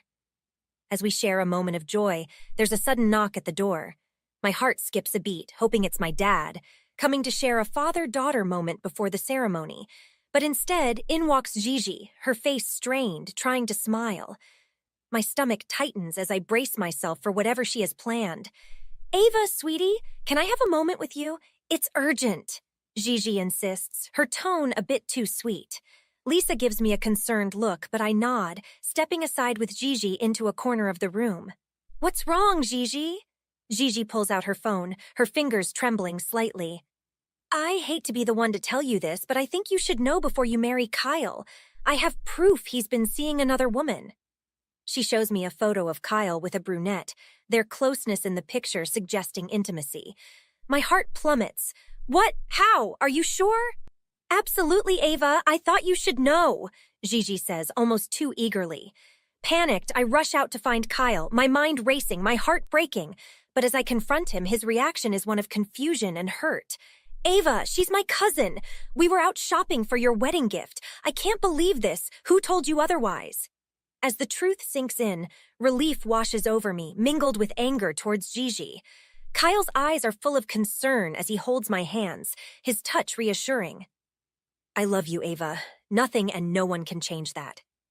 Realizing the depth of Gigi's deception, I feel both betrayed and vindicated.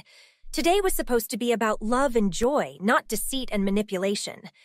As we prepare to head back, my dad appears, his face flushed with anger after learning about Gigi's actions. Ava, I'm so sorry. I should have seen it coming. Gigi will leave the wedding. This is your day, and I won't let her ruin it, he declares, his voice firm, filled with protectiveness. As we stand there, reconnecting, Lisa appears, her eyes wide with concern. Is everything all right? You ran off so suddenly. I nod, pulling away from Kyle. It's fine now, Lisa, just a misunderstanding. Kyle hands me back the phone, his look one of reassurance. Let's go get married, Ava. Let's start our forever, just as we planned. Empowered by Kyle's words, I feel a renewed sense of purpose. We head back towards the bridal suite, my resolve firm. Today was meant to be a celebration of our love, and I won't let Gigi's deceit tarnish it. As we walk, Kyle stays close, his presence a constant reminder of the strength of our bond. Whatever Gigi intended, she has only reinforced our commitment to each other. Let's forget about the drama and focus on us, Kyle says, squeezing my hand as we make our way back to join our guests. Nodding, I squeeze back, the shadows of doubt cleared by truth. Today, nothing would stand in the way of our happiness, not even Gigi's darkest schemes. As Kyle and I return to the bridal suite, the earlier joy of the day feels tainted by a shadow of tension still lingering in the air. The suite door opens to a scene of confrontation. My dad stands firmly, his expression one of controlled anger, facing Gigi, who appears both defiant and slightly shaken. Naomi stands beside her mother, her face a mix of frustration and accusation. I just don't understand, Gigi. Why would you do this today, of all days? My dad asks, his disappointment heavy in his voice. Gigi struggles for words, her usual poise crumbling under the weight of the situation. I thought I was doing the right thing. I thought she should know, she stammers, trying to justify her actions. You thought wrong. My dad cuts her off sharply. You should have talked to me first. This is not your place. As Kyle and I approach, Naomi turns to me, her eyes blazing. You're ruining everything. My mom was just trying to help. You're tearing our family apart with your selfishness. The accusation stings, but I stand my ground. Naomi trying to help by lying and causing drama on my wedding day is not helpful, it's destructive. My dad nods in agreement, then addresses Gigi with a finality that brooks no argument. I think it's best if you leave now. We need to focus on the celebration, not this chaos. Gigi looks around, her face reflecting a mix of embarrassment and realization that she has lost this battle. With a curt nod, she collects her purse, and with Naomi following, they leave the suite. Their departure seems to lift a heavy weight from the room. I turn to my dad, his earlier anger now replaced with sadness. Dad, I'm sorry you had to deal with this. He shakes his head, placing a reassuring hand on my shoulder. I'm sorry you had to deal with this on your wedding day, but I'm here for you, Ava, always. Kyle wraps an arm around me, his presence comforting. Let's not let this ruin our day. We have a lot of happy memories to make. I nod, feeling a resurgence of the morning's happiness. You're right. Let's go get married. As we leave the suite to rejoin our other guests, the earlier events start to fade into the background, overshadowed by the support of our true family and friends. My dad's action, confronting Gigi and standing up for me, reinforces the bonds of our small, resilient family unit. The rest of the day waits, promising joy and celebration, a stark contrast to the morning's unrest. With a deep breath, I step forward, ready to embrace the happiness of the day, leaving the turmoil behind. As the sun dipped lower, casting a warm golden glow over the garden, the wedding venue transformed into a picturesque scene right out of a fairy tale. I stood at the entrance, my heart full of love and excitement, ready to walk down the aisle.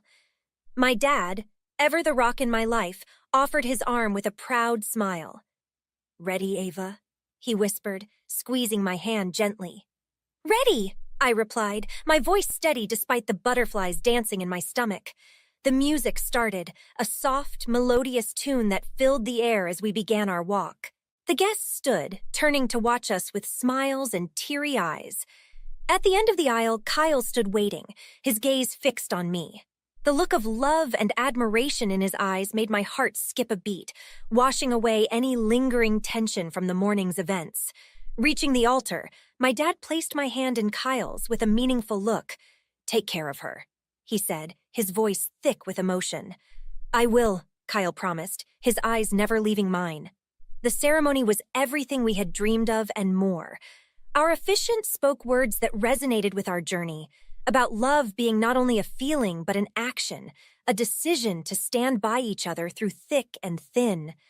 Then came the vows, our heartfelt promises to each other. Kyle spoke first, his voice clear and full of conviction. "I vow to be your partner, your protector, and your best friend, to support you and cherish you through every challenge and every joy." As I listened, tears welled up in my eyes.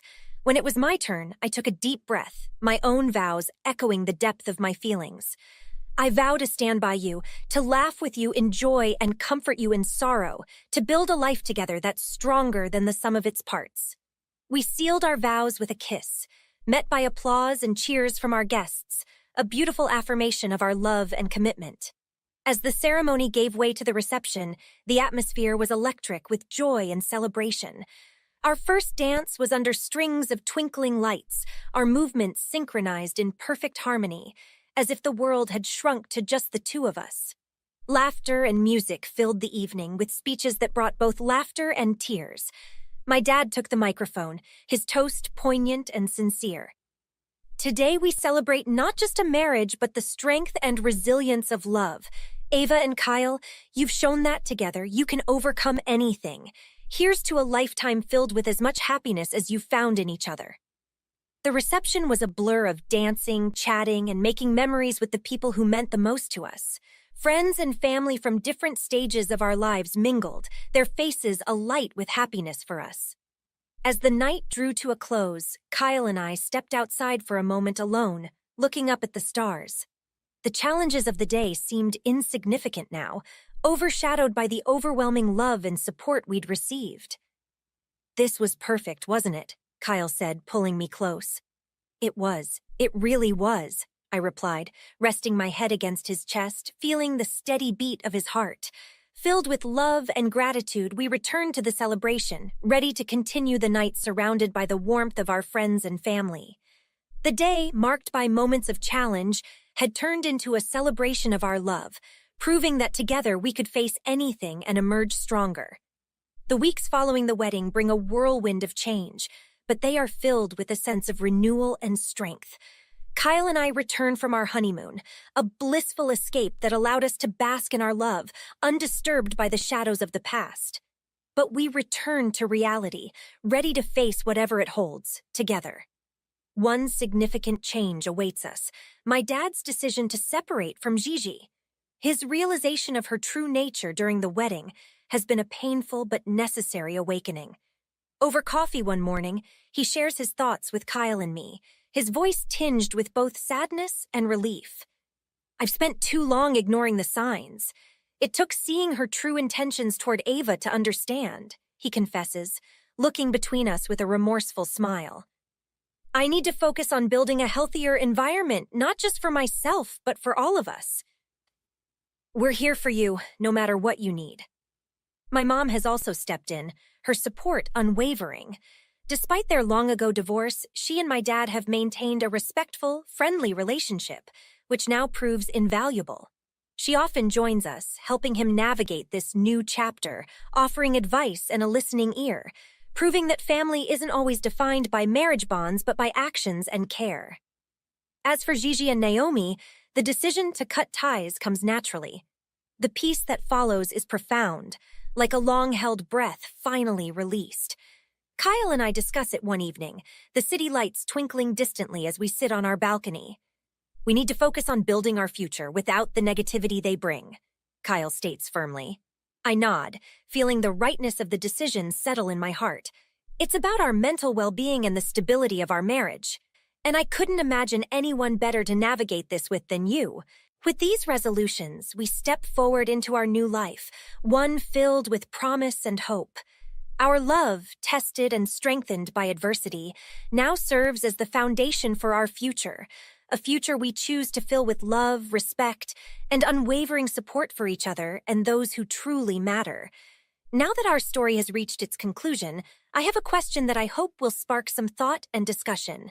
Do you think it was right for Ava's father to ask Gigi to leave the wedding, or should family conflicts be set aside for the sake of the day? Share your thoughts in the comments below. And if you enjoyed the story and our discussion, please remember to like the video and subscribe to the channel for more content like this. Your support helps us keep these stories coming. Hey, I'm Jake, a 29-year-old who spent a lifetime being one-upped by my younger brother Brian. Before I dive into our story, please hit that like and subscribe button to support my channel. Growing up, Brian was always the star, the smooth talker who could charm his way into or out of anything. Me? I was more into computers, video games, and keeping to myself. Our parents often marveled at Brian's ability to light up a room, while I preferred the quiet of my room, coding or reading. It wasn't just hobbies Brian took from me, it was everything. Toys when we were kids, friends during high school, and yes, even my girlfriends. "Hey Jake, don't sweat it, I'm just better at this stuff than you," Brian would chuckle after charming yet another girl I liked into dating him instead. It stung every single time. Fast forward to after college. I landed a decent job as a software developer. It wasn't glamorous, but it was stable. Or so I thought until the company went under. Bankrupt. Just like that, I was back to square one. Scrambling for work, I ended up at a high-end restaurant. Not in the kitchen, but managing their systems, reservations, and the occasional front desk shift. That's where I met Anna, our manager. She was sharp, focused, and unlike anyone I had met. She didn't fall for Brian's charm, a first in a long line of people who usually did. "Jake, I've seen your work. You're really good at what you do. Don't let your past define your future." Anna would often encourage me after a long shift. It was refreshing to be seen for me, and not just as Brian's older, less interesting brother. "Thanks, Anna. It's been tough, always feeling like I'm in second place. Listen, Jason, life isn't about competing with anyone but yourself. Improve, grow, and the rest will follow. she advised with a reassuring smile that made me believe it might just be true. One evening, as we were closing, Anna pulled up a chair next to mine at the bar. "Tell me about your family," she asked, sipping her coffee. "Well, there's Brian. He's the golden boy. My parents can't get enough of him, always asking why I can't be more like him." The words tumbled out before I could stop them, laced with more bitterness than I intended. "That must be tough, but you're here, making your own path." "That's commendable, Jake," Anna replied, her voice warm and understanding. "Yeah, it's just sometimes I wish they could see me, for me." "They will, Jake. Keep doing what you're doing. I see your hard work, and it doesn't go unnoticed." That night, I went home feeling lighter than I had in years. Maybe, just maybe, I could step out from Brian's shadow here, make a name for myself where it truly mattered. And with Anna by my side at work, things were looking up for the first time in a long time. Working at the restaurant, my confidence started to rebuild, brick by brick. Anna played a big role in that. She wasn't just the boss. She became my mentor, always pushing me to take on new challenges, to step up in ways I never had before. "You're a natural at this, Jake. Have you ever considered management?" Anna remarked one busy Friday night as we navigated through a sea of customers and reservations. "Management? I don't know, Anna. I've never really seen myself in that kind of role," I replied, unsure but intrigued by the confidence she seemed to have in me. "Well, I do. Think about it," she said with a knowing smile, leaving me to ponder the possibility as I returned to my duties. As weeks turned into months, my admiration for Anna grew beyond professional respect. There was something about the way she handled every situation with such grace and authority that drew me in. I found myself looking forward to our brief chats more than anything else. One evening, after a particularly hectic service, Anna and I sat down to unwind. "How's everything with your family?" she asked casually. "Actually, there's a family gathering this weekend. It's supposed to be casual, but with Brian around, it always turns into a show," I admitted with a sigh. "Why don't I come with you? It might be good for them to see you in your new element with someone who appreciates your talents," Anna suggested. I was taken aback by her offer, but pleasantly surprised. "Really? You do that for me?" "Of course, Jake. Plus, I'd like to meet the family behind the man who's quickly becoming my most reliable team member," she said with a smile that made my heart skip a beat. The day of the gathering, I was a bundle nervous. Introducing Anna to my family as a friend and colleague felt like a big step. When we arrived, Brian was already there, holding court as usual. My parents greeted Anna warmly, but I could see Brian's eyes narrow slightly as he sized her up. "So, Jake, isn't this a bit out of your league?" Brian teased, nodding towards Anna. His tone was light, but the implication was clear. "Actually, Brian, Jake has been indispensable at the restaurant. He's been handling some of our most challenging projects." Anna jumped in before I could respond, her tone firm yet polite. The conversation shifted as Anna began to share stories of our work, subtly highlighting my contributions. My parents listened, intrigued and proud, as Anna painted a picture of a son who was more than just Brian's older brother. As the evening progressed, I noticed a change in the dynamic. My parents were asking me about my job, about future plans. Brian tried to steer the conversation back to himself, but for once, the spotlight stayed on me. Driving home that night, Anna turned to me with a grin. "See? They love you, and they're proud of you, just as you are." Her words, simple yet sincere, filled me with a sense of accomplishment and hope. For the first time in a long time, I felt like I was finally stepping out from Brian's shadow, carving out my own space where I was seen, valued, and loved. It was a typical Tuesday afternoon at the restaurant when Brian decided to make an appearance. He strolled in with that all-too-familiar swagger, accompanied by a woman who looked every bit as polished and confident as he did. My stomach knotted up the moment I saw them. He was here to show off, as always, and I braced myself for whatever that entailed. "Jake, just wanted to see where my big bro works, and introduce you to Claire, my new girlfriend," Brian announced loudly, making sure every head in the place turned towards him. "Nice to meet you, Jake. I've heard so much about you." Before I could muster more than a polite nod, Anna walked over. Her expression changed slightly as she recognized Brian. Brian, right? From Westfield High? Yeah, that's right. And you are? Brian replied, his tone shifting as he assessed Anna. Anna, we didn't know each other well, but I remember you, she said coolly, her smile not reaching her eyes. I was a year behind you. You probably don't remember the little people. There was a flicker of unease in Brian's eyes, but he recovered quickly. Of course, high school was ages ago. We're all big people now, right? Sure, Anna said, then turned the conversation in a direction I hadn't expected. I remember how you used to treat some of your classmates.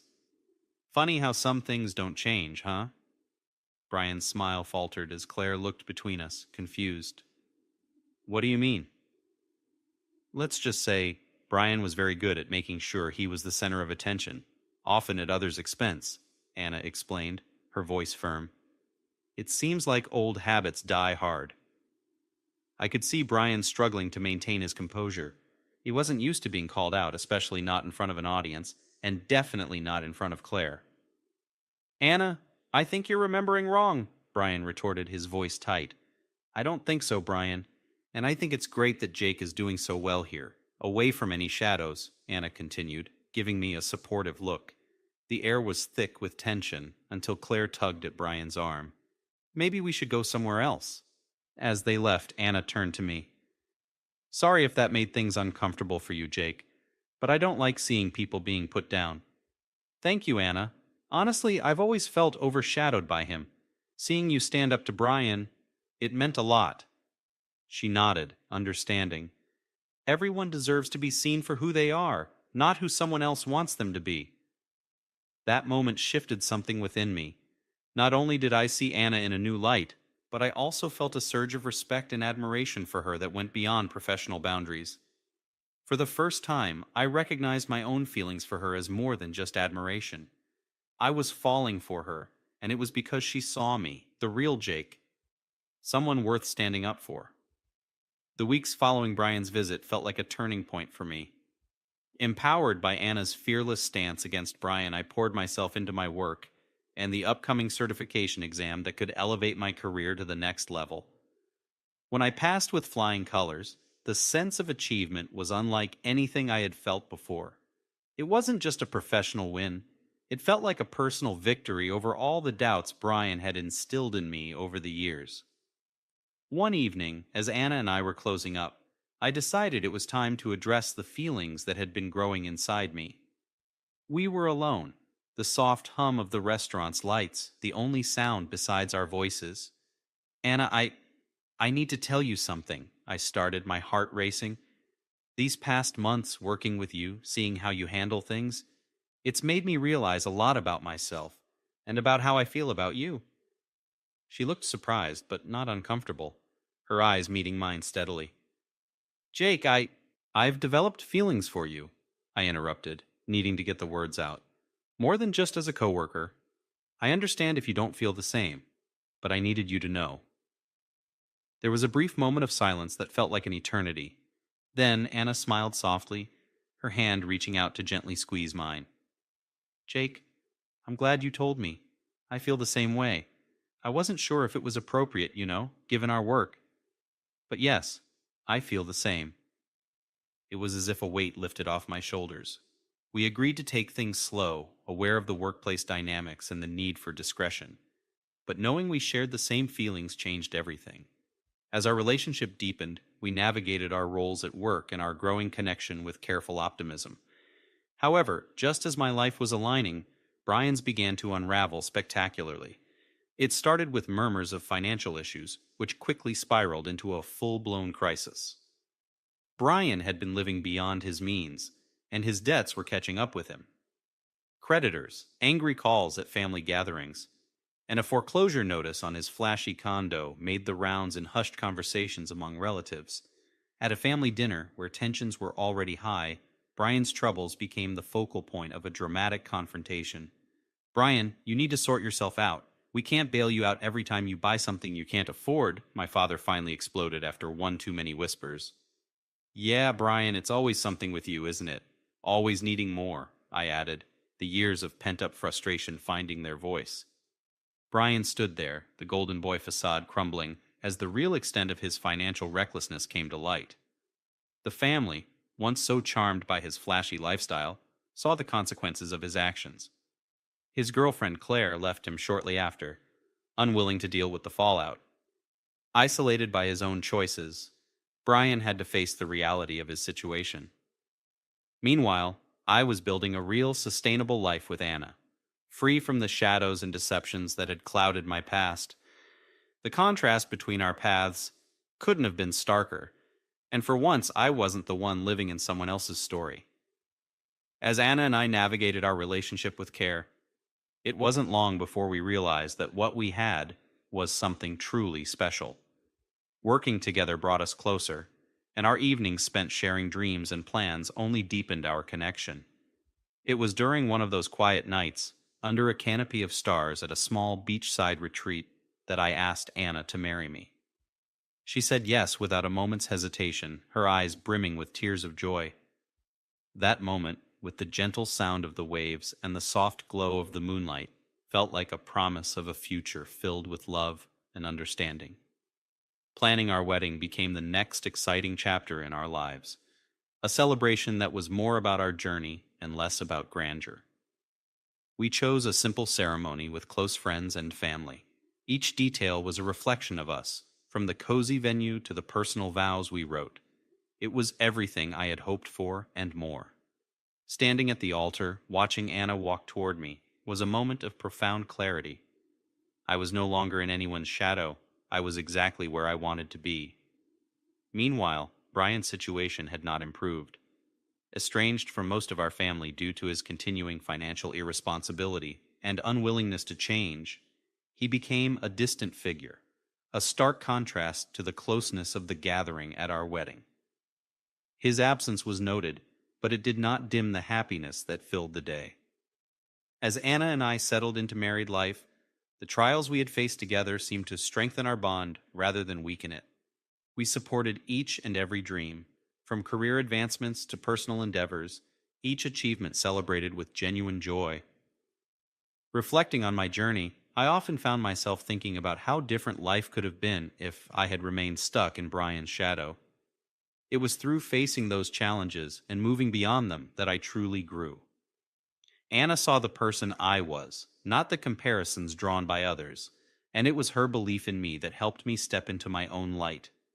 The life Anna and I built was not just about escaping Brian's influence, but about creating something uniquely ours. Our love was a testament to the power of seeing and being seen for who you truly are. Looking out at the life we had built together, I felt a sense of completeness. The past, with its shadows and trials, was a landscape we had navigated with resilience and love, leading us to this moment of peace. Anna and I had found happiness not by changing who we were, but by fully embracing it together. This wasn't just a new beginning. It was our beginning, free from the shadows and filled with the light of our shared love and respect. And that marks the end of our story. Now I've got a question for you all.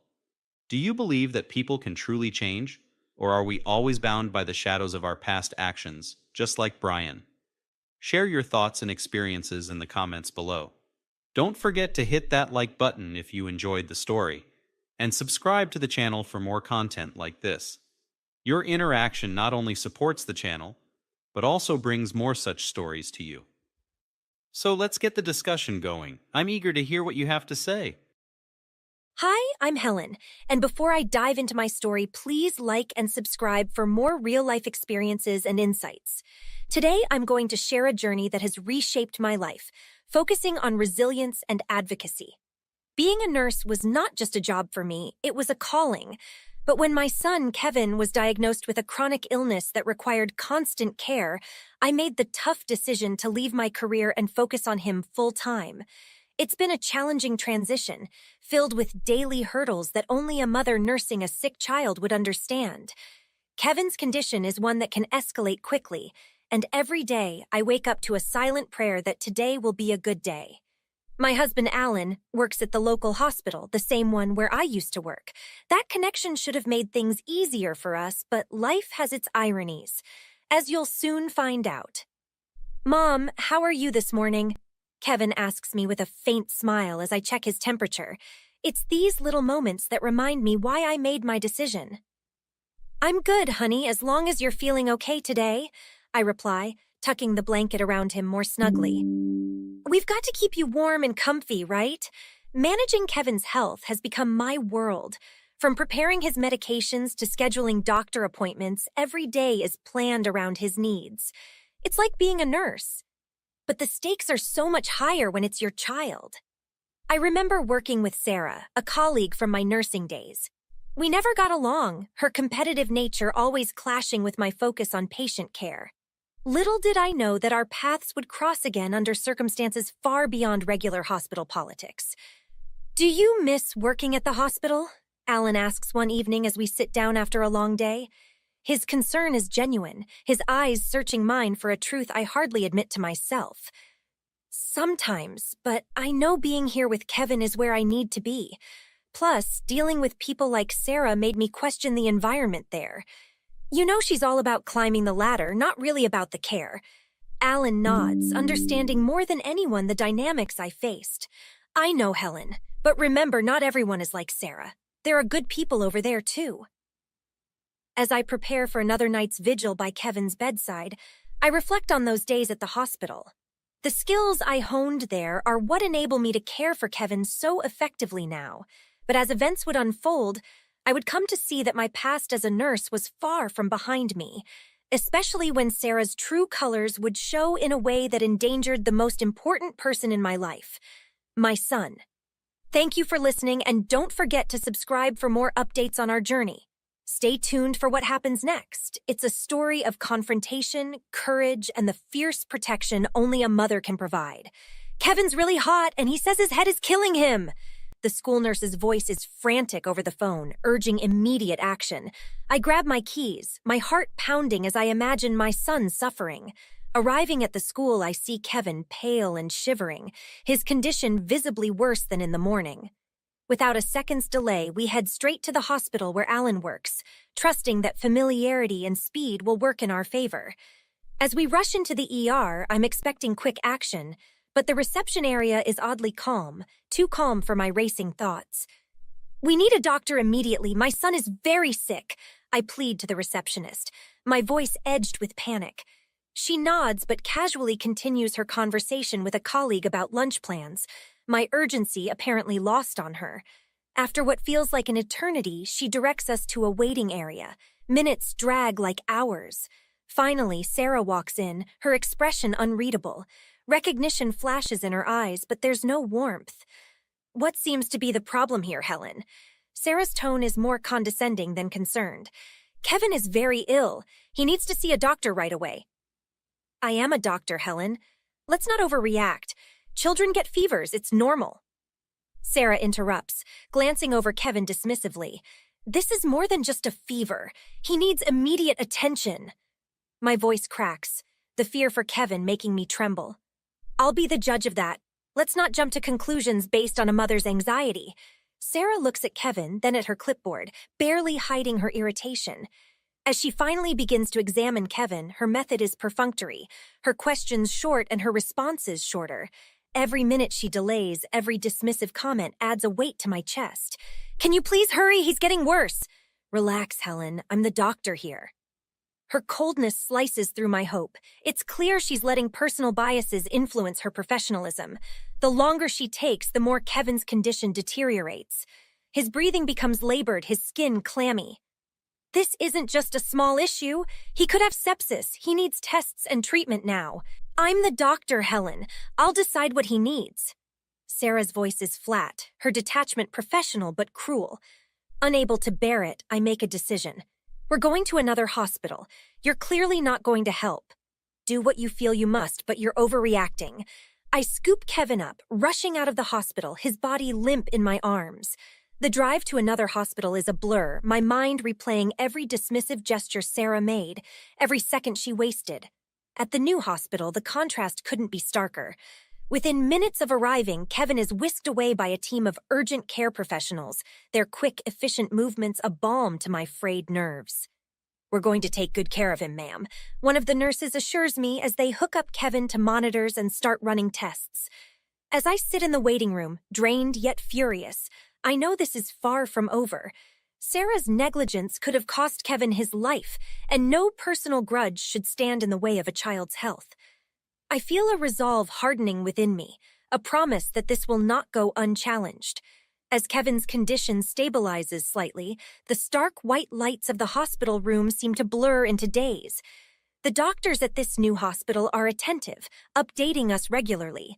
But each update is a stark reminder of how close we came to losing him.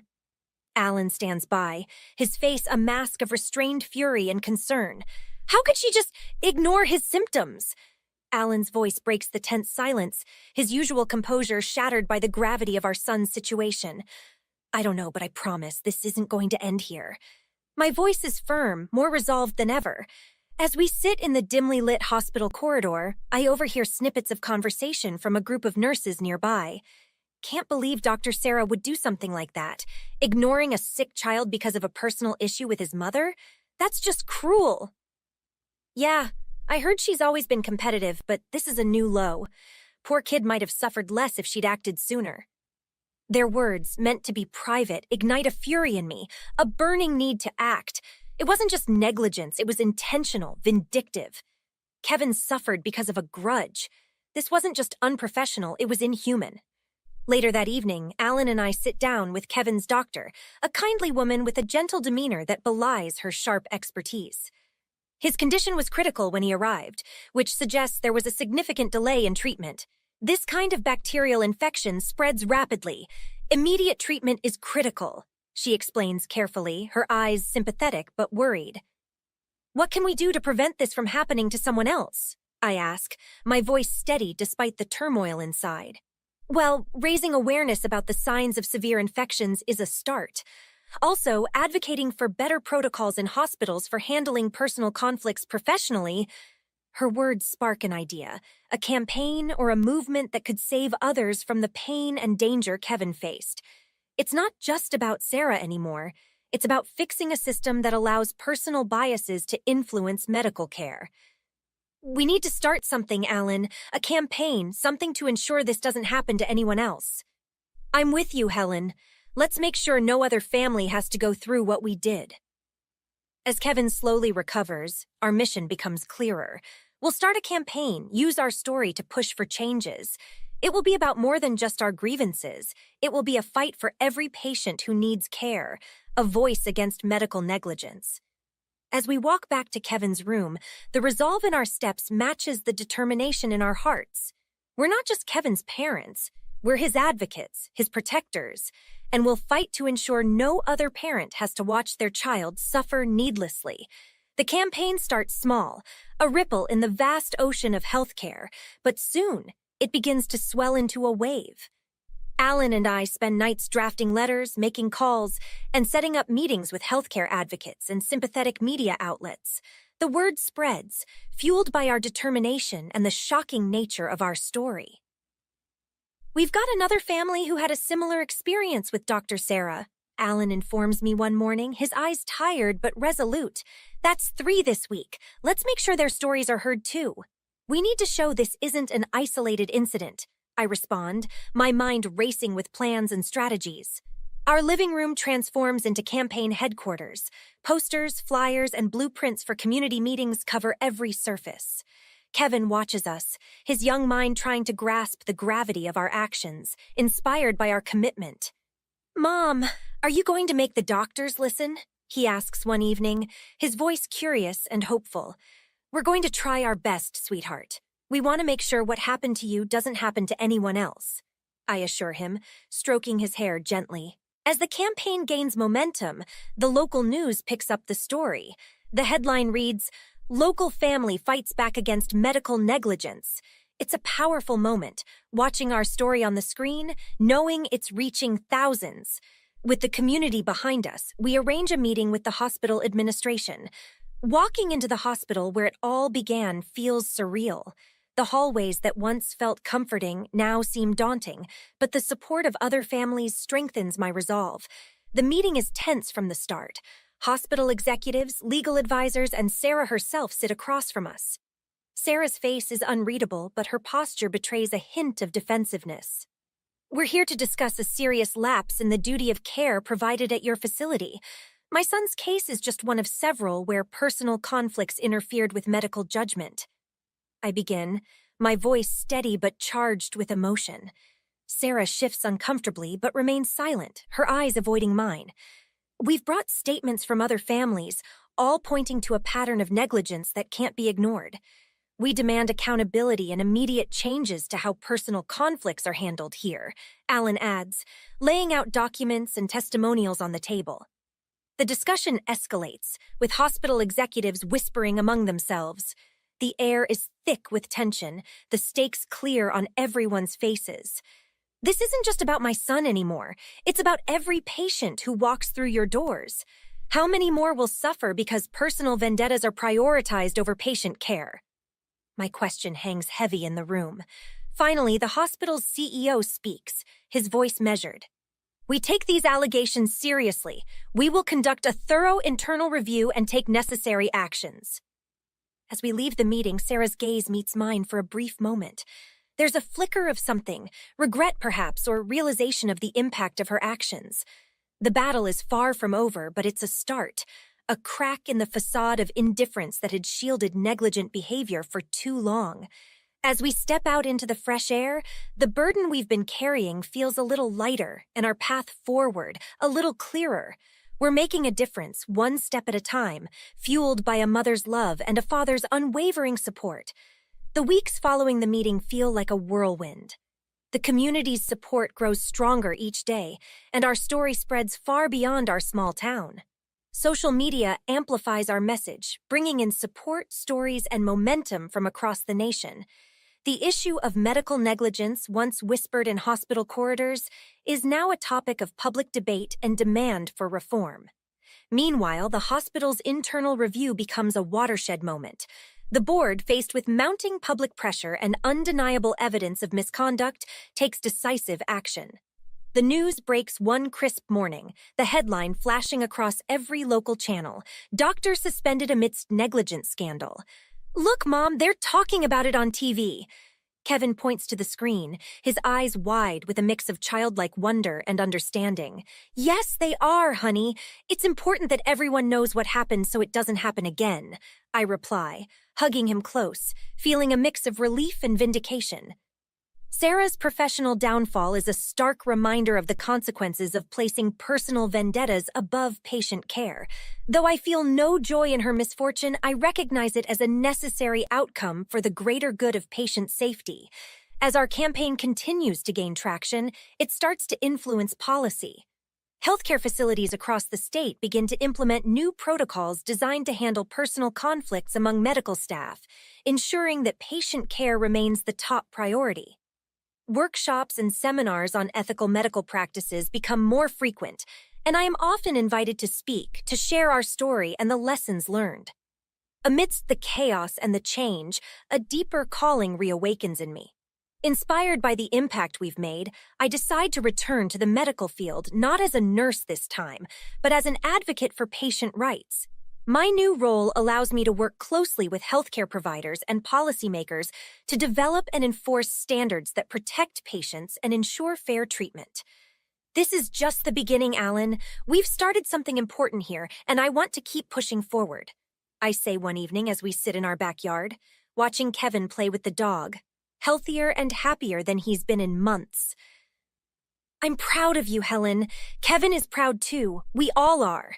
You turned a nightmare into a beacon of hope for so many," Alan responds, his voice thick with emotion. As the sun sets, casting long shadows across the grass, I reflect on the journey. From the depths of despair and fear for my son's life to sparking a movement that changed the landscape of medical ethics, our story is a testament to the power of a mother's love and the community's strength. Our campaign's slogan, "Care over Conflict," becomes a rallying cry for those who believe in the sanctity of healthcare and the dignity of every patient. Kevin's ordeal, while painful, leads to a lasting legacy, ensuring that no patient's care is compromised due to personal disagreements among medical staff.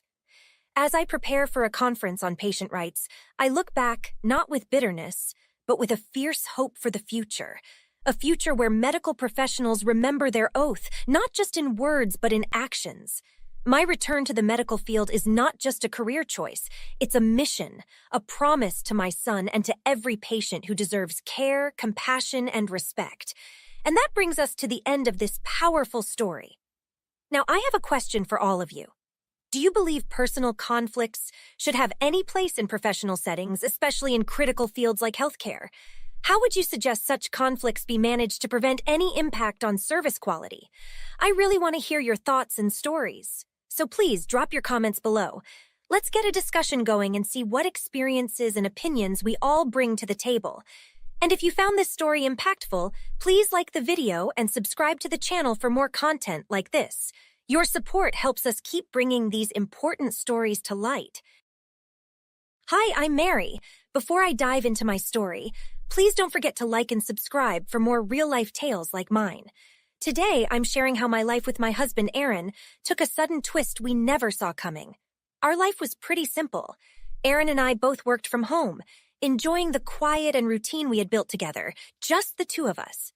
That is, until one day, Aaron's sister Karen showed up unannounced with her daughter, Teresa. It wasn't the first time she had dropped Teresa off for a few hours, but it was the beginning of what would become a regular, chaotic part of our lives. Hey, I'm really caught up with some things. Can Teresa stay with you today? Karen asked, her voice rushed, barely waiting for a response as she practically pushed the stroller into our living room.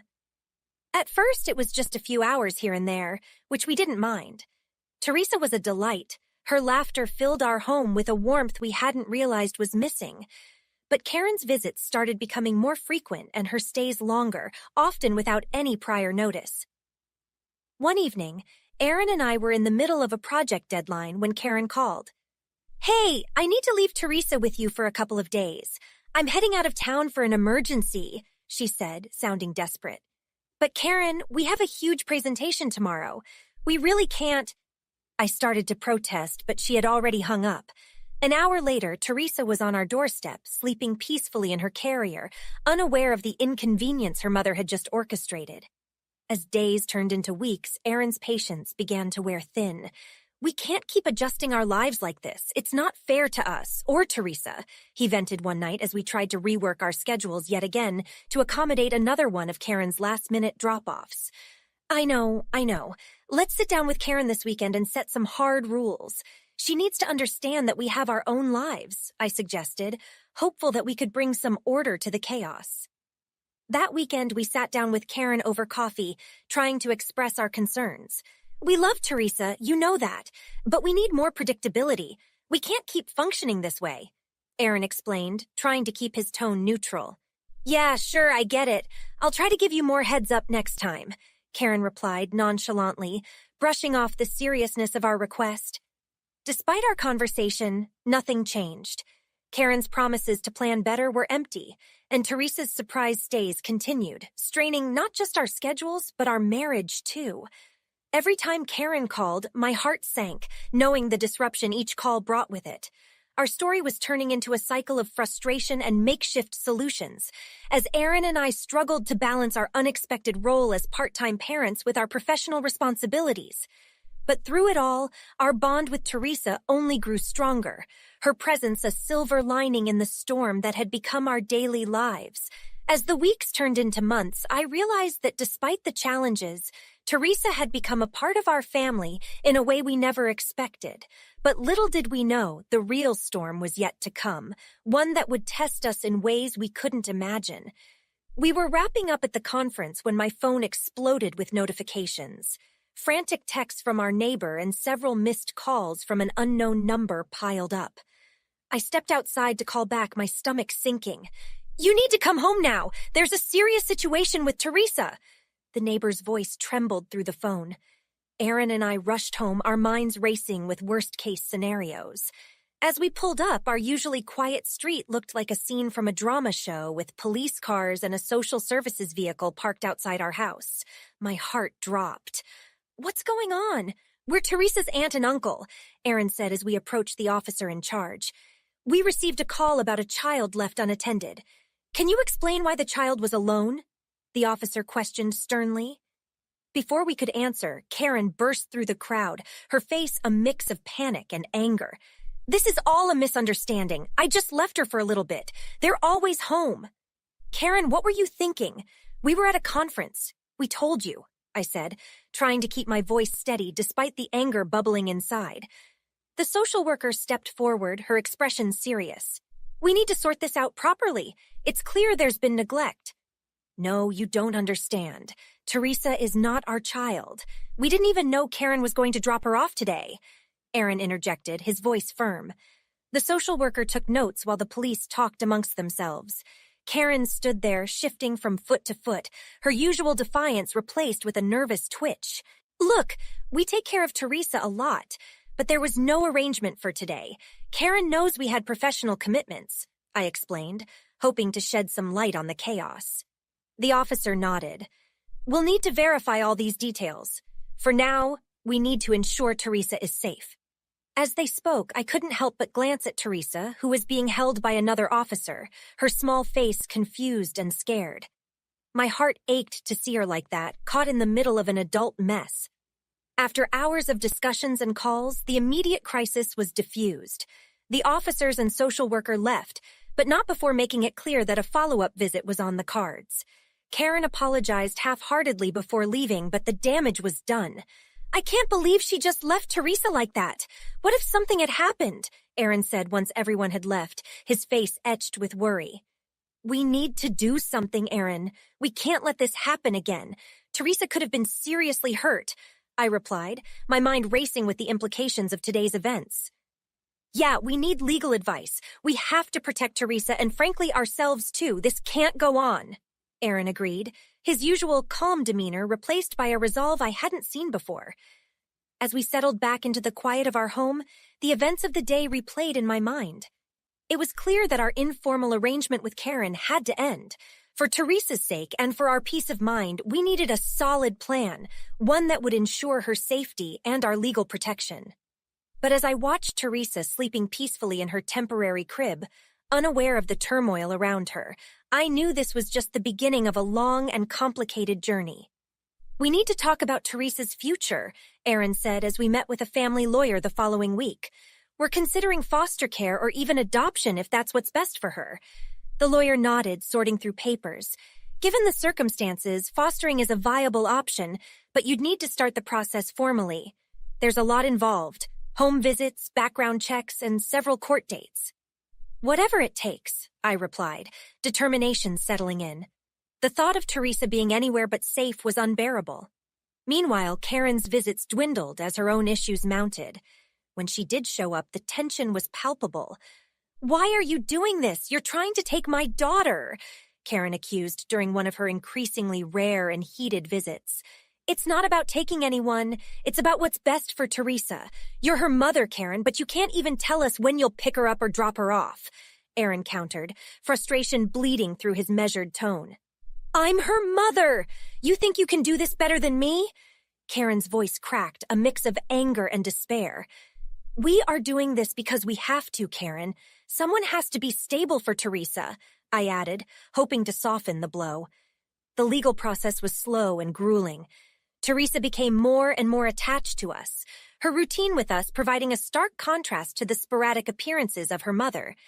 Each court appearance, each home visit from social services felt like stepping onto a battlefield, fighting for the right to give Teresa a normal life.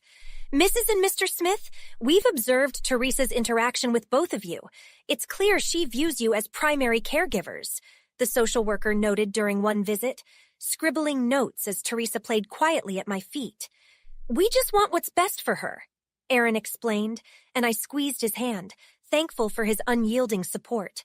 As the court date approached to decide Teresa's future, Karen seemed to unravel further. You can't take her from me. I'll fight you, she warned over the phone one evening. We don't want to fight, Karen. We want Teresa to have a stable home. Why can't you see that this is bigger than any of us? I tried to reason with her, but it felt like talking to a wall. The day of the ruling, we sat in the courtroom, hands intertwined, the weight of the past months bearing down on us. Karen was there, looking worn and defeated. The court has decided to grant temporary custody to Mary and Aaron Smith, with the possibility of moving towards adoption if conditions do not improve for the biological mother, the judge finally declared. Relief washed over me, tinged with sadness for Karen. As we walked out of the courthouse, Karen approached us. Take good care of her. That's all I ask, she said, her voice soft, resigned. We will, Karen, we promise, Aaron replied, compassion in his voice. As we drove home, the sun setting in a brilliant display of oranges and reds, I looked at Teresa in the rearview mirror, her eyes sleepy but content.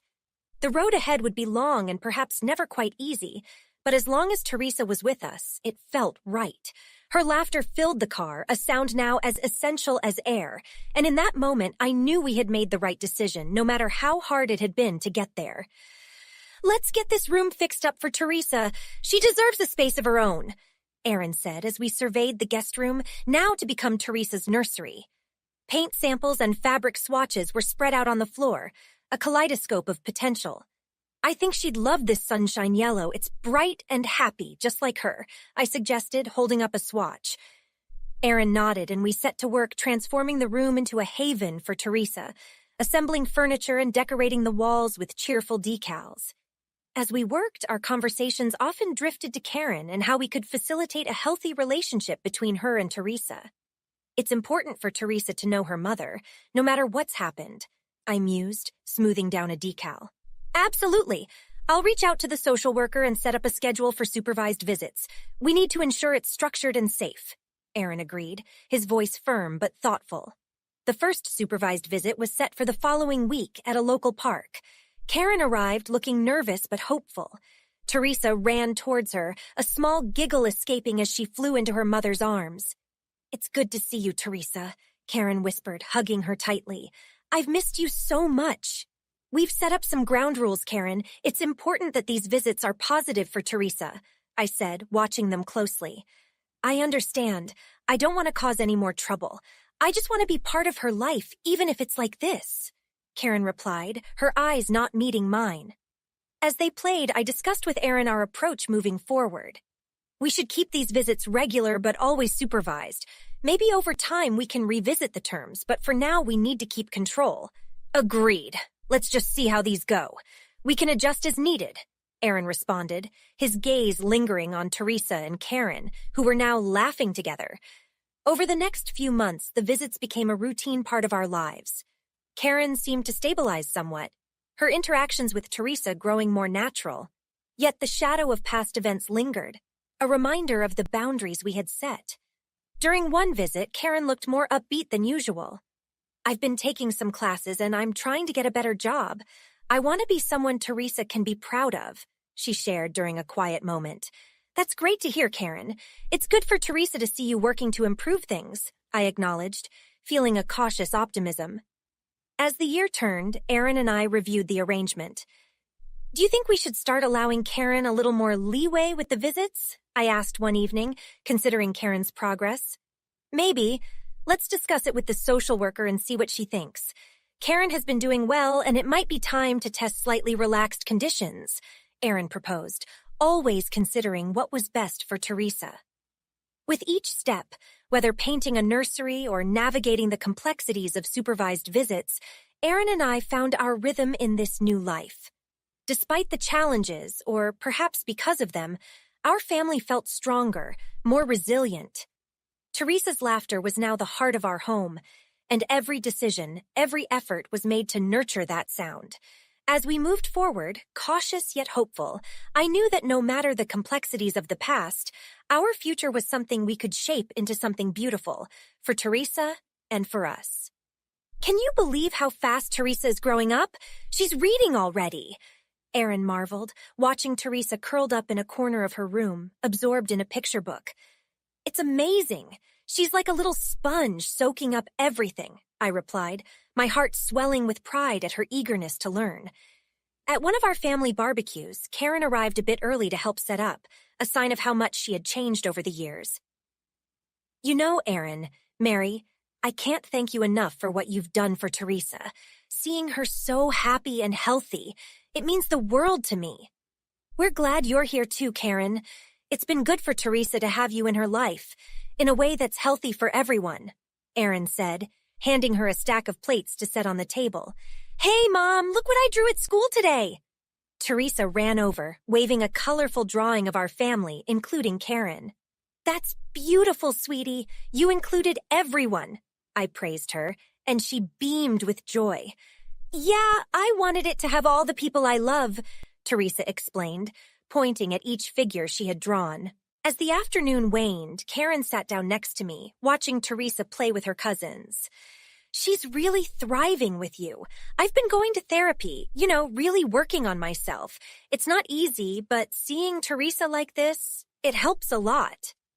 It sounds like you're really making progress, Karen. That's great to hear, I responded, genuinely happy for her efforts. Yeah, I just wish I'd gotten help sooner. But I guess we all come to things in our own time, Karen reflected, her tone tinged with regret but also hope. As Teresa's birthday at Teresa, who was now dancing around with a balloon, I felt a deep sense of fulfillment. Aaron and I had stepped into roles we never planned for, but now I couldn't imagine our lives any other way. We had formed a family not just through blood, but through choice, love, and patience. And as I watched our little girl laugh, her life a tapestry of love and resilience, I knew we had done something truly wonderful. Now that our story has reached its conclusion, I have a thought-provoking question for you all. Do you think Karen should have been given a chance to be more involved in Teresa's life earlier, considering her efforts to improve herself? Or did Mary and Aaron make the right decision by waiting until she proved her stability? This touches on themes of redemption and trust, and I'm eager to hear your thoughts in the comments below. How would you balance the well-being of a child with the rights of a parent who is trying to turn their life around? If you enjoyed this story and the discussion it sparks, please don't forget to like this video and subscribe to the channel for more content like this. Your engagement helps us keep these stories coming and the conversations going. Thank you for watching and contributing to our community.